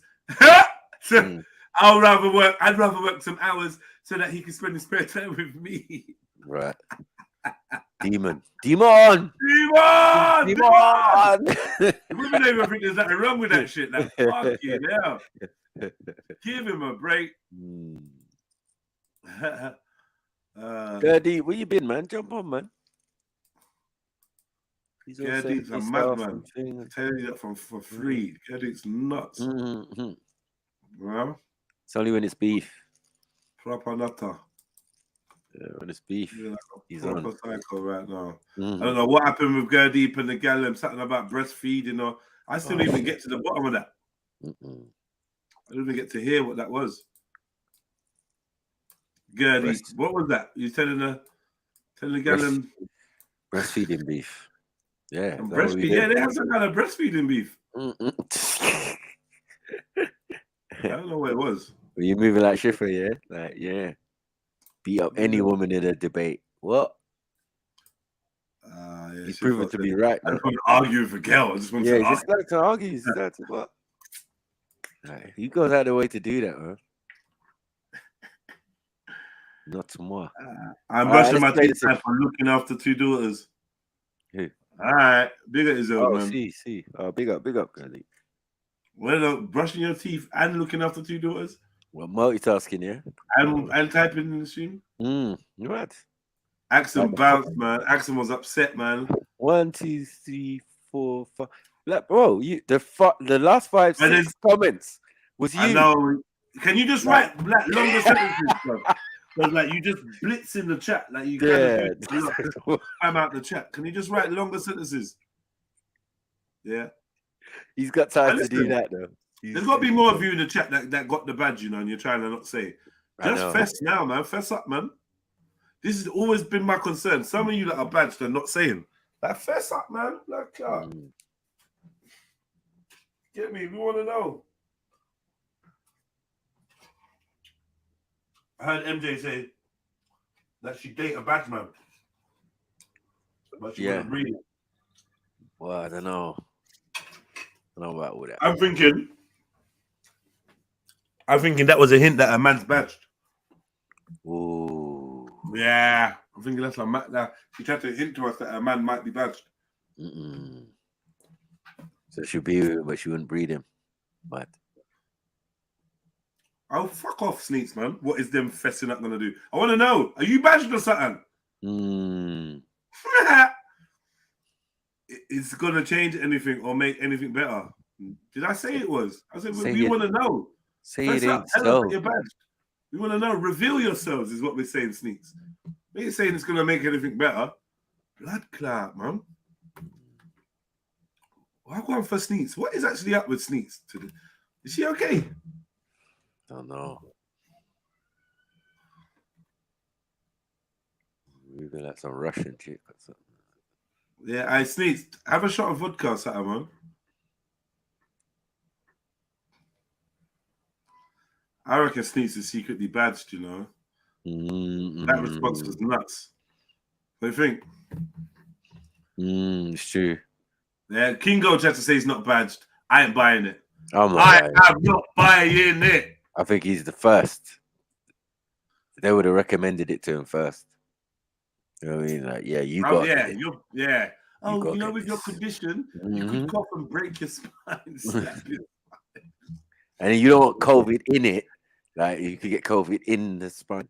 Yeah, like, you might fracture yourself coughing. But break your own neck in that. Yeah, for fuck's sake. You can't say he's not badged. Bro, you're badged, cuz. You're not even going to lie to me, cuz. You're fucking badged. It's cool as well. Like, I mean, what? Sneaky breast milk contains colostrum and prevents juvenile arthritis and bone issues. Are you breastfeeding, Gertie? Just kidding. D-Block. Big up. Welcome Jedi, welcome Maki. We saying, bro, what's in your cup today? That to come on whenever Jedi says, yo, why is the man I'm not jumping on? I'm like, why is the man I'm not jumping on, man? They're lucky I'm busy. They're lucky I'm busy, man. But I'm always supporting, I'm always there, innit? In the background listening. Busy? Are you busy, yeah? Nah, not right now. No. I made time just to come on. What's in your cup, bro? What's in your cup? Nothing. Oh, none of that today. None of that. My bad. My bad, didn't it? I think I got way. What happened? I don't know, bro. I got a bit nice that day, just chatting. Man, shit, I don't even know what I was saying, bro. I listen to the Jedi thing in the morning because you know sometimes when Jedi doesn't come on, I might listen back to the beginning or the end, like you know what I'm saying, while I'm on the train or whatever I'm doing, moving around. And then I heard Jedi say, I don't know what the guy was on, man. He looked like he's having a nice time, went to the shop. Yeah, that's exactly what happened, man. I went shop. Got waved, you I got was one waved. too many. Just chatting wet on the mic. But yeah, man, big up the man them though, man. Come on. Listen, what you lot got? What you lot playing the winners talking podcast? Yeah, we're gonna watch it a little bit, man. Yeah, man. How are you guys anyway, man? Everything blessed, yeah? Good. Yeah, man. We could. Jedi, I was reading one of your thingies, man. That was sound like a poem, to be honest. I think you was trying to say things on your chest, yeah. On your is it YouTube? Like you know how you read like yeah, you should follow me on Instagram. Follow me that on was Twitter. hard. That was sick. Follow me on Twitter. You always get to see. I'm a good writer, man. I'm a fucking that good was writer, that was. I thought it was a poem the way it started. Bad boy writer from I could remember. I've been good at writing. That was hard, bro. That was hard. Pete, you guys, if you guys see that, bro, go read that, man. Yeah, check out my community wall, man. Always got good bits, man. But yeah, Jedi, just on what you writ though, man.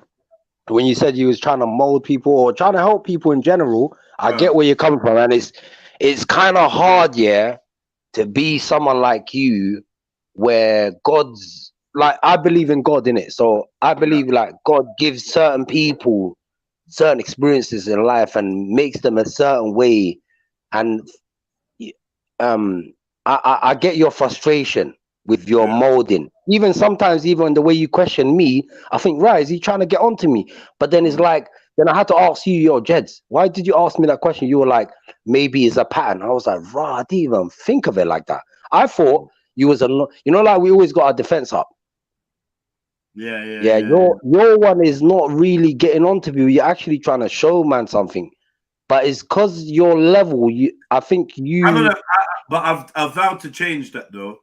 And I have I saw that. And I agree with it. You should change it because, like you said, God made you this way.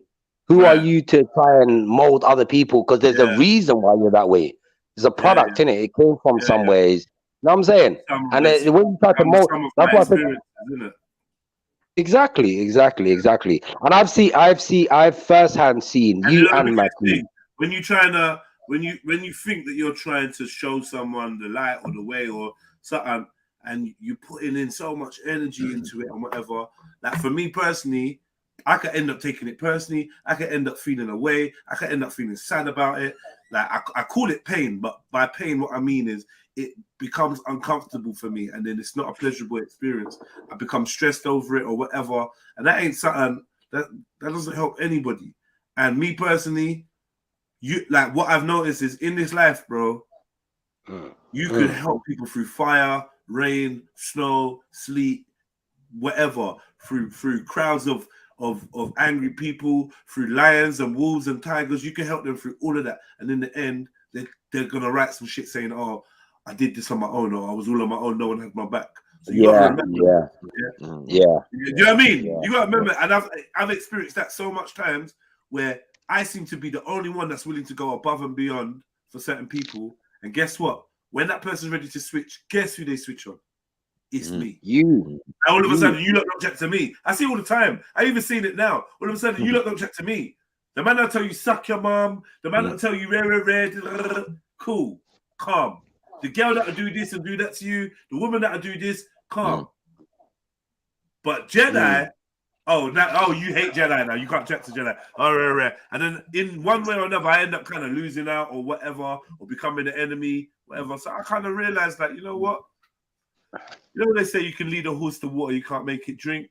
I didn't really take that on board. I weren't really seeing it. You know what? You know what it is with the other thing with you. The horse will kick you in your fucking teeth and knock you out. Do you know what I mean? You can't force the horse to do shit. So yeah. Now, but Jedi, obviously you've been blessed with like what most, like as we know, like fighting and all that. It's not really thing. With you, weasels in it. Like they can't stick it on, man. so they will rather wait for man's downfall. There's a lot of that in this world, isn't it? Like, there's see a lot me, of I that, will just talk straight up. I'll talk straight up because I just think, bruv, if it came to that, man's willing to you know what I'm saying? Put it down, and then like if I lose or win, like, do you know what I mean? Like I feel like that's real people. But majority of people don't like conflict, so they'll rather hold it back from each other. I've seen that a lot. Like, you stick it on someone, you're not even trying to stick it on them. It's just you're passionate, but because you're big corners, like, yo, people got some weird energy towards you. I'm like, yeah, I know, man.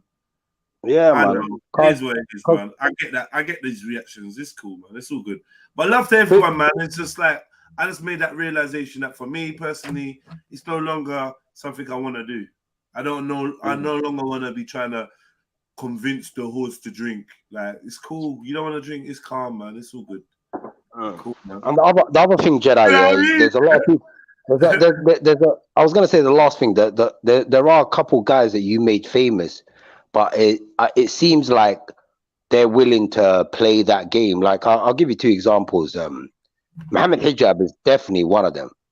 I think Ali Dawah was kind of doing his thing, but it wasn't really that, yeah. But Muhammad Hijab has taken it to platforms because in the Islamic world, bro, like some of these guys, bro, you made them famous. Some of the things that you guys came with, the energy that you guys came with, made me and a lot of people in the park question our religion or question what we think is true. Yeah. Do you get what I'm saying? But that was because in my heart I was always real. So I don't care who's saying it. I just want to know, because in my head I was thinking, right, like Jedi and these guys are asking these questions. I always thought this as a Muslim myself. Why are these guys not answering it? Do you know what I'm saying? Mm-hmm. So like I realized, right, like the world is like, I would say 10% real, 90% fake and following and all of that. That's why you would never win if you're trying to be real. Maybe you're right, man. Maybe you're right. And the danger is, well, if I give that percentage out, the danger is assuming I'm the real one or I'm part of the real percentage. I would like to think I am, but part of me says being real is accepting that you might not be in that percentage, even though you really think you are. I'd like to think I am. Others have told me I am, whatever. But the truth is, you don't know sometimes. Like, because I'm sure there's some of these people that are, there's lots of people that are like fake or not real. And they think that they're real. I think they actually think they're real. Do you know what I mean? I think they actually think they're real. So I could be one of them people. I just try to be as authentic as I can be to myself. And then that's it. That's as much as I can do, bro. I try to keep it as real as I can with myself. And if that spills onto other people, or that other people like get the sense of that, then fair dues. But trying to project that I'm the real one and I'm real and everyone else is fake, that's a fake endeavor for me. That's part of what I'm saying. That's something that I have to try and discontinue from being in. I don't need to broadcast how real and how true I am and how I don't need to do that. I just need to be. You know what I mean? I just need to be. Because half the people won't see it anyway, cuz they won't see it. You know? The ones that do need to see it, they see it from a distance. I get so much people reaching out to me. Like I can't forget. There's a brother in Australia with my words tattooed on him. And that's so weird to me, yeah. I need to find that guy and just ask how he is. No, but look at this, Jeds. Like you said, look, there's a guy tattooed in Australia. Why are you not connecting with these people? Say that again, brother. You know when you said because when you look for real, like that guy in Australia, he felt your bars, everything. He could be a complete mug, dickhead. He could be. What I'm saying is, I had some thoughts. I put them down on paper. They struck such a chord with him that now they're going to be part of his life to his dying day. On his skin. Yeah, bro. And so that's not whether he's real or not. But what I'm saying is, I get enough reminders of my ability to make an impact. I see that. I know it already. I know it to be true. it's cool. Do you know what I mean? So I'm not so much bothered in who I'm making the impact on anymore. When I writ those words, I writ them for me. And that's probably why they resonated so much. I weren't writing them words hoping that some dude in Australia is going to get them tattooed on him or whatever, rare. So I'm saying I already know the truth, which is focus on self, concentrate on trying to fix self or advance self or better myself, and the ramifications of that, the overspill of that should benefit others, can benefit others. But if it doesn't, fair enough. If it don't, fair enough. I had a moment where I was trying to force everyone around me to just get on a positive vibe, get on a constructive vibe, rare. And then I actually ended up feeling like I was getting pushback, like almost as if me striving to push constructiveness was actually making people dislike me. So Jeds, just on that point right there, where you said people didn't like you because you're trying to push them to. Why am I pushing so hard? Because. But listen to Jeds. Remember the first thing. No, but hold on, bro. Because this is a real thing. The reason why I was pushing so hard is because from I was a youth, I've been desperate to live in the world of potential that I've always seen. So I've been desperate to turn the world into the potential that I've had in my mind. Like for instance, whenever I've been part of a group or a gang or a collective, I've always seen the potential of that group, that gang, that collective, and wanted to transform that group into that potential, rather than accepting the group for what it is and then making a choice of whether I want to stay or not.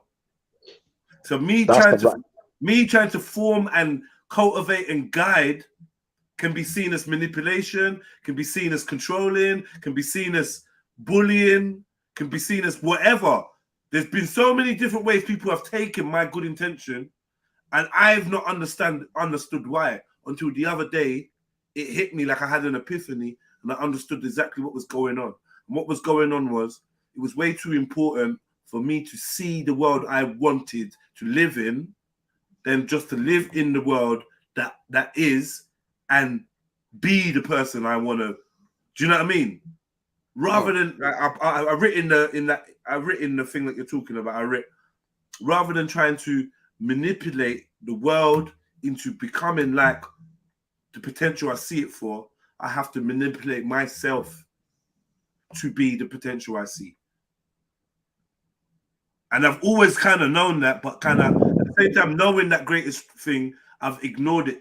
I've been ignoring something that I already know, which is all about inner standing. I have a phrase that this is like 12 years old now. Inner standing, inner self. And I never even understood that until the other day. I never really, I thought I did, but I didn't. It's always an inward, internal journey. And all the changes and all the shit that I want to see, I just have to be that. That team member, the team member that I always wanted, the comrade that I always wanted, I've just got to be him. Exactly. I can't keep getting disappointed at the man them for moving like this or moving like that or moving like this or moving like that. That's futile, because nobody's going to be able to live up to my expectations. No one. The only one that can live up to my expectations is me. So I've decided I'm no longer on a mission to change the world and get the world to become this thing that is this beautiful idea in my head. I just have to I have to be the beautiful idea. I have to be that thing. And that's enough for me now. I'm cool with that. So Jedi, can I ask you a question, please? Yeah. Just going off what you said, yeah. If I came up to you looking like a tramp, yeah, looking like a homeless person, and I said to you, right, I got boxes, what would you think? Honestly, like, you don't know me. I just came up to you on road. I said, right, I got boxes for you. How much of a tramp do you look like? How about what tramp? What kind, like proper? You look like I'm looking like the worst tramp you've ever seen. Let's just say that. And you telling me you got boxes of food? Yeah, I'm trying to give you. I'm gonna think you're nuts, cuz. I'm gonna think you're nuts, brother.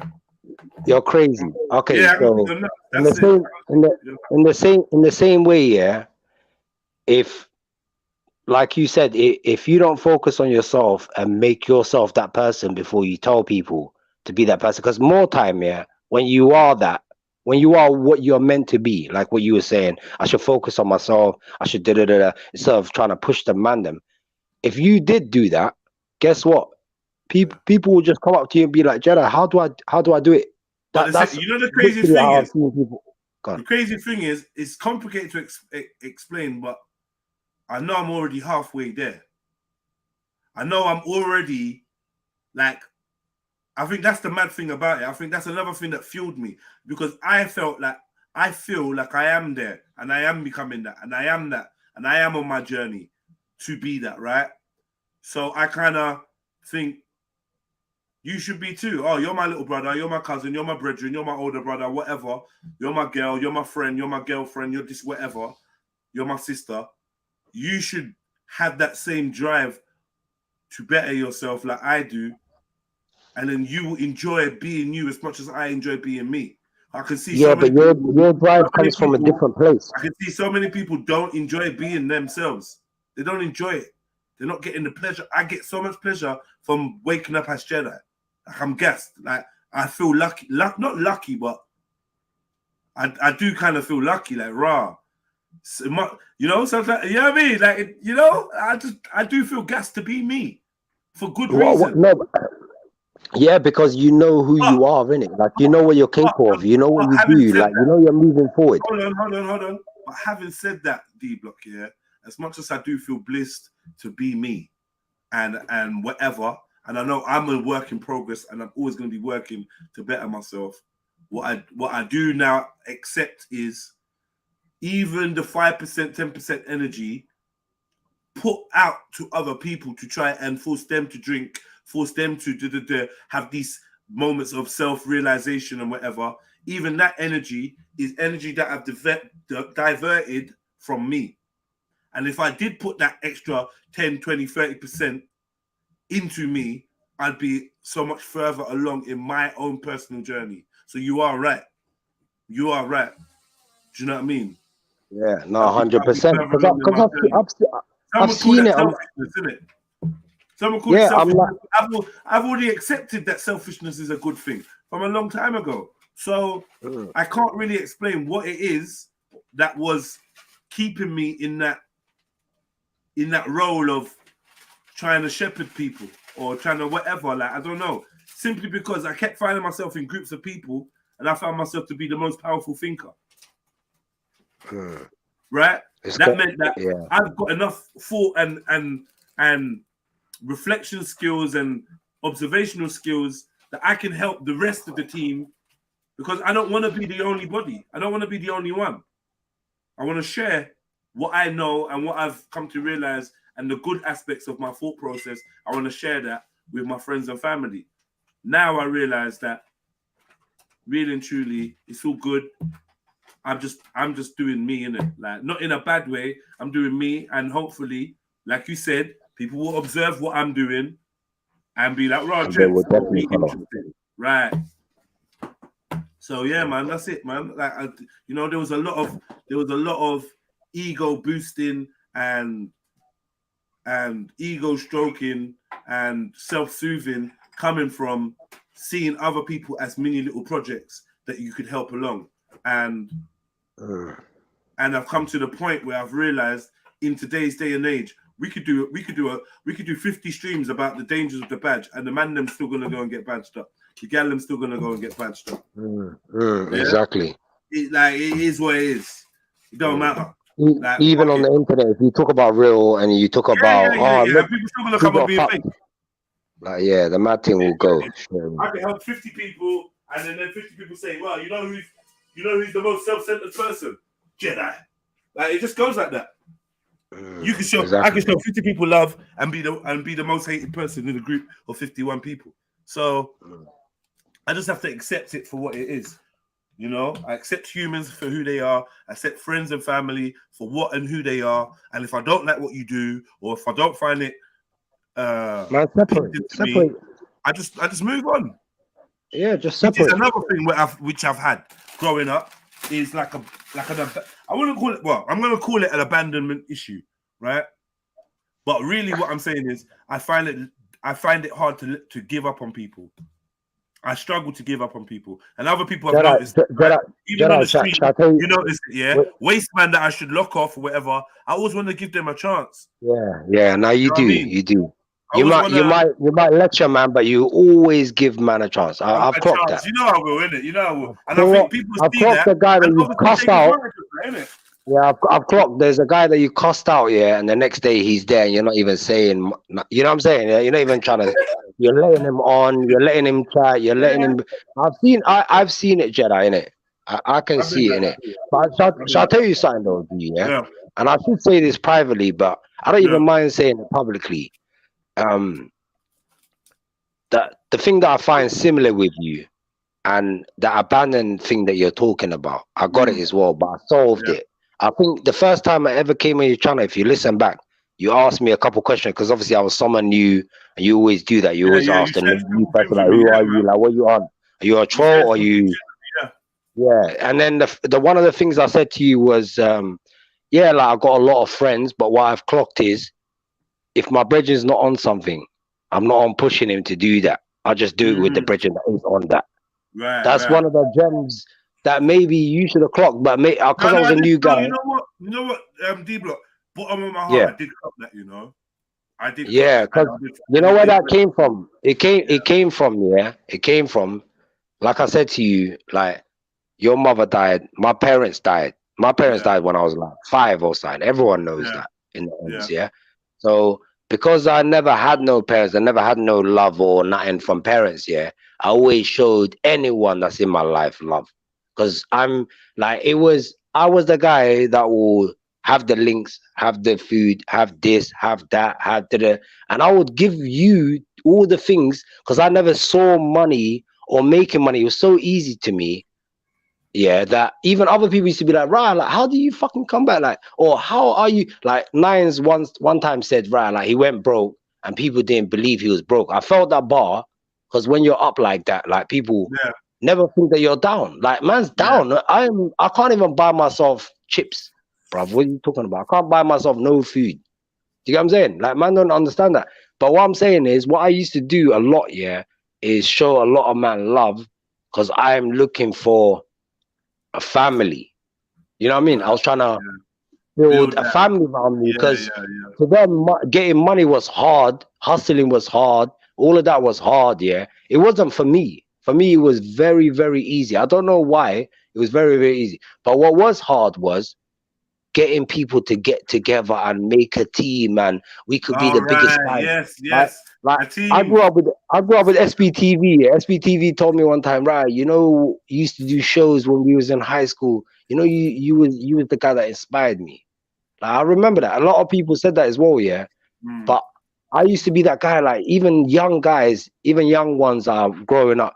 They're rappers right now. They're very famous. So I can't say what I did and what I did not do. But I remember I used to pull up and see them, man, on very big crud. Because I was balling, I was like, yeah, you, man, here, £20, £20, £20. And they're like, yo, you was the only older that ever pulled up a gay man sign. Them other guys will try, like, run man or do something to man or make man shot. You know what I'm saying? You was the only brer that will just pull up and, like, I'm going to the restaurant. I'm going to a Somali restaurant. Yeah. But if I see them outside, I'll give them £10, £20, whatever I got. Because I remember being young, looking up to man, and just having that puppy eye, like, right, I hope they give me something. You know what I'm saying? I hope they give me £1, £2 or something to go Sam's. You know what I'm saying? So, like, I did that. But what I did realize is like you were saying in it, brother, you can't push human beings into you have to because there's 3 people that I connected with in Speaker's Corner. It was you, it was Ty, Uncle Ty. Remember Uncle Ty from Luton? Yeah, Uncle Ty. Yeah, Uncle Ty and Gary Google. I thought these 3 guys got something different. No one else in the park's got. You know what I'm saying? All these 3 guys from different angles, they're talking the same. They're like the same person, but different forms. And I was like, yeah, I need to connect with these kind of people. Do you know what I'm saying? Because he was you was asking questions and things that I do, and even the way you wild out, but I know deep down inside you got love. Like the same thing, the way I wild out, the way I say things, and then I'll come back and say, Maku, yeah, I was waved, and I might be waved, but I'm very snappy, and that just comes from either I got mad love for you or I ain't got no love for you. Like we don't know how to be in between. But because can we go back to the team? Can we go back to the team talk? Because I do find that quite an interesting subject here. The what was it? Go back. Team. I remember one of my earliest memories. Well, no, actually, I'm lying. It's not one of my earliest, but a prominent memory was being in year 7 in secondary school. I had team issues from before that, right? Probably wishing growing up, living on North Peckham Estate, I wish I had cousins and brothers, right? Because I'm getting chased around the estate by elders who have got brothers and cousins. And if I smack up a youth, he's going to call his brother. And then I've got to smack up his brother. In primary school, I used to fight brothers and cousins all the time. I smack up Timmy, and then, I smack up Danny, then Timmy gets involved. Timmy's like 4 or 5 years older than me. I smack him up too. Then they rush me. Then I smack them both up at the same time. Then they're just out the window. They're just out the way now. I got ratings from them.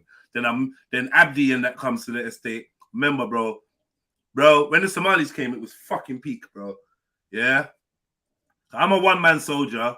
These men are fucking. I mean, the village a lot are a bit different, innit, from other Somalis. These men are like three up, 4 up, like. Yeah, but they said they used to get bullied, didn't it? They said they did that. Yeah, no, that's true though. Some people used to try and bully them. I wasn't a bully, but I wasn't a bully. We just ended up in a madness. I wasn't trying to bully you, but obviously you lot got this mentality like, yeah, we got to stick together. Your mom, your dad probably said, once you are out there, yeah, like don't let anyone, you know what I mean, fuck with you. Yeah, I get that. Yeah. They held it down. That's how I always got ratings for Somalis. Always. Like even now, I mean, all Somalis, if you ask them, yeah, they rate the Woolwich lot because the Woolwich lot were the first to just kick it off. Like, everyone knows them for that. For like just kicking the whole thing off. Murders, all sorts. Police officer murders, and you know what I'm saying? Like they're Woolwich lot. But when I asked them, like, why was you lot on that? They said, bro, who's getting smacked up, bro? Yeah. All the time, every day, like for no reason. Man never done nothing, man. Don't understand the language. Like, I don't even know why these guys are onto man. Man, them were ignorant. Man, them were ignorant. I remember I see like one of the first stabbings I saw with another boy called Abdi, and he was cool. He got himself like a baseball cap, like a snapback. He used to wear it backwards, you know. I think he had like an Arsenal top or a Man United top, something like that. And he used to love football. Or he'd come and play football with the black youths, yeah, with the Africans and the Caribbeans, should I say, with the West Africans and the Caribbeans. He come and play football with them. He was blessed. He was somewhat accepted, except for one day, summer holiday. What is now known as the Damiola Taylor Center was called Tech, right? It's now the Damiola Taylor Center. And there was like football that going on and whatever. But in this season, what he did, he's new to the end, so he don't know. In summer, Tech is different. The gangsters come to the, get me, the Peckham youths. Oh, yeah. Now, and we didn't know about all that. That's what I'm saying. We didn't know about. So now it's a different set of man them there. So he's there being cool, just boom, boom, boom. He got into some kind of argument. They chased him down. They bored him up in his stomach, bored him up, like basically nearly outside my yard. I was like, yo, this was deep. Anyway, the story I was going to tell anyway was about fighting and understanding the benefits of having brothers and cousins. If you grew up in cousins, yeah. That put you on something. You know, being younger, blah, blah, blah, or younger was a big bonus for you. And it seemed like what I was realizing, these men that are not got the heart as me, these men that can't fight like me, these men that I'm on, they're getting celebrated in the hood. The only reason they're getting celebrated in the hood is because they've got a cousin, or they've got a brother, or they've got two brothers and a cousin. Like, and none of these lot got mad family. Like, they're all fucking related. Right? Yeah. And bro, some man, their dad will cut, bro. Some man's dad was on uncle, all sorts of get involved. I didn't have nothing. It was I'm first generation. like majority Caribbean though, to be honest. Hold on. Another thing I didn't realize that was different was I actually was first generation. My mum wasn't born here. Some of these, man, their mums was actually born here. I didn't realize all of that. I didn't know about all that shit. Do you know what I mean? Yeah. A lot of these their mum was born here. They got roots, Windrush, and all that. So some of these youths are third, fourth generation here. I'm first generation. My mum has strong African accent. She's come from Africa, lived the whole life in Africa. Her whole head is in Africa. Her whole mind is in Africa. Do you know what I'm trying to say? She's not in Peckham, cuz her mind ain't on the Peckham streets or the road and mad rude boys and da-da-da. She's not oblivious. So I'm navigating all of this on my J's, and I suppose obviously that's character building and rare that makes you strong, makes you tough. I weren't having it from no one. I was smashing people up left, right, and center. I was not a dickhead.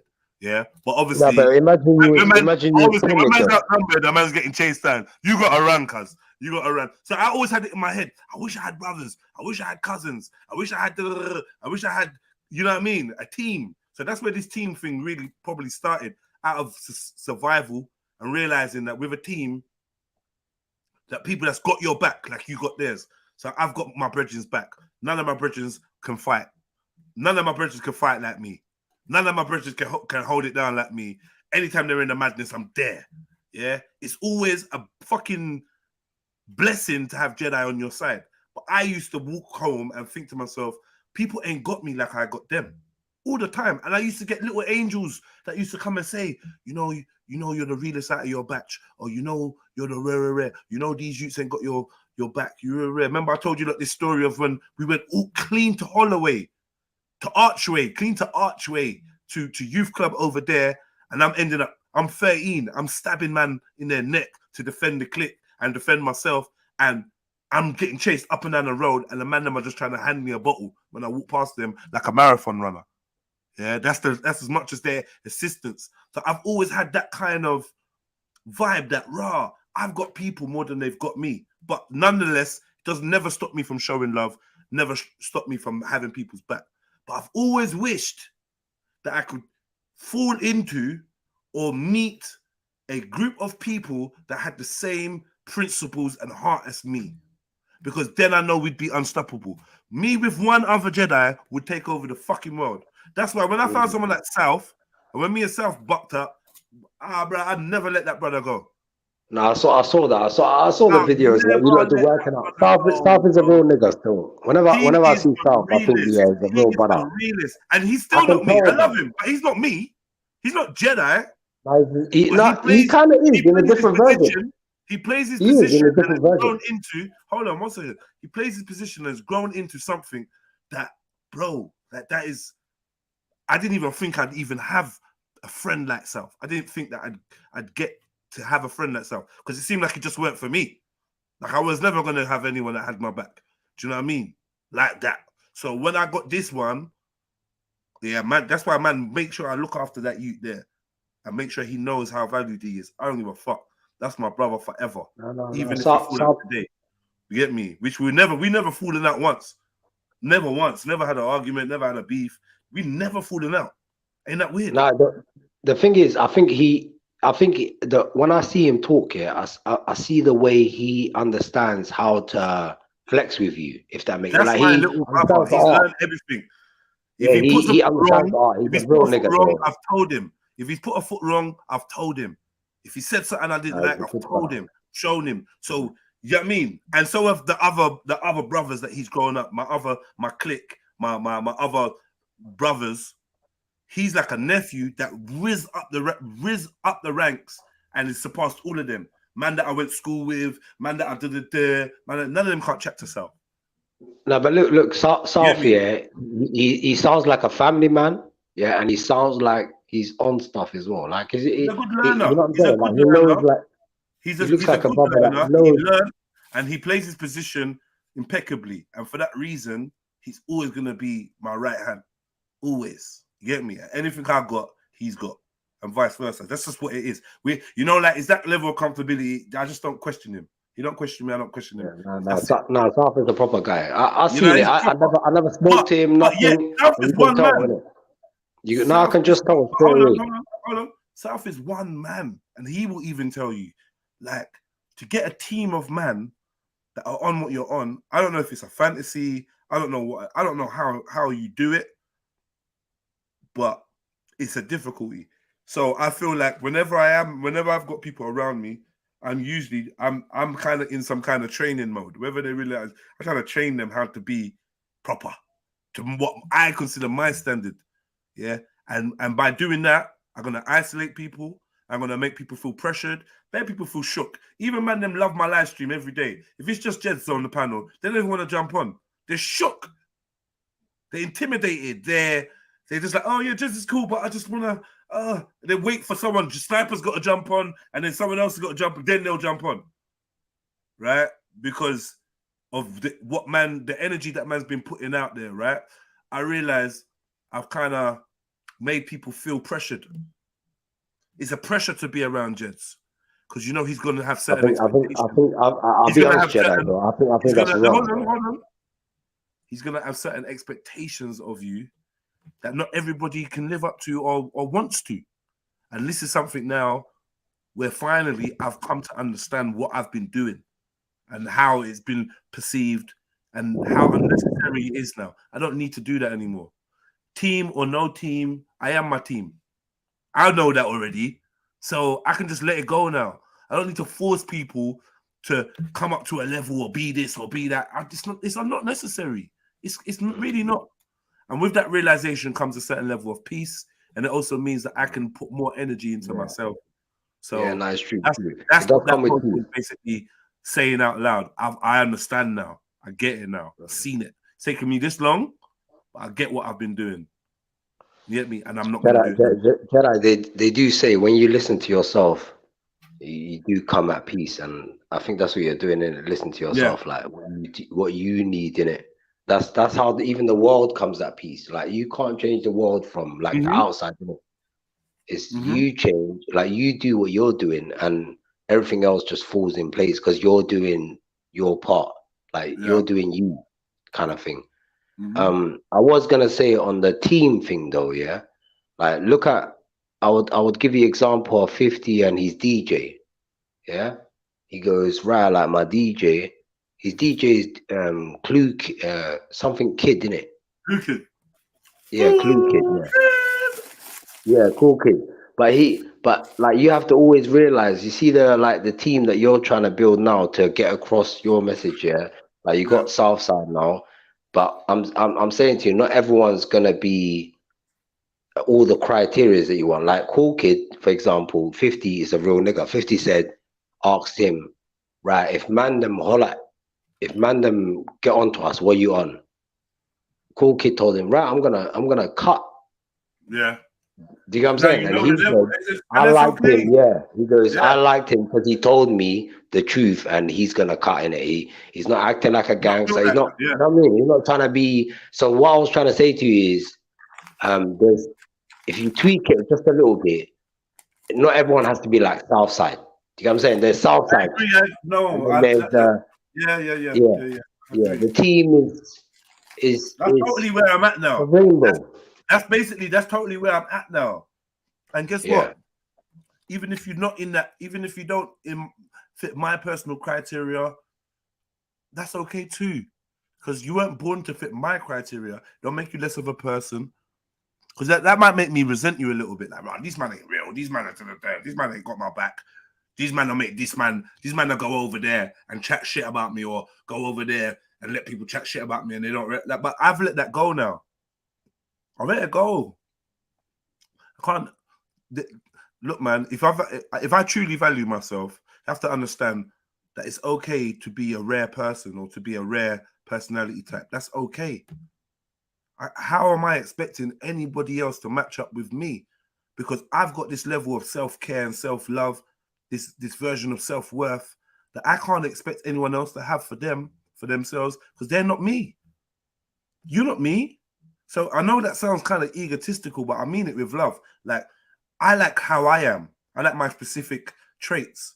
I can't expect to see those traits in anyone. Not a partner, not a friend, not a family member. That's okay.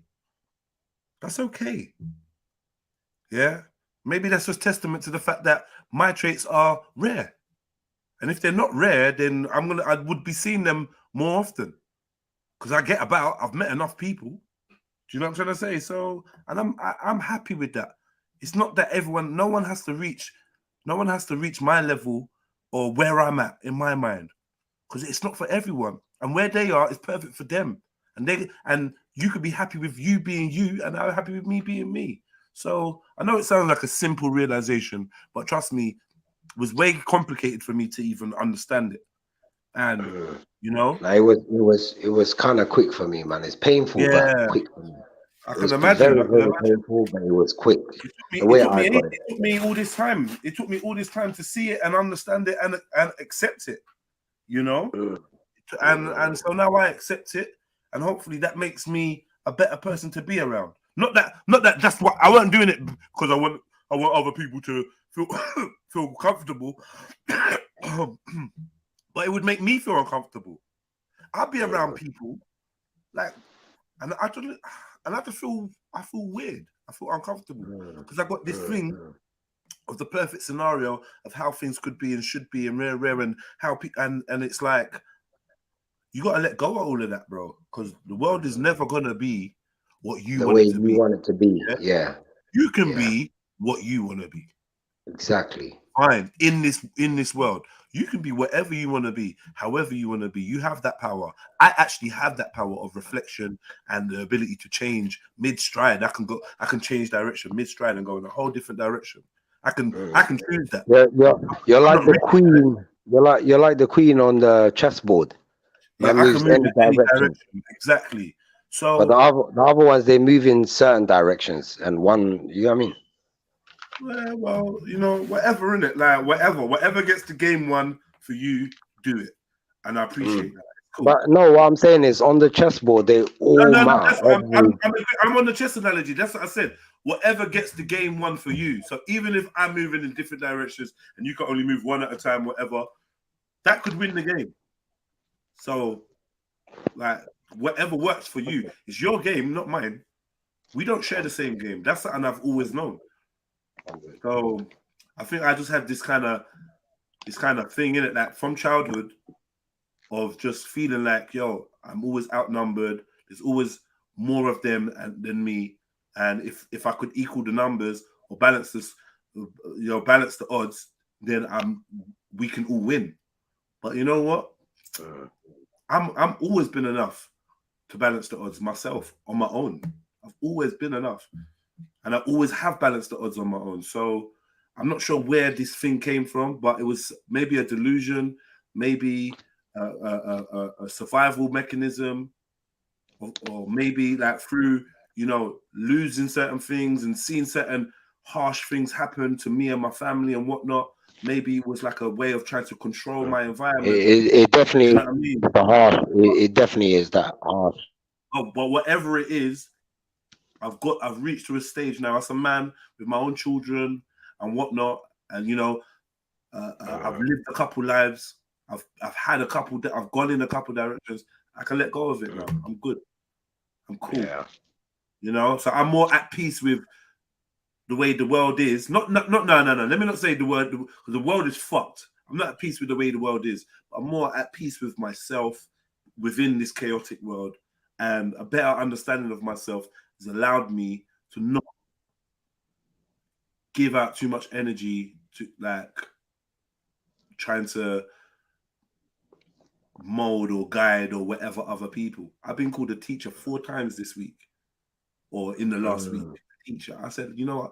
I ain't no fucking teacher. No, you definitely are. You definitely are. No. I'm definitely not. I'm definitely not. I mean, it's not you that says it. It's the people that are learning, right? I get it. Yeah, they're learning whatever they learn. Great for them. But for me, I'm definitely not a teacher. Okay. Okay. A student. You know what I mean? Okay. Yeah, you looking over my shoulder, looking at my notes. No, I mean, in that sense, we're all students then. There's no one that's a teacher. Exactly.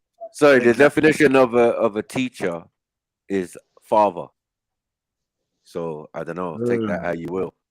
So in a sense, you kind of are a teacher, regardless. You know what I mean? You're a student as well. I hear that, because I'm definitely you're learning. Of course, life is about learning. Do you get it? You're a student of life. but you're still a teacher to someone. You know what I mean? But farmers plant shit as well. You know what I mean? And that grows and whatever. Of course, farmer, father, baba, teacher. You know what I mean? Rabbi, Rabboni, all of I didn't even know that. Ramoni, all of that as well. Yeah. I got a virgin called Ramon as well. I was gonna say anyway. Rabon. Okay. I was gonna say just though, yeah, that it's perfect that you've come to this realization, because like I think like if you obviously you got a studio now and all that, yeah, I'm saying things are coming along. And if you was to do a podcast, like I think it will blow, man. We'll see. Like, I'm definitely gonna support it. I started this podcast shit 6 years ago. We'll see if it blows. But either way, even within that podcast, I was upset because I had a team of people around me, and I was basically doing the filming, recording the sound. And you don't know that you don't need them around you. Getting the guests, making up the subjects, finding the locations, doing the promotion, doing the editing, making the logos. You know what I mean? Finding the sponsors. I was doing all of that, and then when I'm doing that, and then a man wants to battle me, my brethren wants to battle me to be called an executive producer. Yeah, jealousy. He's like, nah, and I was like, all right, cool. But the way that he done it fucking hurt my heart. And just little things like that. I can let go of those things now, though. Those things won't ever. So what, Jedi? You're not good at team building. That's basically what you're saying. Say that again. I'm not team building. I could deal with employees. I could deal with people that want to work. Yeah. So basically, you're not good at team building. No. I realized for a while now. Okay. That's been something I'm not good at. I'm not good at creating a team. I think Matthew is. Share the same goal and want to work. So I don't. When I look at people with teams, I'm like, how the fuck did you do that? And that's because. And what I realize is a lot of them don't have the personalities that make people feel away. They're not constantly holding up a mirror for a person to look in the mirror and see the rawest truth about themselves. Because enough people will run away from that. Just the way the panel will clear when we start talking about vaccine and that. They don't want to. They don't want. Get me. That's what I was trying to communicate to Snipes. I'm like, you know what? And to MJ, you know what? There's a way to have these conversations now where people just let them keep a little comfortability. Let them keep that. Because this whole rawness and trill and we're gonna rare, that's all great, that doesn't get us the views, it doesn't get us the subscriptions, it doesn't get us the panelists, it doesn't get us the donations. So who's it really benefiting in the end? I'm sitting in my fucking kitchen trying to make something. I ain't got time to be super real to everybody and then they're just gonna run away and hate me for it and then go and love someone else. I don't even think it's that for us anyway. It is that. That's exactly what it is. Make people feel uncomfortable, Snaps. No way. All right, cool. Yeah, because I mean, the only person longer to come to that realization. Sorry, bro. I know exactly what it is. I mean, I think a lot of people. You can't employ friends. You know that. Yo, hello. Sorry, Mackie. I feel a lot of people feel comfortable to speak to me about any personal circumstances or whatever. The only reason I was getting that the only reason I was getting that blue red is because blue red is my brother and he goes at me to get it. If I make any mistakes out here, blue red is onto me. So I was gonna go like I was gonna be onto him, but I wasn't really onto him. I didn't say anything. You know what I mean? I understood, if anything, saying like, boy, you got Nigerian parents. I know, cuz the pressure, and you're younger as well. So like, man, I feel that it was balanced. You know what I mean? In the end, he got to say what he wanted to say. You know how we do. We got a little bit of jokes and shit, but I didn't even go in on him. You know what I mean? I didn't even think it was necessary because it's true what you're saying that, you know what I mean? I definitely value when people come here and let out their personal personal stuff, and that is a sensitive subject from the get-go. I said my thing of antagonistic, I would say, towards anyone who took it was playing the vaccine tune. Like I would play it on my channel and I'll say, yeah, you know what, this tune got me through the demic, and I know it got a bare review, but those who took the thing, yeah, just enjoy the track, man. You get me? Big split for that. Whoa, so your moments lean.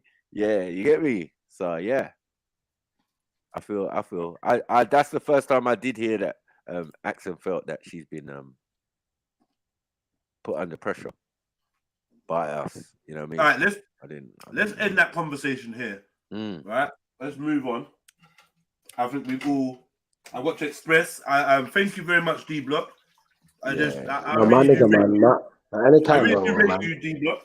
And it helps me as well, Jed. You got some powers of psychology and of observation that you're like. I just want to let you know that I see you, bro. Yeah, I see you. Yeah, I see you. Big up the man, though, man. Big ups, man. And yeah, I'm sure me and you will have many a conversation in the future. But I do see you, bro. So yeah, big up yourself. Yeah, big up Axel. Big up King Gold. Well, go on, family. Big up the fam. What's up? Big up. Yeah. Big up Axel. Big up King Gold. No. You're breaking up. Are you breaking up?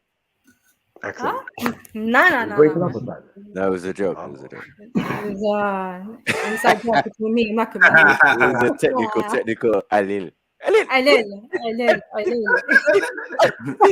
Yo, King Gold, walk on. Yo, big up, man. Yeah, I mean, look, you know, when you're in a position of power in terms of what you know, and like you being the first, especially like when Maki was on the he's on the panel the first time. He seemed like a very knowledgeable brother, you know, and that definitely drew me into, and it got me a little bit more interested. Obviously, Jedi's got definitely very good speaking power, powerful presence, and yeah, Maku's still as I don't know, I suppose intimidating as he was the first day I saw him, but he's not. He's less intimidating now the more I know, you know. But I was so dumb when I came to the stream, and obviously because Maku's like, I don't know, he's pushing like 50 now, 50, 60. So he's at the level of wise man now. So he's deciphered all the texts and stuff. So big up Maki, my brother. Definitely a consistent part of the stream, which is sorely missed when he's not here. So big up my brother. And, yeah, I told him to sure. go. Is that boost or this? I caught in between. Is it dissing me? Or is he... what's going on? I don't know. Like, I'm out, man. I'm not involved. I know, Maku. Like, I thought it was a diss. Then, like, I think you know, it is. You have to take people for what they are, yeah. And it's like maybe King is not dissing. You know what I'm saying? But it did sound like a diss to me, and then it sounded like it was cool. You know what I'm saying? I know. That's how he expresses himself. Yeah. It was, if you're gonna do it properly, man. It was a salute. You can do it properly. But he's saying it's a salute, so it was a flowers. And it must be that. I ain't gonna lie. I could see how I could be intimidated to people, but I try not to be. You know, I just try and be myself. To be honest. I mean, what you see is what you get. I always found you cool, bro. I don't see the intimidation that you do. I don't get it. I don't get it as well, but I do, because you need a protection and a shield when you're on these YouTube streets. You can't just be open-hearted and super kind and that's not gonna wash. They're gonna rip you to shreds. There's only one person. Any emotional weakness, any of these things, that I'm a normal human being. I have all the faults that everybody else has. I just mask them well when I'm on these panels or whatever, in a sense. You know what I mean? I know how to maneuver. You know what it is with me, Maku? I don't even take them seriously, because I just think we're on the internet. If like I chose to be here, so I have to take whatever comes. It used to get to me. So I know where everyone's coming from. It used to get to me at first. The Jedi made me know, like, perhaps you argue with man in the comments. I'm like, yeah, I hear you, cuz. Come on, man, allow it, man. I was just like, you know what? Yeah, I shouldn't even pay them no mind. I made the video. Yeah, someone's underneath the video cussing me and da. Why am I even entertaining it? But at first, it was very emotional because you know what I realized, Maku, you do like entertain what people say about you. You know what I mean? At first, you know what I mean? When I first came on these YouTube streets and I see the comments about me and all of this, and it's like, raw. you know what I'm saying? I took some of it personally. You know what I mean? It was like I had to learn, as you say, to grow thicker skin. So now I'm just sitting here like nothing here bothers me. You know what I mean? But in life, you know what? You know what? You do on this channel, you do need a disclaimer though, because I think as a first listener, like I think people don't give feedback. You need more feedback. I think Jedi needs to ask for feedback from the crowd, or the listeners, because he gets about 2,000, 3,000 a day. Like that's a lot of people, bro. Yeah, and I that used feel to happen though. That used Some to man happen. don't even get that a week. But you know what I'm saying? But I feel how man reacts you to need a panelists. disclaimer just to say, like, right, whatever we're talking about, you need to listen to all the streams to get it. Like, there's banter, because I didn't get it at first. I was like, right, like, then when you guys said, fam, like one day you guys made a disclaimer. You guys were like, right, like, we diss everything, not diss everything, but we question anything, religion, tribe, country, things that you do. You know what I'm saying? So it's like, when I saw the Indian thing, and then I saw this, the Irish or the English or the Arabs, then man can't get offended when it's my country. But I'm not gonna lie, it does hit a nerve, though. It does hit a nerve, but you have to take it because everyone else took Absorb it. it, man. You have to take it, man. Yeah, you know how many And we times need a disclaimer like that. Nigerians, We question everything. Don't be a Nigerians we take a lot as Nigerians. We take a lot. Trust me. It used to be at one stage, any subject we were trying to cover, it would always refer back to Nigeria. Like, Nigeria. yeah, every minute, like, yeah, but what about what's going on in Nigeria? It's like, oh, fuck's sake. What about girls that got kidnapped? Oh, shit. What about this one? What about that one? Like, oh, mate. Yeah. What are they doing in the north? What are they doing in the south? What are they doing in the east? Now, what I'm saying, Maku, when you realize what the channel's about, you kind of understand it. Now, if you said anything about Somalis, banana, whatever you want to say, it don't affect me, because I know on the channel we not diss everyone, but you know what I mean, man. We question everyone, innit? So I don't want to say it's this, not this. No, but we know we got all members in our families as well. Like we got Somali family, we got everyone. So those are whenever you guys say things, bro, I don't even take it to heart. I can't. It's part of the channel. It's what we do, innit? Because you know I go in it. I want to go in it on certain topics. So when people go in on me, I can't take it to heart. Yeah, I hear that. But we got. Have you met Asketi? Have you met Asketi? No. You see, this is what I'm trying to say. There's different levels of Somali brothers. I'm not gonna lie to you. You're crazy with that. M-Stacks is the king. M-Stacks is probably the king of the thing, bro. I can't say that. I can't say that because I got he my runs. brother. He runs every channel. Everywhere I go, he runs the thing, bro. I'm not gonna lie, bro. The guy, you go Clubhouse, he's there, he's famous there, like just everywhere, innit? I've known him for long. You get it? Like it's been long now. I think secretly he loves you guys, though. That's why he keeps on coming back. It's our little brother, man. But yeah, he used to be better behaved, and then I don't know. Like recently, he's been acting a bit funny. But before, he was a straight up young man, smart. You get it? He knew his deen. He was just like, yeah. He was gonna be like the next phenomenon for me. Like, yeah, the next, that top Somali knowledge. Now there's one younger. There's one younger. I think his name is Young Zelly or something. Nah, he's taking over. There's a young youth from same ends, but like all the young kids, they all follow my man. Yeah, and it's weird as well, when you see a Somali, but he's not Somali because he was born and raised in this country, so it's a bit different. So his flex and bro, it's crazy to me, bro. Think I'm saying someone being born back home, coming over here, type of thing, to a kid that looks like you, but he's not you though. In the hard drive, you know, like a computer. The hard drive is different. Like, as you guys know as well, like even Nigerian kids or whatever, or Caribbean kids, like the ones that were born here, their parents were born here, like, bro, it's a bit different. Do you know what I found? Yeah, when we used to have, going back to the conversation of what we used to have. Sorry, what was it? I wasn't cutting. Sorry, was someone speaking? You saying something? No, go on. I was saying in particular, like, conversations when there was females having conversation with males, and they're giving our opinions about topics, and that's when I found that there was a lot of people sort of like that were just willing to come on and give their opinion, and there was like a sort of light camaraderie, what you want to call it. And I think that's what generally would be the best type of,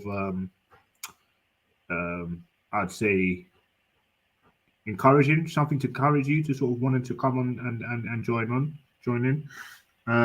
That's definitely what would encourage me in any setting. And I think the fact that there's men and women in there, I don't really mind that. I think a lot of people don't mind that. They prefer that actually, as opposed to be sort of dominated by one particular group.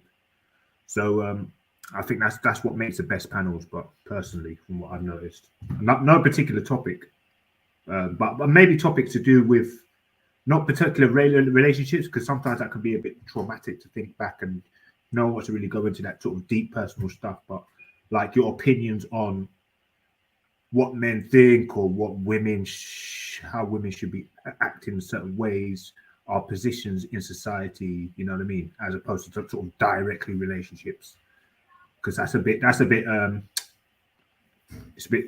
don't know, it's a bit dead now, that topic. But yeah, so more of that, man, more of that. That's what I'd like to hear, to be honest. That was popping. So whenever the girls can join up, man, meet up together and just come on, even if it's just the girls and a couple boys. King Gold, Axum is right next to you, bro. Axum, what are you saying? Yeah, but I mean generally like a big panel. You know what I mean? Like that was we're talking about like the panels and okay. How it was back in the day, how it can be generally, how to sort of conduct. No, I thought we was gonna review this video. Yeah, that's what I was saying. I was gonna say, yeah, like let's deal with Pound Sterling is just there. Can't we just watch Jedi's Brethren? Pause for Pound Sterling's picture though. Man's got his legs open. Like, what is he on? So the setting with the two ladies who were very insightful and well spoken and well dressed as well, very presentable. That was a good setting. I like that. Definitely get that one back. I wait. King Gold, do you know the alcohol that he's got on the table? Yeah, the XXX. I've been seeing that everywhere. Yeah, like whose brand is that? What's this? Okay, well, we're talking about what's on the screen now. Let me have a look. Yeah. I thought that was Born Rich. Okay, let me have a look. Is it Born Rich? I made my screen bigger. Okay, I don't know what that is. Triple X thing. Is it? Okay. Yeah, but I don't know. What is it? Is it? It's alcohol. Yeah, spirit wise. Is it like? It's a UK brand, isn't it? You know how? What's the name again? Is it nice? Nah, you know how Fumes has got the 24 F24 whatever. Right. So obviously, what's the name again? Charlie's got the Ace thing. Okay, so what? These are rappers here that brought their own. Yeah, but then there's a next guy who's got this Triple X thing. I don't know what it's called though. Right. A lot of people seem to be doing that, innit? I see that's a common theme. That's like, I swear Conor McGregor was one of the first that I can remember to really kind of put his shit out there. And what was it, whiskey? Yeah, and apparently Conor McGregor made more money on his alcohol than all his fights combined. I doubt that though. What, that payday from Mayweather? Actually, yeah, probably, because it's been flying off the shelves, isn't it? Remember how much promo he got, free promo, innit? Like UFC and all that. True. And, yeah, and the little fight with the old man, even though that was bad. You see that, innit? See that? What a piece of shit. That's when I said he's a piece of shit. I always knew he was a piece of shit.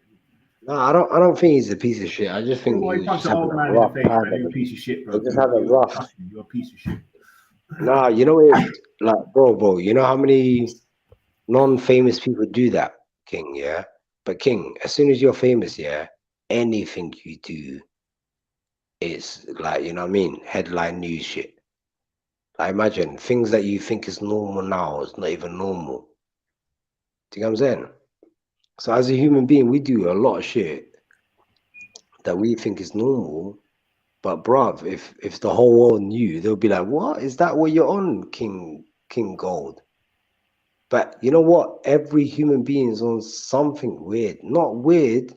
Weird is the wrong word to use, but something that you do subconsciously that you've been doing for a long time, but to other people, it might be like, what? Cancel that. Right. Yeah. Well, like, okay, we're talking about the kind of rappers making their things, yeah. I don't know really what you meant, but I know what you mean. So, for example, if you're smoking loads, it's a norm, but you're smoking too much, that could become a downfall, you know? Yeah. It happened to me the month. I had to cut it back. I just felt like, yeah. There's certain things that you can't have, you know what I mean? You know, sometimes they might even, sometimes they backfire, like sometimes they even bring up your past. So someone might not be getting in trouble now, but they'll bring up your past like, yeah, you know what my man did time ago. Ooh. This is what he's on. Like, tweets, shit. Like, shit that you said when you was like, I don't know, 16 or something. That's what I always tell people. Like, I know you're typing away in the chat. What's going on? You giving me a hint. Hey, turn up. I want to know. I don't know if I'm gonna play this, Stans. What do you reckon? I don't know. I just don't know. I checked. We waiting for you to play. It's probably one of the content where I'm probably better off just watching it at home, like watching it on my own. I don't know if it's a panel thing, like especially with the panel we got. I just don't know. What with the when it's talking? That sounds X-rated, man. That sounds X-rated, my brother. Bruv, you're not good with teens, man. Let us try. Nah. I'm good with What did you say earlier, Jedi? I missed it, all of it. You're not good with teams. I never said I'm not good with teams. Ah, okay. The block, what are you trying to do? No, I'm just shouting shit, but please let us play. No, but it's the no clock thing, I just don't know if people gonna care or interested or whatever, blah blah blah. I don't know. I don't know. Alright, at least just try it. Alright, no, it's up to you actually. You know better than me. You can't take away from the man's accolades and what the man's done for the scene, in the scene. No Clark in the building today. What are you saying to me, my bro? Yeah, no. Yeah. Clap it up. I actually thought House is in the building, you know. You what?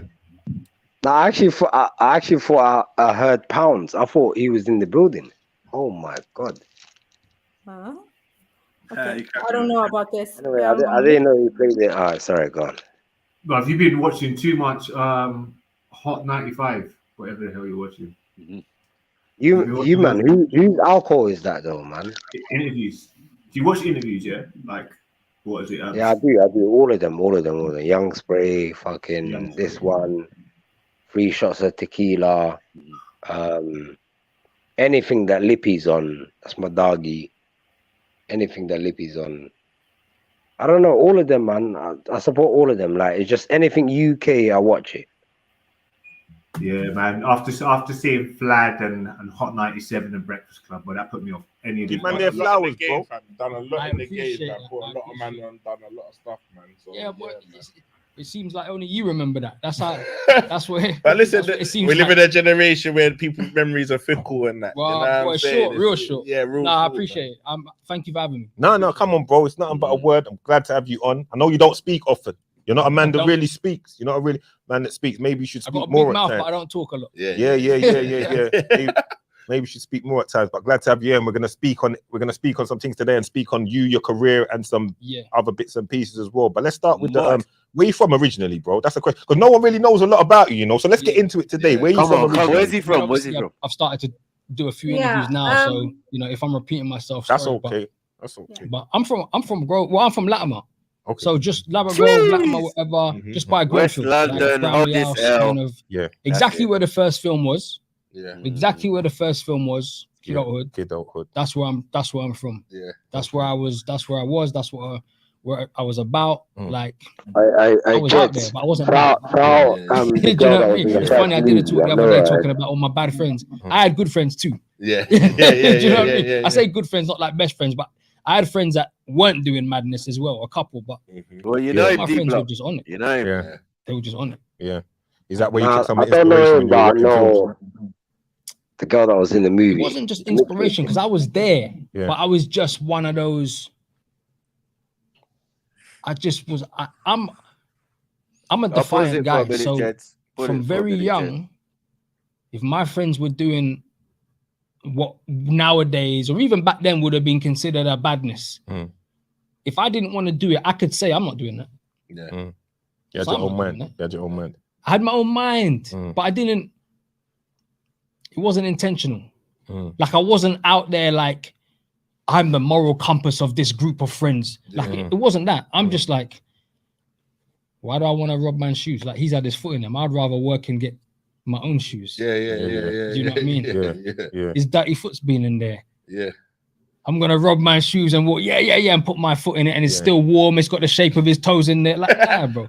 Like, do you know what I mean? Or worse, he's a size 8 and you're a size 9, and you're hobbling, but you're trying to be bad.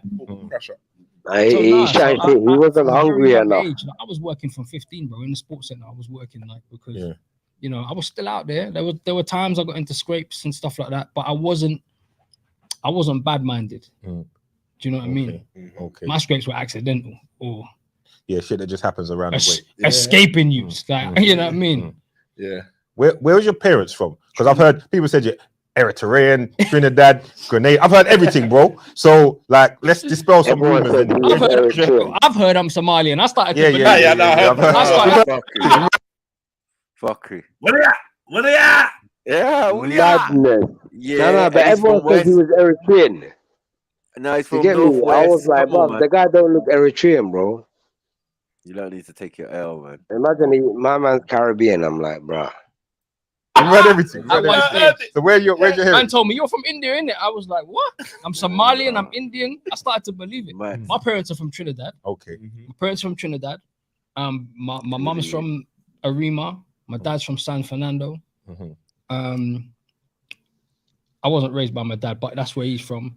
When I did Who Do You Think You Are, if it's still on, they might have pulled it off now because they cancelled mine now. They might have pulled it off. But when I did Who Do You Think You Are, they traced my family back to Grenada. Yeah. And then they traced them back 5 generations. 5 generations to Carriacou in Grenada, where I'm gonna tell you a little thing about that in a minute. But originally from the Aku tribe in Ghana.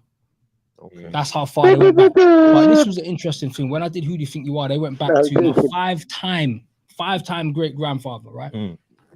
And I knew, just by the point I'm black in it, so I knew that when I did Who Do You Think You Are, I knew that eventually it would go back to being enslaved. I knew it was going to go there, right? Where else is it going to go? Between us, the whole time, when they were telling me, when they were going back on my family history, and they were telling me about and it was going back, and I knew it was going to slavery. The whole time I was like, please don't be houseboys.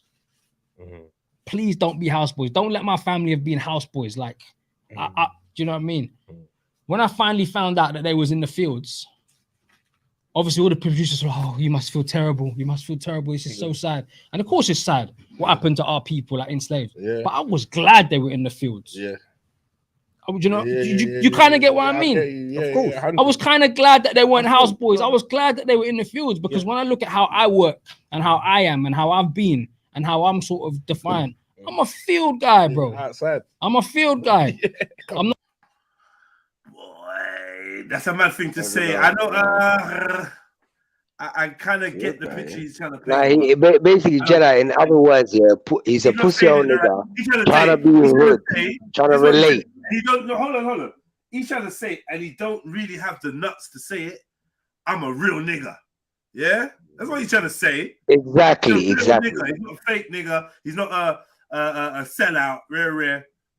Cool, but I don't know, man. I don't know. No. You know what else, Jed? Yeah, I would say. You know what I would say as well. Yeah, that because he feels like he's in front of some real niggas, that he has to act a certain way in it. Certain guys that are not around guys like that. Yeah. Have you ever been, Jeds? Have you ever had guys around you and they act a certain same way? You're like, why are you telling me all this info? No, never. I've never had that. Yeah, of course I have. No. I have. You know what I'm saying? Like, too much. You're not online. You're not even online, but the man is, and you're like, why are you pranking on me? What the? And that's how I feel. Like, I don't know when they start telling me that they've been to film. They've been to film. Yeah, like, bro, like some weird shit. You're like, you're making me want to get away from you. I want to start asking if you know Jermaine from Brixton.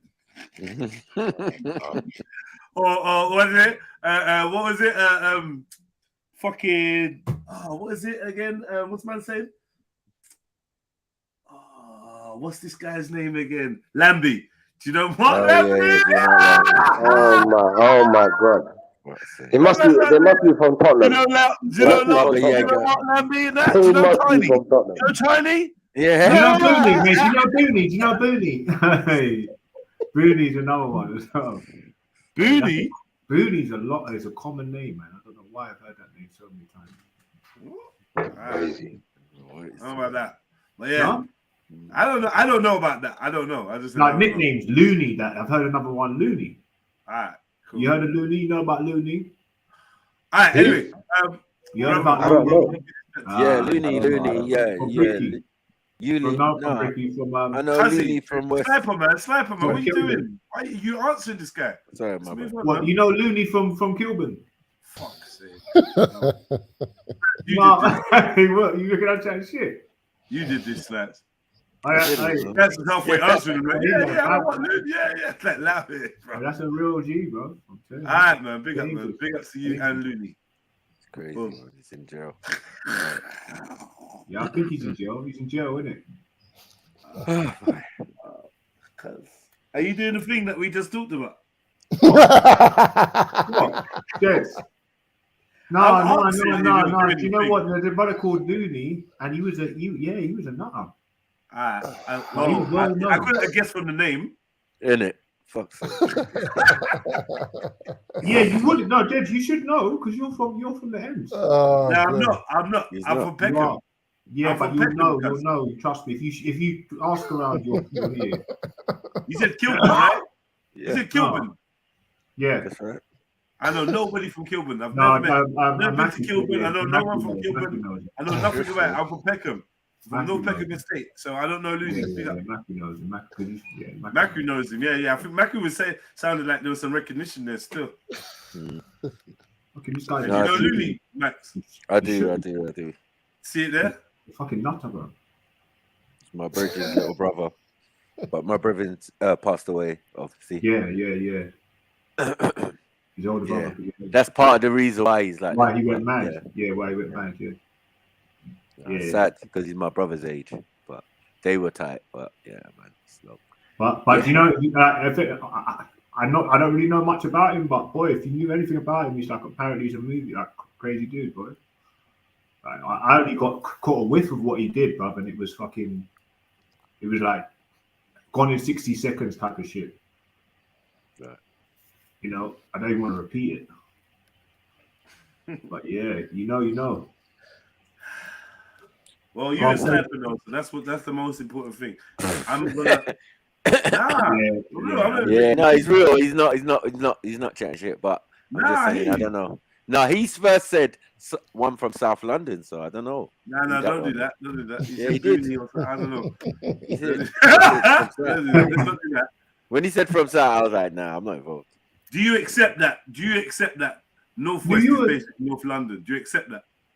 Huh? Huh? Do I accept that Northwest is basically North London, right? Yes. Yeah, cool. Wild West, though. Do you accept? Yeah, it's the Wild I'm West. not a house boy, you know what I mean? Yeah. And so, as much as all the like white producers were like, oh, how are you feeling? Small It's island. it's terrible. Obviously, it's terrible. There was a sense of pride, a little bit. Yeah. That my guy, my 5-time great grandfather, not only did he buy his freedom, he then bought the land that he was enslaved on. Yeah, that's it. Yeah. And I was like, that sounds like me. Yeah. That sounds like me. Do you know what I mean? Yeah. So anyway, that's where I'm from. Long story. Yeah. All right. So in stepping into the creative arts, yeah. Did you study? Did you go to college? And did you go to uni? What was the steps before you became this big? Nah, so I was working in a sports center doing fitness and all this stuff. But I was also a lot of the time there before I went full time. I did GCSE drama. I did A-level theatre studies and media. Like I knew what I wanted to do. Oh, so it was in mind. You didn't just stumble on it. No. I knew what I wanted to do from about age 7. Yeah. You know, my dad wasn't there. My mum used to work late shifts. Well, she was a nurse, so you work in shifts, right? So if she did it early, she's like 6 till 4. When I come home from school, she might be there about 10 minutes late. If she did it late, she's going to work at like 12 and coming back at 9. So from 7 years old, I had my keys. I was coming home on my own. I can't imagine sending my kid out there now, 7. But I was walking like a mile to school, crossing all kind of road. And people go, oh, today's so dangerous. It was worse. There was no safety cameras and them things there. If a man really wanted to snatch you, you're gone. Yeah. You know what I mean? And so that was me. So I knew from that age, I used to come home and just watch television, watch film. So I knew what I wanted to do, but I didn't know how to get into it. Now, these are saying change the view.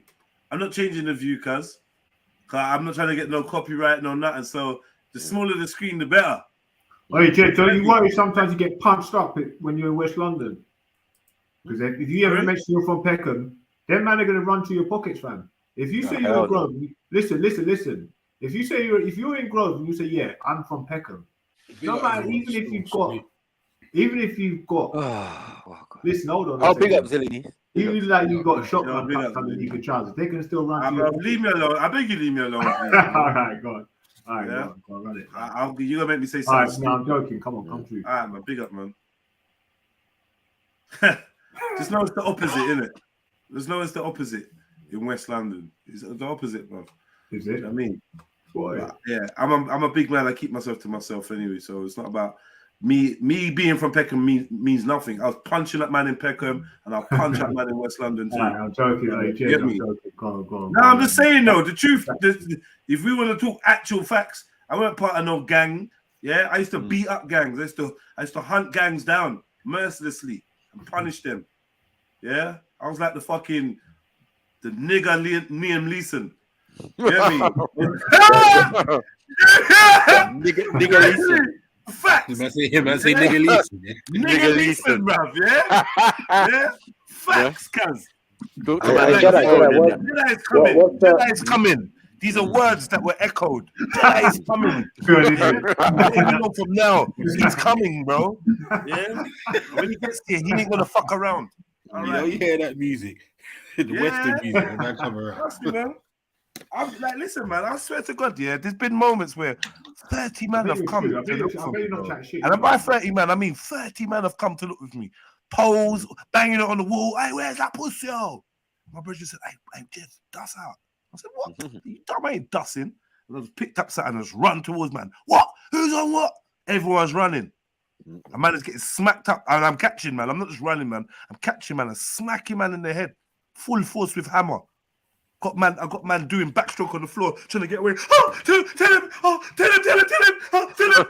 and all them things there. I was a menace, cuz. I was disgustingly behaved. Yeah, people are like that, definitely. I know. Yeah, disgustingly behaved, cuz. Yeah. You could go and ask any of your own. This is why if anybody ever talks about Peckham, I say, yo, who? Give me a name, cuz. Give me a name. Because the baddest man, the baddest Mac 10 killer driller that you lot are all shook off will tell you now, Jedi's a psycho. That's not even a hype, because I know now I'm in the realm of hyping and talking about myself, but bro, I rarely go into actually what I've been into, and I rarely go into that, bro. But I know I'm confident to tell you that there's no one you're going to ask is going to tell you, yeah, man, we smacked him up, man, yeah. Right, him, he's a dickhead. We smacked right, them man there are idiots. Never. You get me? I was a problem, cuz. A good-hearted problem. You know, that's what made me more of a problem, because I'm not actually the good guy. You lot come and fuckery with your bad mind. I'm going to defend myself, and I'm going to take it to whatever level we're going to. And that was just it. You get me? And anywhere I went, that was usually my MO. Holding it down, chilling with the neeks, chilling with the quiet youths, chilling with the good youths, the blessed ones. And then when I turn up, it's like I'm the biggest demon. The biggest demon. I would have done anything at them ages. That was scary. But yeah, man, big up West London, man, because there's badness everywhere. People are bad everywhere, man. You know what I mean? I don't think I was unique in being bad, but I was definitely unique in how far I would go. Nowadays, all these youths are all like little me's now. That's another reason what took me so long to realize how much of a problem was out in these streets. Because rolling with a borer every day, or rolling with a weapon every day, or being prepared to use it in broad daylight, or smashing up a man, or bottling his dad at the dinner table and kicking off his door. These are things that I would do on a regular basis. You get me? I'd do that, bruv. Standardly. Line up 4 men and just bang them all in the face. I made man kiss the wall, leave lipstick, leave bloody lip mark on the wall, and put his tag next to it. And it'd be bare fuckery. You know, the psychological fuckery as well. You get me? And it'd be worse because you lot troubled him. He didn't trouble you. You lot troubled him. And now look. Yeah? But yeah, man. So glad for the experiences and life and whatnot. It's why we don't have to go around trying to act like we're bad. That's why I laugh when people say, oh, you're bullying, you're a bully. Cause if I was a bully, bruv, it'd be peak. Nah, we beat up bullies, bro. We beat up tortured bullies, man. Now, one thing I know about Grove, though, if you say, yeah, I'm from Grove, they're gonna respect you. If you say you're from Grove, yeah, if you actually live there, or you've been there for a while, they see you as their own. They're not gonna. You very rarely get. Well, anywhere you go, if you mind your own business, no one's gonna do you nothing. That's what I know, and that's why I could go anywhere. No one is going to do anything to you if you carry yourself in a certain way, don't interact. The only time I get in trouble is when I get fucking friendly and start making people think that, oh, I'm one of you lot. Now all of a sudden you think I'm the same, or rare. Now you think I'm in your category. This is where I fuck up. Because you don't see the demon. You don't see all of that. Because I'm smiling, I'm jokey, I'm ready to take the piss out of myself, I'm blah blah blah, I'm good natured. You just think, oh, BFG.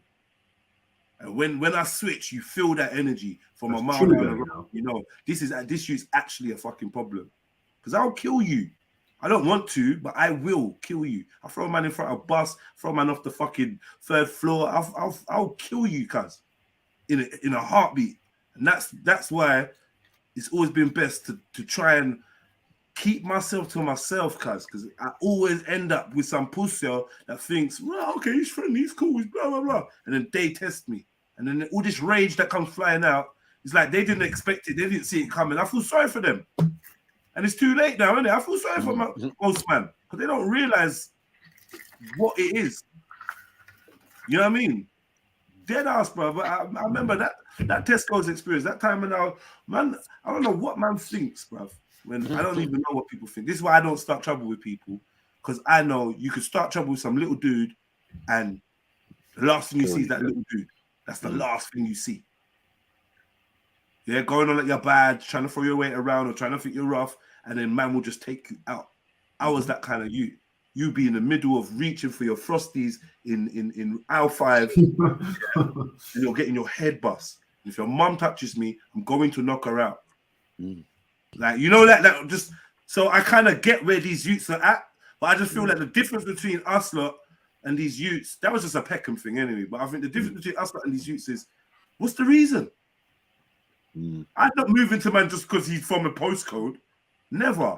You get me? I used to cut through, like Peckham had beef with Ghetto, like Pound Sterling's ends and that. I used to cut through there all day long. Why? I don't fuck with these Peckham boys. I'm more likely to fight. I'm more likely to move to them than move to you just because you're from Ghetto. But guess what happens? I'm walking through, minding my own business with my pregnant baby mother, and you want to say, I swear I recognize that you. Ain't you from? Now I've got to run and and try to find a weapon, and I'm with my baby mother, and you think I'm going to forget that? You think I'm going to let that slide? Come on. So when we retaliate, it's a mad thing. When we retaliate, it's a mad thing, and I'm making you know, like, this is where you fucked up, innit? It's like Pandora's box. That was our level of beef. Pandora's box. Leave us alone. Once you open that box, you can't close it. You can't tell me to squash it. I'll fuck you up every single time I see you, until I'm just exhausted of fucking you up. Do you know what I mean? I'm just tired of fucking you up. And then man wants to rate me after that. Like, no, this you is a crazy you know, like, trust me. Like, fuck off, man. I don't even want your ratings no more. I never got into that situation, thank God. I didn't have no one. Man. There's one time it was sticky, but I was with my baby mum. I was in the Lewisham, the Amersham Centre, cutting through some super well-known ghetto youths. They know my face. Everyone's seen me. I'm a bait face. But you're acting like you've seen me being with Peckham boys, or what? Like you're just trying to take liberties out of me because you can't go to Peckham and do whatever it is you want to do. Because then Peckham youths are mad. I don't care what no one says about this Peckham ghetto beef. I didn't see how it was equal. No one was fucking with Peckham. It's definitely one-sided, yeah. I don't see how it was equal, but cool. Blue Story is a cool story and all that. They did have man like Sparks and all that, rare, but I never saw Sparks on my estate. Hear me? Like, I never saw ghetto boys on my estate, so I don't even know. I don't even know how it was back and forth. Bear in mind, I was in the midst of the war. So these Peckham youths were probably taking bare L's, but in Peckham you don't hear about their L's, so it could just be that. Do you know what I mean? But I just know that them youths are mad. All them mad Africans and that. All them fucking Firehouse and all these mad hench African youths that they're not dying. They're all judged up and that. They're not fucking dying. I know. That's true. Facts. I'm not lying. This is a fact. This is a fact. Judged up to the eyeballs, bro. It's a fact, man. Yeah. Well, you said everything. Happy, this man, that man, lovers, this, that, blah, blah, blah. Fucking all these youths, man, they were just mad. Big tall youths as well. But yeah, I never had no beef with no ghetto boys. Bugsy, all them man, they were my brethren. Them man that do the Blue Tick podcast and that. Them man were my friends, cuz we used to go party. Straight Peckham youths. We're youths from Peckham. We're not Peckham boys. We're from Peckham. You get me? We went places Peckham boys couldn't go. Peckham boys didn't come to my estate when I was growing up. Big up Bugsy's thing though, man. I like that podcast, you know. Come to my estate. You get Underrated. They just was in Peckham doing whatever, other parts of Peckham. What parts of Peckham we didn't care about. Yeah. North Peckham boys, Untouchables, all this. Yeah. No one's fucking with us, cuz. And we just minding our own business. Do you know what I mean? I just grew up in a generation slightly just out of it. So I was always like a young youth to them. Yeah. When I got to my age of thinking I'm bad and that, I wasn't trying to be a Peckham boy or PMS or YPB. I wasn't trying to be none of that. So he was like, yo, I'm from North Peckham Estate. I'm a North Peckham boy. We're bringing this shit back. But I'm just surrounded by bare neeks. You know, like I'm just the boss of neeks, innit? Like basically, not to big up the man there, but man them have to be real, bro. None of them was really about that life like that. Not really. You know, it wasn't like a golden generation. I get it. Yeah. But how did their youngers. One thing I say though, them Firehouse youths and their youngers, Abby, Sheck, Gregory, all them man there, them man were crazy. And them man that just made a reputation of just moving to Olders in Peckham. Moving to Olders. Go Gloucester, move to the oldest there, go here, move to the oldest. So I don't really know when Gloucester and the SM1 and all that turned super gangster. I don't know about that. I weren't there. I didn't see that. You get me? I didn't see that. I heard things. Get me? I heard things. But you get me? I didn't really see all of that. I was in jail. I went jail. First man in the ends.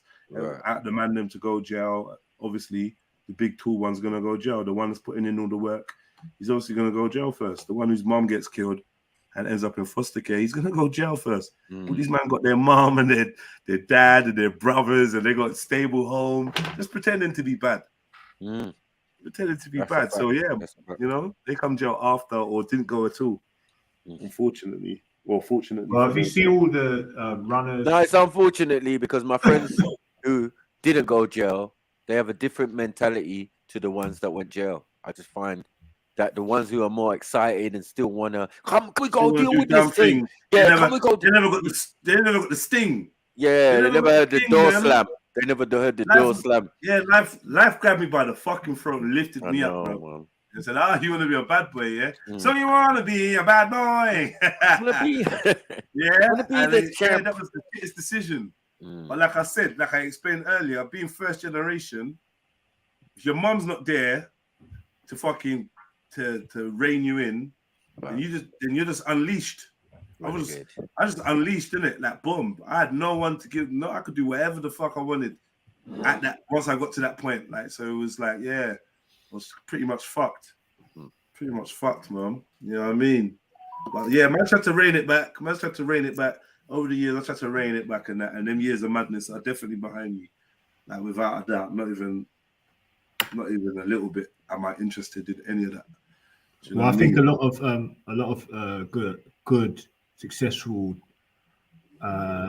bit high achievers have come from places that we say the ghetto. Or, I believe so too. Well, yeah, you know what? Yeah, you know what? To be real, the only people that I've seen that have come from like them, this type of background, have gone into music. Let's be real. Like I'm gonna be 100% real. And out of the people that's gone into music, only a few of them I could say have actually carved the lane for them where they're eating. And I often wonder, are they eating because of their talent and their work ethic, or did they join some kind of club that opened doors? And I think, not to be a hater, I do think it's the second option. I think if you're willing to do certain things and join certain clubs, then you always find success in this dunya. Right. Really, when it comes down to it. So, say someone coming from and going to athletics, right? And some of my friends, like Mark, what's his name? That's a big achievement. I got a friend called Mark who did a triple jump and that for the UK. He was on road. He weren't on road like me. He weren't grimy like me. He was actually a good youth kind of, but he was definitely in the midst. You get me? He was definitely in the midst and that. He ended up doing triple jump. And next brother, Mania, he ended up doing like football. Dixon, what's his name? Dixon something. If there's a footballer called Dixon something, my kind of age room, that's what I'm talking about from Peckham. Right. Yeah, we used to call him Mania. Dixon something, Nigerian brother. He made it in football. Rio Ferdinand came from my ends. He wasn't involved in anything. Who else? Gigs. We gotta jump to Gigs now. Yeah. Who else? We're not gonna do the Star Wars. He obviously weren't involved in anything. So the only people I know that really blew from Peckham that I could say, yeah. Leona Lewis. Was Leona Lewis from South? Was she from South? No. Leona Lewis? No. Yeah, no, because she. No. Yeah, no, look, we're not talking about just being from South. There's got to be bare people from Peckham and South London. But she came from broke beginnings. No. There's got to be bare people from Peckham and South London that's done phenomenal things. I'm talking about man that was quote unquote on road. That used to dress in black every day to go and lick it, do robberies of any kind, banks, travel agents, PO boxes, smash and grab, rollies, lappies. What about Ashley Waters? You're not claiming? Come on, he was never on road, didn't it? Like he was a drama school student. So, like I said, there's many people from Peckham. Ashley Waters used to live on Gloucester Estate, or basically Gloucester, just off Southampton Way. But he was never a gang member, a rude boy. He never walked around with a shank. He never stabbed no one. He never, you see what I'm trying to say? He never ran up in no right. one's crib. He never did nothing. Like, I'm commended to him. He didn't, you know what I mean? He got into So Solid and after getting in So Solid and So Solid kept getting pressured, then he got himself a rebar strap and got caught threatening a traffic warden and then couldn't go to the main line in jail. I was on the bully wing when he came to jail. Like, hey, Ashley Waters is here, you know? Ashley D's here. But I was already in the bully wing. K2. I was already deemed not suitable to be around regular prisoners. I couldn't even buy a cigarette. You see what I'm saying? So, many people come from Peckham, bruv. Many people. There's other men that came from Peckham, and I think maybe they've made it in business. Yeah, like, you know, but obviously they've had links with certain people, whatever. Like, I'm thinking of certain people in, like, you know, that's gone to Hatton Gardens and set up their thing. Obviously, they're rude boys. They were rude boys, official rude boys, on more crud than I was. Running around with their gun every day and this and that and blah, blah, blah. Cool. And they've blown up, but they've blown up because their brother is a major rapper now. And I kind of don't know exactly what it takes to get to that point. I don't know exactly what it is. I have a suspicion that there's more than meets the eye, but I don't want to hate on no one. Do you know what I mean? I ain't trying to hate on no one, but I got a suspicion. Do you think it's money? Do you think it's money though? I got that even with no clue, I got a feeling that you got to be a Freemason to get to certain levels. That's just my worldview. And then until it's proved otherwise, I'm kind of sticking with that because I've been given a good avenue to look in and see stuff. So I feel like, yeah, you know, and I know there's spiritual stuff around them. I know that because I see with my own eyes. I know this, and it's been confirmed to me in different ways. So I know things that I can't say on the thing. So I know there's more to it than just man mash peas, and man rub this, and man rub that, and man run up here, man stack that peas, and then man put it together, and then man got this, and man got that, and now man's here. I know it ain't just that. Is Giggs a Mason? I can't say Giggs a Mason, but I think it's highly likely, wouldn't you? Would you say it was highly likely? If you know, come on, man. John Boyega. Yeah, John Boyega's who is John Boyega, bruh? Like, I get it. He's a successful man from Peckham. So don't ever get it twisted. I'm not saying there's no one successful from Peckham. I'm just saying I haven't seen any other roadman that's been actually entrenched, actually got criminal convictions, actually was putting their life in danger and other people's lives in danger on a regular basis. Yeah. What we would call a rude boy.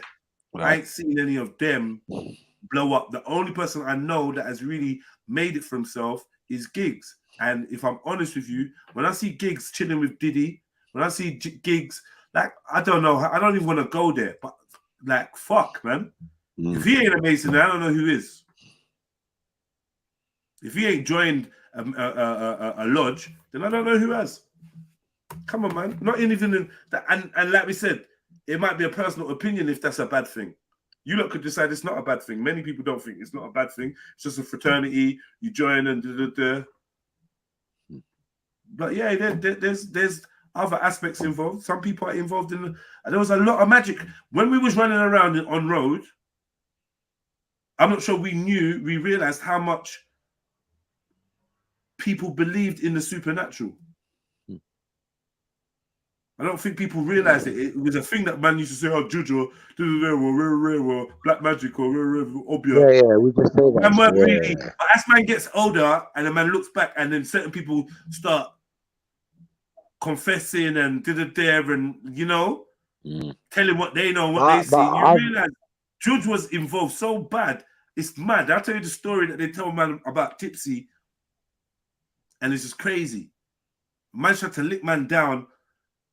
Man tried to shoot man almost point blank range from behind. Didn't even know man was behind him. And as man's going to shoot, this brother's dropped his key, and he's going to pick up his key. And the shot's gone through the door. Pow! And then obviously giving man a chance to realize someone's shooting at him.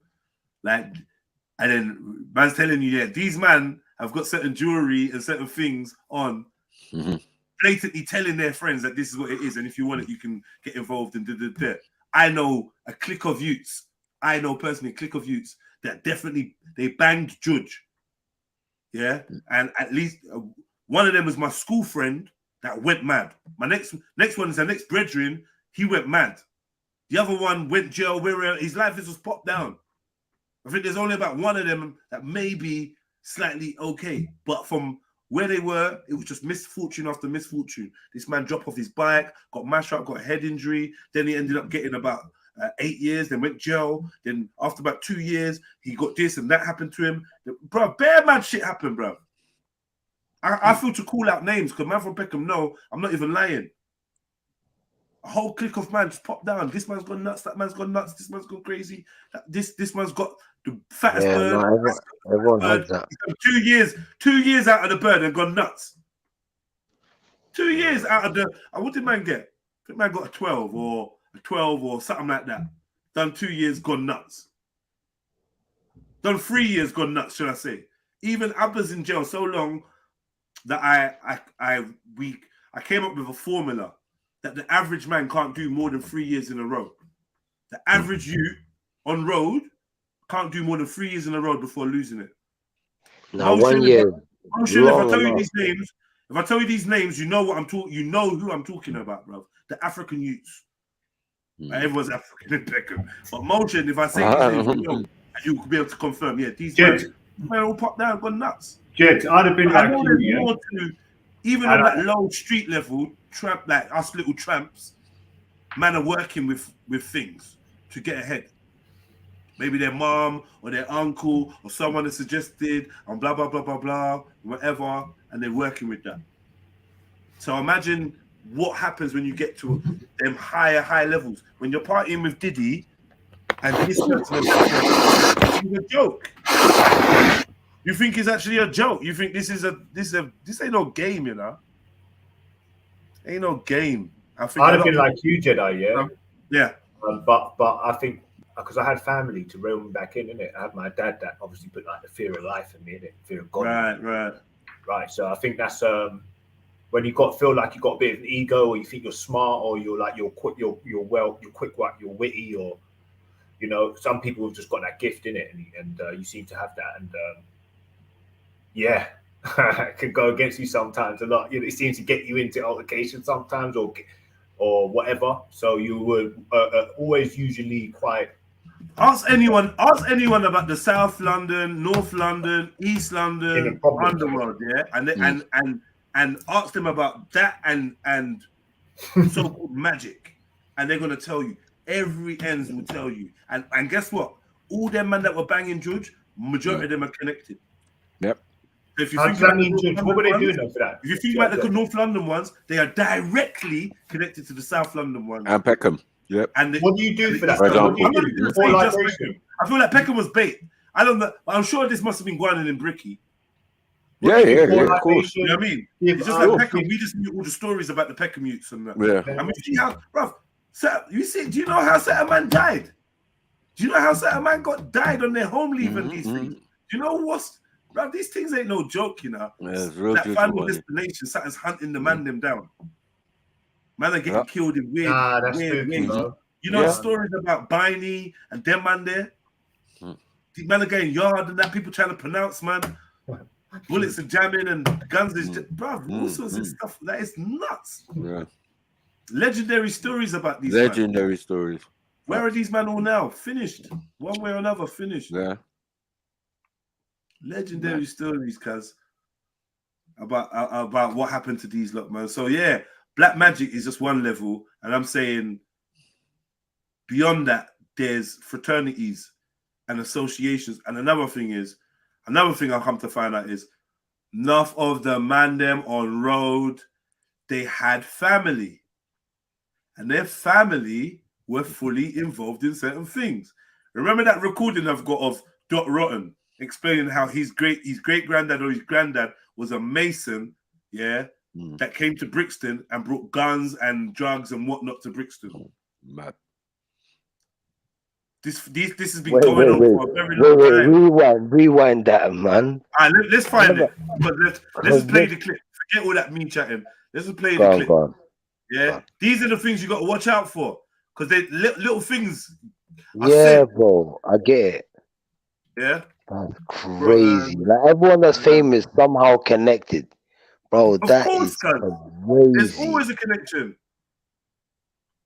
Oh,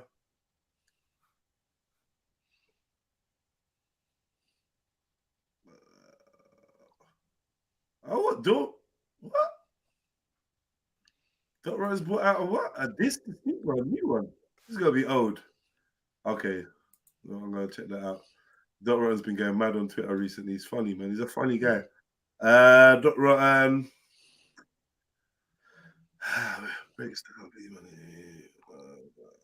Why didn't it just come up when I say Dot Rotten Mason? Why didn't it come up? It should just come. But yeah, my granddad was a legendary Mason. Brixton, rare. I say Dot Rotten. I know we're speaking about Sneak though. He's in a cab. Okay, here we go. This is probably the one. I think that Masonic conversation earlier on was good. It was pretty interesting, man. Are you going into the different time periods as well? You know, different dates. What's this? What's this? The video you're just playing here. Well.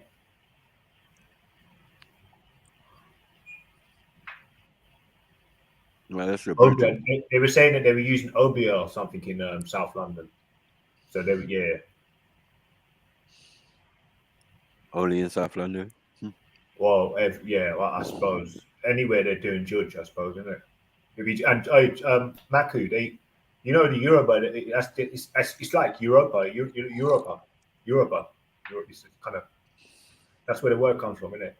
So they're doing OBL in Europe for a long time. The man, this thing is wicker. I'll thing in it. It's just normal. Yeah. Someone mentioned to me the other day, it's like, oh yeah, Europa. Wow. They named it. Huh. Makes sense. Can you hear it? Yeah? Can you hear it? No, you can't hear it. No. Yeah? No. Nothing. Nothing. Yeah, this is weird. I don't know what kind of noise cancellation thing they got. I could play a whole tune here and you don't hear nothing. Then I'm talking, you can hear it. I don't know what's happened to my computer. But yeah. Oh, wait, sorry. Wait, I need to share the audio. You know I don't chat shit. Watch this. Let me make this bigger. This is a whole tangent that we're going on in. There's a whole tangent. Check it. Let's go on there anyway. Listen to this. I'm used to look after me. You what you don't recognize. None of you don't recognize, man. What? Because I'm distant from the ends. Fam, I'm from Bricky. My granddad main frontline man then, fam. Sorry, my granddad is more than main front. I'm real Bricky. I'm Bricky Foundation. Niggas who were bringing WAPs into Bricky. Niggas who were bringing fucking Masonic foundations into Bricky because my granddad was a fucking 33rd degree Mason, bruv. Are you dumb? Doing shit for the black community. They're bringing WAPs in. Foundational Masonic Foundation. Bringing WAPs in, doing shit for the community. So are you a Mason, cuz? Why does he sound like Conscious Eye? What's happening? What are we chatting about? This is one of the ones where you just let things slip. You just saying things like, what? Your granddad was bringing WAPs in, was a frontline man and a 33-degree Mason. That did it for me, though. That did it for me. He kind of stumbled as well. Say that. Do you say that? That was your granddad, yeah? Interesting. I've always known these things about the ends. Certain men are involved in things that you wouldn't think it, because there's people set to govern ends. It's not accidental. I saw how your family runs Brixton, and then your cousins run Peckham, and then your other cousins run Lewisham. How, cuz? You lot got this building, you lot got that building, you got rare. What?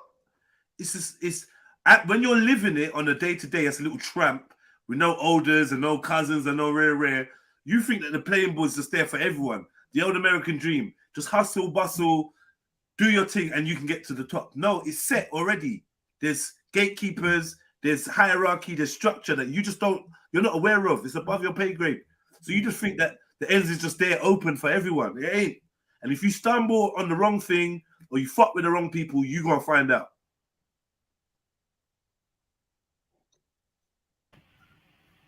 Yeah, they're Masons. They're Masons. What's the main thing? You need to have a deity to be able to. Everywhere. The Masons are everywhere. All these people, like, come on.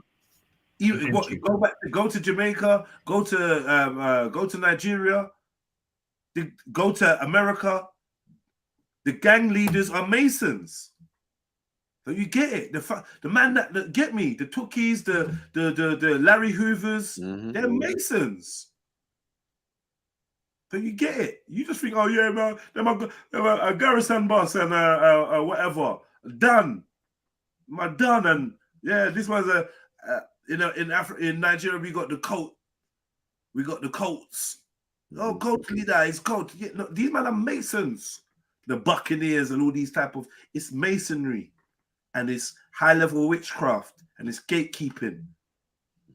You're allowed to run at certain ends and do certain things and rare.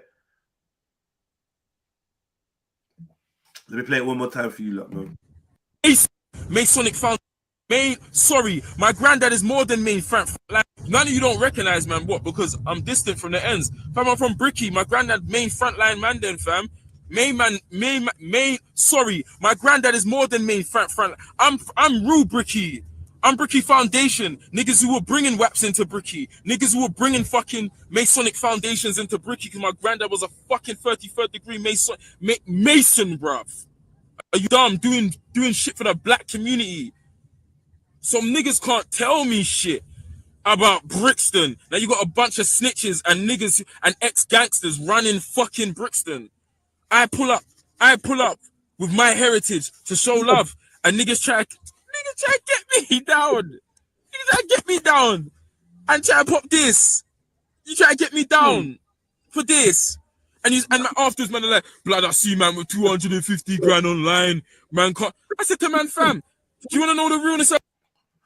Anyway, all of that, I only want to show you that little piece. It's a hood mental universe. He's wearing a hood with a jacket. Boy, I mean, the now to market success of the hood, in all of the money that they make, like shooting videos and all sort of donations they get. But boy, I bet don't really go to the hood too much. Back into the foundation anyway. Well, whatever, man. But yeah, I got good reason to, because I got some inside information and I got my own eyes, and I think it's pretty obvious that a lot of the things that you see are not just for a reason. They're not just for no reason. When certain families are keeping up with all the badness in the ends and not doing life in jail, and rare. If you want to believe that that's just coincidental and accidental, then by all means you can do. But if you use your eyes, you see who's related. You see that, bro, it's deep, cuz it's deep. And they got mad energy about the buzz. So like, Right, man. Yeah. I'll say there's a lot of glamour magic being used when it just comes to things. There's a lot of glamour magic that makes people fall in love, and things feel so catchy and so cool and so trendy, and then you just fit right in to the narrative or whatever. Like you're not even the systems. Yeah, even if the system appeared to be shutting you down, that just makes you more cool, which therefore gives you more favor with the people, which makes you more powerful. I don't know, man. Maybe I'm chatting shit, but those with eyes and ears hear and seeing it. That's just it. But yeah. Have you seen the family connections Wretch 32 has? He's Pastor Toby's nephew. Fuck off. Fuck off. How could he be Pastor? What is Wretch 32 anyway? Where is he from? He's Caribbean, right? Yeah. I swear he's Jamaican still. Yeah, I played a video with his dad on the farm. It's from the farm. His dad. He's dead. His dad's on the phone, you saying? No, on the farm, Broadwater Farm. I played a video Okay. about Broadwater Farm, and he's one of the elders there. But what he you could call be a that? Mason because even the main guy, Classford, he's got his what do you call it, knighted or whatever. You know. Yeah, a lot of the big community leaders. Look, man, we looked at SBTV. Yeah, we looked at SBTV. We saw that his whole family were in the military and that awarded and medaled up to the eyeballs. So when you get your MBE, ain't no suspicion, ain't no. Yeah. It's not no confusion. You know what it is, yeah. Exactly. That you know. Yeah, Classford and them man there, yeah. Well, why were you saying that about Rich 32 travel 2K? Because as far as I know, Pastor Toby's a Nigerian man. So where did you see the link between him and Rich 32? I would like to know that. I don't lie. Also, uncle to Star Wars guy Bodega. That I could believe, but not Rich 32. I just need to understand that.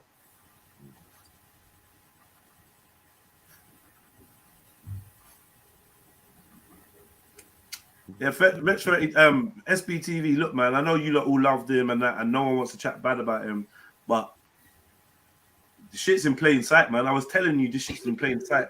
Now, what's his name? Ed Sheeran has come out to say he's going to stop coke and heroin. Because of what happened to Jamal Edwards. Can you imagine that? Coke and heroin. Bro. He's come out and publicly said he's going to knock it on the head. Heroin? Yeah, that's what I'm saying. Like, coke, yeah, fair. I probably expected that, but heroin, I don't know, cuz. I know, man. And then obviously, I'm not gonna go into it, but if you know, you know Ed Sheeran and Jamal Edwards. If you know, you know, innit? And it's so obvious, innit? Yeah. Certain man will probably want to fight me. You know, because they love Jamal, because he helped them get on SBTV and and whatever. He helped my brethren. Man. I helped him, like, bring him studio, just that, blah, blah, blah. Help my brethren. My brethren also had, around that same time, just before, a super crazy religious experience after he did some smart whip.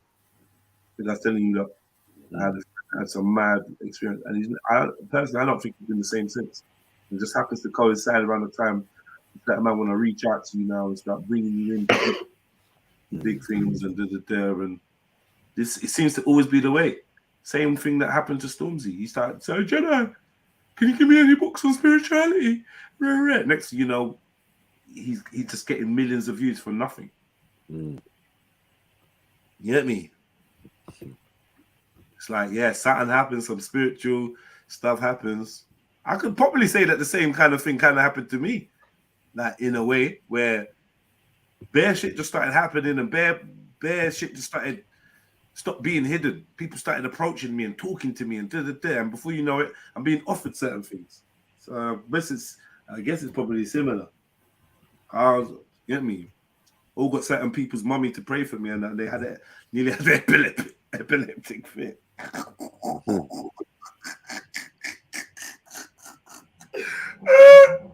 It's like, yo, certain people's mum try to bust a prayer for me. And then it's like, went into a bad zone. Went into a bad zone. You know the 6-7 boys? Yeah, I know them. I know them well. Are they Masons too? It's hard to say. I do believe. I can't even say what I want to say. I know them well. Like I know Dimsy and Scribs very well. They're like little brothers to me. Still, can't lie. You get me? I ain't gonna say what I think I know or what I know or what I've heard. But like I said, there's always magic around. It's never far. Cuz. Like, whether you want to believe in it or not, whether it's real or not. The intention's there. I'm not saying the intention's there or not. I'm just saying whether you believe it or not or whatever, there's always magic there. There's always somebody around there that believes in magic. Let me just say it, man. I really want to know. Nah, like, one thing I know is there's got to be a purpose when you're talking. You know, there will be a purpose, and when you talk, you got to talk with confidence. So sometimes, rather than indulge in hearsay or speculation out loud, like I said, like I generally regard both Dimsy and Scribs as my little brothers. You get me? And yeah, I see certain moves that they do and the certain things they do, and I don't know. I ain't really fucking with it. But at the same time, until I have that conversation with man and look man in the eye, do you know what I mean? Then I'm not gonna, because I could be wrong. And you know what? To a certain degree, it's like you can get a certain level of notoriety. You know, you can get a certain level of fame or certain level of whatever without or having to sign, right? It's just when you want to cross that threshold and start making the super bucks and being super influential in that way and being able to capitalize on your fame. Because anyone can be famous, you know. Sniper's famous, I'm famous. We could go anywhere, someone recognize our face. But can you capitalize on that? Can you command an army of 300, 400, 500 people, 1,000 people? Can you raise up 800 grand? Like, can you do you know what I mean? These are the things that you may be locked out from until you cross that part, until you go. You get me? So there's enough people that are famous and broke and famous and with no power. Don't get fame twisted with power. True. Right? So there's enough people you know, and you might think, right, everyone knows your household name. Yeah, you must have signed, or you must be. No. It don't work like that. Can you bust without being involved? I don't think you can fully bust. No. The answer is no. That's my opinion. Until I see otherwise. But wait. As I say that, I think there's a certain type of person that can bust without causing a threat to the system. Therefore, they don't need to be involved. There's a certain type of person that has got so drone-like or so whatever-like that they don't even need to be part of the thing. In fact, they help the thing look like you don't need to be part of the thing because they're never going to do nothing with their money or whatever. They're never going to pose a threat with their level of power. You understand what I'm saying? Does that make sense what I'm saying to you? Yeah. Yeah, so therefore, they don't need to join anything. They don't need the powers that be don't need reassurance, don't need no safety net because they've already assessed your psyche as being someone that's never a threat. You are what they call wood for the fire. So you're just gonna mash your peas, willing participant, drink yourself to death, smoke yourself to death, do bear shit, probably beg to be in their fucking clique, probably do all the fuckeries that they'd want you to do anyway. So they don't even need you to sign. And there's other people where they could never allow them to get that purchase in the social consciousness without being owned. And if they ever did, they'd just take them out. And I think this may happen to some people. They reach a certain level and it's like, yo, boom, okay, you've reached this level now. You're either gonna have to cross through this door and sign with us, or we're gonna take everything you got. It's gonna crumble. You're gonna probably end up in jail, probably be labeled a rapist or a pedo or whatever. You're probably gonna have a mad accident skiing or some shit. You're gonna unalive yourself, whatever it is. Some shit's gonna happen. We're gonna run up on you, and you're gonna get clapped at 27, whatever it is. You know what I mean? But all these things are just my opinions, you know. So I know I could be wrong about a lot. So let's just keep it humble and that. I'll give you my opinions. I do believe I have an informed opinion, and I do believe I've been given, or I've managed to get access to information from quote unquote credible sources, but I could be wrong.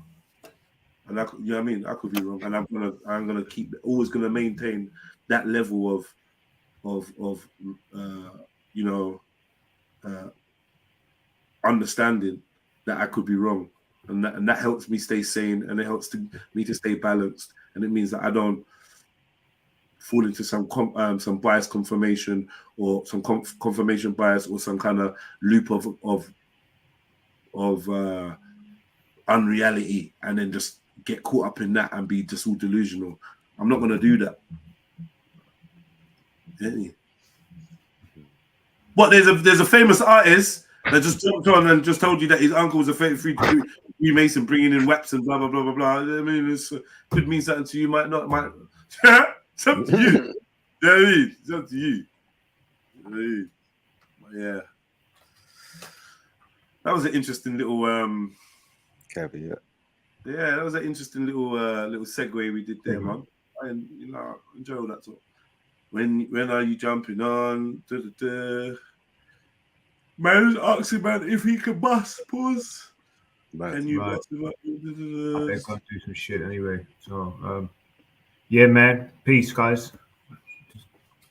It was an interesting one. It's an interesting one. What was your segue anyway? You know what it's like, bro. We weren't born into this. We weren't born into this industry, this culture. You tell immigrants, you tell a woman from Trinidad, I think I want to be an actor. What? That's not even a job. Yeah. She grew up in Trinidad. She came here in '69. That's not even a job. Facts. Like 8 years, 9 years after I was doing it, she would still be on the phone to her friends. Yeah, see, well, he want to be an actor. Yeah. I'm like, I'm doing it for 9 years, mom. Yes. You know what I mean? It's not a real tangible thing. Yeah. You know what I mean? So I knew what I wanted to do, and I went to college, and then I did A-level theatre. Then I went to university to try and study media. I dropped out after a year because, and this is not paid university. This is the times where you're getting, you lot are too young for this, but you lot are young. Go on. Used to get a grant. Yeah. Used to get a grant to go. I know about the So you're getting a grant. I look young, you get me? I'm you know what I'm saying? So I went. I'm from them times. You know? You look a bit younger than that. So I went on a grant, but then I just didn't like it, and I dropped out because. But what I've realized now is, and I think this is not looked at enough for us, is that we're different, and I don't learn that way. And I don't think enough. And nowadays, people know about neurodiversity and all this business. When you were young, you're just stupid. But it's simple. I don't learn that way. So you can put a book in front of me. I can't learn that way. You put me in front of something and go push this button, learn that. I'm a visual learner. Yeah. Do you know what I mean? Which is why I think I adapted to film so, in my opinion, easily. I'm a visual learner. Give me a book and say, this is how you edit stuff. I'm lost. Yeah. Put me in front of an edit suite. Let me push some buttons. Got you. Got you. Yeah. So university wasn't for me. So I just started working in the gym full time, personal training, being on, working the steam room and all that kind of stuff. And then I met a director in that gym, weirdly, and he let me audition for something. That's how I got in. In your mind's eye, what side of the camera did you think you were going to be on? Because obviously acting. That was where you. So when did you decide to go on the other side of the camera? Very quickly when I started, right, I was like, my mindset was always like, I'm gonna take over this whole thing, right? And I get called, right, this guy he sold this, he sold that. That was my mindset. Like, people don't understand self-belief. People don't understand. It's funny now everyone wants to read their little books about manifestation and this, that, and the other. But when I was manifesting shit, I'm gonna be the guy. Yeah, you gotta think like that. You have to think like that. But if they don't like, if you're their friend, it's cool. If they don't like you, arrogant, this dickhead, he thinks he's so bad. That's what you get when they don't like you. But that was my, excuse me, that was my belief. Thank you. I'll be here a week. Tip your waitress. That was my mindset. My mindset from the start was I'm gonna be the guy. Do you know what I mean? So I just started believing that. Yeah, I feel you. What was your first acting role? Metrosexuality. It was a show that was based on people around Notting Hill that were all gay, straight, trans, this, that, the other. Like, it was so ahead of its time, it's unreal. Okay. And I remember when I did that show, man, my people in my barbershop were like, yo, if you do that show, don't come back in the barbershop. Yeah. That was the kind of levels of like around the area. If you were in that sort of, it was already like you wanted to be an actor, man was looking at you sideways. And then your first job. And then my first job was metrosexuality. Yeah. I remember telling the barber, he was cutting my hair. I said, yeah, so I'm going to do this show and I'm the son of 2 gay men. What? I said, what's up? He said, bro, if you do that thing, don't come back in the shop. And I said, why, bro? It's acting. Nah, bro, don't come in here with that. I said, come in here with what? I said, bro, I've wanted to be acting my whole life, and now I've got this job here. Like, you turned off the Clippers, bro. Like, you know what I mean? But you know, my mindset was like, all right, cool, we'll see. And then 6 years later, them same man that stand in the barbershop drinking beer, they never get a trim, but they're always there. Yeah, them man. 6 years later, them guys there were like, bro, give me a part in your next thing. I hear that. Now, obviously, we were just talking about field niggas and house niggas, right? Mm-hmm. And it makes you wonder if these are the type of things that open doors for you when you're prepared to do certain roles and be in certain things. Mm-hmm. You know?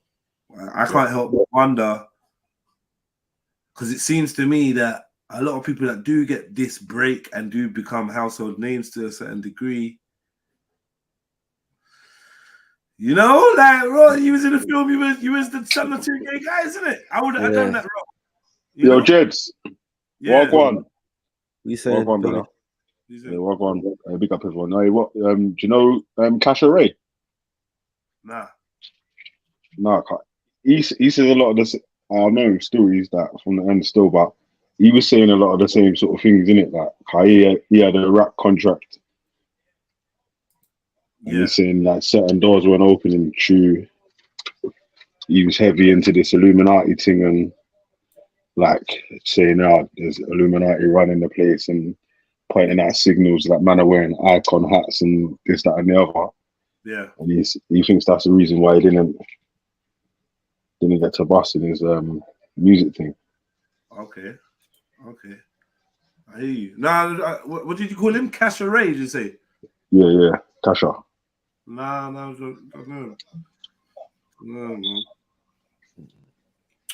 Yeah. What's that brother? He's on your tune still. He knows him. Oh shit! What's that tune that you got? Oh fucking hell, I can't remember the name, man. Alright, if I remember the name, I'll tell you still. But my man, that's on one of your tunes, has done a tune with him still. He knows him in that still. So yeah, man. I mean, look, man. I don't know.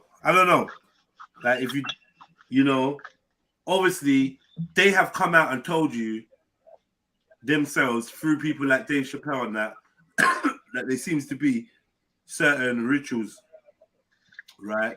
Like, and by rituals I mean certain like pathways to go through that they want to put black people through. A lot of them is making them do gay roles or get dressing up in dresses, you know, that type of thing, right?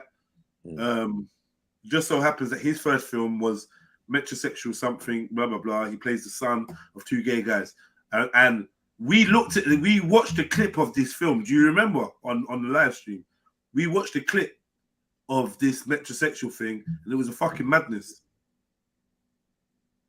We watched it on the live stream, like a clip of it, the madness. And we was like, rah, what film is this? Yeah, my man. Yeah. So I don't know, go on. I don't know, cuz, whatever. I don't know. You know? Like I said, I leave room to be totally wrong about it. I leave room to be totally wrong. And I ain't gonna cry if I'm totally wrong. But boy, there seems to always be this thread. Even when you don't want to see it, there's a thread of the weirdness that is like man has to do a weirdness to blow up in certain fields. You know, you got people like what's his name? Denzel Washington, where it's like I can't see the weird thing that he done. I can't see it. Yeah, I used to always think that as well, but I'm sure there's something there. I can't see the weird thing. Like, you know, so I'll put my hands up. I can't. I'd be a fool if I tried to act like I knew everything that was going on and I know everything. But I've definitely had conversations with a man that's with powerful people that have said to me point blank, all right, name someone you don't think is down. and I felt automatically like a dickhead trying to pull anyone's name up. Do you know what I'm trying to say? Because the confidence that the conversation what we're having, we've already come to a common understanding of who runs shit out here. We both agree that there's certain folks and people and groups and whatever that are in charge. So now the question is, okay, so who is it you think is this whiter than white person that ain't got their hands dirty? Remember, way before I knew about Dr. Sebi way before he blew up, you know. Yeah. Like I knew about because of for other reasons. So I've definitely been given information that a lot of people aren't just handed. Privy, I've definitely seen it as part of the recruitment. So as part of the recruitment thingy, I know people don't want to believe it, but that's the way it is. That's one of the things that gives me so much conviction in the things I say, because I'm not just reading a book or going on YouTube and getting gassed and mirror rare. When doors are open to you and you let know and it's explained to you what you could get, I'm gonna get my comeuppance probably at some point. Unless I'm just fully protected in one way or another, I'm gonna get my comeuppance because I was never told that I can't speak of what I've. This is the thing. I never no oath, no promise. What I'm about to tell you, you can't tell anyone else, and if you do, then there's going to be a threat of violence or death. I never got none of that, and I guess a lot of information that I was given is information that it doesn't matter if anyone else knows. It doesn't matter if I go and chat my mouth off. No matter. What are you lot going to do? You lot ain't going to tear the world down. You lot ain't going to tear down society because Jedi said that he's been invited to. Do you know what I mean? Most of you ain't going to even fucking believe me, which they know. And the people that I do try to strive to show are the ones that's going to switch on me and see me as an enemy. That's something that it's already been made clear to me, and I see it. I see it. The ones that are very people I'm going to try and liberate with my truth are the ones that's going to try to like, get him! Madman, get him! Fuck him up! Laugh at him! Whatever. Discredit him. You know what I mean? So, yeah, there probably are lots of other people. I just know that all the people I know that have been in famous places, rub shoulders with famous people, and clearly been offered a certain contract or a certain doorway and haven't taken it, they're all nuts. They're all nuts, or their whole life has popped down. And some of you know people like this too. Yeah, they got into the they got into the last round of this and that, or they had this trial or that trial, and yeah, they was about to get signed to this, and yeah, they had a record label, or their record labels was on them. Where are they now? Fried. With some look in their eyes that they've seen something. They've experienced something that is just turned them. You know what I mean? I think deep down inside, everybody knows it, you know, but. And this is why when it comes to a certain time, it's going to come to a certain time where you ain't going to be able to deny it. You can deny it to me. You can deny it on the live stream. You can, You can even lie to yourself. But there's going to come a time where you're going to have to be, you're not going to be able to say you didn't know, or you didn't have that feeling, or you couldn't put the clues together and see for yourself. You can see it. You can see it. A man asked me, I'm not even going to get into it, bro. But mine's, I was like, yo, what'd you say? Give me I said, do you remember? No Clark a millionaire? Defo. Yeah, I'd say so, yeah. No Clark net worth. Net worth's bullshit though, isn't it? If I type in net worth, it's bullshit, isn't it? No, because he's made his own films and production, so let's see how much he's worth. I think it's about what, 8 or something. Not bad. No Clark net worth. How rich is he? I don't know if this shit is bullshit. It says 3 million. Okay. That's net worth though, right? Yeah, that's everything. Does that make you a millionaire? Yeah. No, it don't. Oh, 3 million don't make you a millionaire. If your net worth is 3 million, it don't mean that you're a millionaire. Okay, you could have $1 billion in assets. It just means you're. No, your franchise could be worth this, and there, and rare, and your merchandise, and your this and that, and rare could be worth this and that, and blah blah blah blah blah blah blah. Doesn't mean you got $1 million in the bank. Yeah, liquid cash. Yeah, I hear that still. I don't mean that. Yeah. All I know is He's worth 3 million. Lil Wayne said that his net worth that's on Google, which is 160 million, he's nowhere near that. So 3. I don't know.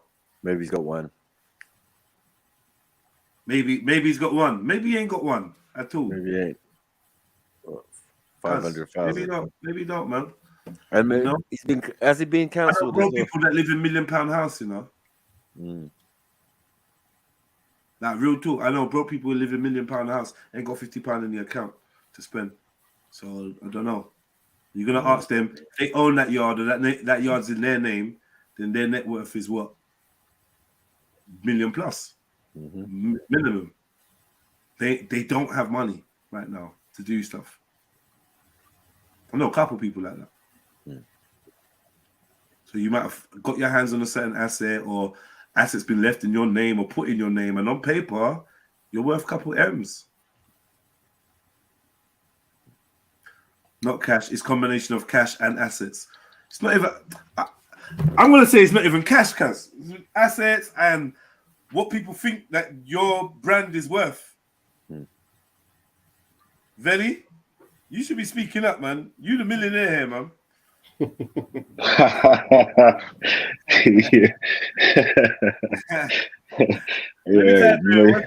Veli Vision's network. I'm like a pound there, cuz. I'm like a pound there, fam. A pound there, don't say it, bro. Couple million in crypto, though. Pound there, you know. Jeez, come on. NFTs.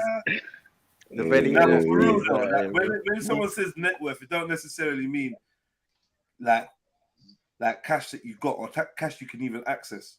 Would you agree with that? Yeah. It's just like all your assets. Everything together, yeah. That means his films and everything. You realize that, right? Yeah. It's not a lot at all.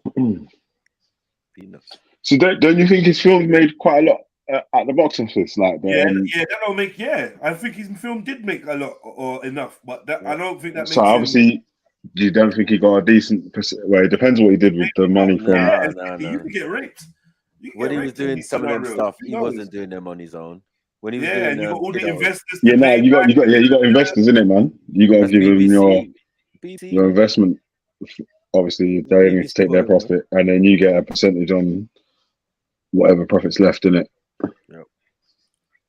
Let me tell you something. Yeah, this brother was in Doctor Who. You know. I know. That's an institution. I don't know about using casualty. You've been in. I don't know, cuz. But most of the BBC productions, so like, there's only a couple that he did his films. It's still a lot of money, though. They weren't box office. They were just like straight to DVD. His films are not mentioned in this. You know that. You see, in this thing that I'm looking at, celebrity just his network. work. There's the stuff. Yeah, just the works he's done, just the jobs he's been in, and his own films are not even mentioned. Native, Take Two, Metrosexuality. He landed the part. They put it on there, they put it on there. 2002. 1999. He landed a part. Where is it? These West London niggas, man. He landed a part on I'll Feed the Same Pet until 2004, and later on Doctor Who as Mickey Smith from 2005 to 2006. Clark acted on stage in several productions, winning the 2003 Laurence Olivier Award. This is where it starts getting sticky. For most promising newcomer for the Royal Court Theatre's performance of Where Do We Live in 2005. Clark began writing, penning Kidulthood and its prequel Adulthood. All right, he did mention it. The first released in 2006 with a follow-up debuting 2 years later. Clark starred in and directed the sequel. He has since written for Torchwood, West End London, The Knot, Storage 24, 4321, and Fast Girls. All them films are shit. I think that's what I'm saying, man. They didn't gross. I don't think they really that much. Blood. No cinema. He earned his first BAFTA award in 2009. That's real shit. BAFTA, don't fuck around with it. Yep. For Orange Rising Star. Clark's other TV and film credits include Centurion, Doghouse, Casualty, Doctors, Doctor Who Confidential, The Weakest Link, Sex and Drugs, and Rock and Roll, Race Against Time, Star Trek Into Darkness, and Saving Santa. He has 2 children with his wife, Iris, whom he met at the gym. Yeah. That's his write-up.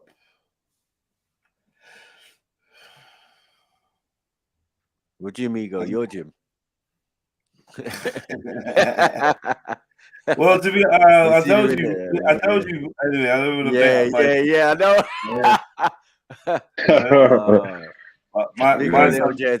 My son was doing jiu-jitsu and having up his son, and I was like, "What are you doing?" I didn't know who the son was. When my son come back, I was like, "What are you doing? Like, leave the boy alone." And then I see the dad. I see the boy come walking across to go to his parent, and I wanted to say to the dad, I wanted to say to the son, "Sorry, man, And as I turned, man, there's no Clark's youth, man. No Clark standing there with like looked at him. But he gave me a look like he knew who I was, which he possibly could. Easy. He gave me a look of recognition and was like, yeah. I was like, yeah, cool. I'll go on.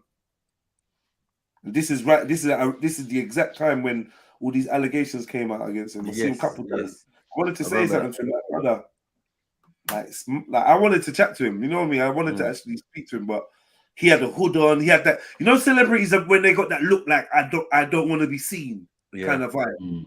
So I didn't want to be that dickhead. Like, oh yeah, I know Clark. Yeah, I slightly man Rachel Tingham. What's going on with all that? I didn't want to be that dickhead. You. And then on your mate, like, because these are the questions I would answer. Yeah, you know, I'll be that dickhead. I would be that dickhead. Oh, you're racist. And then he'll just never come back again. Like, wow, weirdos everywhere I go. Why you definitely changing gym? Yeah, changing up gym and that. You get me? But he had the typical, I've got a hood on, rough beard, don't want to be seen now. Shit's peak right now. Like that kind of vibe, you know what I mean? He's in character. Maybe. Get out his character. We never, when we reviewed all them allegations, we never convicted him. If anything, we kind of stood up for the brother. Yeah. To be fair. I don't mind him. Flaky, boy. They were flaky. Huh? They were flaky, some of the things. Yeah, the allegations were shit. Going restaurant and trying to move to get on it, so man bounced, and all of a sudden that's a problem. Like, what the fuck is wrong with you? Like, what? Like, how is that an issue? That's a frame. Yeah, his whole demeanor changed and he just got up and walked out. Yeah. Man's bought you dinner, man saying, what, we're gonna go upstairs and bang? You're like, yeah, you're not really on it. It's like, I couldn't say no more. I bounced. You done with that? Really? Some of them were just booky. Oh, he was in the back of the car with me and he asked if he could come up and, you know, and like, I just felt like I had to let him cut. Oh, wow, I hate this shit. That Me Too thing is all, It's dangerous out here. Thought to be worth around 3 million, 2.8 million actually. They're saying. I don't get it. I wonder what they base it on. I wonder what they base it on. Remember, there's still a lot of money though. Still.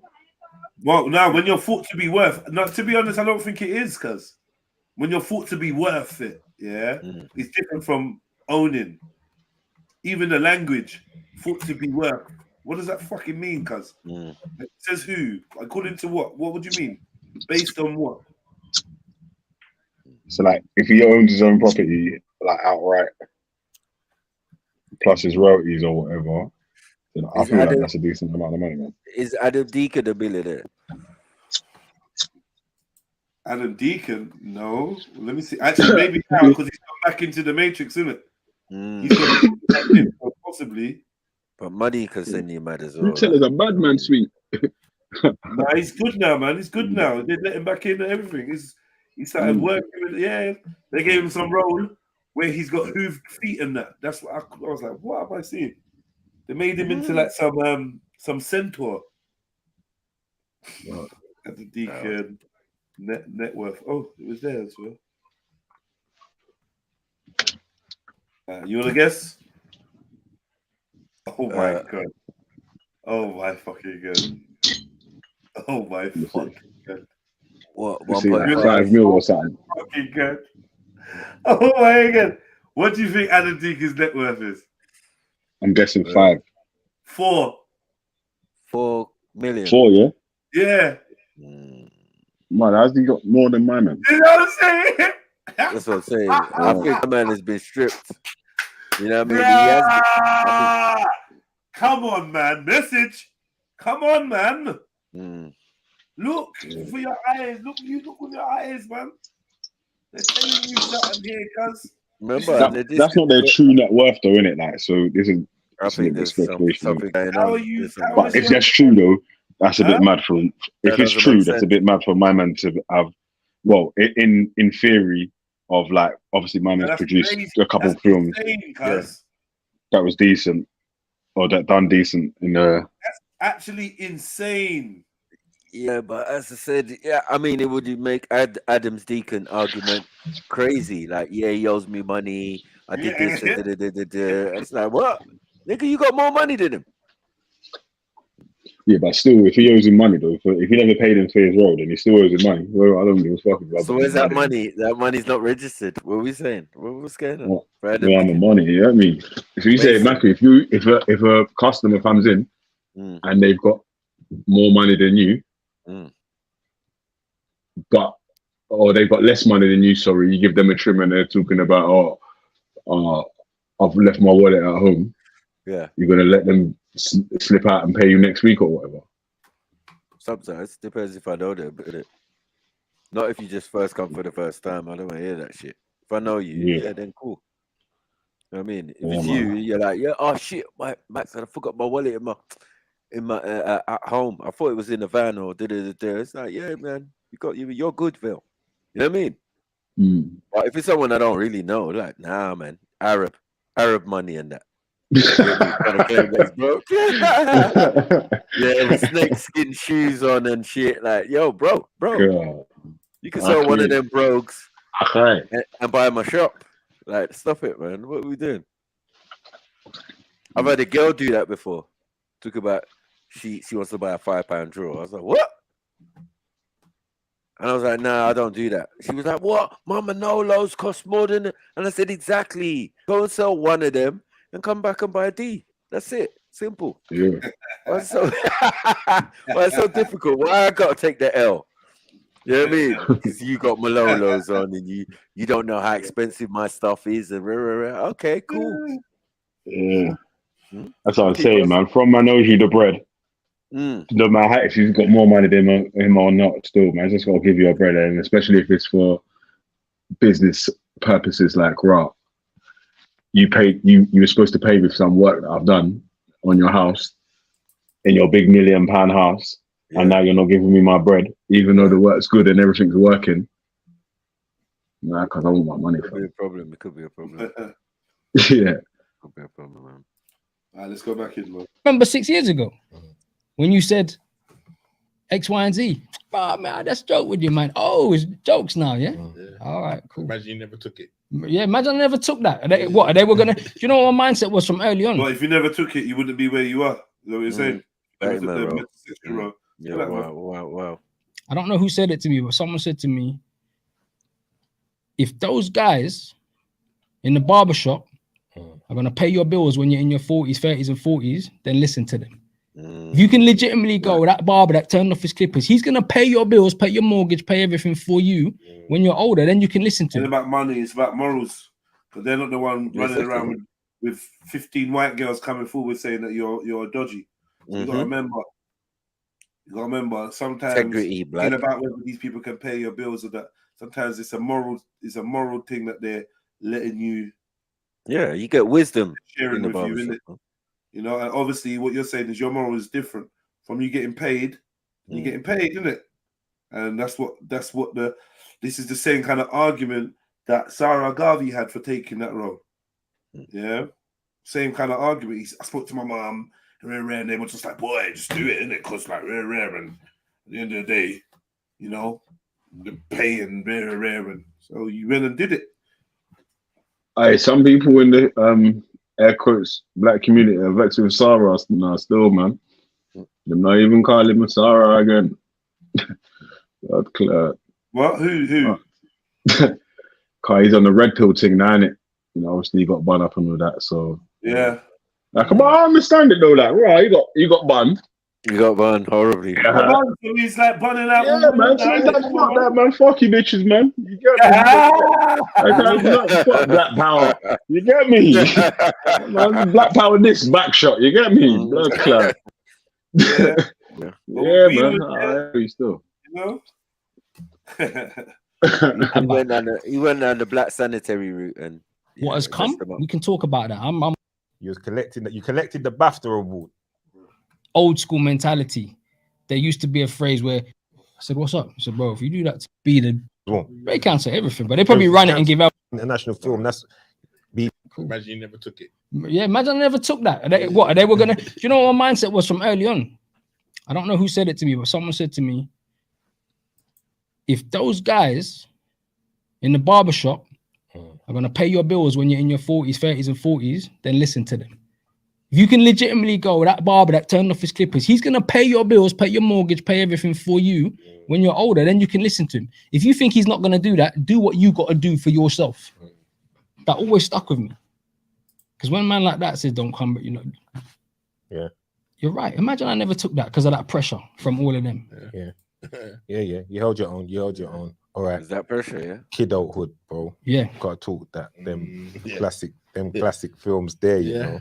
Them hood classics, them international classics. Because that's not a hood film, it's an international film. That's BBC, it's everywhere. That's on every, I don't know about now, iconic. But it used to be on all the while. It's iconic. It's definitely iconic. Yeah. It's a what's it, zeitgeist of the generation, isn't it? It's like definitely. It's one away. It's like you can't. They still running that, or is that cancelled now as well? They cancel everything, but they probably run it and give other people the credit, or say it's starring so and so and don't put my name on it. Yeah. Mad. All right, yeah. So talk to me about that movie there. Kidulthood coming together. How did that come together there, bro? Thank you. I realized that I was sitting there saying I'm gonna be the guy, and I knew I could tell very early on I wasn't gonna get where I wanted. So I was like, I need to start writing.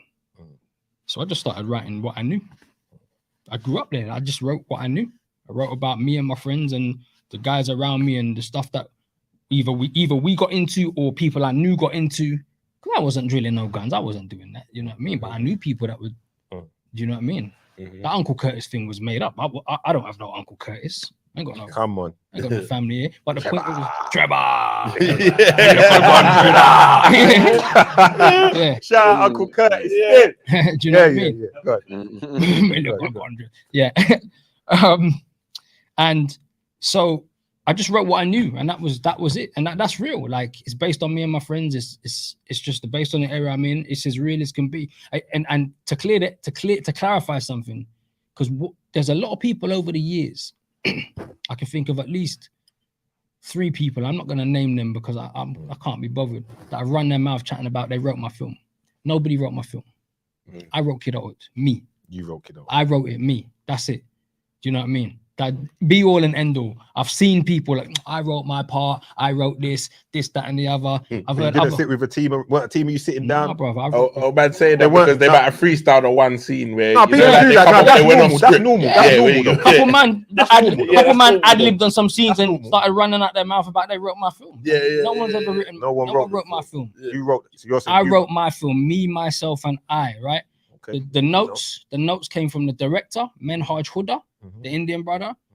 He wrote little bits with me at a later stage. Yeah. Like when we're shooting, like change that line to this and that, because he's directing a movie. Yeah. But in terms of that script, getting it to the point where it's getting finance and all that, that's me. I came up with it. I created it. I sat in my mum. I was still living at my mum's. I sat in my mum's my room in my mum's flat. Typed that thing out from pillar to post. Do you know what I mean? And I've kind of, you said at the beginning I should talk more. Like I don't talk because I've seen a lot of people chat about they wrote my film, and you've never heard me say anything. I don't say nothing. I've always been, and this is old school mentality. There used to be a phrase where a lion doesn't care for the opinion of sheep. Yeah, but you know what? In 2023, the sheep have WhatsApp, and when a lion's sleeping, they all text each other and they stamp up the lion and kill him. The world's changed. It's different time. It's different time. So a lion needs the lion. You know what the lion needs to do is not sleep, bro. Yeah. Because the sheep would all be there like that now, and the lion's like, all right, boom, they're just on you. Lion needs CCTV. Yeah, you know what I mean, and security team. Yeah. So the world has changed. Those old school phrases, they don't really work anymore. But I was naively, I've just always like dismissed certain people and certain narratives because I'm just like, let them talk. But it comes back. So you wrote kidulthood. You write adulthood as well. Wrote adulthood as well. You wrote adulthood as well. Yeah. Even more so. There was less ad-libs on that. There was less freestyle on that. I was more strict with that one. Yeah. Because I was directing it. Yeah. So I was like, say the lines. Yeah. Do you know what I mean? Yeah. Straight. Okay. Yeah, because your career was flowing very well. Kidulthood, adulthood. I was enjoying your little show on ITV before they cancelled it still when you was the surveillance done. I was proud of it all hit the fan. What was it called again? Viewpoint. Viewpoint. Yeah. When you was beating the woman in the yacht, the woman with the surveillance woman. Yeah, it was a good little show. Yeah. And it was different. Something different. It yeah, was so different, definitely different for you as well. For me. You're playing your part. Because also it was like, you got Have you not? Did any of you see that? I didn't see that. No, I didn't see that. I didn't see that. The last thing I saw of him was the bulletproof with Asha D, which I thought was a little bit whack still. Hang on now. I thought it was a bit whack. I tried to watch an episode or two. Weren't really my kind of thing. I thought it was a bit fake. You know what I mean? But I didn't see that other thing. I enjoyed the kidulthood and the adulthood. You know, probably kidulthood probably more because it was like, you know, more original, just came out and rare, and I was younger and whatever. But that was a good film for what it was. You know. So yeah, I give him his ratings on that. I got nothing against the guy still. I give him his ratings. He's done, you know. I didn't think any of his films was like crazy sick though. Do you know what I mean? You weren't giving me spine. What did you think about kidulthood and adulthood? Yeah, that's how I just said that. Yeah, sorry, I zoned out a little bit. My bad. Yeah, I mean, you must have zoned out. Yeah, no, I was listening to what I'm saying, but I weren't listening. You get me? Yeah. Sorry. Kidulthood, yeah, they were all right, man. They were okay. I think I preferred kidulthood more than adulthood. I think. Yeah. Just because it was the first one that came out. The first one's always going to be, Right, it's first, you know what I mean? Yeah, I'm gonna say. What about the Yardie uncle? You think he played a good role? Man. Classic. It was a classic with classic lines in it and whatever was jokes. I enjoyed watching it, you know, Banazoot and watch that, whatever. Yeah. I wasn't like I said, I still was looking forward to see more coming from him as a director or whatever. I just want to see, like, you know. It was good, man. It was good. It was better than a lot of shit that was out or other people had done. I don't know who else has got a film from the ends of that level. You know? Yeah. Cool. I enjoyed it. What did you think? Yeah, I thought it was good still, man. It was refreshing, innit? Because, you know, there weren't sort of a film like that from the UK. Sort of point of view, you know, like people on the ends doing end shit. So was it accurate portrayal though? Was it accurate? What? Was it pretty accurate portrayal? Like portrayal of how it is? I don't know where it was based. I'm sure it was it's just like a dramatized version, innit? It was kind of everywhere in London, isn't it? There's like a couple of places that they were. I think based in West London, man. West London, wasn't it? Like, yeah. Based in West London. Yeah. It was centered around, like, you know, Grove, Bush, Acton, that kind of vibe. You know what I mean? Right. Yeah, it was. I don't really know if it was too accurate. I don't think it was. I think it's a little bit Hollywood. Yeah, but what do you think? It can't be a documentary, innit? It's going to be dramatized because I do hope someone was pouring the drink. Yeah, it wasn't the grittiest. Aqua. You can hear water, but if I play a tune, you won't hear it. Like, please just make this make sense to me, bro. Like this thing's kind I of thought it was a freaking me out a Kingo little bit, peeing. bro. That's all. Huh? Sorry. I thought it was a Kingo peeing or something. Nah, this While thing's you're kind of freaking me out a little bit. It was sharp though. It's loud. Yeah. Zellini. Yo, fam. On your screen, yeah, there's like a red thing that's flashing. Hold on, one sec. Say that I again. don't know. On your screen, there's like a red kind of thing that was flashing. I don't know what that is, but make sure your camera's covered, isn't it? I don't know if it's seeing through your screen a little bit or something. I don't know, but there was some red thing flashing up. No, it does that when you're outside or when you've got your camera facing other shit in it. Car. Okay. You've got the blue screen on, innit? Yeah. Nice.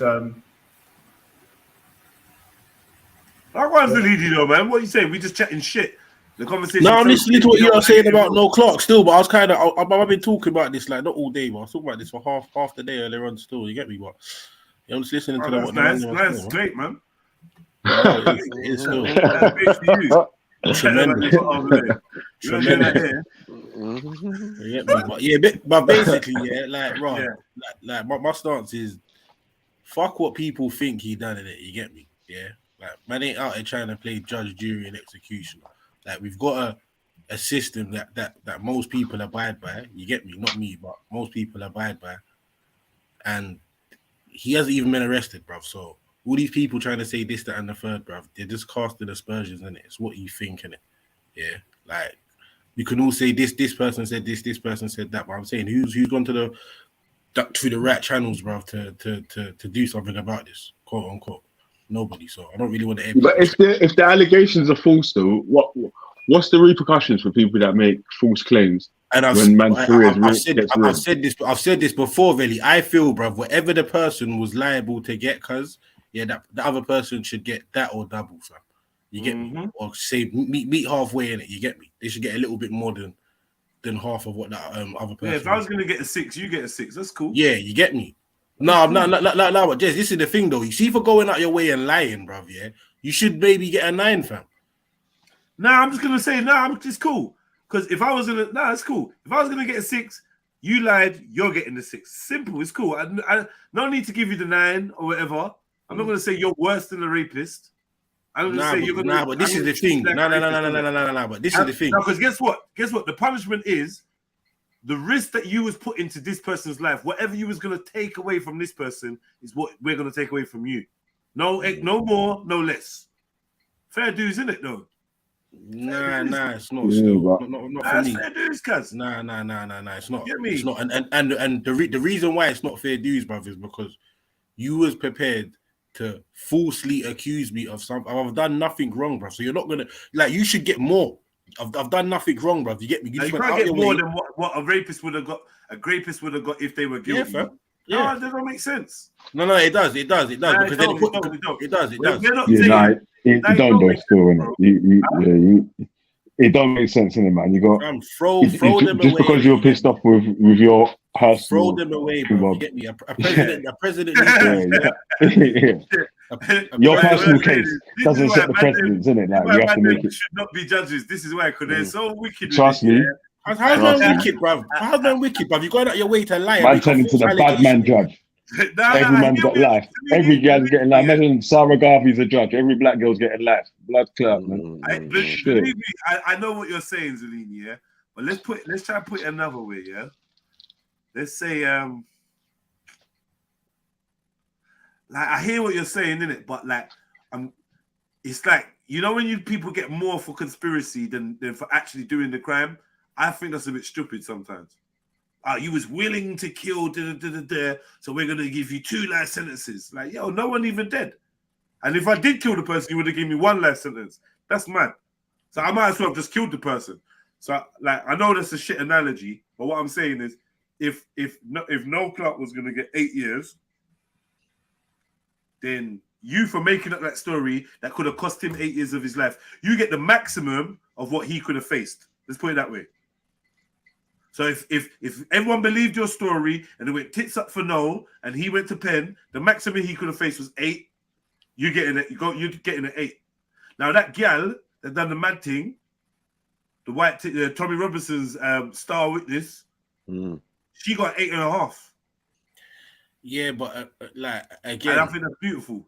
My reasoning towards saying what I was saying, I get where you lot are coming from. You get me, and that does make sense. But at the same time, on top of you being prepared to just throw a false allegation on top of man's name, I believe, bruv, that a president needs to be set where people that make false allegations, bruv, should have the most harshest severe penalty thrown at them simply because it undermines people that this really does happen to, bro. No, I hear you. So, and I know some people might I say, ain't gonna be outside the jail saying free them anyway, so nah.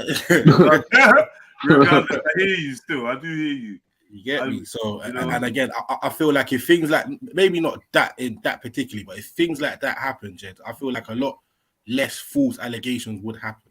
What happened? You get what I'm trying to say? Like, I'm not saying it will totally stop, but I feel like if people can't think twice. Yeah, if there was like some sort of repercussion, I think it would be some sort of repercussion, because there's no repercussions for false allegations right now. Even I saw a video the other day. It's a bit off topic, but kind of relates. A woman shot her husband, bruv, because he said he was leaving her or something, but they was arguing, whatever, and she was on some hypey thing, like, you think I won't do it? You think I won't do it? Like, whether the gun's gone off or whatever, boom, she shot my man, she's killed him. The first thing she said after she shot him, bruv, was, I don't want to go to jail. That's what you heard her scream out, bruv, to whoever else is in the yard. Yeah? So, like, I think that people need to understand, bruv, you get me? Like, there's severe consequences to what you do, bruv.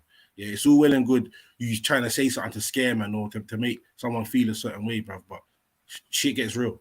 Yeah? Shit gets fucking real, and it gets real fucking quick as well.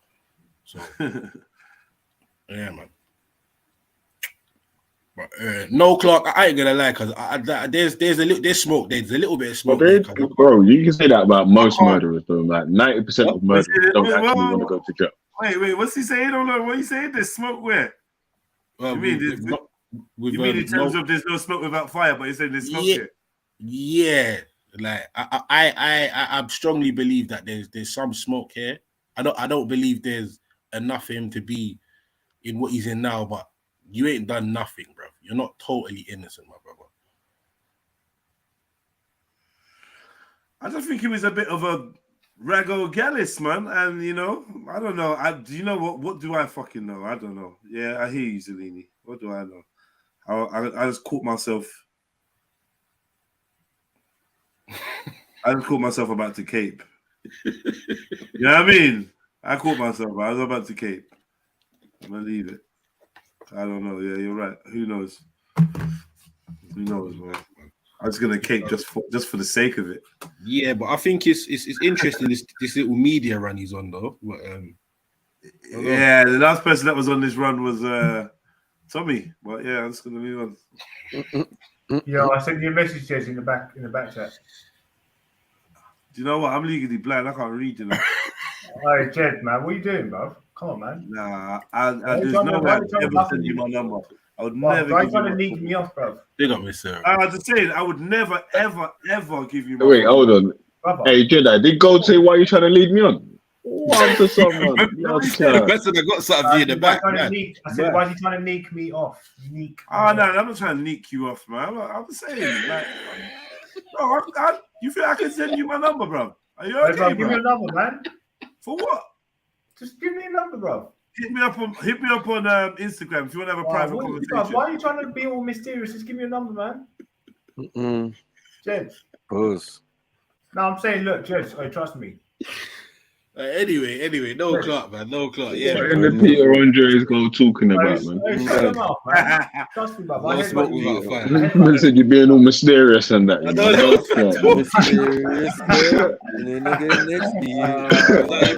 your movie, Jed? Mysterious. Yeah, man. I never asked for this. No, seriously, Jed. No, Jed.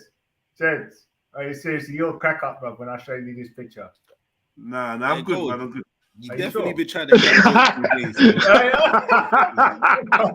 Yo, hey, go, just mute, man. You're just making it worse, bro. He's been trying to do a comedian all day, bro. I don't know what's going on. Alright. Guys, it's getting close to my bedtime, you know. I gotta wake up for gym and that. I'm gonna go to bed soon. What if it's one of the gallon that visit here regularly, busting it wide open in the picture? I don't want to see that. Why not? For what? Why not? Well, send it to my Instagram then. I won't be able to send it there because it's alright. Cool though. Yeah, you can send it to Instagram. REDPILLTRILL. You got to pay for that shit, man. Well then, bro, I don't know what you're on, cuz, but there's that. I don't know what you're on. Big up, bro, anyway. But yeah, no, I can't send that. What if? No, but listen, I'm being honest, yeah. I think anyway. Look, I'm gonna start writing in the back chat. Look, listen. Let me ask you a question, King Gold. Like, honestly speaking, do you have an Instagram account, cuz? Actually, don't, you know. Create an Instagram account and message me, DM me, and you can say whatever you like there. So you don't have to feel pressured to write something in the back chat or area. But I ain't gonna give out my number because I don't just give out my number. All right, cool. Yeah. Gold, he can't put his number in the back chat because anyone could just jump in and see the number, bro. Like, because so that's like a bit. I don't understand why you need man's number. And don't put your number in the back chat. 2023, bro. There's a million ways to contact people. Why do you need man's number for? I don't get it. Yeah, you can just direct message man on Instagram, like man said, innit? Like you can actually you're chatting to man right now, bro. Like, so. Shit. He wants to talk to him one-on-one. I'm a private person, man. I don't talk to people on airways, man. I don't do that. But anyway, I'm making it weird, cuz no Clark and that though. Yeah, yeah, man. There's no smoke without fire. No, I believe he may have. There's no smoke without fire. I'm careful when you say that, Zalini. Why? Just careful, innit? Just because one day you might be part of a fireless smoke, cuz. Yeah, and then everyone's gonna be looking at you like, boy, there's no smoke without fire. You're like, cuz. Yeah, no. I hear but that. listen, if Bethany turns around and just says, blah, blah, blah, blah, blah, man with that mentality is gonna fucking think you're guilty without no evidence, because there's got to be some smoke to it. He's got to have done something to her. I hear that, bro. I hear that still. No, there was a lot of gal that came forward to chat. Exactly. If it's Bethany, Alicia, Tasha, Stephanie, fucking Marcia. But remember, not one police officer spoken to him. This is something that he's made very clear. Go on.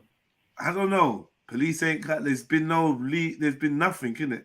Just people chatting. I don't know. Again, this Did he get arrested? He didn't get arrested. Even not even just arrested or interviewed. Not even questioned, cuz. Not approached, not spoken to, not phoned, nothing. And man had an acting job. Man had an acting job, and all his work's been sort of taken down since. Yeah. So. That's what I'm trying to say. That there's no repercussions for if you're actually if you're innocent of the crimes you're accused of the allegations that people make against you, and just being spiteful to make allegations. Mud sticks. Once I'm allowed to say, I'm accusing Veli of this, it sticks. There's going to be somebody that believes it. Yeah, I'm going to look at you differently and treat you differently. If you're the brand ambassador for children's, if you're the brand ambassador for a children's brand, children's clothing, children's food, children's children's cosmetics, whatever it is, and then I accuse man of some fuckery to do with kids, that's it. You're getting dropped, cuz. Yeah, you're fucked, man. Whether you've done it or not, it's just getting dropped. Because if it was allowed to go public, that's fuckery. And then that's it. After that, people looking at you sideways, even though you ain't done nothing. And even if you bust case and you go and do a podcast and be like, well, no one ain't said nothing and they ain't been arrested and don't you find it funny? Someone's still going to be like, there's no smoke without fire. I've done it bare times. But there's people that go to jail and shit, brother. With Jackson, with whoever. I lie. The man that's even gone to jail and whatever, and then they get found that they was innocent after. Yeah, but man's still side-eyeing. Yeah. You know what I mean? Sometimes I think even when people bust case, I'm just like, was there something to it though? You know, I don't know. Yeah, big up you lot, man. Big up. Man. I want to say this 'cause I remember this topic came up before in it a couple years ago. Yeah, man. I don't like the guy in it, but there's no way that we should. I don't like the guy, but there's no way that should have anything to do with whether man's a graper or not.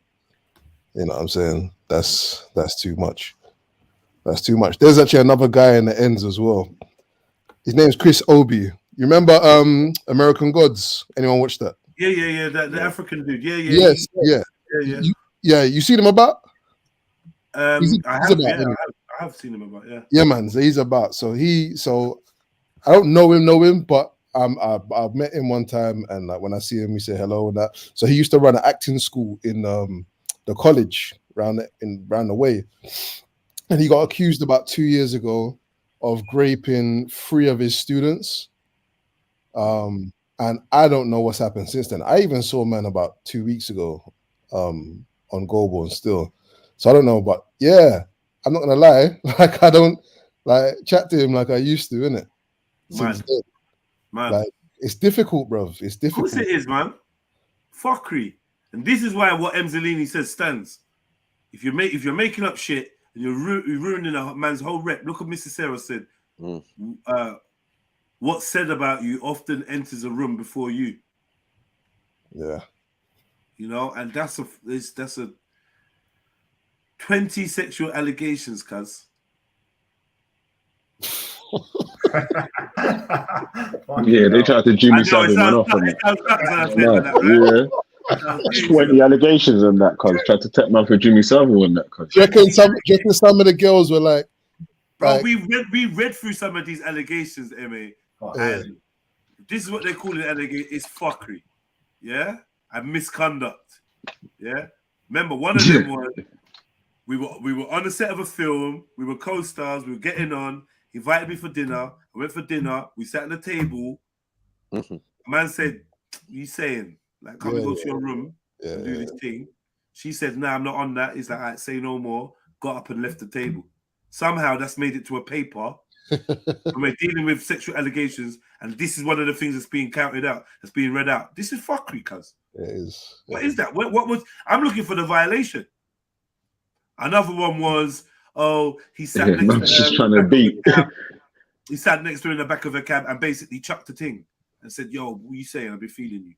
Another one was, he made me do a naked scene and said he wasn't filming it, but then he did film it. Oh yeah. I remember that. Yeah. Right? Yeah. None of them was he held me down and I said no and he fucked me. That was never any of these allegations, cuz they're just bare flaky, weird things. Like I just don't know. He seemed like he was a bit of a horny guy and he was moving to Gallem, and now Gallem have got whiff of this Me Too thing. They're trying to get a little extra bread or something. Yeah. Like it's fucking weak, bro. It's definitely weak, but at the same time, I think that when you're in a position of power like that, and I think it does happen a lot in the industry, innit? In a position of power, it might go to your head a little bit, and you might do things that otherwise maybe you wouldn't necessarily do in a working environment. You get me? And I think in that sense, you just have to, like, yeah. There's probably stuff that he's done, and he's like, boy, I shouldn't have done that.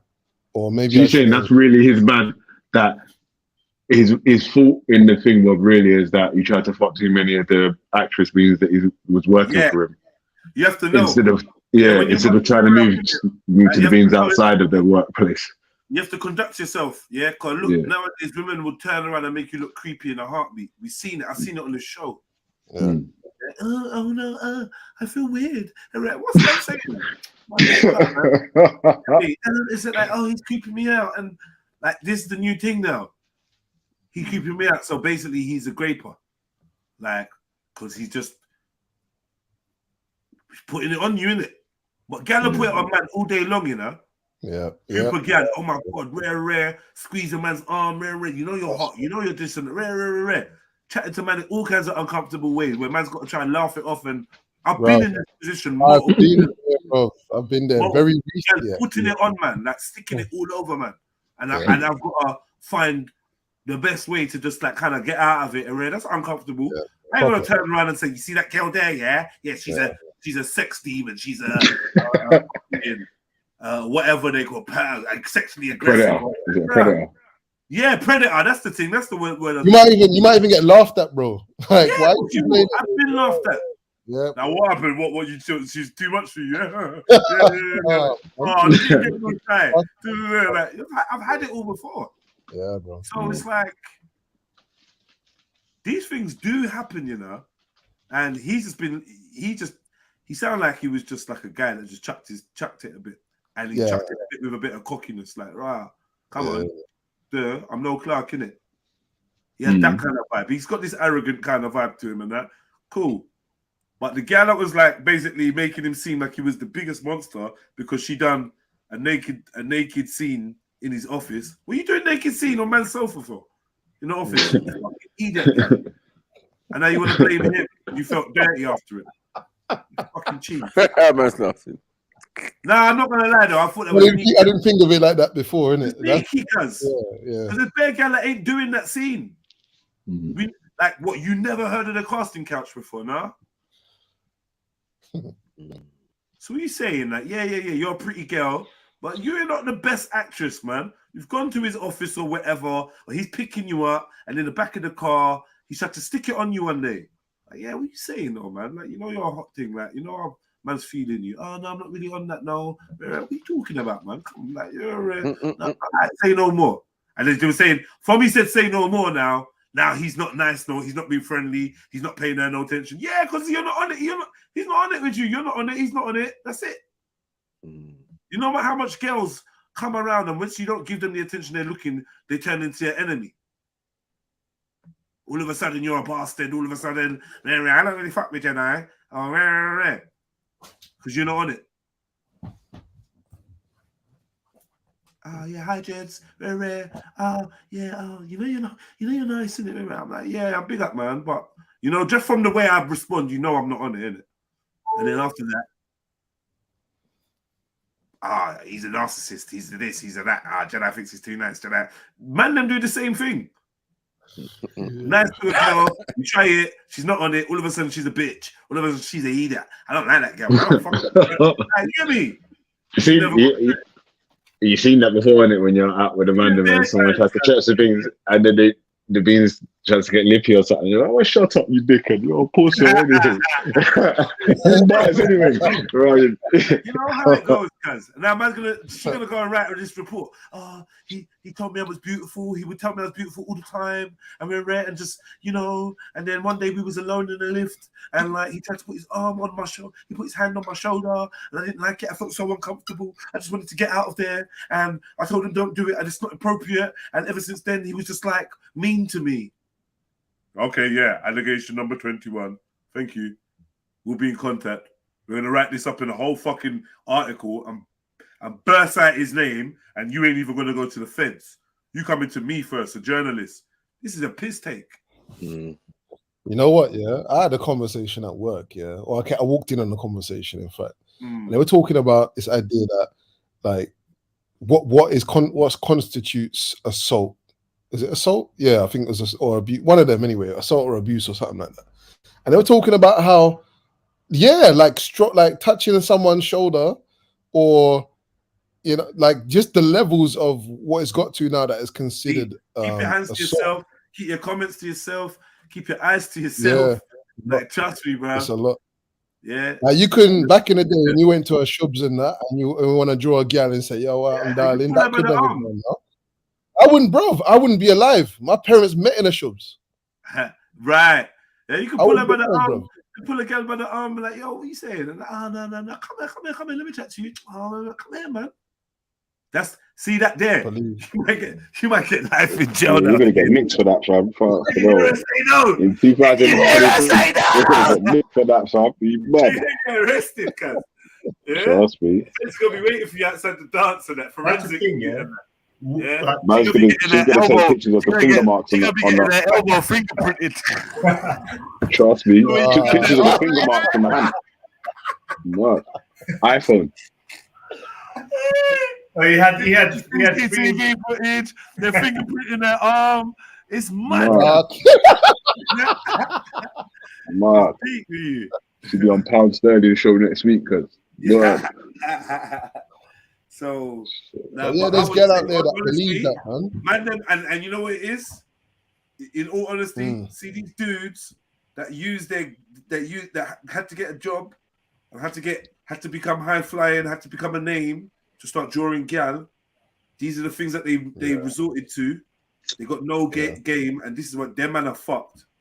The man that tried to use their status and that to get women and whatever, they're fucked. The natural dudes that just will draw you outside the post office. Yeah. Them man are still kind of cool. It's these men that use their power, like MA said. It's true though, isn't it? It's these men that use their power, like MA was saying, use their position, use the fact that I'm no Clark or rare. This is where you put yourself in a position where it can go wrong. Because there's enough gal out there that's looking for the opportunity to sell a story on you too. Yeah. I wasn't going to say anything. I wasn't going to come forward, but rare. And then you're like, Wow. So you walk past the police station to the newspaper. Yeah. And you know what? That Chris Obi guy, yeah. So this is the thing about the power thing. So he was doing classes in the college, and then he was also doing classes in his yard. Yeah. So one of the girls, so he actually slept with one, I think at least one of the girls anyway. And one of them said it was grape, innit? But it's like, why are you like? It's the flip side, innit? If the girl knows what the casting couch is all about, then so does the man, innit? Yeah. Do you know what I'm saying? Yeah. Like, there's he you understands. gotta put yourself in. Yeah, man. You just can't, man. So man, for the sons and the future man, them and whatever. Like, trust me, man. Your best bet is just to keep it as professional as you can with these sisters, man. Trust me, man. Let her take your dick out and put it in her vagina. And then say, are you sure? Until that, bro, even then, bro. Even then, bro. You see what Mr. Sarah wrote on the screen? It's actually funny. She said, forget that. She can wake up after a great night and say, now she thinks of it, she didn't really consent. This is real shit. Yeah. You know what? He didn't actually really ever ask me. He just kind of just took it. Like, what? Took it? What, did you say no? Well, not in like that many words, but like, I didn't want it. Okay, did you stop him? Well, I felt like if I tried to stop him, that he, he's quite big, he's quite strong and imposing and powerful. And I guess I was just caught up in the fact that he's my director. And I just felt like maybe I can't say. Bro, you mind yourself, things are crazy right now. They're hunting for men out there. Just allow it, get written consent. Yeah, allow it, a still video with a witness. Because if you do the video on your own, she could say he maybe had a gun or a knife, or he was doing a mean face behind the camera, so I thought I had to go along. You know what I mean? It's this brings up a next good point. Yeah. I don't feel that people,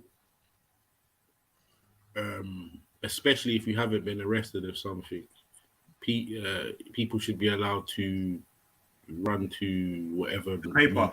Yeah, basically, and say what they want. Yeah. People say you can get a libel case and all that, bro. If the person's got no money, bro, like what fucking what goes that gonna do? And on top of that, how long? Anyway, libel or not, you think I care? If you sue someone for libel, I still think you. Yeah, and when I see you suing people, I still think, oh, you suing? You get me? Like you involved. That's all you can really do. You get me? But once it's out, mud sticks. This is just the rule. I don't care. Someone like me with my paranoid brain, I might think all sorts of things. You got the Masons involved to shut this case down. Who knows? Once your name is out there attached to mud, it's not a good look. People can't play with your reputation. This is why it's a tricky thing, cause but I don't. Even when people are arrested for grape, you get me, up until the point that you are found guilty of said crime, because I don't believe that your name should be slapped here, there, and everywhere. Because that's not fair, man. It's not fair. That's not fair, because if she drops the case or whatever, like this thing with like the girl that got the 8.5 years, Man, that was unfair. I'm sitting on here playing documentary, and we're all watching it, giving our 2 pence. Like, no, look at my man, rah, he's guilty. Like, rah, imagine what. Like, do you know what I mean? We all watched it, and she just made up the whole thing. That's off key. You can't undo that. The damage done. You can't undo that. See, how does that translate? How does that translate to a Bill Gates then, or a I don't know, a fucking George Bush or anyone else that we know are not going to be brought to justice, but we have to figure it out for ourselves? How does that translate in that scenario? I don't get what you mean, brother. Yeah, neither. As in they're guilty of crimes, right?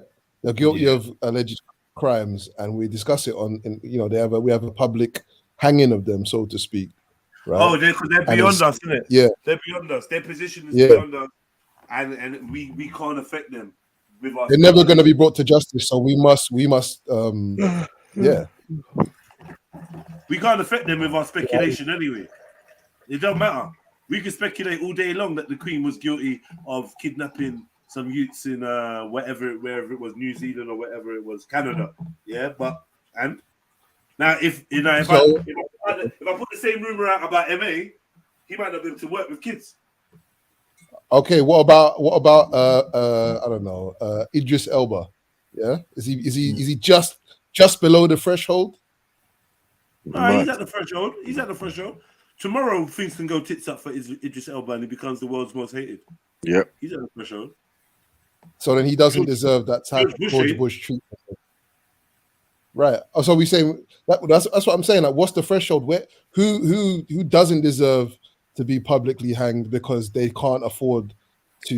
George Bush has got oil businesses and whatever in it. Like, he's actually got his things not based on popularity, so you can affect his Bill Gates or whatever. You can make as much rumors about Bill Gates, but my man Noel Clark, his thing's based on popularity, in it. Like, people need to go to have confidence to watch his programs or whatever. So if you lower confidence in his popularity, that means it fucks his work. Yeah, overstood. Yeah.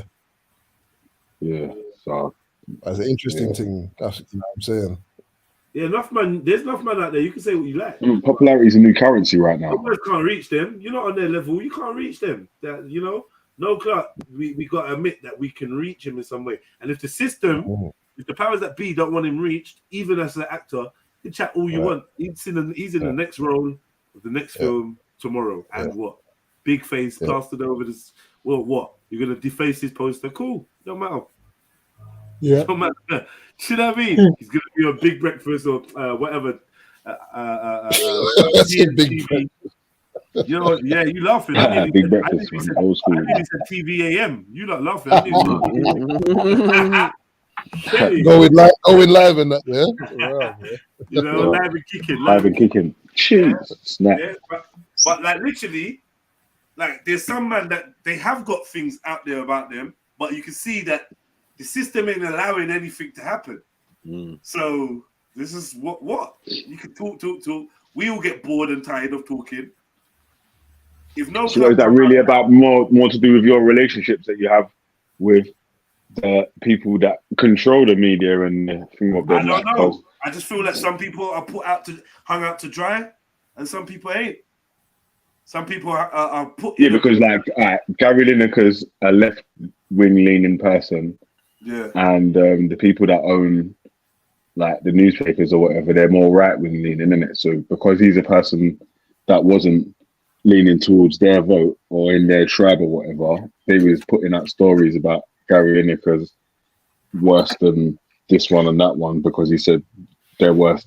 They're comparable to the Nazis for their border policies, but the same sort of thing. And his thing's not 100% on popularity, but he's got his own following. So his following was big enough to combat against the crowds going against him, innit? Yeah. Can work both ways, isn't it? So it's more like to do with your obviously if you get a big enough popularity or you're seen as like a he was like a nation sweetheart, right? He's an England striker and whatever. So because he already made his like popularity before giving his opinion. Once he gave his opinion, it was too late to take away his popularity. Nah, your popularity can always be taken away, don't you think? Yeah, I think so. But yeah, it's a longer road for some than others. Because not really. You just got to do the right fuckery, innit? You just got to do the right fuckery to activate the hate.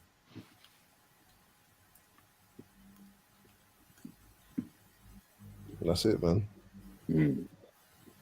So no Clark is sort of at fault then, really, for trying to mix business with pleasure instead of keeping business and keeping pleasure outside of work. Naive, maybe. How he could have went Weatherspoons and draw a couple girl instead. I said Weatherspoons. Is that no? I'm not gonna no.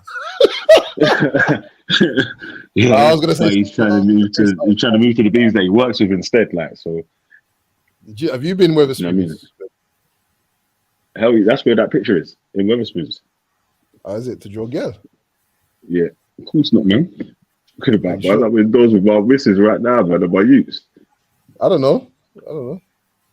No, my guy to draw a girl for. I was gonna do some fuckery, but I love it. Obviously, I'm not in Weatherspoons in that picture either. Listen, people are proper troublemakers, you know. You don't want to see something. Hey, people are fucking insane. You want to see something crazy, yeah? Go on. You made me think of myself just then. Nah. People are just on like maximum fuckery. Yeah. People are on maximum fuckery, and they're like, who I'm gonna send this to? I'm gonna send this to Jedi. When it's war, it's war, bruh.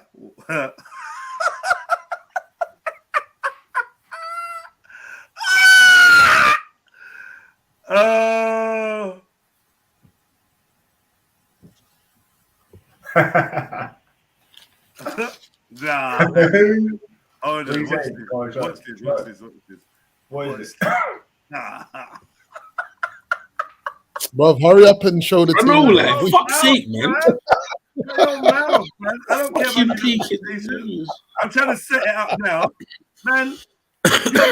You don't bring me some content, innit? Yeah, bring me some fucking content. Come with a dry old man voice and that. Yeah, bring me some fucking content. Shush, man, shut up. This is good. Shut up, Emzalini, man. This is good. You didn't bring it to me, so shush. Woke up at 4:45 a.m. to have my pre-dawn meal. Then right after, I pray my Fajr. Then I jumped straight to work and listened to the Quran while working. While working, I did some laundry, got the kids up, prepared their meal, fed them, cleaned up the living room. Then it was time for dawn praying. While the kid went to nap, I started working out. After their nap, we finished our laundry. They stayed around as I prayed my Asar. Around 5:30, I fed them their dinner. We took a walk. By the time we came back, it was time to break my fast. Coffee and a kiss from my husband. Then I had my last meal. I woke up. Alhamdulillah. I'm gonna ask some real simple questions, and I need some real simple answers. Fucking bastard, bro. You're a bastard. You're a fucking bastard. Now you know why I was making it. You ended up making the same noises as me. Thinking about this play. This is exactly what I did.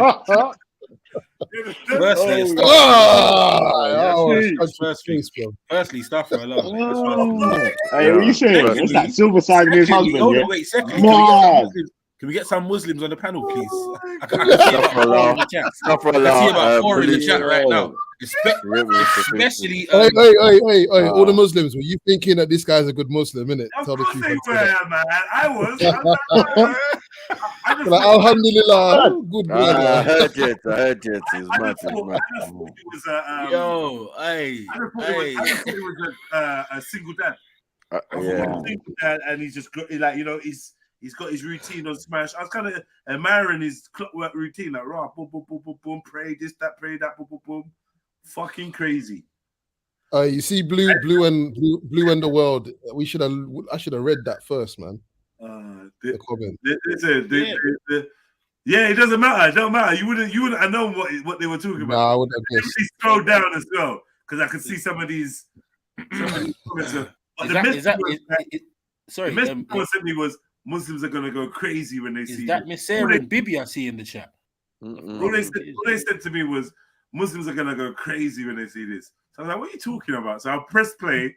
I was watching it for time thinking, what? Because he's a black Muslim, like what? And then that scene just came in and just fuck it out. Oh my days, fam.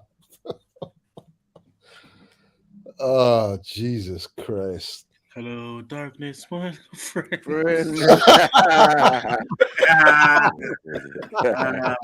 Oh, man. Yeah. All them fucking days and nights you lot laughing. Yeah, get the fuck on the panel, man. We got to discuss this. Hey, we got to talk about this. That was a so what? He likes meat. He likes meat. Yeah. He's not a vegetarian. What? He's a meat eater. Hey, gold. Give it a rest, bro. You've been trying to make jokes today. You've been shit. Give it a rest, guys. Please. Shiffery jokes. No, bro. Someone That said, was does it take him out the fold? I think his balls deep in the fold. Oh, fuck's sake.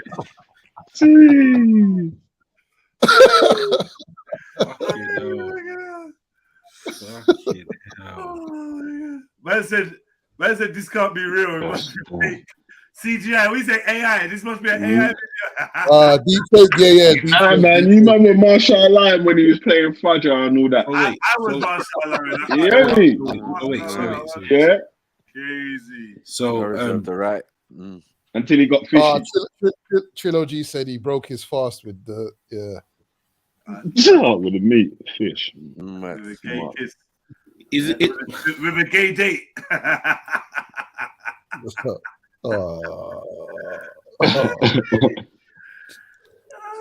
he's the housewife. So that's what I was gonna say. He's the black stay-at-home housewife. Mad. Do you know what though? The kids are mixed races. What are they trying to? Are they trying to trick everybody or what? No, they're adopted. Come on, man. You get me, bro. You know how these people get down, man. They Michael Jackson, man. Trying to convince everybody that. You get me trying to go and fucking do the pick and mix of kids, bro. That's what they're on. Yeah, they got the kids up. Pure fish patty. Yeah, bro. Literally a lineup of children. Yeah, I want that one, that one, and that one. That's like, you get me? Sickening, bro. Sick, bro. Boy, you're right. That was so nuts. I don't even know what to say, fam. I was talking about raw stay-at-home wives and that, like in the culture. Wow, mad. No, this is mad. Nah, you lot jump on, man. Come, we need to talk about this. You get me? We donated that one to Islam. Sooner rather than later. No, there's no we. Nah, I don't want to smoke, bro. Nah, allow it, man. Sooner rather than later. Now somebody needs to get smoked for this, MA. Somebody has to hold corn for this. Someone, bro. Like, but he was a black man, bro. So hello, darkness, my old friend.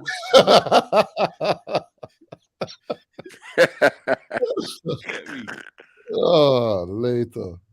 But no one's jumping on. But man's caping in the chat. Who's caping?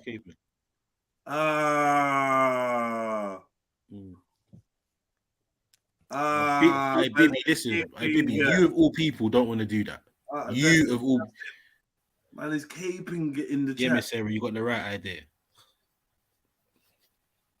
I might let it lie still. I don't know. I ain't decided yet. Now, what's he saying? What's he saying? Sarah? Why is Sarah saying Jamaican? What's going on? See, I was about to allow you, and then you done that, Miss Sarah. All right, say nothing. Cool. I know where we stand. You get me? I know where we stand. Hey, play that video again. What was his accent? I swear I didn't hear no patois. I swear I didn't hear no patois in his accent there. How about for that request there? Why would I didn't hear that man speak no patois. What's all this Jamaican talk? Yo, that man didn't speak one word of patois. I didn't hear no gala, no art. No art. Hey, Billy, I'm going for the reload. He said, Billy said, Jamaican though, right? Yo, you can't hear that, man. I didn't hear no. Billy said, gunshot mean forward, liquid mean rewind. Yeah. I don't know what man's trying to do right now. Yeah, liquid. That's what he's doing. Yeah, nah, man. You man trying to say he was no, not you, man, but the people in the chat was trying to say he was Jamaican. Nah, but hey, Benny, you gotta understand because they throw themselves out for nothing around there. Yeah, that's what I was gonna say. I didn't hear no. What? I didn't hear no. Someone said he's Nigerian as well. So bruv, you can see by looking at him, you know he comes from the continent, bruv. Come on, man. Stop this, man. Like, you get me? I'm not trying to say wearing that, but he's from where MA's from. That's it. But for wherever I MA's have from, my pre-dawn meal. Then right after I pray my fajar. Then I jump straight to work and listen to the Quran while working. While working, I do some laundry, get the kids up, prepare their meal, feed them. Bro, make sure you press stop at the right time in the bridge.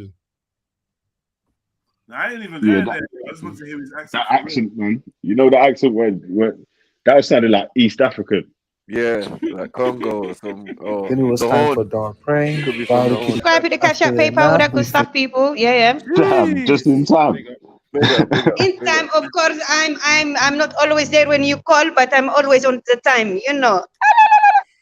No, but what I was saying with this, like, I saw it in a WhatsApp video. And I thought the same thing. I thought, oh, mashallah, look at this dad. And what? You know, as it kept going on, I thought I was so impressed because I was like, he's doing this and he's doing that. And mashallah. And then I was like, and then same thing someone else said, he was the wife. You see what I'm saying? Don't Jamaican wigs are hard.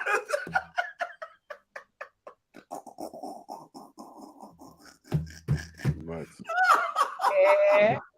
I don't know what's going on, bro. No, shut he's up. laughing from the. I know, like you know, everyone's laughing on these ones though, man. That's funny.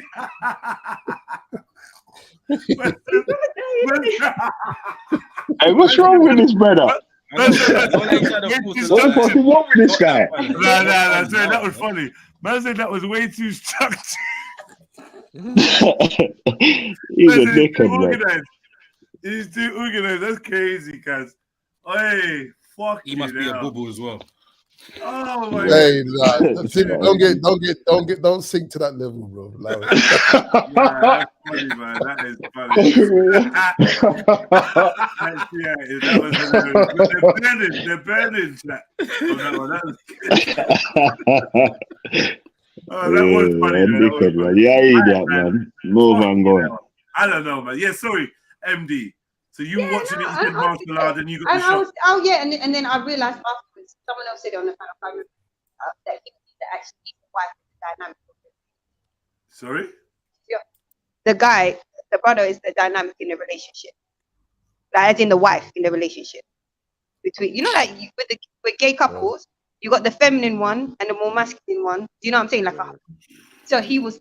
But what I was saying was, I was so impressed as the video was going along, and I was like, "Oh, look, he's doing it!" And then that's when I come to realize that actually, it's a real fuck you. But then at the end of the day, we had a discussion about this a while ago about women, men, the social services system. At the end of the day, although I don't agree with the lifestyle being homosexual, mashallah, the fact that you're praying, you're fasting, and the children that look, and either way, you've got the children. He's adopted those children.